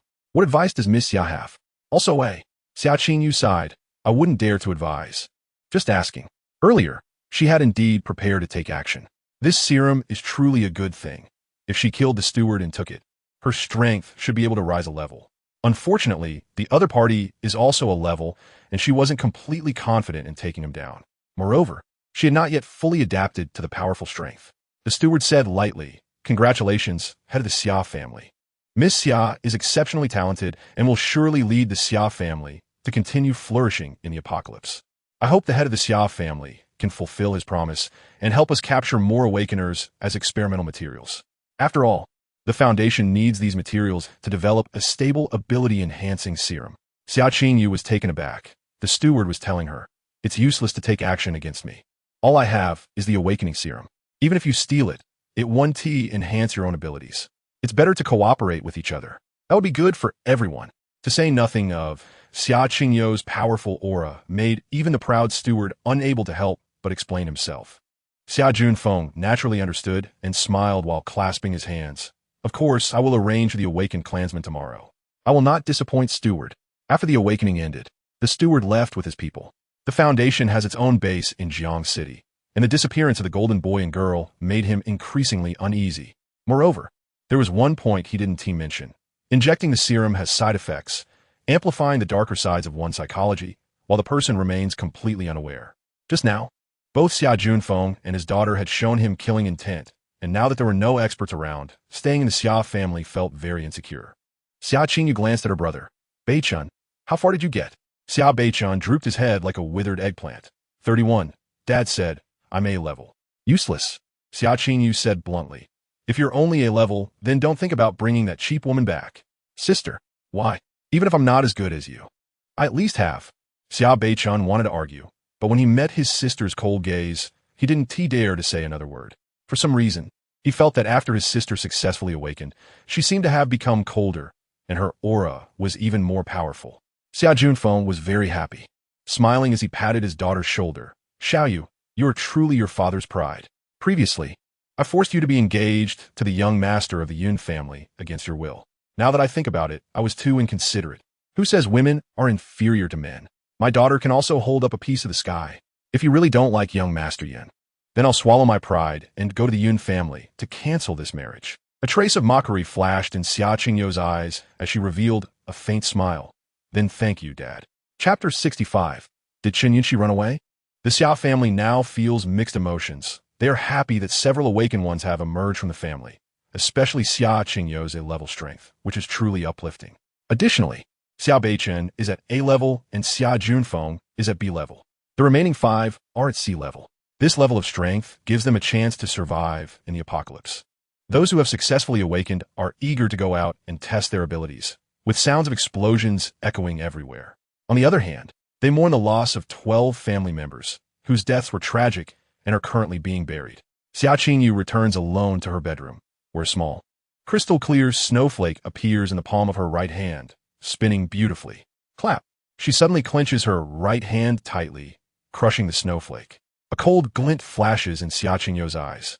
From today onward, my fate can only be controlled by myself. The Xia family's old tradition of valuing sons over daughters must change. In Xiao Beichen's bedroom, the domineering young man is still excited despite being heavily criticized by his sister. Now I'm the second strongest in the family. Even if my sister disagrees, I will bring Xiaozhu back. Right, I need to share the good news with Xiaozhu. She must be worried about me. He dials the phone, but after a long ring, no one picks up. What was I thinking? It's so late. Xiaozhu must be asleep. I'll just send her a message. In Mirror Lake Spring, through Lin Dong's efforts, Jiangzhu's level has reached level 5. The loud music drowns out the ringtone, and she doesn't hear it at all. Or even if she did, it wouldn't matter because she is currently sprinting towards level 6. In her bedroom, Chen Yunqi slowly wakes up from a high fever, greeted by bright lights and a clean, tidy room. Where's this? The girl struggles to get out of bed, her mind recalling being tied to the back of an RV, frozen and on the brink of death, sending a shiver down her spine. Was I rescued? Dragging her weak body out of bed, she notices the sky outside is already brightening. It's a new day. The house is large, and after walking for a while, Chen Yunqi hasn't seen a single person. However, she luckily finds some cold medicine in the house and hot soup in the kitchen. After taking the medicine, she quietly makes her way to the basement level, where she sees Lin Dong and the others engrossed in leveling up, and she quietly retreats. A bunch of despicable bitches and dead perverts. I must find a way to escape. Strange, where's that huge RV? Chen Yunqi is dumbfounded, looking at the pure white snow outside that carries a deadly threat. She shrinks back and finds a passage leading to the underground garage. Gritting her teeth, Chen Yunqi steps inside. Lin Dong squints slightly, glancing outside before ignoring her again. This community is only so big. Where can you escape to? Breaking free from the lair, Chen Yunqi begins to run wildly, her heart racing as if it might leap out of her throat. Using a small nightlight, she runs aimlessly. Suddenly, she sees several corpses. One has been shot to pieces, another has a blown-off head, and a small male corpse is missing its arms, blood pooling everywhere. There is also a female corpse. Chen Yunqi quickly averts her gaze after just a glance. How many people tormented her in life? It's tragic. It's too tragic. When she was with Feng Yi, she had become desensitized to corpses, but now she is alone in the dark garage, feeling very scared. Avoiding the crime scene, Chen Yunqi discovers a stairway leading upwards and musters the courage to go up. Inside a house at that moment, a dozen men are sitting in a circle, their faces filled with worry. Jiang Shi, who had been taken advantage of by the divine servant, respectfully pours them hot tea and retreats behind her godfather. A balding man addresses the first godfather, saying, Mr. Qian, this isn't a solution. These outsiders are arrogant and unpredictable, armed with guns. And our safety can't be guaranteed. You run the biggest business, so you must have the best ideas. Please think of a way. Mister. Qian smiles bitterly. What can I do? I don't even know their identities. I can't target the problem. They're all wealthy businessmen known in society, respected and admired wherever they go. But facing Lin Dong and the others, it's like a scholar meeting a soldier. There's no way to reason with them. Although Lin Dong has no intention to kill them, he has a gun, and staying in the community is like a ticking time bomb. Therefore, Lin Dong must die. A vice president from a certain company glances at Jiang Shi and suddenly says, Xiao Shi, you've been busy with us for so long and must be tired. Why don't you take a nap and rest? Don't neglect your health just because you're young. This implies that there are things she shouldn't hear. Jiang Shi looks at her godfather, who nods, and she leaves. Mr. Zhou, do you have any good ideas? Mr. Zhou crosses his arms, pondering for a moment before saying, Everyone, I think we should reveal our trump cards. Otherwise, even if we sit until dark, we won't come up with any solutions. Mr. Zhou, I don't understand what you mean. What trump card? Mr. Zhou smiles and suddenly pulls out a handgun from his pocket, placing it on the table, causing everyone's pupils to constrict. He actually has a gun? Everyone is smart. A 1T bead around the bush. We are all in business, and not many of us have clean hands. For our own safety and that of our families. Don't tell me none of you have this. If you all say you don't, then this meeting doesn't need to happen. Others never expected Mr. Zhou to be so straightforward, their expressions becoming somewhat unnatural. Mr. Qian laughs heartily. Mr. Zhou sees through it. We old folks have been confused. After all, it's the apocalypse. Are we still afraid of safety officers coming to catch us? Years ago, I got a handgun from abroad, and I've got 17 bullets left. With Mr. Qian leading the way, the others finally reveal their cards. I have one too. I went through a lot of effort for this thing. A handgun with 9 bullets. Mr. Qian is right. What about the safety officers? They've gone to be someone's dog. What are we afraid of? I have. My old man was a hunter, and I have an old-fashioned hunting rifle bullets. I have one too. After counting, they realize they have 10 different guns among them. Someone excitedly says, So what are we afraid of? There are only 5 of them, with 10 guns. We can easily take them down. However, Mr. Qian shakes his head. It's not that easy. Have you forgotten how we were brainwashed and controlled by that charlatan before? This Lin Dong is probably also an awakened one. He has superpowers, and just relying on guns won't work. Mr. Zhou nods. Mr. Qian is right. Guns are just our trump card for turning the tide, but we still need a plan. Just then, a knock sounds at the security door leading to the garage. Bang, bang, bang. Is anyone there? Help. Chapter 66. The little sister has a quite poisonous heart. Everyone was startled, their faces turning pale. Zhou Dong hurriedly stuffed the gun into his pocket and, in his fluster, even dropped it on the ground. Is Lin Dong here? What should we do? Did he hear what we were discussing in the meeting? I was already speaking very softly. Let's run. However, Qian, who was more composed, said in a low voice, What are you all panicking for? Do you think if it were Lin Dong, he would need to knock on the door to announce himself? Everyone thought about it and realized that when those women rushed in yesterday, they kicked the door down without hesitation. Zhou Dong put the gun away and awkwardly adjusted his clothes, saying, Qian is right. If it really is Lin Dong, locking the door is meaningless. We might as well open it.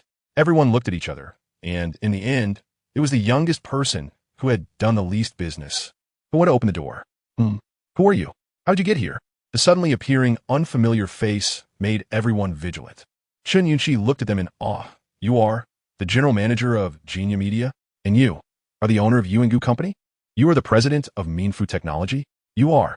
Everyone was genuinely surprised that this suddenly appearing young girl seemed to know them all by name. Qian coughed and asked, Little girl, who are you? Do you know us? Oh, I am a student at Jiangxing University of Science and Technology. My name is Chen Yunqi. The girl appeared a bit shy in front of the big shots, but then felt more at ease. These people are all famous. Protecting a college student should be easy for them. The reason she knew them was simple because they were all her future goals. Marrying into a wealthy family was her dream, so she had naturally done her homework. Although many of these people were older than her father, and some could even be her grandfather. But did that matter? Not at all. The only thing she lacked before was a channel to meet these big shots. Now, she had unexpectedly run into them, all gathered together, and Chen Yunqi was extremely excited. You are all well-known wealthy. Celebrities in Jiangsheng. I can see you on TV. That's why I recognized you. Seeing the girl's innocent demeanor, everyone nodded. No wonder she was trained as a university student. Her words were quite sincere. Qian asked, So how did you end up here? Chen Yunqi's face showed a hint of fear. I was originally at school, but suddenly ran into a devil who is very lecherous. He has already captured several women, including my teacher. He even intended to harm me. When I refused, he tied me up in a car and left me to freeze and starve. Just now, I took advantage of his inattention to escape. Big brothers and uncles, you have to save me. Saying this, she began to cry. To be honest, Chun Yunqi's appearance was very deceptive. Her pure aura, combined with her pitiful tears, created an impulse in people to protect her in their arms. Qian frowned. The devil you mentioned, is his name Lin Dong? Yes, that's him. Brother Qian, have you met him? Qian chuckled. At my age, I could be your father, and you call me brother? I wouldn't mind being your godfather. The little girl has a bit of ulterior motive. Everyone present, who was not sharp, immediately saw through her true intentions. He is indeed, as you see, a devil. Do you know what Lin Dong's superpowers are? What about the other women's abilities? What are their identities? Chun Yunqi counted on her fingers. Lin Dong is just a delivery guy. I don't know his abilities well. It seems he is particularly good at shooting and has strong physical capabilities, but I haven't seen other abilities. Among them, my teacher Qin Shuyuan is an ordinary person. There's a female anchor named Ling Shui, another named Shen Wanyue who works at a bank, and one called Liang Jihan who is a security officer. The last one named Jiang Zhu seems to be a yoga instructor. It seems they all have supernatural powers. Qian's eyes narrowed. This information is very important. Really? Then we need to plan carefully on how to deal with this devil and rescue a few women.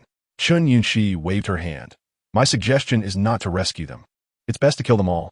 Those women, including my teacher, have been brainwashed by Lin Dong, and I fear if you rescue them, they might harm you.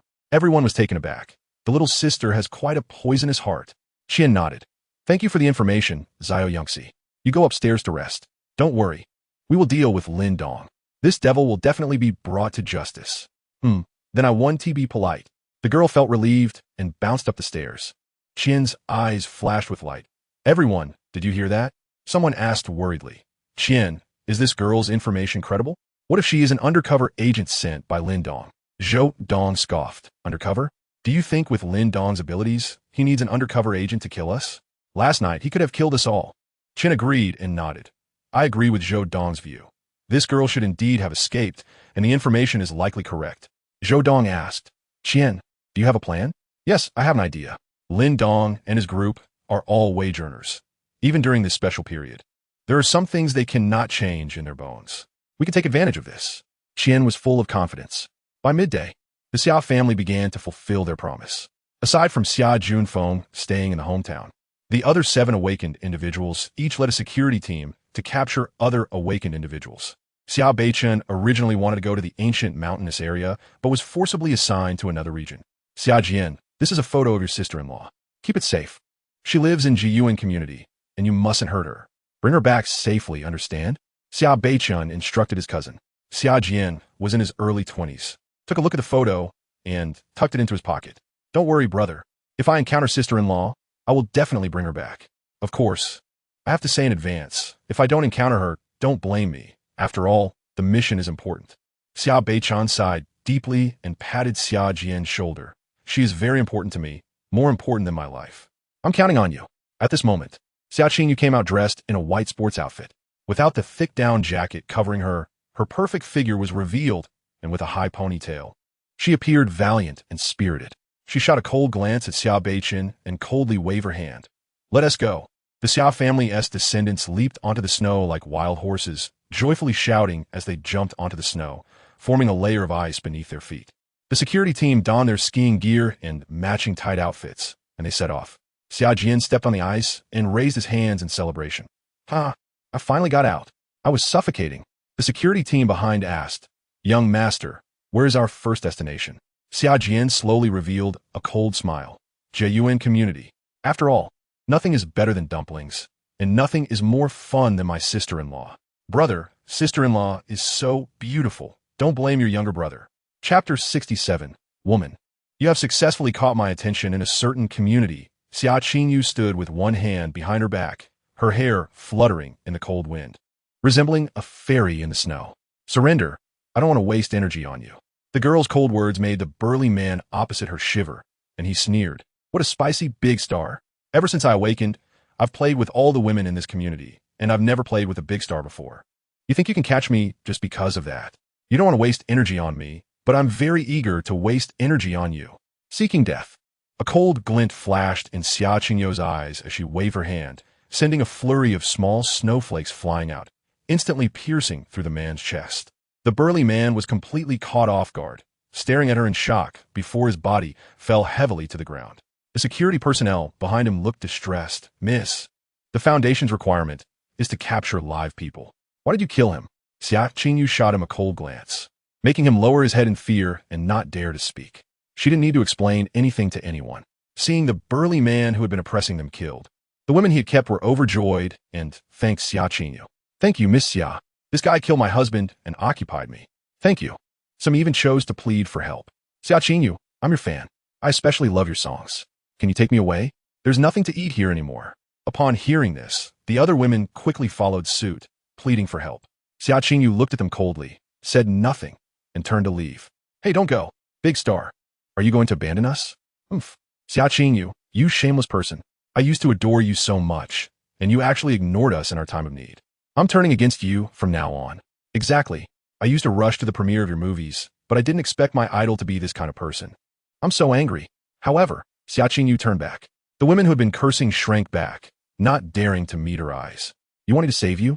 Xia Qingyu slowly raised her hand, her expression indifferent to everything. "Fine, I will save you." With a graceful movement of her slender hand, a powerful and cold chill swept through the area, instantly freezing the women into ice sculptures, a single move taking them all down. The security personnel widened their eyes and swallowed hard. "Mississippi, so powerful and so ruthless. No one will bully you again from now on. This counts as saving you." Xia Qingyu left without a shred of guilt for killing, turning away with a cold smile. In another community's underground garage, Xia Beichen was confronting a plump middle-aged woman with the security personnel. "This place smells terrible. Get someone to change the air." Xia Beichen waved his hand in disgust.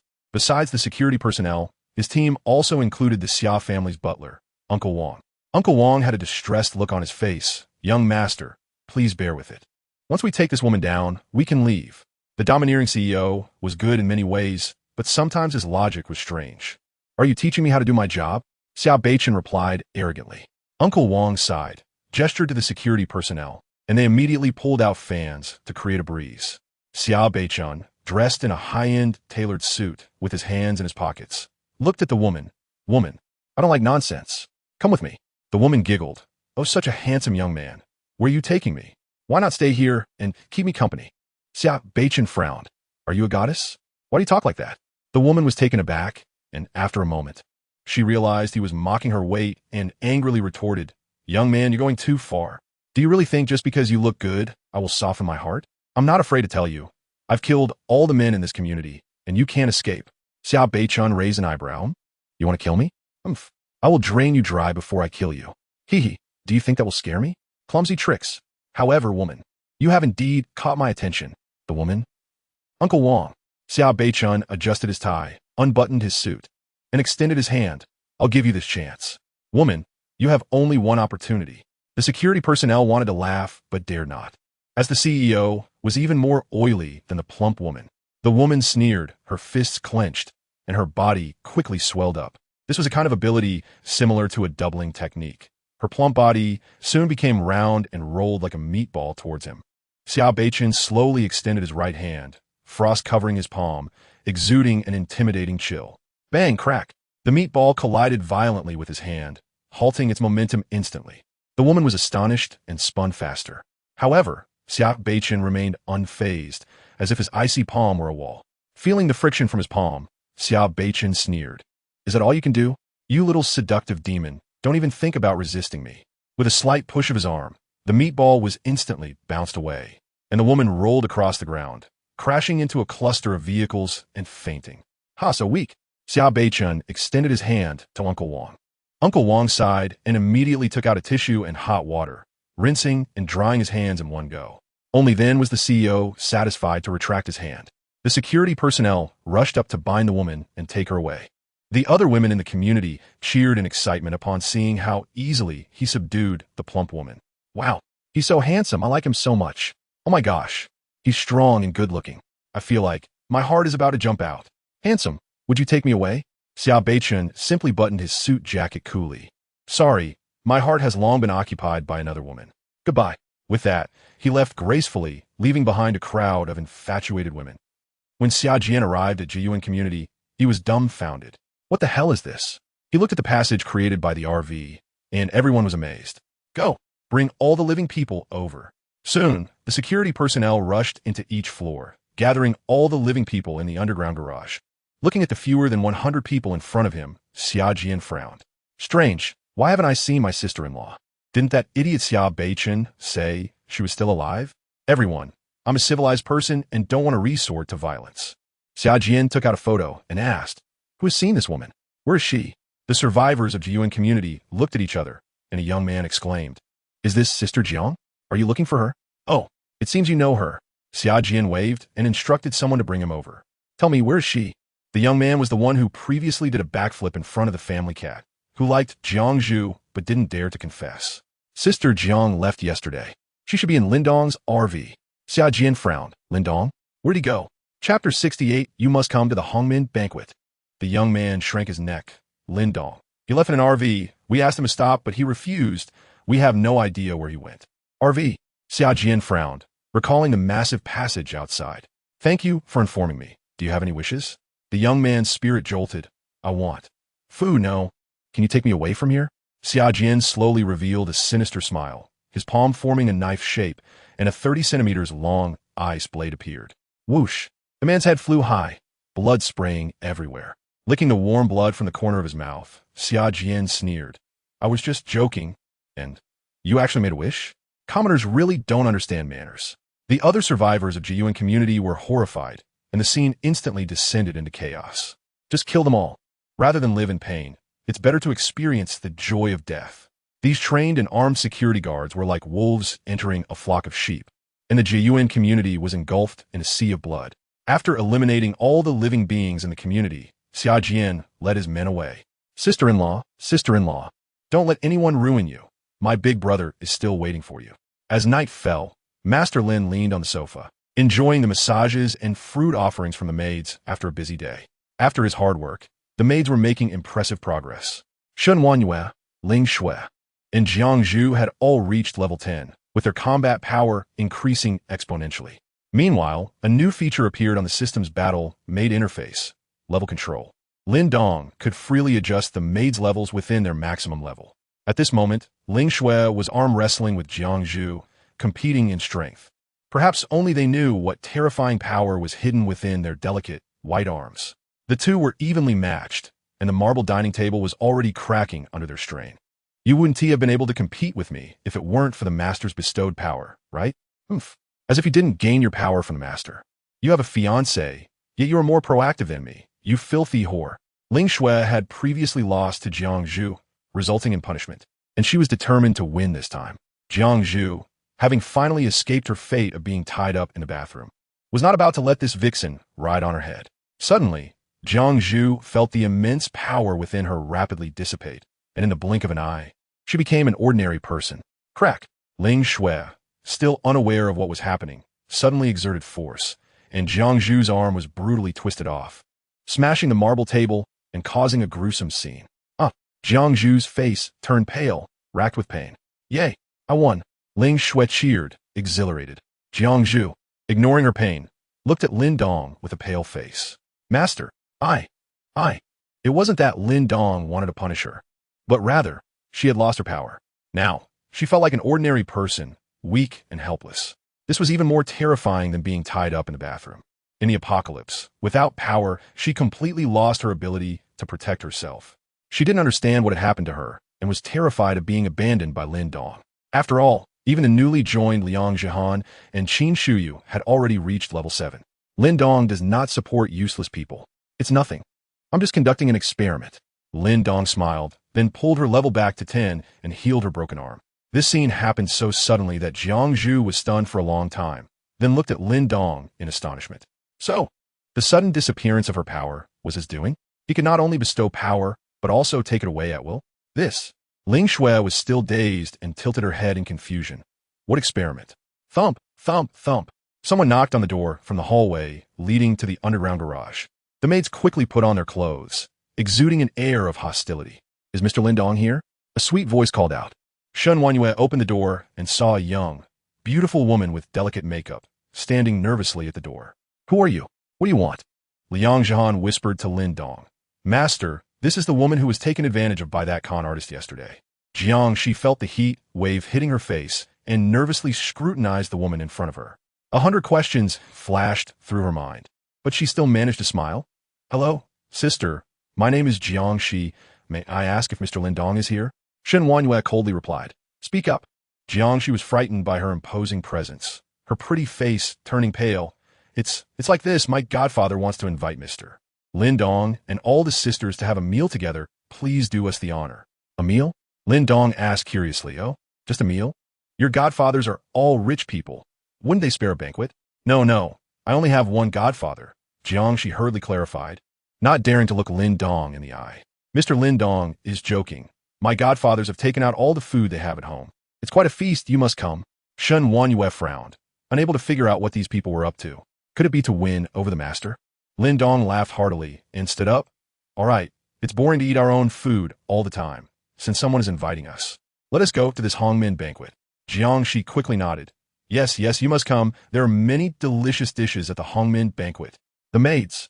This girl isn't too bright, is she? At this moment, in the Qian family's large restaurant, a room full of elegant women and girls sat, all looking displeased. Really, what do they take me for? A drinking companion? Exactly. Isn't he just a commoner with a gun? With so many men? We could all just shoot him down. Why make it so complicated? That I don't want to stay here. It's like what? I want to go home. These women were either young wives newly married to wealthy businessmen or their daughters or goddaughters, and none of them were lacking in beauty. Mr. Qian snorted coldly. Don't underestimate this Lin Dong. If we weren't unsure, we wouldn't resort to such measures. Director Zhou echoed. This task is very important for you. Whether we can live steadily in the future depends on your performance. So don't mess it up, or don't blame me for being ruthless. A middle-aged beauty smiled lightly. Don't worry, it's just a young punk who hasn't seen much of the world. It'll be easy. Not long after, Lin Dong arrived. Chapter 69. What? The apocalypse is going to end? As soon as he entered the room, he was met with a warm reception. It was as if Lin Dong was some kind of leader. Brother Lin Dong has finally arrived. Welcome. We've been waiting for you. Please take a seat. Manager Qian enthusiastically grabbed Lin Dong's hand. Lin Dong raised an eyebrow slightly. What is this about? You're being too polite. What do you want to do by inviting me to dinner? Just get to the point. Manager Qian laughed heartily. Why are you being so formal, Brother Lin? Just call me Brother Qian. I don't mean anything else this time. I see you are a remarkable person, and after you helped us get rid of that old charlatan yesterday, I was wondering how to thank you. So, a few of us neighbors discussed it and decided there wasn't much we could offer as thanks, so we could only invite you to dinner. Please don't take offense.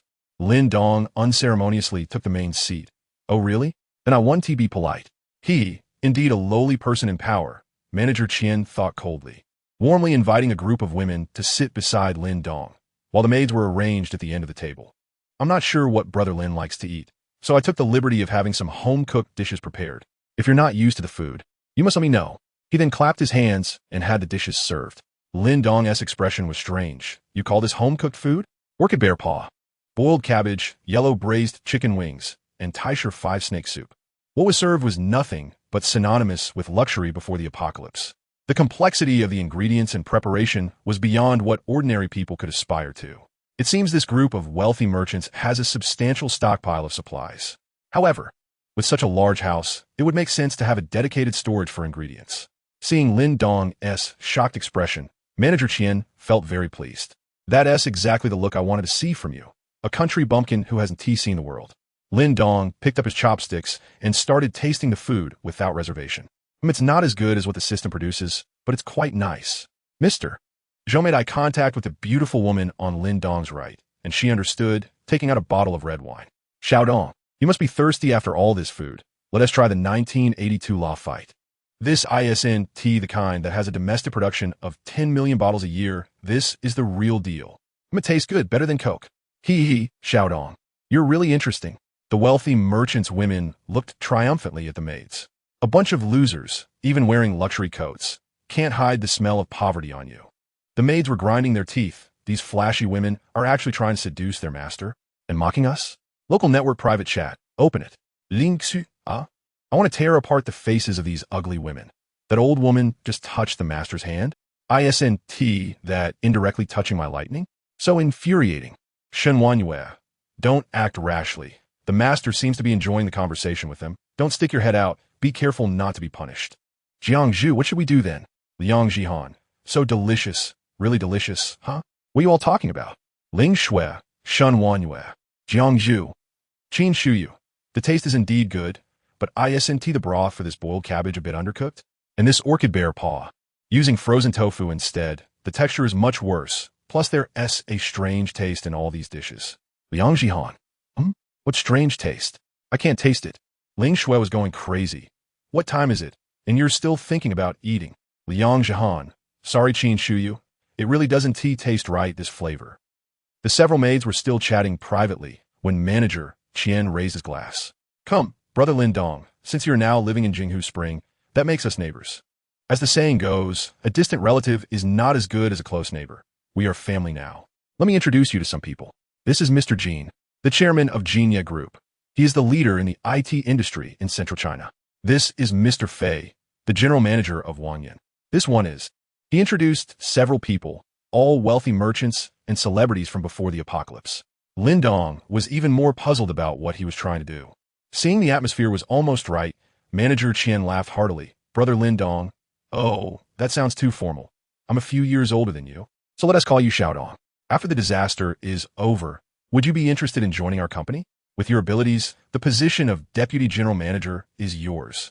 Mr. Jin waved his hand. Hey, Manager Qian, you're being excessive. Xiaodong is a promising young talent I have my eyes on. He must come to my company. Mr. Zhou slammed the table and stood up. Don't fight with me. Xiaodong is outstanding. I think he is most suitable to be my successor. What? The disaster is over? Lin Dong showed a confused expression. What do you mean by that? Manager Qian and the others paused slightly, then burst into laughter. Oh, sorry, it seems Xiaodong. You haven't received the news yet. Lin Dong was even more confused. What news? Manager Qian cleared his throat, and the atmosphere in the restaurant quieted down.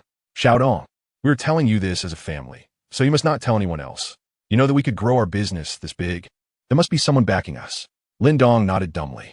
Recently, we have received news from above that the research department has developed a vaccine against the poison snow and is currently in mass production. Soon, a large number of drones will be deployed to rescue all citizens. Just think, once the poison snow no longer affects people, can a heavy snowfall still be considered a disaster? In front of a national machinery, restoring the previous order will be inevitable.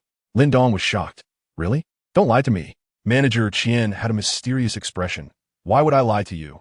Otherwise, why do you think everything outside is in chaos while we are still living in harmony here?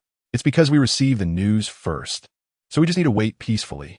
Moreover, once order is restored, those criminals who indiscriminately kill the innocent will definitely be held accountable. After saying that, he gave Lin Dong a knowing glance. You took advantage of the chaos to get a gun and indiscriminately killed innocent people. Just wait to be held accountable. Lin Dong indeed began to panic. Even the wine no longer tasted good. So, what should I do? Several big shots. Please don't report me. I'm a good person. I haven't done anything wrong. Oh, right. You all teamed up to kill a woman. You can't escape either. Manager Qian's expression turned serious. But Xiaodong, you should know that we hold high positions and have protection behind us. We cannot be held accountable. After all, it took over 100 of us to kill one person, and you. How many have you killed? Yes, Manager Qian is right. What should I do? Manager Qian walked over and patted Lin Dong's shoulder. Xiaodong, my suggestion is as long as you could do things for us, we will do our utmost to protect you. How does that sound? Chapter 70. The rich circle is truly chaotic. Lin Dong seriously looked at Mr. Qian, who was gazing back at him with concern. I really, ha. Suddenly, Lin Dong burst into laughter. Mr. Qian's expression tightened. Xiaodong, what are you laughing at? Lin Dong waved his hand. I mean, how should I put it? I used to think you people were so high and mighty, with such forward-thinking perspectives when watching TV, but now that I'm interacting with you, it's really just like that. You're just like those elders from my hometown who drink a bit and start pontificating about the world, talking about national affairs and future directions. It's simply hilarious. Ha. Mr. Qian frowned, an imposing aura of authority emanating from him. Do you think I'm joking with you? Be more confident. Remove the doubt. You're indeed joking. And it's a good joke. I can eat 3 bowls of rice for it. Lin Dong, we genuinely want to help you. Don't be ungrateful. Lin Dong laughed again, glancing at the few women beside him who were starting to doze off, and took a gulp of la fight. Is that so? Then why did you put sleeping pills in the food? What are you trying to help me with? Help me go to the afterlife? The expressions of Mr. Qian and the others changed dramatically. What are you talking about? What sleeping pills? We sincerely invited you to dinner. How can you slander us like this? At the same time, several maids started to show signs of lethargy.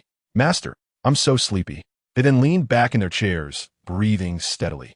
Clearly having fallen asleep, Lin Dong shrugged. We've laid our cards on the table. Why won't you admit it? The dishes in front of me and my maids have all been spiked with sleeping pills by you. You really went all out, didn't you? He then reached out to stroke the beautiful woman's face. Mr. Zhou, this is your wife, right? You rich people really know how to play. And Mr. Fei, is this your daughter? Oh, this is Mr. Jin's niece, right? Amazing. You didn't even spare your niece. The rich circle is truly chaotic. Don't they know that an overdose of sleeping pills can be fatal? Or do they simply not care about the lives of their wives and daughters? Mr. Zhou hurriedly reached into his bosom, but was stopped by Mr. Qian. Mr. Qian's plump face still showed no signs of panic as he adjusted his glasses and smiled. Lin Dong, we resorted to this desperate measure out of necessity. You have superpowers and a gun, and we feel very insecure. I hope you can understand. If you agree to hand over the gun to us, I can assure you that these women are all yours. You can play with whoever you want. From now on, we'll be a family, and you can live here in peace. If the food runs out, we can also provide. Mr. Fei's face changed dramatically. Mr. Qian, that is not what you said before. Shut up. Mr. Qian glared coldly. Damn, what kind of pig teammates are these? Didn't they see I was stalling for time? Besides the food in front of him, Lin Dong's drink had also been drugged, and he had just carelessly finished it. If he could just stall a little longer, he would definitely be affected. Lin Dong couldn't help but give a thumbs up. No wonder you're in business. You really act decisively, sending your wife and daughter away just like that? Since that's the case, then I'll graciously accept. Saying this, he tore the beautiful woman's clothes right there. Mr. Zhou turned green with rage, but was hurriedly held back by those beside him, only able to watch as Lin Dong acted without restraint. Damn, that's my wife, let me go. If looks could kill Mr. Zhou would have wiped out the entire screen. Mr. Qian's heart leaped to his throat, extremely anxious. What's going on? Why hasn't he collapsed yet? Another hour passed, and many wealthy businessmen's eyes were turning green with envy. Now, but they were no longer thinking about killing Lin Dong, but rather about killing Mr. Qian. What kind of terrible idea did this Mr. Qian come up with? My wife, daughter, niece, goddaughter has all been played by him, and he is still looking so refreshed. Comfortable, thank you, nature's gift. Lin Dong sat back in his chair with a satisfied expression, lighting a cigarette and exhaling smoke. Mr. Qian chuckled awkwardly. Lin Dong, you've had your fun. Isn't it time to fulfill your promise? Lin Dong looked at him seriously, then suddenly broke into laughter. All right, I have no other qualities, just that I like to keep my promises. Since you are being so understanding, here the golden eagle was thrown out, and Mr. Qian hurriedly caught it. The gaze behind the lenses instantly turned cold, the gun aimed at Lin Dong. Kid, finally, I've waited for this opportunity. The other businessmen pulled out their guns, handguns, shotguns, rifles, and so on, all sorts of weapons. Faced with the barrels of a dozen guns, Lin Dong remained calm. Still smoking, what's this? Has Mr. Qian turned against me so quickly? Didn't we have a pleasant collaboration just now? Bah, you scum don't deserve to cooperate with me. If it weren't for the apocalypse, I would destroy your family in minutes. Mr. Qian was furious. Although he didn't understand why the sleeping pills hadn't taken effect. If he didn't kill Lin Dong now, he would be slaughtered by Mr. Zhou and the others. Lin Dong shrugged and quickly grabbed the unconscious beautiful woman to shield himself. Wife! Mr. Fei immediately shouted, horrified. Lin Dong laughed heartily. Whether I'm a man or not was already proven just now. Wasn't it? You. Bang. Mr. Qian gritted his teeth and instantly pulled the trigger, the bullet piercing through the beautiful woman's body, blood bursting forth. Mr. Fei was shocked. You surnamed Qian? You. Don't talk nonsense. Your wife has already been played by Lin Dong. Dead is dead. If we don't kill Lin Dong now, we'll all die. Mr. Qian shouted angrily, his inner unease growing stronger. Bang, bang, bang. Everyone hurriedly opened fire, and the beautiful woman was instantly turned into a sieve. But Lin Dong's figure had already disappeared from sight. Where is he? At this moment, Lin Dong had appeared behind the maids, kicking a chair. Still pretending to sleep? Get up and get to work. The maids instantly woke up. Ling Shui stretched lazily. Master, what do we do with these people? Lin Dong sneered. Naturally, we kill them all. Not a single one gets away. These rich people are quite interesting. They set up a banquet, first using beauty to make him lower his guard, then using false information about the apocalypse to deceive him, and finally using sleeping pills. After going through so much trouble, they'd pull out a dozen guns? Why go through all that effort? He'd prefer to be straightforward. The wealthy businessmen were terrified and immediately turned their guns to shoot. But what kind of strength did the maids possess? It was like a pack of starving wolves rushing into a flock of sheep, easily dodging bullets while taking down one after another. Mr. Qian was horrified and ran while shooting. "Don't hide, come out and wipe them all out." As soon as he finished speaking, the entire community was filled with people wielding kitchen knives rushing in, but the next second, upon seeing the maids slaughtering all around, they fled in panic. They were all a pampered bunch. When had they ever seen such a hellish scene? Chapter 71. The beautiful teacher is crazy. This is a massacre. Ling Shui and the others felt that using guns wasn't enough, so they picked up kitchen knives. "Don't run, uncles. Let me chop you a bit." The maids' voices were sweet, but their smiles were terrifying. Only Qin Xiao was curled up under the dining table, holding a gun and too scared to show her face. Lin Dong covered his face and walked over, slapping her on the butt. "What are you scared of?" Qin Xiao grimaced. "Master, I'm scared. It took me a lot of effort to make up my mind to kill last time. If you keep being this cowardly, I won't want you anymore." Lin Dong threatened her, then directed the maids, "You guys, go clean up the community. Leave this building for her." Ling Shui looked reluctant. "What? I haven't had my fun killing yet." After all, most people were hiding in Qianzong's house. Not many had run out. But since the master had spoken, they could only obey. Lin Dong looked at Qin Xiao. "Go. Others are using guns to kill you. How much longer are you going to be scared?" Qin Xiao wanted to say something, but Lin Dong's expression was growing darker, and she immediately shivered. "Okay, I'll go." At that moment, in Qianzong's house, no one knew how many people were hiding there. They knew they had become sitting ducks, but no one dared to rush out, hiding like they were deceiving themselves. Soon, Qin Xiao kicked open a room door, and the people inside were instantly terrified and knelt down to beg for mercy. "Please don't kill me. It was all Qianzong's idea. I was forced." Qin Xiao raised her gun, struggled for a long time, and finally shot him in the head. "Next room. Don't kill me. I'll work for you." Bang. "Next room. Spare me, I." Bang. "Next room." Bang. Lin Dong watched with immense satisfaction. The beautiful teacher was getting into the groove, becoming more and more skilled. And it was true. Killing was addictive. Eventually, when she ran out of bullets, Qin Xiao actively picked up the fruit knife on the ground and chose to engage in close combat. "Don't be nervous. Take a deep breath. Dizziness is normal. It's normal." Qin Xiao grabbed a man's neck with one hand, stabbing one knife after another into his heart.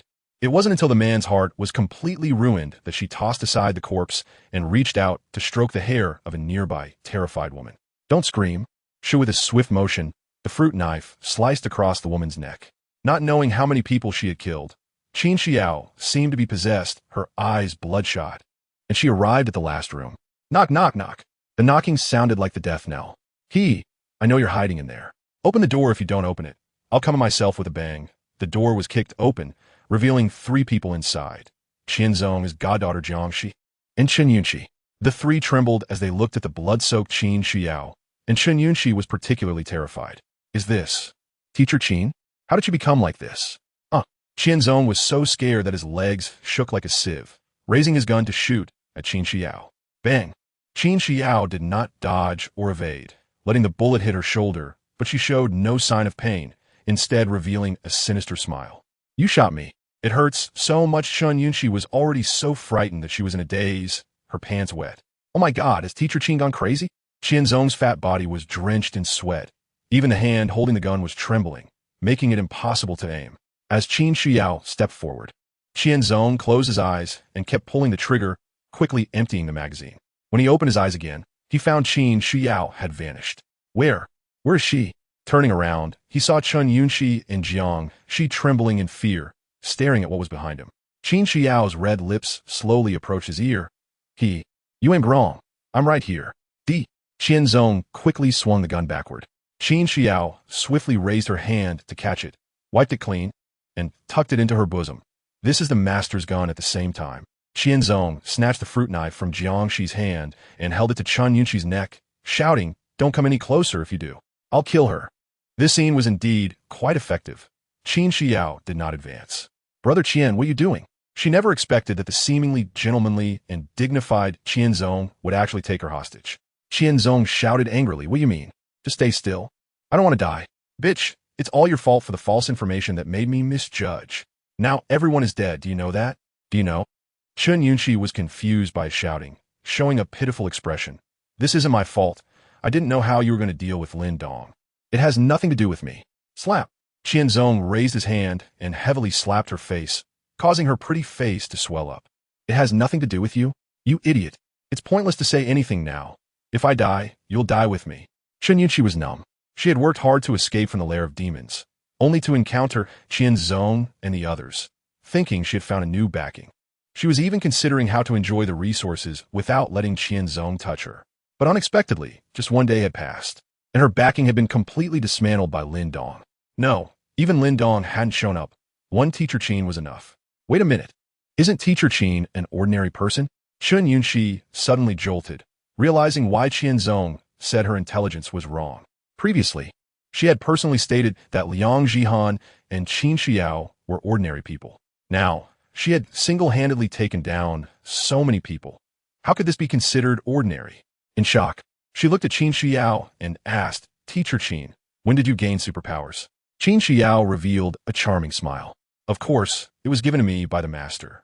In just one day, I'm already so powerful. Chun Yunshi was astonished. Is it really that simple? She was well aware that her boyfriend, Feng Yi, had been in a high fever and unconscious for 3 days after coming into contact with the poisonous snow before gaining superpowers. She could do it in one day. This. Does Lin Dong have such a skill? Slap. Qianzong slapped her face again. Shut your mouth. Is this your teacher? Hurry up and make her let me go, quick. Chun Yunshi looked at her pitifully. Teacher Qin, I'm your student. It was my fault before for being headstrong. As your student, it's your duty to ensure our safety. Can you leave here and let us go? However, Qin Xiao slowly shook her head. But you want to scratch my face before, right? And Qin Xiao suddenly grabbed the trembling Jiang she beside her, the knife held against her neck. The master said, everyone here must be killed. Not a single one left. Chapter 72. The proud school beauty finally bows her head. The bloody blade was gently placed on the snow-white jade neck. And Jiang, she was scared to tears. Godfather, Godfather, save me quickly. The struggle on President Qian's face flashed away. Are you still a teacher? How can you have the face to use my goddaughter as a hostage? Qin Shuiwa shrugged. Aren't you a public figure? I remember you're the vice president of the Jiangcheng Business Alliance. And didn't you also use students as hostages? Either we both release them, or you can watch your goddaughter die right in front of you. You. President Qian was left speechless. Damn it. What you said makes so much sense. I have no words to respond. Jiang, she cried, Godfather, let her go, I'm so scared, woo woo woo. Damn it, you idiot. President Qian shouted angrily. If I let her go, neither of us can escape. Little she, your godfather has not treated you poorly. I've spent a lot of money on you over the years.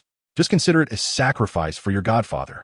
Jiang, she stared at him blankly, momentarily at a loss for words.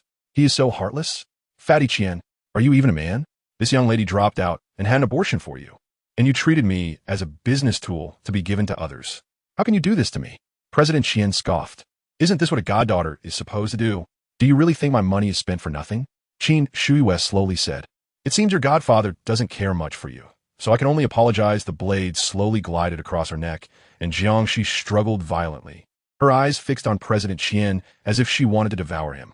With the goddaughter's life hanging in the balance, a glimmer of reluctance flashed in President Qian's eyes. But it quickly hardened. Nothing is more important than his own life. If the goddaughter dies, she dies.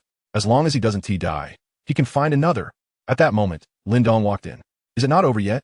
What are you dragging your feet for? Chun Yunshi looked at him like a savior. Lin Dong. Lin Dong, save me quickly. Lin Dong. Damn, you're sick. Seeing Lin Dong unmoved, Chun Yunshi panicked. Now, that teacher Qin hated her, and President Qian was using her as a hostage. If Lin Dong refused to save her, she would definitely die. Lin Dong, no, Master, Yunshi was wrong. Yunshi was really wrong. I shouldn't have treated you like that. I shouldn't have run away. I sincerely want to be your maid.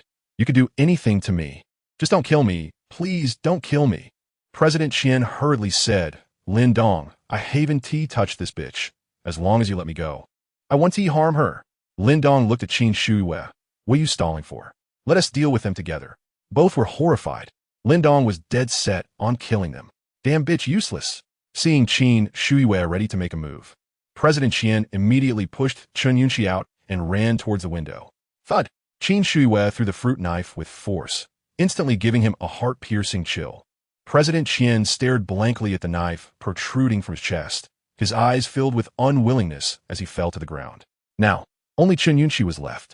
The girl was already scared to tears, truly terrified. It's over. It's all over. She had come to realize that in this apocalyptic world, no one could be relied upon. She thought that with Feng Yi's superpower, she could be taken away, but when real danger came, he decisively abandoned her. When she encountered Lin Dong, she intended to handle him like she did with Feng Yi, but was met with violent treatment instead. After finally escaping the den of monsters, she hoped President Qian could provide her with a new life. Unexpectedly, she was just a joke that walked through the door. Unwilling, she was not willing. Looking at the murderous Qin Shuiwei, Chen Yunqi was extremely envious. Clearly, the beautiful teacher who was so weak and easy to bully before now possessed powerful strength, capable of controlling her own life and death, and even the lives and deaths of others. And this was only because she was willing to submit to Lin Dong.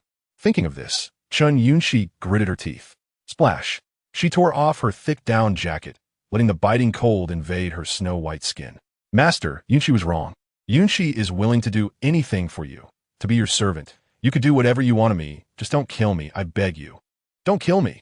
At this moment, Chen Yunqi laid down all her pride and dignity, only seeking to survive. Qin Shuiwei stood by, deeply sighing.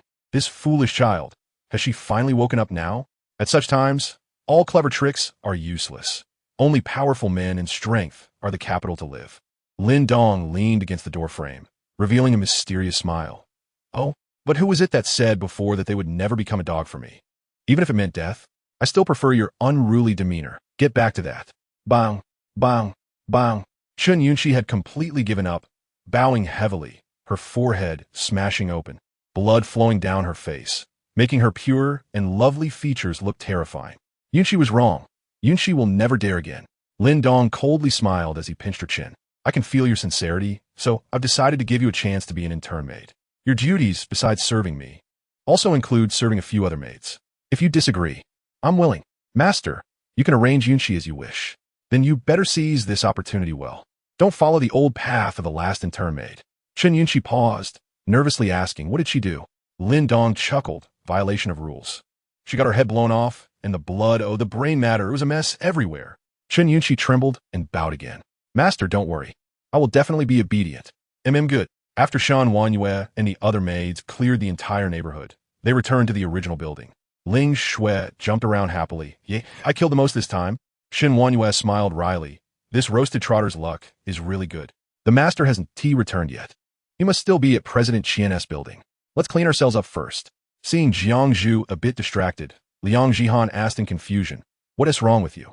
Are you hurt? No. Jiang Zhu hurriedly shook her head.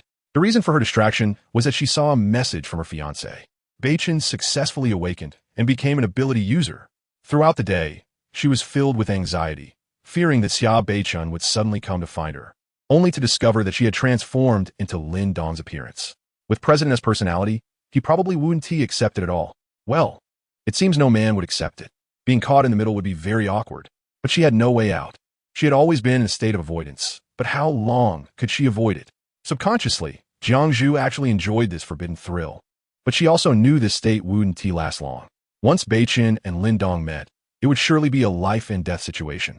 Just as she thought of this, the maids simultaneously looked up towards the door. Someone is coming. Chapter 73. Sister-in-law is so strong? Damn, she ran quite far, making it hard for me to find her. Xia Jian arrived at Jinghu Spring. Throughout the day, aside from being lucky enough to catch 2 awakened ones, he spent most of his time tracking the RV's traces. Huh, where's the car? Xia Jian was momentarily confused. Forget it. Since the trail disappeared here, it means they must be hiding around. Let's go in and find them. Capture everyone in this community. The security guards were just about to act when the door opened. Xia Jian's pupils immediately constricted. Wow, so many beautiful women. One of the women looked very familiar. Xia Jian took out a photo to compare. Found the sister-in-law. Sure enough, she looks even better in person than in the photo. This sister-in-law. Ugh, I gotta have this dumpling. Shen Wanyue coldly said. I don't care who you are or what your intentions are. I advise you to leave. What an arrogant woman. Xia Jian couldn't help but sneer. Leave? I've lived this long, and this is the first time someone dares to talk to me like that. Don't you agree, sister-in-law? He then turned his gaze to Jiangzhu. Jiangzhu's pretty face immediately turned pale. The Xia family has come. Shen Wanyue frowned. She is your sister-in-law? You are Xia Beichen's younger brother? Yes, before I left home this morning, my dear brother made sure to tell me to bring the sister-in-law back no matter what. Xia Jian's eyes greedily fixed on Jiangzhu. Sister-in-law, I'm here to pick you up. Let us go. Shen Wanyue sneered. Since she is from your family, you handle it yourself. After saying that, she took Ling Shui and the others back inside to watch the show, leaving Jiangzhu at a loss. Xia Jian slowly approached, smiling as he sized up Jiangzhu. To be honest, although that silly big brother might not be smart, his taste is undeniable. This figure, comparable to many actresses he has played with, just a bit worse than the eldest sister at home, but not by much. Come back with me, sister-in-law. Big brother has been waiting for you for so long. Xia Jian unceremoniously reached out to grab Jiangzhu.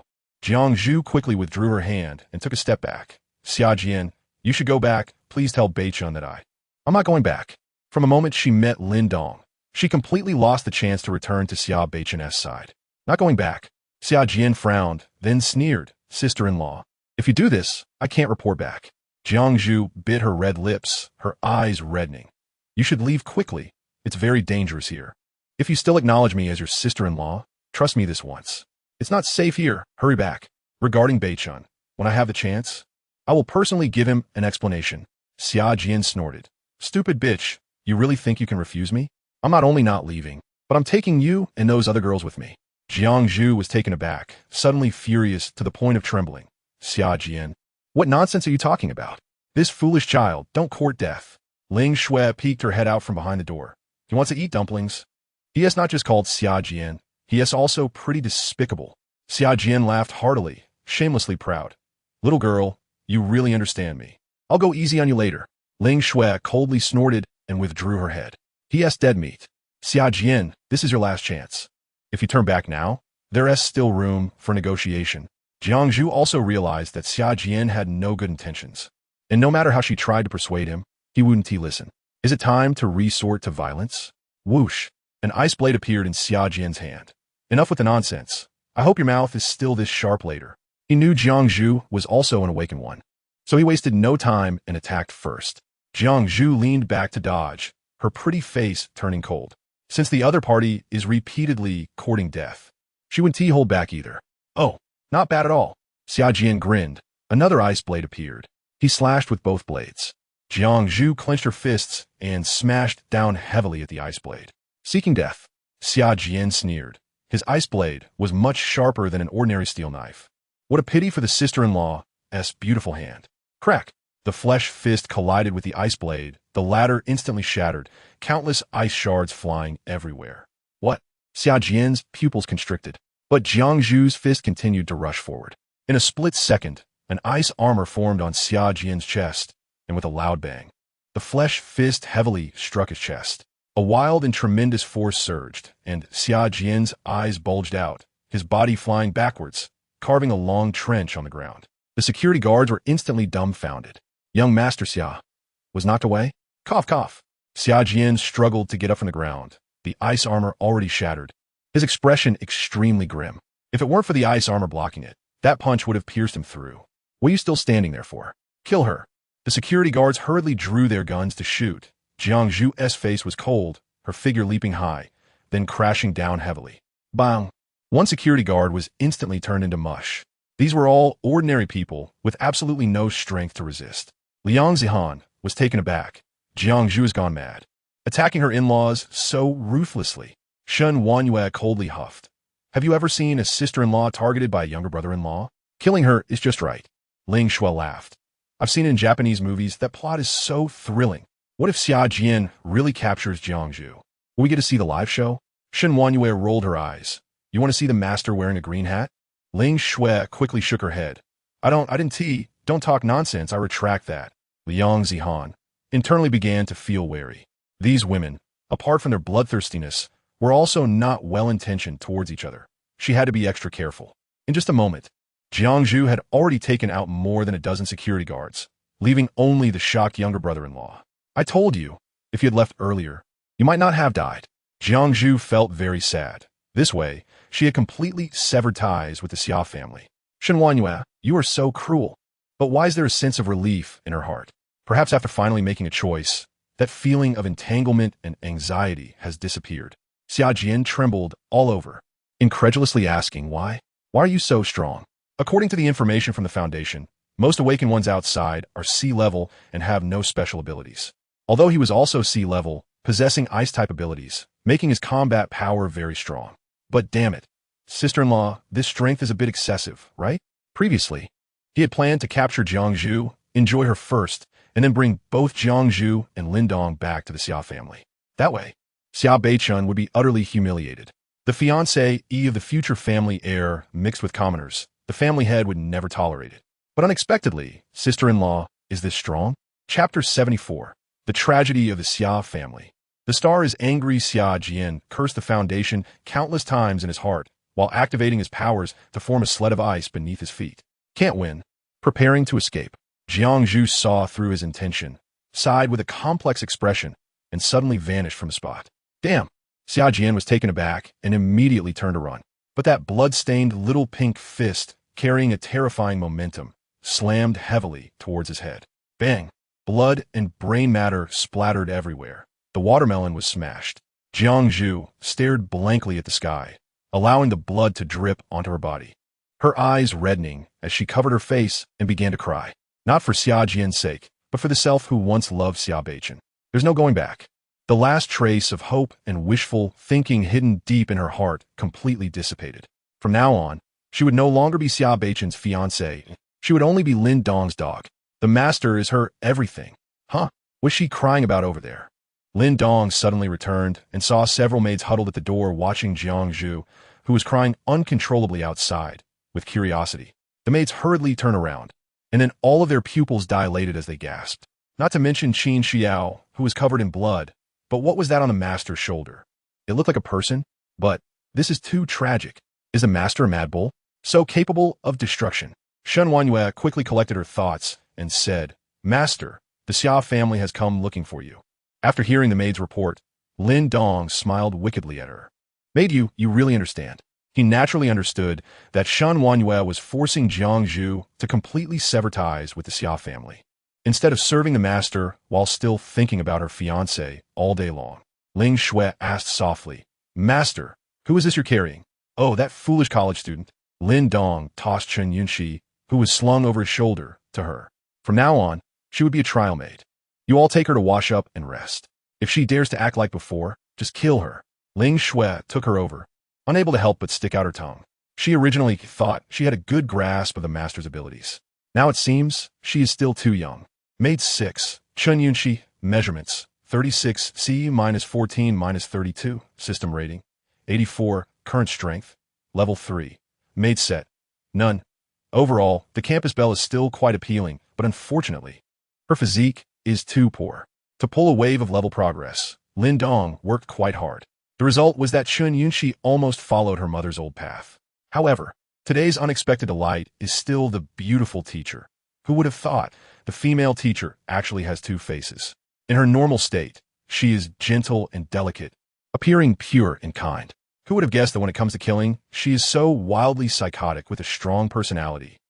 At night, the Xia family was shrouded in gloom and despair. Xia Beichun paced back and forth in the hall, looking very anxious. Why hasn't Xia Jian returned yet? Did something happen to Xiao Zhu?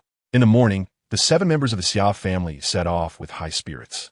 By evening, only 3 returned, Xia Qingyu, Xia Beichun, and a lucky cousin from the Xia family. As for the others, they had completely lost contact. Xia Juanfeng's old face was about to darken with water dripping from it. If it weren't for the need to remain calm as the head of the family, he would have smashed something. Damn it, is the Foundation deliberately trying to screw over the Xia family? Didn't the steward say that the awakened ones outside only have at most sea-level strength? Why did my sea-level relatives, accompanied by a group of armed security, end up mostly missing? The result is obvious. They must have died outside. Just when the Xia family was about to take off, in just one day, they suffered such a heavy blow. Who can take this? The more he thought about it, the angrier he became. Xia Junfeng made a call to the steward. 2 minutes later, Xia Junfeng crushed his phone in anger, his face darkening. Dad, what did the Foundation say? Xia Qingyu asked coldly. What else can they say? Xia Junfeng roared. The Foundation is a bunch of hungry wolves that eat people without spitting out bones. Their intelligence is wrong, and they blame us for not doing our job well. In one day, we only caught fewer than 10 experimental subjects. The steward even plans to reduce the amount of serum provided for the next cooperation. Damn it, you're a bunch of useless people, wasting so much serum, and you can't even defeat those local chickens and tiles outside. If I had known you were so useless, I might as well have chosen a new batch of people. The Xiao family members were too scared to show their faces. This time, the losses were extremely severe. Those who obtained awakening qualifications yesterday were the backbone of the Xiao family. A large number of awakened ones died, and another batch died while capturing experimental subjects. This wasn't just a matter of serious injury. It was as if the sky were about to fall. If the Xiao family does not have enough awakened ones as a foundation, they will be eliminated by the large number of awakened ones from outside sooner or later. Xia Qingyu comforted, "Dad, please calm down." "Calm down? How can I calm down?" Xia Junfeng pointed his anger at his daughter. "Don't think I don't know. Relying on your strong abilities, have mistakenly killed how many experimental subjects? If it weren't for you capturing too few experimental subjects, would I need to negotiate with the Foundation so passively?" Xia Qingyu said bitterly. "Dad, but those experimental subjects, don't say it. I can see it now. You only consider yourself, never considering the future of the Xia family." Xia Junfeng interrupted. "I have decided.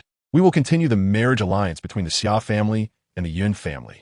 Xia Qingyu's face immediately turned pale. "Dad, you told me yesterday that the marriage alliance was canceled. How can you go back on your word?" Xia Junfeng snorted coldly. "I originally thought that with you as an A level, the foundation of our Xia family would soar, but you have disappointed my trust. Since you are heartless, don't blame me for being ungrateful. Coincidentally, the young master of the Yun family contacted me today. Tomorrow he will bring the serum obtained from cooperation with the Foundation as a meeting gift and come to visit. This batch of serum is very important to the Xia family. We must get it." Xia Qingyu's body trembled violently, staring at her father in disbelief. At this moment, she finally understood that her father never regarded her as his daughter. He only saw her as a tool to maintain the stability and development of the family. When the family is weak, she is merely a tool for marriage. When the family rises, she is a leader. If the rise fails, she will once again fall back to being a tool for marriage. He didn't even give her time. Just like that, he decisively denied everything about her. Xia Qingyu clenched her fists tightly, the anger and resentment in her eyes deeply hidden in her heart. "Since you say I am heartless, then don't blame me for being heartless." Xia Junfeng ignored his daughter's anger, stood up, and said loudly, "Although we have the serum from the Yun family, we cannot tear our faces with the Foundation yet.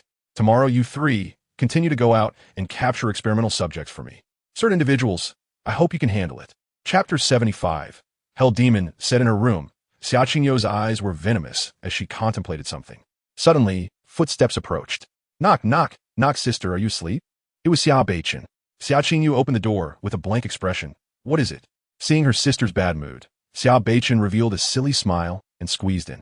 "Sister, I know you're feeling down, so I came to comfort you. Dad really went too far today, but he's also considering the family's future. Don't be angry with him. It would have been better if he hadn't mentioned it. But as soon as he did, Xia Qingyu instantly exploded with rage. For the family's future? Can he easily sacrifice me for the family's future? Am I his daughter or just a tool? Do you think the Xia family has such a huge business now because of luck? Do you think you deserve to be the president of the Xia group? It's all because of me. I fought hard in the entertainment industry. I weighed investments among various capital. I laughed and drank to bring in investments for the family. I used all the money I earned to build the family's industry. And in the end, my shares were rendered useless. The whole Xia family is sucking my blood. Do you know that? Now, money is useless, and I've become a tool for marriage. Do you think I shouldn't hate him?" Xia Beichun stared blankly at his sister. Speechless. If he were in her position, he would probably feel even worse. Since he couldn't comfort her, he decided to change the subject. "Sister, things can't be changed now. We can only look forward. I just secretly asked Dad. Yinge is now also a level. His strength is not weaker than yours. Once you two get married, you will definitely be the most enviable couple in Long Country." As he spoke, he remembered Jiang Zhu and his expression fell. Jiang Zhu hadn't replied to his messages all day today, and she didn't answer his calls, making him feel anxious. "How is Xiaozhu?" Xia Qingyu snorted coldly. "What's the use of being a level? I, Xia Qingyu, am never weaker than any man, nor will I submit to any man." Noticing her brother's unusual mood, she immediately understood that he was thinking about a woman. A thought crossed her mind, and Xia Qingyu revealed a bright smile. Beichun, do you really love Jiangzhu?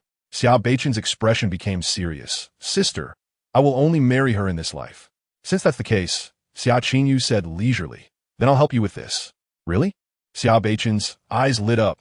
You agree to let me go to Gushan district to find Xiaozhu tomorrow? Xia Qingyu shook her head. You can't go. I will go. Xia Beichun was puzzled. Why? Sigh, my silly brother. Xia Qingyu sighed. Aren't you afraid she won't want to see you? Xia Beichun was speechless. Jiangzhu hadn't contacted him all day. She must be angry. They had clearly agreed that he would pick her up after successfully awakening. Xia Qingyu said indifferently, before, I stopped you from finding her. I, as your sister, was wrong. To resolve the misunderstanding between you, I must personally go and apologize, and also bring her back. Besides, since Dad doesn't trust me, why should I work so hard to catch the experimental subject? In this family, apart from me, you're the strongest. For the family, we can't neglect the matter of catching the experimental subject. Do you understand? Xia Beichun frowned. Although he felt her reasoning was somewhat forced, he couldn't find fault with it. The most important thing was that he trusted his sister. Sister, then I'm counting on you. You must help me bring Xiaozhu back. Don't worry. The domineering brother left with a smile. Watching her brother's back, Xia Qingyu's expression slowly darkened. Why can you pursue happiness, while I can only become a tool for the family sacrifice? It's not fair. My dear brother, don't blame your sister. In the spring of Mirror Lake, in a spacious and bright bedroom, Lin Dong lay alone on the large bed, resting. Even now, he never kept any maids by his side to sleep with him. Training the maids was physically exhausting. From yesterday to today, aside from eating and killing, it was all about leveling up, supervising their sparring, and making sure to take breaks. Beep beep. Today's sign-in reward options are as follows. 1. Apocalypse opening artifact. Can blast open all obstacles. 2. Infinite cigarettes. 3. Hell demon set. 4. A pen that won't fall no matter how you turn it. Lin Dong immediately sprang up, his eyes sparkling with excitement. Damn, the set has arrived? Ever since unlocking the combat made function, Lin Dong had been eagerly hoping for the set to drop. It wasn't easy, but it finally dropped. Option 3. Within the system space, a card appeared. The card depicted a vividly realistic demon image, with 2 horns on its head, a terrifying face, and demonic wings on its back.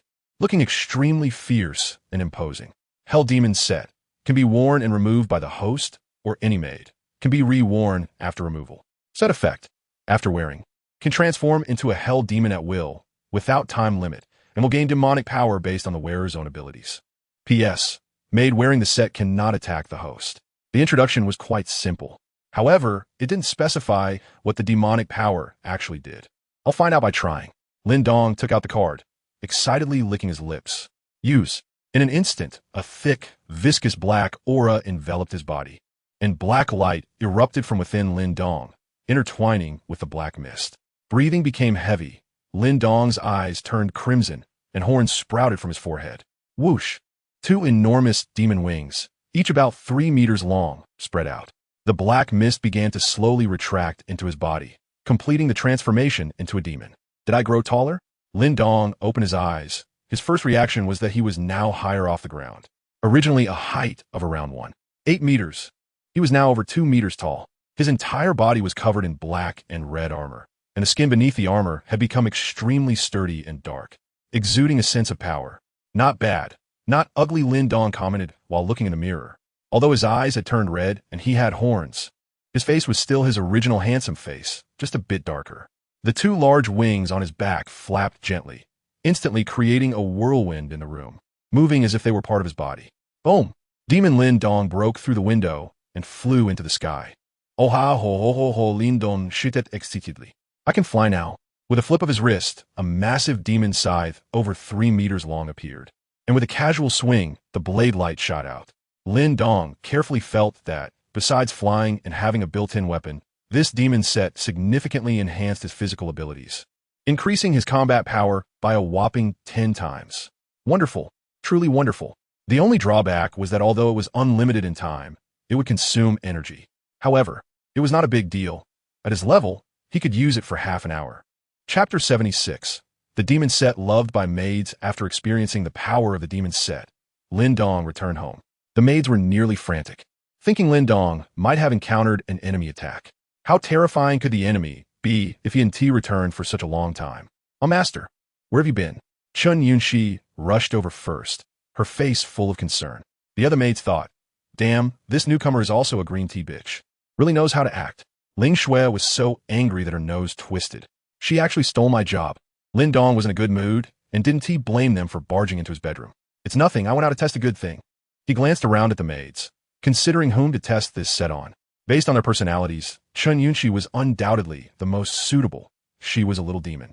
However, as a trial maid, she wasn't worthy of wearing the set. Moreover, he felt that a contrast would be more appropriate. Ling Shui immediately pushed Chen Yunxi aside, puffed up her chest, provocatively glanced at her, and sweetly asked, Master, what good thing is it? Can I use it? Chen Yunxi pouted slightly. Stinky bitch. Lin Dong stroked his chin and thought for a moment before finally locking his gaze on Qin Shuyu. At that moment, the beautiful teacher was drowsily waking up. Looking somewhat dazed, he opened the system interface and equipped the Hell Demon set on her. Qin Shuyu immediately froze, looking at her hands in confusion. Her pretty face filled with shock as she exclaimed, Master, I feel like something has increased inside me. Shen Wanwei gasped, what? That's impossible. It's only been 2 days and you. Today, her relatives came over, and her previous worries turned out to be unfounded, making her feelings very sensitive and complicated. I didn't get pregnant. Could it be that Qin Shuyu is pregnant? Lin Dong rolled his eyes. What are you making a fuss about? Close your eyes and feel it properly. Use your mind to control it. Qin Shuyu obediently closed her eyes, and soon, just like Lin Dong before, a thick black mist appeared as the demon set began to load. Before long, amidst the stunned eyes of the maids, the demon version of Qin Shuyu was born. Lin Dong was also extremely surprised. The demon image of the beautiful teacher was vastly different from his own. The 2 horns on her forehead and the black-red demon wings on her back were not much different, but Qin Shuyu's skin didn't turn dark like his. Instead, it was even whiter, almost glowing. Her long hair flowed without wind, and her scarlet eyes looked incredibly enchanting. Although her body had grown taller, it didn't have bulging muscles. Instead, the lines were very soft. The armor on her body didn't cover her completely like Lin Dong's. It perfectly fit her figure, revealing her snowy white arms and jade-like shoulders, with a layer of black-red fishnet stockings appearing on her long legs. She even grew a cute little tail at the back. She looked extremely sexy. The maids were wide-eyed. What is this? Ling Shui was drooling, thinking how beautiful the outfit was. If she wore it, wouldn't she be explosively sexy? Qin Shuyu cried in fear, Master, what is this? In a panic, she flapped her wings, and her body suddenly flew upwards, the demon horns piercing the ceiling while her long legs flailed about. Help me, Lin Dong muttered to himself. This set has male and female versions. I look mighty in it, while the maids look sexy. How interesting. After uninstalling the demon card, Qin Shuyu instantly returned to her original form and fell to the floor. This is my new toy. I just tested it, and it seems, what are you all doing? Before he could finish, the maids had already gathered around with stars in their eyes. Master, I want one too. Master, I want it. I could do anything. Master, I can cosplay as a safety officer. Stinky bitch, you're already a safety officer. Master, I can wear a wedding dress. They could all tell that the set Qin Shuyu wore was definitely not just a costume change. It must have other abilities. Such a good thing was far more attractive than a designer handbag. Lin Dong smiled. You all think too beautifully. I only have one set for now. I'll consider who to give it to. Upon hearing this, the maid tried their best to please Lin Dong. The sky was gloomy. The grayish sky was shrouded in thick dark clouds, seemingly brewing a bigger storm. At the headquarters of the Jiangsheng Foundation, the steward stood with his hands behind his back, looking grimly at the awakened individuals in the laboratory who were crying for help. Let me go. You're conducting illegal human experiments, violating moral ethics. Let me go. The fat woman who was previously knocked out by Xia Beichun shouted at the top of her lungs. Her hands and feet were shackled with special chains, making it impossible for her to move. A technician in a white coat carefully took out a syringe filled with an unknown red liquid. Stop struggling. Your contribution will greatly help humanity's evolution. You should be grateful. After saying that, he jabbed the needle into the woman's neck, injecting the liquid into her body. No, don't. The fat woman struggled violently, the chains clanking loudly. Suddenly, her body froze. Her eyes widened as she stared at the ceiling, her eyes beginning to turn white. The steward narrowed his eyes. This was the last experimental subject on hand. It must succeed. Soon, the fat woman's skin began to swell rapidly, with the blood and flesh tissues clearly visible beneath the surface. Streams of crimson liquid flowed beneath her skin. As her body grew larger, her expression twisted grotesquely, her yellow teeth clattering, and her eyes filled with bloodshot veins. Sai failed again. The steward shook his head in disappointment. Before he finished speaking, the woman's body suddenly exploded, her flesh and blood turning into flying fragments. The technician was caught off guard and was splattered all over the face, immediately vomiting. Damn, you're all a bunch of useless trash. In the apocalypse, anything can happen. If you can't make any breakthroughs in 3 days, then inject yourselves with the awakening serum and become the experimental subjects. The steward thought of the missing golden boy and girl and couldn't help but curse. The technicians trembled in fear and didn't dare to speak. The technical supervisor stepped forward and said, "Steward, don't be angry. Actually, our research has made some breakthroughs. It's just that the physical quality of the experimental subjects is too poor to withstand the violent potency of our latest ability-enhancing serum. After our precise calculations, if we had an A-level experimental subject, I believe we could succeed and obtain successful experimental data." The steward glared at him fiercely, coldly, saying, "So? You mean for me to be your experimental subject?" The technical supervisor shook his head in terror. "No, steward, that is not what I meant. I'm saying." Before he could finish, suddenly a small ant with wings crawled onto the tip of his nose. What is this? The small ant suddenly burrowed into his nostril. Chapter 77. The grudge of killing a wife is unforgivable. The technical supervisor was horrified, trying every possible way to get the little ant out of his nostrils. He was slapping himself and forcefully blowing air. "Ah, come out, come out." In less than 5 seconds, the technical supervisor's eyes suddenly became bloodshot, and then his eye sockets burst with blood and eyeballs gushing out. Even more frightening was that blood started to flow rapidly from his ears, nose, and mouth, and his head quickly shriveled down. The group of technicians huddled in the corner, pale-faced, watching this scene in terror. The steward frowned and said, "Chong-di, stop playing around." Seemingly understanding his meaning, the little ant, drenched in blood, crawled out from the technical supervisor's eye socket, shaking off the blood, and returned to its original appearance as a pitch-black ant. At the same time, the door of the research room opened, and a short figure walked in. "Hee, uncle, isn't my little cutie amazing?" The newcomer was just over 1.2 meters tall and looked like an adorable little boy. His face was fair and clean, sporting a bowl-cut hairstyle, with large glasses perched on his nose, and a lollipop in his mouth, giving off a harmless vibe. The boy waved at the little ant, which obeyed its master's call, darting out like a bullet before landing steadily on the boy's finger. "I'm good. Little cutie, you must be full now, right? What? You still want to eat? But you're so small. Even that big brain is not enough for you to eat."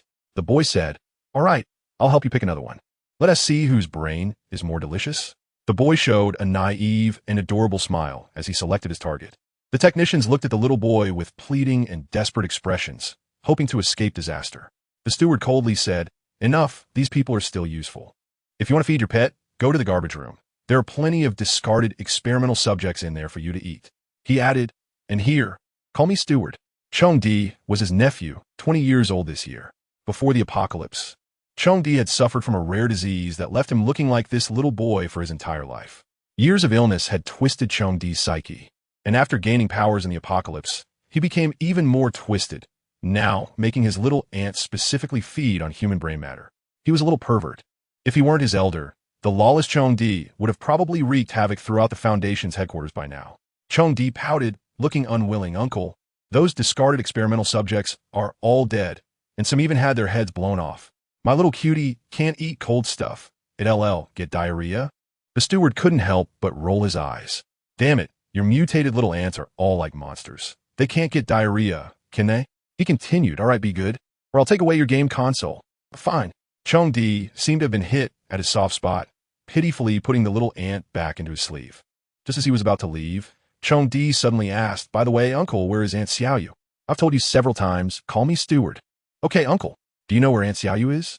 I want to play the game of adults entering the bridal chamber with her." The steward sighed deeply. "The Jade Maiden has gone missing, along with the golden boy."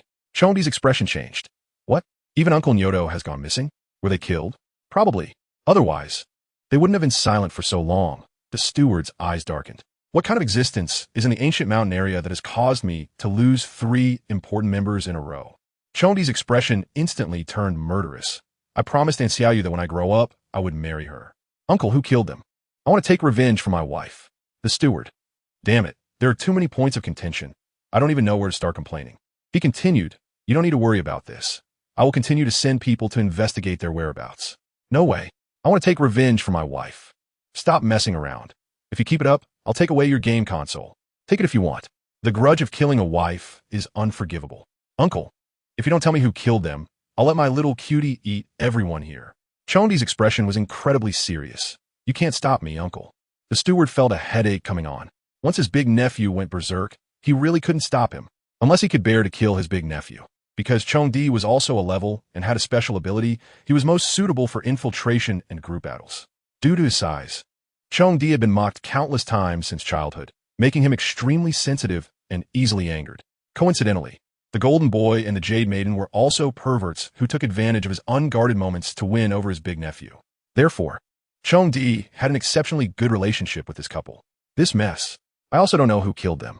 Previously, Huang Fei discovered that Jiangxing University of Technology had lasers. The steward struggled for a long time, but ultimately chose to tell the truth. Chongdi's eyes were filled with hatred. The ancient mountain area. Huh? I want to see what kind of monsters are hiding there. After saying that, he took off running. The steward wanted to reach out to stop him, but his hand hovered in midair, ultimately letting out a heavy sigh and shouting, "Be careful. Contact me immediately if anything happens." The same thing. Whatever Chongdi wants to do, he cannot stop. Although Chongdi's personality and appearance were that of a child, he was clear that his big nephew had the mindset of an adult. So he was too worried about him being abducted. Moreover, Chongdi's glasses had been modified with cameras, allowing the steward to see Chongdi's condition in real time. Chongdi donned his snow gear, slung on his little backpack, and stormed out of the foundation, waving his hands. Little cuties, let us go. In an instant, countless buzzing sounds erupted. A wisp of black mist began to appear in the air, and soon more and more black mist started to gather towards Chongdi. The steward couldn't help but gasp. Wow, when did he raise so many bugs? At the entrance of the entire foundation, black mist swirled, filled with countless bugs, probably over 100 million. How many people had this kid eaten with his bugs? He feared that all the living beings within a few kilometers had been devoured. Countless small bugs began to cling to Chongdi's back, quickly forming two large black wings. Chongdi's body began to slowly lift off the ground, then shot up into the sky. The steward's pupils contracted. Such a massive number of bugs could be controlled so precisely. Chongdi's power was indeed formidable. Meanwhile, Xia Qingyu was also leading a team toward the ancient mountain area. Miss, the master has instructed that you must capture at least 10 experimental subjects today. The task is quite heavy. The ancient mountain area is remote and not suitable for you to complete the task. What do you think? A security guard. Seeing her determination to head to the ancient mountain area, couldn't he help but remind her. Xia Qingyu's aura became even colder as she stopped and looked at them coldly. Do I need you to dictate how I do my work? Chapter 78. Xia Qingyu versus Worm Brother. The security guard hurriedly lowered his head. I dare not. It's just that the master has given us a death order, and we must complete the task today, no matter what. Miss, can you understand? Xia Qingyu's beautiful eyes darkened as she slowly raised her right hand, small snowflakes swirling at her fingertips. Understand you? Who will understand me? Swish! The small snowflake shot out like lightning, instantly piercing through the man's head. Who will understand me? Xia Qingyu revealed a sinister smile. The other security guards were stunned. The young lady has killed someone. Miss, what are you doing? Xiao Zhou was just. Swish! Before he could finish, a blood hole appeared on his forehead as well. I've had enough of this fate that controls me. Since you don't treat me as a human, then all of you can die. Xia Qingyu's already sensitive and fragile heart was scarred again by the few words of the security guards. With a flick of her hand, those escaping security guards were instantly swept away by a violent snowstorm. When the wind and snow settled, ice sculptures stood on the snow surface. After dealing with all the security guards, Xia Qingyu snorted coldly and turned to continue toward the ancient mountain area. An hour later, the big star's beautiful eyes narrowed as she looked at the huge ravine on the ground, which was the passage opened by Lin Dong's RV earlier. What exactly is this? Xia Qingyu looked up and spotted the buildings of Jiangxing University of Science and Technology in the distance. Upon entering the passage, Xia Qingyu's pupils constricted. She saw a small boy with delicate features, carrying a small backpack, standing in the passage with his arms crossed, tilting his head in thought. How could there be a child here? Xia Qingyu secretly heightened her vigilance. Worm Brother's first target was Jiangxing University of Science and Technology. After investigating and finding no trace of the Jade Girl, Xia Qingyu arrived shortly after.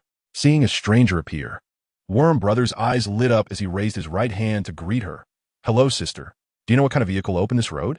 Xiaqingyu sensed something was off and turned to leave without saying a word. Hey, where are you going, sister? Worm Brother quickly followed, his short legs moving rapidly. Why are you running, sister? I'm not a bad guy. Worm Brother looked at Xiaqingyu with wide eyes, panting. What a beautiful sister. I wonder if she'd like to play the game of adults getting married. Why you are so pretty, sister. When I grow up, can I marry you? Xiaqingyu. Little brother, what are you doing here? Why are you here? Xiaqingyu observed Worm Brother carefully, feeling that he was just an ordinary child. But what kind of child would dare come out into the icy wilderness? Worm Brother made a pitiful expression. My wife died, and I came out to take revenge for her, but I don't know who the enemy is. Xiaqingyu. Worm Brother looked at Xiaqingyu with increasing fondness, excitedly saying, Sister, you are even prettier than my wife. Why don't you be my wife? Not interested. Find someone else. Xiaqingyu turned to leave. That's right, this kid is a lunatic. Worm Brother started throwing a tantrum. I don't care. I want you to be my wife. But Xiaqingyu had already walked far away. My ex-wife is dead, and my new wife doesn't want me. I'm so pitiful. Worm Brother began to wail. Xiaqingyu stumbled, her eyes turning cold. Why is everyone bullying me? As her mood grew increasingly irritable, in a fit of rage, a long ice spear appeared in her hand, which she threw forcefully at Worm Brother. The ice spear flew at high speed, aimed directly at Worm Brother's forehead. For the next second, Xiaqingyu's angry expression froze, because the ice spear seemed to dissolve in midair, and by the time it reached Worm Brother, it had turned into tiny ice shards. This kid is not right. Worm Brother wiped his teary eyes and stood up, his expression becoming ferocious. If you want to be my wife, then you want to kill me. Little cuties, eat her. In an instant, countless small insects surged out from Worm Brother's body, making Xiaqingyu's scalp tingle. So disgusting. Xiaqingyu's pupils constricted, and she raised her hands as countless small snowflakes began to swirl around her. Go! The ice-wind dragon formed from the small snowflakes charged toward the black mist made up of the little insects. Bang! Countless small insects were sliced apart by the sharp snowflakes, their corpses falling to the ground. But the sheer number of insects was overwhelming, easily bypassing the wind and flying toward her. Xiaqingyu's expression changed, and her gestures quickly shifted. Ice prison. Instantly, 4 ice walls rose up on the snow surface, closing at the top to form an ice prison that protected her tightly. The little insects quickly surrounded the ice prison. Their sharp claws and teeth started to hammer against it. Worm Brother danced excitedly. Sister, you are so amazing. Your brain must taste delicious. Xiaqingyu looked at the precarious ice prison, biting her silver teeth tightly. Her eyes began to turn white, and her long hair started turning snow white from root to tip, floating without wind. A terrifying aura began to brew. Worm Brother's expression changed as he hurriedly extended his hand. Little cuties, come back. Boom. The ice prison shattered instantly, and an extreme cold mist erupted from Xiaqingyu's body, freezing countless insects into ice sculptures that fell to the ground, crushed underfoot. This strike directly caused Worm Brother to lose nearly half of his insect swarm. My little cuties, you will pay for this. Worm Brother's eyes turned red with distress. The insect swarm scattered again, buzzing as they charged towards Xiaqingyu. At this moment, Xiaqingyu revealed a cold smile. Ice armor. In an instant, a layer of crystal clear and magnificent ice armor covered her body. The swarm quickly bit at it, but couldn't penetrate. Now it's my turn.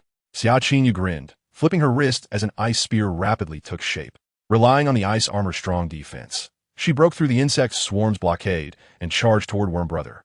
Damn it, her ability counters my little cuties. Worm Brother gritted his teeth in anger, hurriedly recalling the swarm in an attempt to block her again. At this moment, Xiaqingyu resembled a female war god, wielding the ice spear to tear through the insect swarm's defenses, getting closer to Worm Brother step by step. No, I can't win. Worm Brother's heart wailed. His ability was to control those mutated insects, and aside from having slightly better physical fitness, he had no combat capability. Being close means death. Run. Worm Brother waved his hand, and the swarm surged out again, forming wings on his back, soaring into the sky. Don't even think about escaping. Xiaqingyu was clearly intent on killing Worm Brother to vent her anger. She threw the ice spear fiercely, aiming for Worm Brother's wings. But his wings were made up of countless insects, and this strike only killed a few. Worm Brother flew further away. Xiaqingyu pressed her hands against the ground, and a smooth ice slide quickly formed. She forcefully kicked off, racing along the slide to chase after him. The two chased and fled, intentionally or unintentionally moving along the passage on the snowy surface, and soon arrived at Mirror Lake Spring. Chapter 79. Two level 6 characters delivered to the door. Is it going to snow heavily again? Lin Dong stretched lazily and opened the door, mumbling to himself as he looked at the thick dark clouds in the sky. Ever since Xiao showcased a wave of demon outfits last night, the maidens cheered and eagerly joined the leveling up team, practicing until morning before finally going to sleep. It was already noon, and Lin Dong barely managed to catch up on some sleep. As a result, apart from the trial maid Chun Yunxi, who had just reached level 7, the other maids were all at level 10. His current level was 21, and he could only help the maids level up to 10. Chun Yunxi demonstrated what it meant for post-00s to reorganize the workplace, fully utilizing her youthful competitive advantage. The maids ate what Lin Dong left, and she ate what the maids left. She eagerly took on various chores like laundry and mopping, making the other maids grind their teeth in frustration, and they couldn't say anything in return. Whenever they asked, she would say, "Sisters are right. Yunxi is willing to change." The maids had already labeled the beautiful school flower as a dead green tea bitch. The more arrogant she was before, the more humble she was now. They could even foresee that once Chun Yunxi became a permanent maid, their advantages would vanish. This damn bitch is too good at acting. However, none of this mattered to Lin Dong. Let them compete. He would be the only one to benefit. Just as he was about to go back inside for lunch, suddenly, a sound of something breaking through the air came from a distance. At the entrance of the community, a small figure stumbled in. When Chong Di saw Lin Dong, before he could ask for help, an ice spike exploded at his feet, sending him flying, rolling on the ground countless times, and finally pitifully collapsing at Lin Dong's feet. "Big brother, save me." Chong Di cried. "What is wrong with that crazy woman? What grudge do we have? Why is she fixated on me?" He thought he could fly, thinking the crazy woman would catch up, but who knew she could create a slide? He fell hard, blasted down from the sky by an ice spike. If it weren't for those little cuties risking their lives to save him, he would have been done for. Lin Dong looked at the LV6 floating above Chong Di's head and slowly narrowed his eyes. "Oh, kid, you did pretty well, but too bad I don't have a bowling ball. Otherwise, you would have hit the jackpot." "Chong Di, are you treating me like a bowling ball?" The earlier explosion was quite loud, and the maids inside rushed out. Upon seeing the delicate little boy with red eyes looking pitiful, they instantly melted. "Wow, what a cute little brother. Come here, let's sister pinch your face. How did you end up here? Where are your parents? Who is so cruel to hit a child? Look at how he has been hurt." The maids almost wanted to hold Chong Di in their arms right then and there. But when Shan Wanwen noticed Lin Dong's amused gaze, she hurriedly stopped them. "Dongji, don't do anything stupid." Chong Di was dazzled by the beauty around him. "Wow, so many beautiful sisters. Beautiful sisters, would you be my wives?" Chong Di's shy face turned red. Lin Dong showed a strange smile. "Little guy, you really have guts." Ling Shui was stunned and smiled. "Well, that probably won't work, little brother. You're still too young. When you grow up a bit." Chong Di showed an expectant look. "But that sister also can't be your wife." Chong Di's face instantly fell. Xia Qingyu appeared at the door, and, seeing Chong Di had run away, gathered ice spikes in her hand and violently shot them out. Save me," Chong Di exclaimed in shock. Lin Dong frowned slightly, and, just as the ice spike was about to hit Chong Di, he suddenly stretched out his finger and snapped it, causing the ice spike to shatter instantly. Chong Di froze. "Wow, this guy's a bit fierce." Seeing her attack easily destroyed, Xia Qingyu immediately halted her advance, her beautiful eyes narrowing as she scrutinized. When she spotted Jiang Zhu, her eyes suddenly widened. "Why is she here?" Jiang Zhu also showed a hint of panic when she recognized Xia Qingyu, but she quickly calmed down. "She finally came." Lin Dong stroked his chin and seriously sized up Xia Qingyu. "Miss, you look familiar. Have we slept together?" This beauty was also LV6, a new currency. "Xia Qingyu. You damn it!" Chun Yunxi exclaimed excitedly. "Is that Xia Qingyu? You are Xia Qingyu, right?" Shun Wanyue and the others exchanged glances, a hint of strange meaning passing between them. "Oh look, the beauty has come knocking. It seems our team is about to grow again." Lin Dong showed a realization expression. "Oh, so it's you, just as beautiful and cool as I saw on TV." I was almost moved. He patted Chong Di's head and asked, "Kid, are you moved?" Chong Di quickly shook his head. "What a joke. I almost got killed by her just now." Xia Qingyu ignored Lin Dong and fixed her gaze on Jiang Zhu, asking, "Why are you here?" "Huh?" Lin Dong and the others were taken aback, looking at Jiang Zhu and then at Xia Qingyu. "Do you two know each other?" Lin Dong immediately got angry. "Why the hell didn't you tell me you know Xia Qingyu? Are you asking for a beating?" Oh no. Jiang Zhu's fiancé's surname is Xia Qingyu, Xia Beichun. Lin Dong felt he had guessed something. Jiang Zhu bit her lip and calmly stepped forward. Miss Xia, long time no see. What did you call me? Answer my question. Xia Qingyu was somewhat angry. The moment she saw Jiang Zhu standing behind Lin Dong, she guessed that this bitch had cheated on her brother. But why wasn't she panicking? Why wasn't she afraid? Why wasn't she explaining? Why was she so calm? Jiang Zhu sighed and smiled. Before, I called you sister, but you didn't like it. Now I call you Miss Xia. What is wrong? You don't like it again?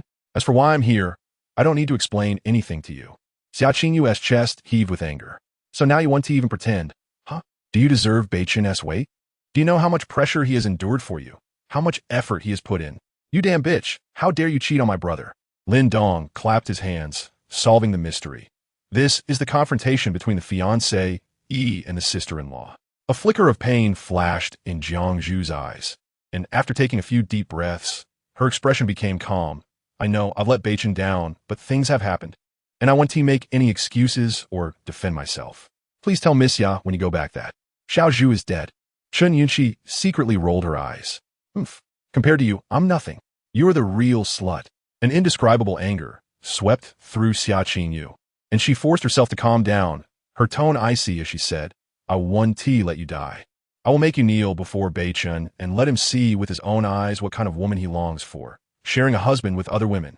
If before, she only wanted to kill Jiang Zhu to make Xia Beichun suffer, now she wanted to capture the cheating Jiang Zhu and throw her in front of Xia Beichun, letting this good brother fall into utter despair. Chapter 80. Xia Qingyu versus Jiang Zhu. Jiang Zhu was taken aback, her delicate brows furrowing deeply. Miss Xia, are you trying to destroy Beichun by doing this? Xia Qingyu snorted coldly. The one truly destroying him is not me, but you. Sigh, Miss Xia. There's no point in saying more. You're not my match, so please leave. Jiang Zhu sighed deeply. Why is every member of the Xia family so stubborn?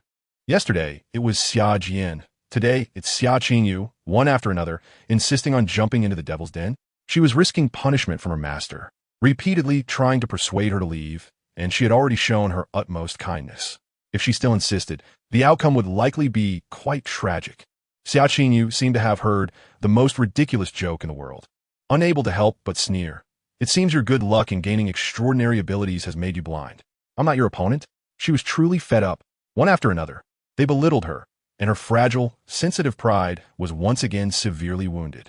Xia Qingyu spread her arms, countless ice and snow swirling around her, her snow-white hair dancing, and her body began to slowly rise into the air. I will break your arms and legs, then throw you into a pile of men, so Beichun can see just how pathetic the woman he loves is. Sigh, Master Shi. Jiang Zhu looked at Lin Dong. Just don't kill her, Lin Dong said. Chun Yunqi was the first to prop up a stool. Ling Shui was so angry her teeth itched, hurriedly pulling out a cigarette from her chest. While Shen Wanqing lit it, Liang Zhihan brought over hot tea, and Qin Shui brought snacks. It was all done in one go. Chong Di watched enviously, timidly asking, Where do I sit? Lin Dong shot him a sidelong glance. Sit on the floor. This kid was up to no good. Did he really think I wouldn't notice when he slipped something into the room just now? But now I'm busy watching beautiful women fight. I'll deal with you later. Jiang Zhu took a deep breath. She actually didn't want to fight Xia Qingyu, but Lin Dong had already spoken. And the meaning was clear. The new maid candidate was none other than her. Ice Spike. Xia Qingyu launched the first attack. Dozens of ice cones formed around her, and with a flick of her small hand, the ice cones shot out. Jiang Zhu narrowed her eyes. The opponent's strength was quite formidable. If it weren't for her master's hard work in helping her level up these past few days, she really wouldn't be able to compete. But now, with a whoosh, Jiang Zhu vanished, and the ice cone struck nothing but air. Zulfast. Xia Qingyu's pupils constricted. Without thinking, she quickly spread her hands. The icy cold aura began to circulate. Ice blade tornado. A frost tornado with a radius of at least 2 meters formed. Countless small snowflakes mixed in, flashing with a cutting cold light. Jiang Zhu's rushing figure suddenly hit the brakes, one hand digging into the ground, forcibly tearing up the floor and throwing it out. The tornado was destroyed, and Xia Qingyu staggered back, with Jiang Zhu following closely. Ice frost ring. Xia Qingyu changed her gestures repeatedly, shooting out an ice ring. I'll show. Jiang Zhu snorted coldly, not dodging but crashing straight into the ice ring. You're too naive. Xia Qingyu sneered, elegantly snapping her fingers. The ice ring exploded instantly, a terrifyingly violent, icy aura spreading, and Jiangzhu was instantly frozen into an ice sculpture. Chong Di stuck out his tongue. Big brother, this white-haired sister is amazing. The black-haired sister is frozen. Aren't you going to save her? Lin Dong spat the sunflower seed shells into Liang Jihan's hand, who savored them like a treasure, making Chong Di's mouth twitch. I thought I was twisted enough, but it turns out there are even more experts. Little brat, what do you know? Just enjoy the show. Chong Di, if you call me a little brat again, I'll really be angry. Xia Qingyu slowly landed. I told you. Your luck will only make you blind. You will lose. Boom. Before she could finish, Jiangzhu shattered the ice, bursting out like a cannonball. How is that possible? Xia Qingyu was shocked. She broke free in less than half a second. I don't believe you can break free that many times. Ice prison. Ice walls rose again from the ground. Bang. The ice prison shattered. Ice frostbind. Bang. The bindings broke. Blind as you. Jiangzhu cried out sweetly, charging towards her. Xia Qingyu's expression changed drastically, hastily crossing her hands. Ice armor. The dazzling ice armor covered her body once more. Boom. Jiangzhu's heavy fist smashed into the ice armor, and Xia Qingyu's delicate body flew out. Crack. What terrifying strength. Blood began to trickle from Xia Qingyu's corner of her mouth, even with the ice armor protecting her. She was severely injured by Jiangzhu's brutal blow. In fact, this was still Jiangzhu holding back. Seizing the opportunity, Jiangzhu pursued, her little fists raining down nonstop, and Xia Qingyu fell completely into a passive position. Chong Di watched in astonishment. This sister is amazing. The sister who was chasing before is now being beaten down by another sister. I feel like I don't understand this world at all. Not only did he not understand, but the steward watching the videos in the Foundation base was also dumbfounded. His nephew had just been beaten up outside, and now another extremely terrifying woman had appeared, along with a man whose depths were unfathomable. When did awakened ones outside become this strong? Xia Qingyu was now completely pressed to the ground, in a literal sense. Once in close combat, Jiangzhu displayed terrifying close combat skills. Although Xia Qingyu had acted in martial arts films in her early years, to Jiangzhu, who dealt blows to arms and legs every day, that was all just show? Utterly useless. Smack! Jiangzhu mercilessly pressed Xia Qingyu's head down while running, carving a long trench into the ground. Jiangzhu, I'm going to kill you. Xia Qingyu completely went berserk, her eyes turning snow white, the surrounding temperature plummeting, her aura beginning to surge violently, clearly about to unleash a big move. Wind and snow. Boom! A cold light flashed in Jiangzhu's eyes, and she immediately delivered a fierce whip kick, shattering the ice armor. The fierce force heavily struck Xia Qingyu's head, and the big star's eyes rolled back, her head tilted, and she crashed into the ground, creating a large pit, losing consciousness. Cool. Ling Shui timely provided commentary. Shen Wanqing quietly asked, Master, I actually wanted to ask you earlier, why do we only have physical enhancement abilities, while others can have flashy attack methods? Lin Dong interrupted. Shen Wanqing bit her lip and nodded. After so many days in the apocalypse, they had seen people whose eyes could shoot lasers, those who threw flying knives, those who could brainwash others. And now someone with ice and snow elemental attacks had appeared. Yet, the few of them, including Lin Dong himself, relied solely on their explosive physical qualities, with no other abilities. This put them at a significant disadvantage in front of other awakened ones. Lin Dong shrugged. Don't ask. Just think of it as returning to simplicity. Only being strong in oneself is truly strong. Those flashy methods are all just clouds. The reality, of course, was that he didn't know either. His and the maid's abilities were all given by the system, and the final say belonged to the system. Chapter 81 Gift for the Bug Brother. Indeed, the physical enhancements provided by the system are not as simple as they seem on the surface. In addition to attack, defense, and agility, it appears that mental strength and endurance are also simultaneously improved. The most obvious example is the brainwashing technique of the Divine Servant, which could brainwash so many wealthy merchants at once, indicating that the technique is quite powerful. However, it failed to brainwash Jiangzhu and had no effect on Lin Dong at all. As for Liang Jihan falling prey to it, that was because she was only level 1 at the time and hadn't leveled up much. Even now, Jiangzhu faces the ice and snow elemental attacks without a scratch. Besides the advantage in levels, there are also reasons for his high resistance in various aspects. No attribute separation. Lin Dong seems to have figured out the basic reason for the system's physical enhancements. In other words, after relying on the system to increase his strength level. There is no possibility of failure. As long as my level is higher than yours, you definitely can't do anything to me. It seems that the apocalypse is still too dangerous. I need to be careful. Lin Dong felt a tremendous sense of pressure. Look, he was only level 21 and already encountered a level 6 opponent. Doesn't that indicate something? The apocalypse is terrifying. Scared, Lin Dong hurriedly pulled out a bottle of AD calcium milk from Qin Xiao's collar and gulped down a few swigs to calm his nerves. Xia Qingyo's hair was a mess, her eyes were white, and she lay on the ground with her mouth open, completely in a daze. Jiang Zhu grabbed her hair and dragged her in front of Lin Dong. Master Lin Dong nodded. Take her back and give her a wash. I like cleanliness. Yes, master. Xia Qingyu was dragged back into the house. After the battle, the Bug brother's heart was in his throat. He immediately put on a harmless smile, cough, cough. Big sister is so amazing. Thank you for saving my life. My mom is still waiting for me to go home for dinner, so I'll be leaving now. Bye. After saying that, he turned to run. Hey, don't rush off, little brat. Stay and chat with your brother, okay? Lin Dong grabbed him by the back of his neck, lifting him like a little chick. The Bug brother immediately covered his chest, looking terrified. Big brother, what are you going to do? I'm still a child. What you're doing is illegal. Slap. Lin Dong gave him a smack on the back of the head. What are you thinking, little brat? You're so cute. I've decided to give you a gift. The Bug brother froze and said bitterly, can I not have it? What do you think? The Bug brother was internally wailing. It's over. He is definitely going to send me to the afterlife. Lin Dong brought the Bug brother into the house and excitedly retrieved a cardboard box. Here, don't be polite. The Bug brother was anxious and hesitated to open it. Open it. This is your brother's intention. If you don't accept it, I might get angry, Then I'll open it. The Bug brother took a deep breath and tremblingly opened the box. Inside was homework. A box full of homework. The Bug brother immediately broke out in a cold sweat. Are you out of your mind? Why are you giving me so much homework? Lin Dong leaned in enthusiastically. So how about this gift? Are you satisfied? The Bug brother forced a smile. I'm satisfied. Thank you, big brother. I'll take it home. Don't worry. I'll definitely finish it. Cut it.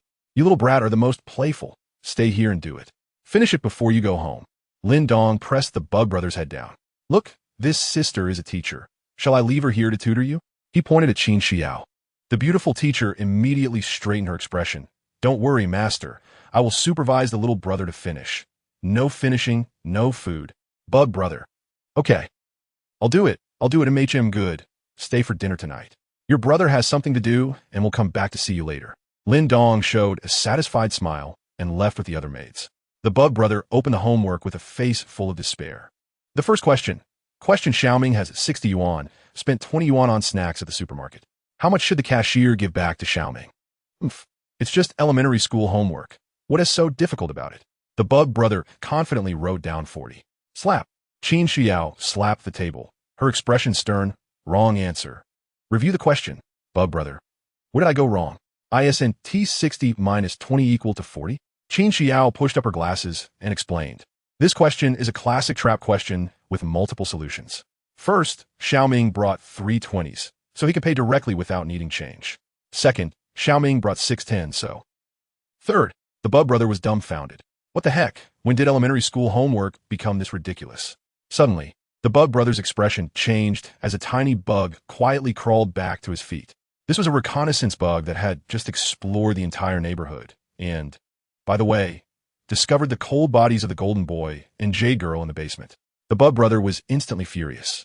Sure enough, Uncle Bullhead and his future wife died here. It must have been that man's doing. Moreover, from information transmitted back by the reconnaissance bug, the future wife's death was quite tragic. She must have suffered unimaginable torment in life. Damn it, that's my future wife. You use her for team building? The Bug brother's chest heaved violently, and he looked at Qin Xiao with a fierce gaze. Slap. Qin Xiao slapped him on the forehead again. What are you staring at? Look at the question. Do you think there are answers on my face? Bug brother. Damn it. Okay. Good teacher for some reason. Even though he had already graduated, he still felt so afraid of the teacher. This is not scientific.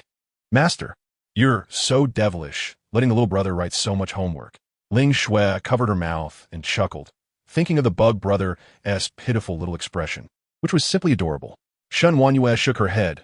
You're wrong. The master must have a purpose for doing this. This child is not simple. Lin Dong laughed. Wanyue, you're not bad, smart. Liang Jihan was taken aback. What do you mean? Is there something wrong with that child? It's not just wrong. It's a big problem. Lin Dong walked into the bedroom, where the already cleaned up Xia Qingyu was lying there, her eyes slightly closed, looking like she was asleep. Jiangzhu had already changed her into a snug, white lace nightgown, showcasing her good figure. There's insecticide in the storage room. You all go clean every corner of the house. Be careful. Those are not ordinary bugs. Shen Wangyue was startled. Does the master mean those bugs are related to the little bug? Will Xiao be okay alone there? Go now, Lin Dong began to shoo them away. If the little brat really dared to lay a hand on the beautiful teacher, then things would become very interesting. The maids hurriedly ran off to deal with the bugs, while Lin Dong, not in a hurry, calmly lit a cigarette and sat in a chair. Don't pretend to be asleep. Your acting is good, but can't fool me. As expected, Xia Qingyu instantly opened her eyes, leaping up like a carp, not caring about her exposure, and conjured an ice spear in her hand, aiming straight at Lin Dong's face. Chapter 82. The witty Xia Qingyu Lin Dong seemed to be unresponsive, remaining completely still. The tip of the ice spear stopped just 2 centimeters away from Lin Dong's eye. Why didn't she stab down? Lin Dong smiled calmly and blew out a smoke ring. Xia Qingyu retracted the ice spear and let out a deep breath of stale air. I can't kill you. Stabbing down would be meaningless. You're quite clever, Lin Dong thought, giving a thumbs up for the big star's wit. If she really dared to stab, what awaited her would be a frozen fish. Xia Qingyu looked extremely dejected as she sat back down on the bed, lost in her thoughts. Can you tell me what your strength is? S-class. Or SS class? In that fleeting moment, she sensed a powerful confidence and a fleeting killing intent from this man, which was definitely not a fade. This man possessed the strength to easily kill her, considering that even Jiangzhu, who had beaten her so easily, obeyed this man's words. It wasn't too hard to guess. This man was excessively strong. Lin Dong raised an eyebrow. It seems you have your own ranking system. What level are you? Xia Qingyu honestly replied. I am, with a tone full of self-deprecation. After enduring so much hardship, she finally broke through her limits to achieve a strength, but today she had suffered a major setback. Being easily defeated by Jiangzhu made her realize that she had been too naive. Then what about the lower ranks? What is he? Jiangjian? It seems he died at your hands. His rank was C. I see. Lin Dong understood. Se level equals 3, B equals 4, A equals 5, A equals 6. So that's how it is. You can understand my rank as above SSS. Lin Dong gave a vague answer. Xia Qingyu's pupils contracted, her heart shaken. Her first reaction was disbelief. Even a powerful organization like the Foundation had only 11 stewards in a city. How could such a powerful man exist in this world? But thinking about how even Jiangzhu could easily defeat her, it made sense that this man was even stronger. Am I really never going to have the chance to control my own fate? Just as I gained power, I encountered an even stronger force. Thinking of this, Xia Qingyu suddenly looked up. Did Jiangzhu gain his power from you? Lin Dong nodded, yes. Biting her lip, Xia Qingyu stood up and said, Can you also share some of your power with me? I can do whatever you want. I can do what Jiangzhu can do. Oh, are you sure? Lin Dong slowly revealed a cold smile, stepping forward to grab her fair, soft chin, greedily inhaling the fragrance on her body. This wasn't tea perfume. It was the unique body scent of a woman. You don't think that just becoming my woman will grant you power, do you? Suddenly being so close to a stranger made Xia Qingyu instinctively want to resist and break free. But she couldn't manage it at all. Isn't that so?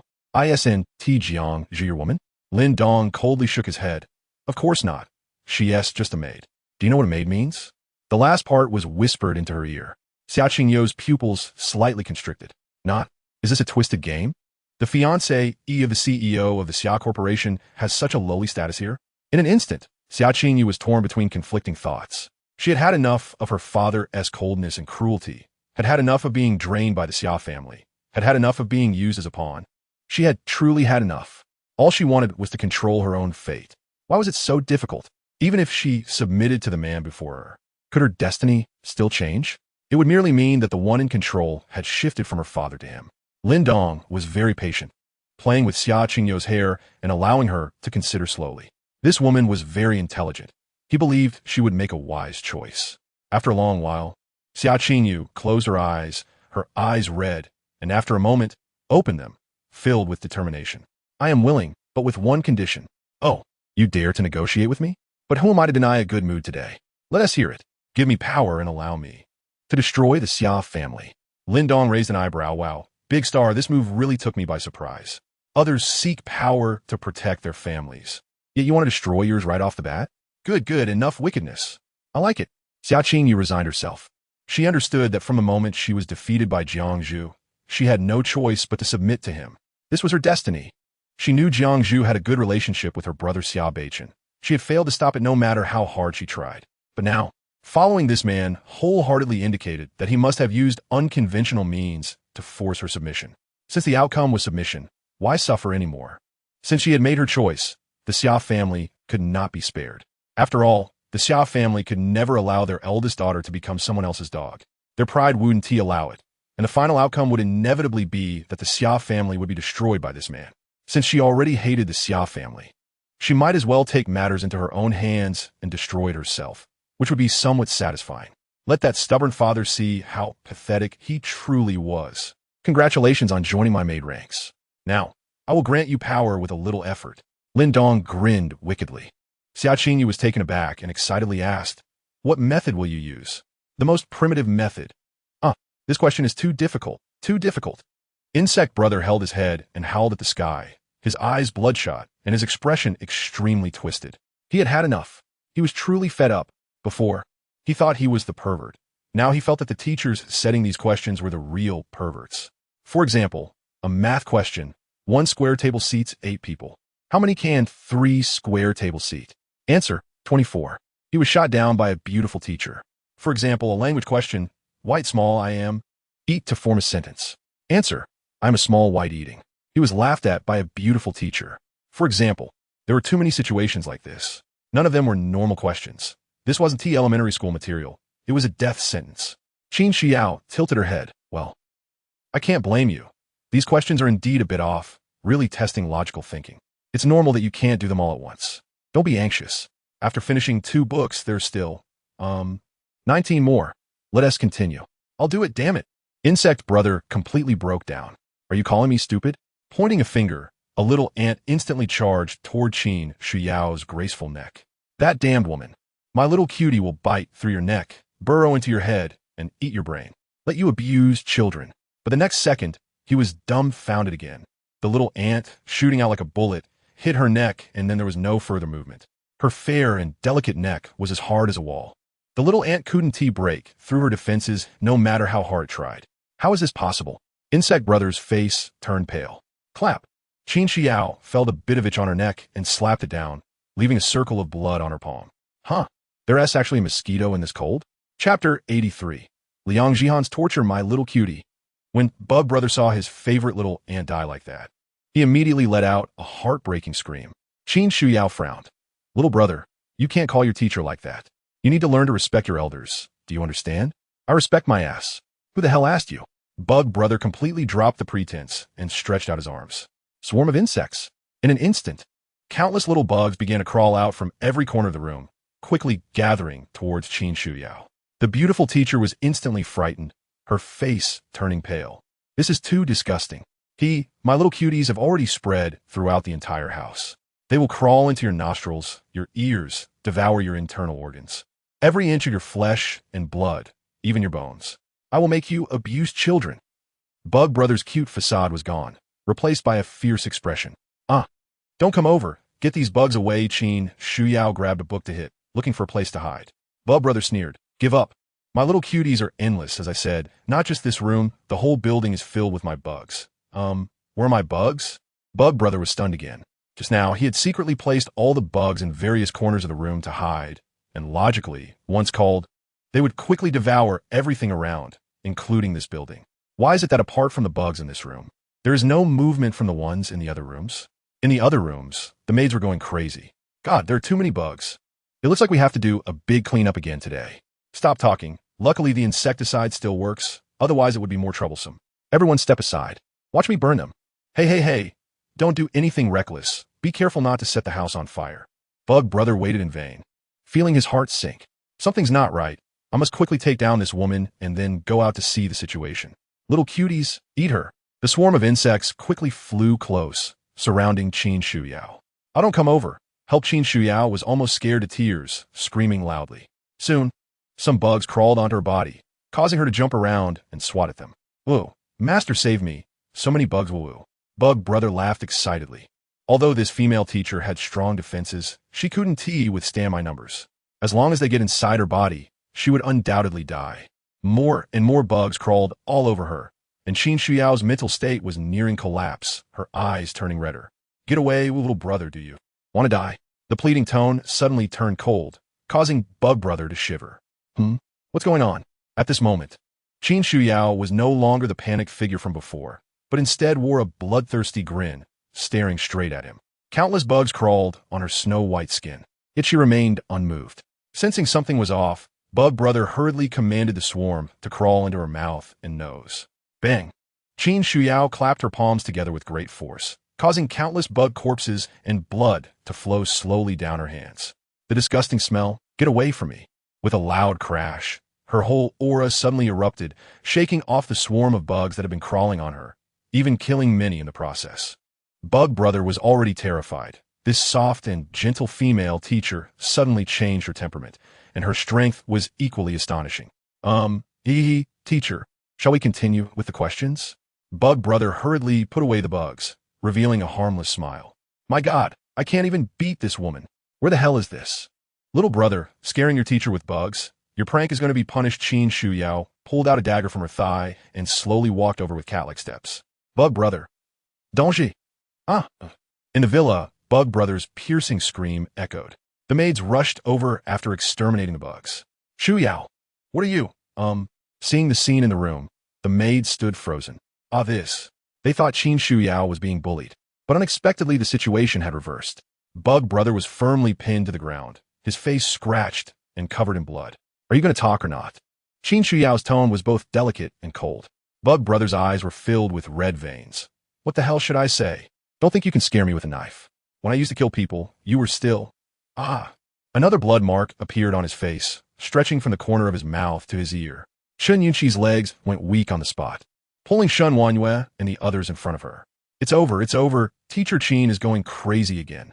Last time, Qin Shuyao brutally killed everyone in President Qian's room in front of her, and when she went berserk, it was terrifying. Not willing to talk, Qin Shuyao's eyes flickered, and the dagger slowly moved down from his face, aiming at his crotch. Bug Brother's face turned pale, but he still gritted his teeth and said, I've lived for over 20 years. Don't think you can scare me like this. I've already had enough of the ridicule in this body. If you have the guts, just kill me. In 20 years, I'll be a good man again. Little brother is tough. I'll give you a quick end. Qin Shuyao lunged to stab. Wait. Liang Jihan rushed out, grabbing her wrist and patting her chest. I'm the best at interrogating criminals. Leave it to me. I'm a safety officer. I can handle this. Qin Shuyao smiled with narrowed eyes at her. Good. Liang Jihan let out a sigh of relief. But why did she feel a bit scared when looking into her eyes? She usually seems so cute and weak. With a single motion, Liang Jihan lifted Bug Brother to a chair and waved her hand. Wanyue, Lingshu, make sure he doesn't move.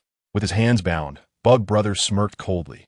Don't even try. I'm not afraid of death, let alone your interrogation. I endured the pain of awakening. Do you think I'm afraid of mere torture? However, Liang Jihan ignored him and went out for a while before coming back. Here, eat. Saying that, she tossed a plate of sauced chicken legs. The maids. Bug Brother. What does this mean? Poisoning me, huh? I'm not afraid of poison. Bug Brother freed one hand and grabbed the chicken leg, just about to shove it into his mouth when... Don't let him eat. Liang Jihan immediately shouted, and Shun Wanyue quickly grabbed Bug Brother's arm. Bug Brother, what's wrong? Can't bear to see me die? If you want tea, let me eat, I'll... Before he could finish, the sauce from the chicken leg began to slowly drip down his wrist. Liang Jihan smiled sinisterly. The sauce sliding over your fingertips, down your wrist and arm, you can't wipe it off, and if you try to lick it, you can't reach it. How does that sticky feeling feel? The maids instantly shivered. Bug Brother's expression twisted. If you have the guts, let me go. What kind of skill is playing dirty? Let me lick it. Chapter 84. The death of Bug Brother. What a cruel foundation. So despicable. I want to say anything except about the beauty trap. Bug Brother was on the brink of madness, letting go of the chicken leg. Although Bug Brother played with bugs, he was still relatively clean. But with the sauce sticking to his arm, the slippery, greasy feeling made him feel uncomfortable, as if something was rushing from the soles of his feet straight to the top of his head. It was unbearable for an ordinary person. You think you're worthy of using a beauty trap? Liang Jihan sneered while waiting. As time passed, the sauce began to slowly dry up, becoming stickier. Bug Brother's expression grew more ferocious, his eyes bloodshot, and the disgusting sensation of his fingers sticking made it hard to resist. It was unbearable. Too unbearable. Chen Yunqi hid far away, feeling grateful. Fortunately, Lin Dong didn't let that nasty bitch torment him back then. Otherwise, he really wouldn't be able to handle it. Rather than being disgusted, being tied to the back of a car and blown by cold wind wouldn't be so bad. Bug Brother's body struggled violently, but was pinned down and unable to move. Ah, so disgusting. It's not over yet, Ling Shui. Help him wipe it off. Liang Jihan took out a pack of tissues again. Ling Shui was confused. He hadn't even confessed yet. So why let him go so easily? But she still obediently followed. As she started wiping, Ling Shui noticed something was wrong. The sauce couldn't be wiped off after drying, and this tissue was so poor in quality, it tore apart with one wipe. Soon, her hands were covered in tissue scraps. What are you doing? Can't you wipe properly? No, I'll do it myself. Bug Brother snapped. Now his hands were covered in sticky brown sauce and white tissue scraps. It was even more disgusting. Liang Jihan sneered, pulling out the switch from Bug Brother's pocket and tossing it in front of him. My game console. Bug Brother was terrified and unleashed an unprecedented surge of strength, breaking free from his restraints to catch the console. But immediately his hands froze. His sauce-covered hands were on the console screen, slippery. The feeling of disgust instantly peaked. The maids watching felt their teeth ache. What? A perverted torture. Bug Brother nearly bit down on his steel teeth, as immense anger and sadness surged over him. Thud! Bug Brother knelt on the ground, banging his head and crying. Stop torturing me. I'll talk. I'll say anything. Done. Liang Jihan clapped her hands, hiding her achievements and name. Speak. Confess honestly. And if you dare lie, I have ways to deal with you. The maids gave her a thumbs up. You're the best. Bug Brother blankly looked up. What should I say? Why don't you ask me? Liang Jihan. Qin Shuyao had already returned to her usual state and absent-mindedly touched her head. Hey, it seems I forgot to ask. Why do I have so much blood on my hands? So disgusting. She hurriedly ran out to wash her hands and head. The maids. Bug Brother.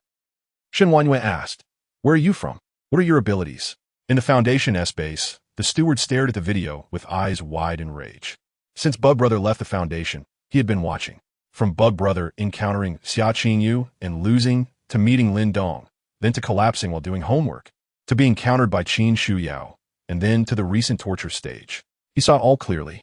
Brutal. It was simply too brutal.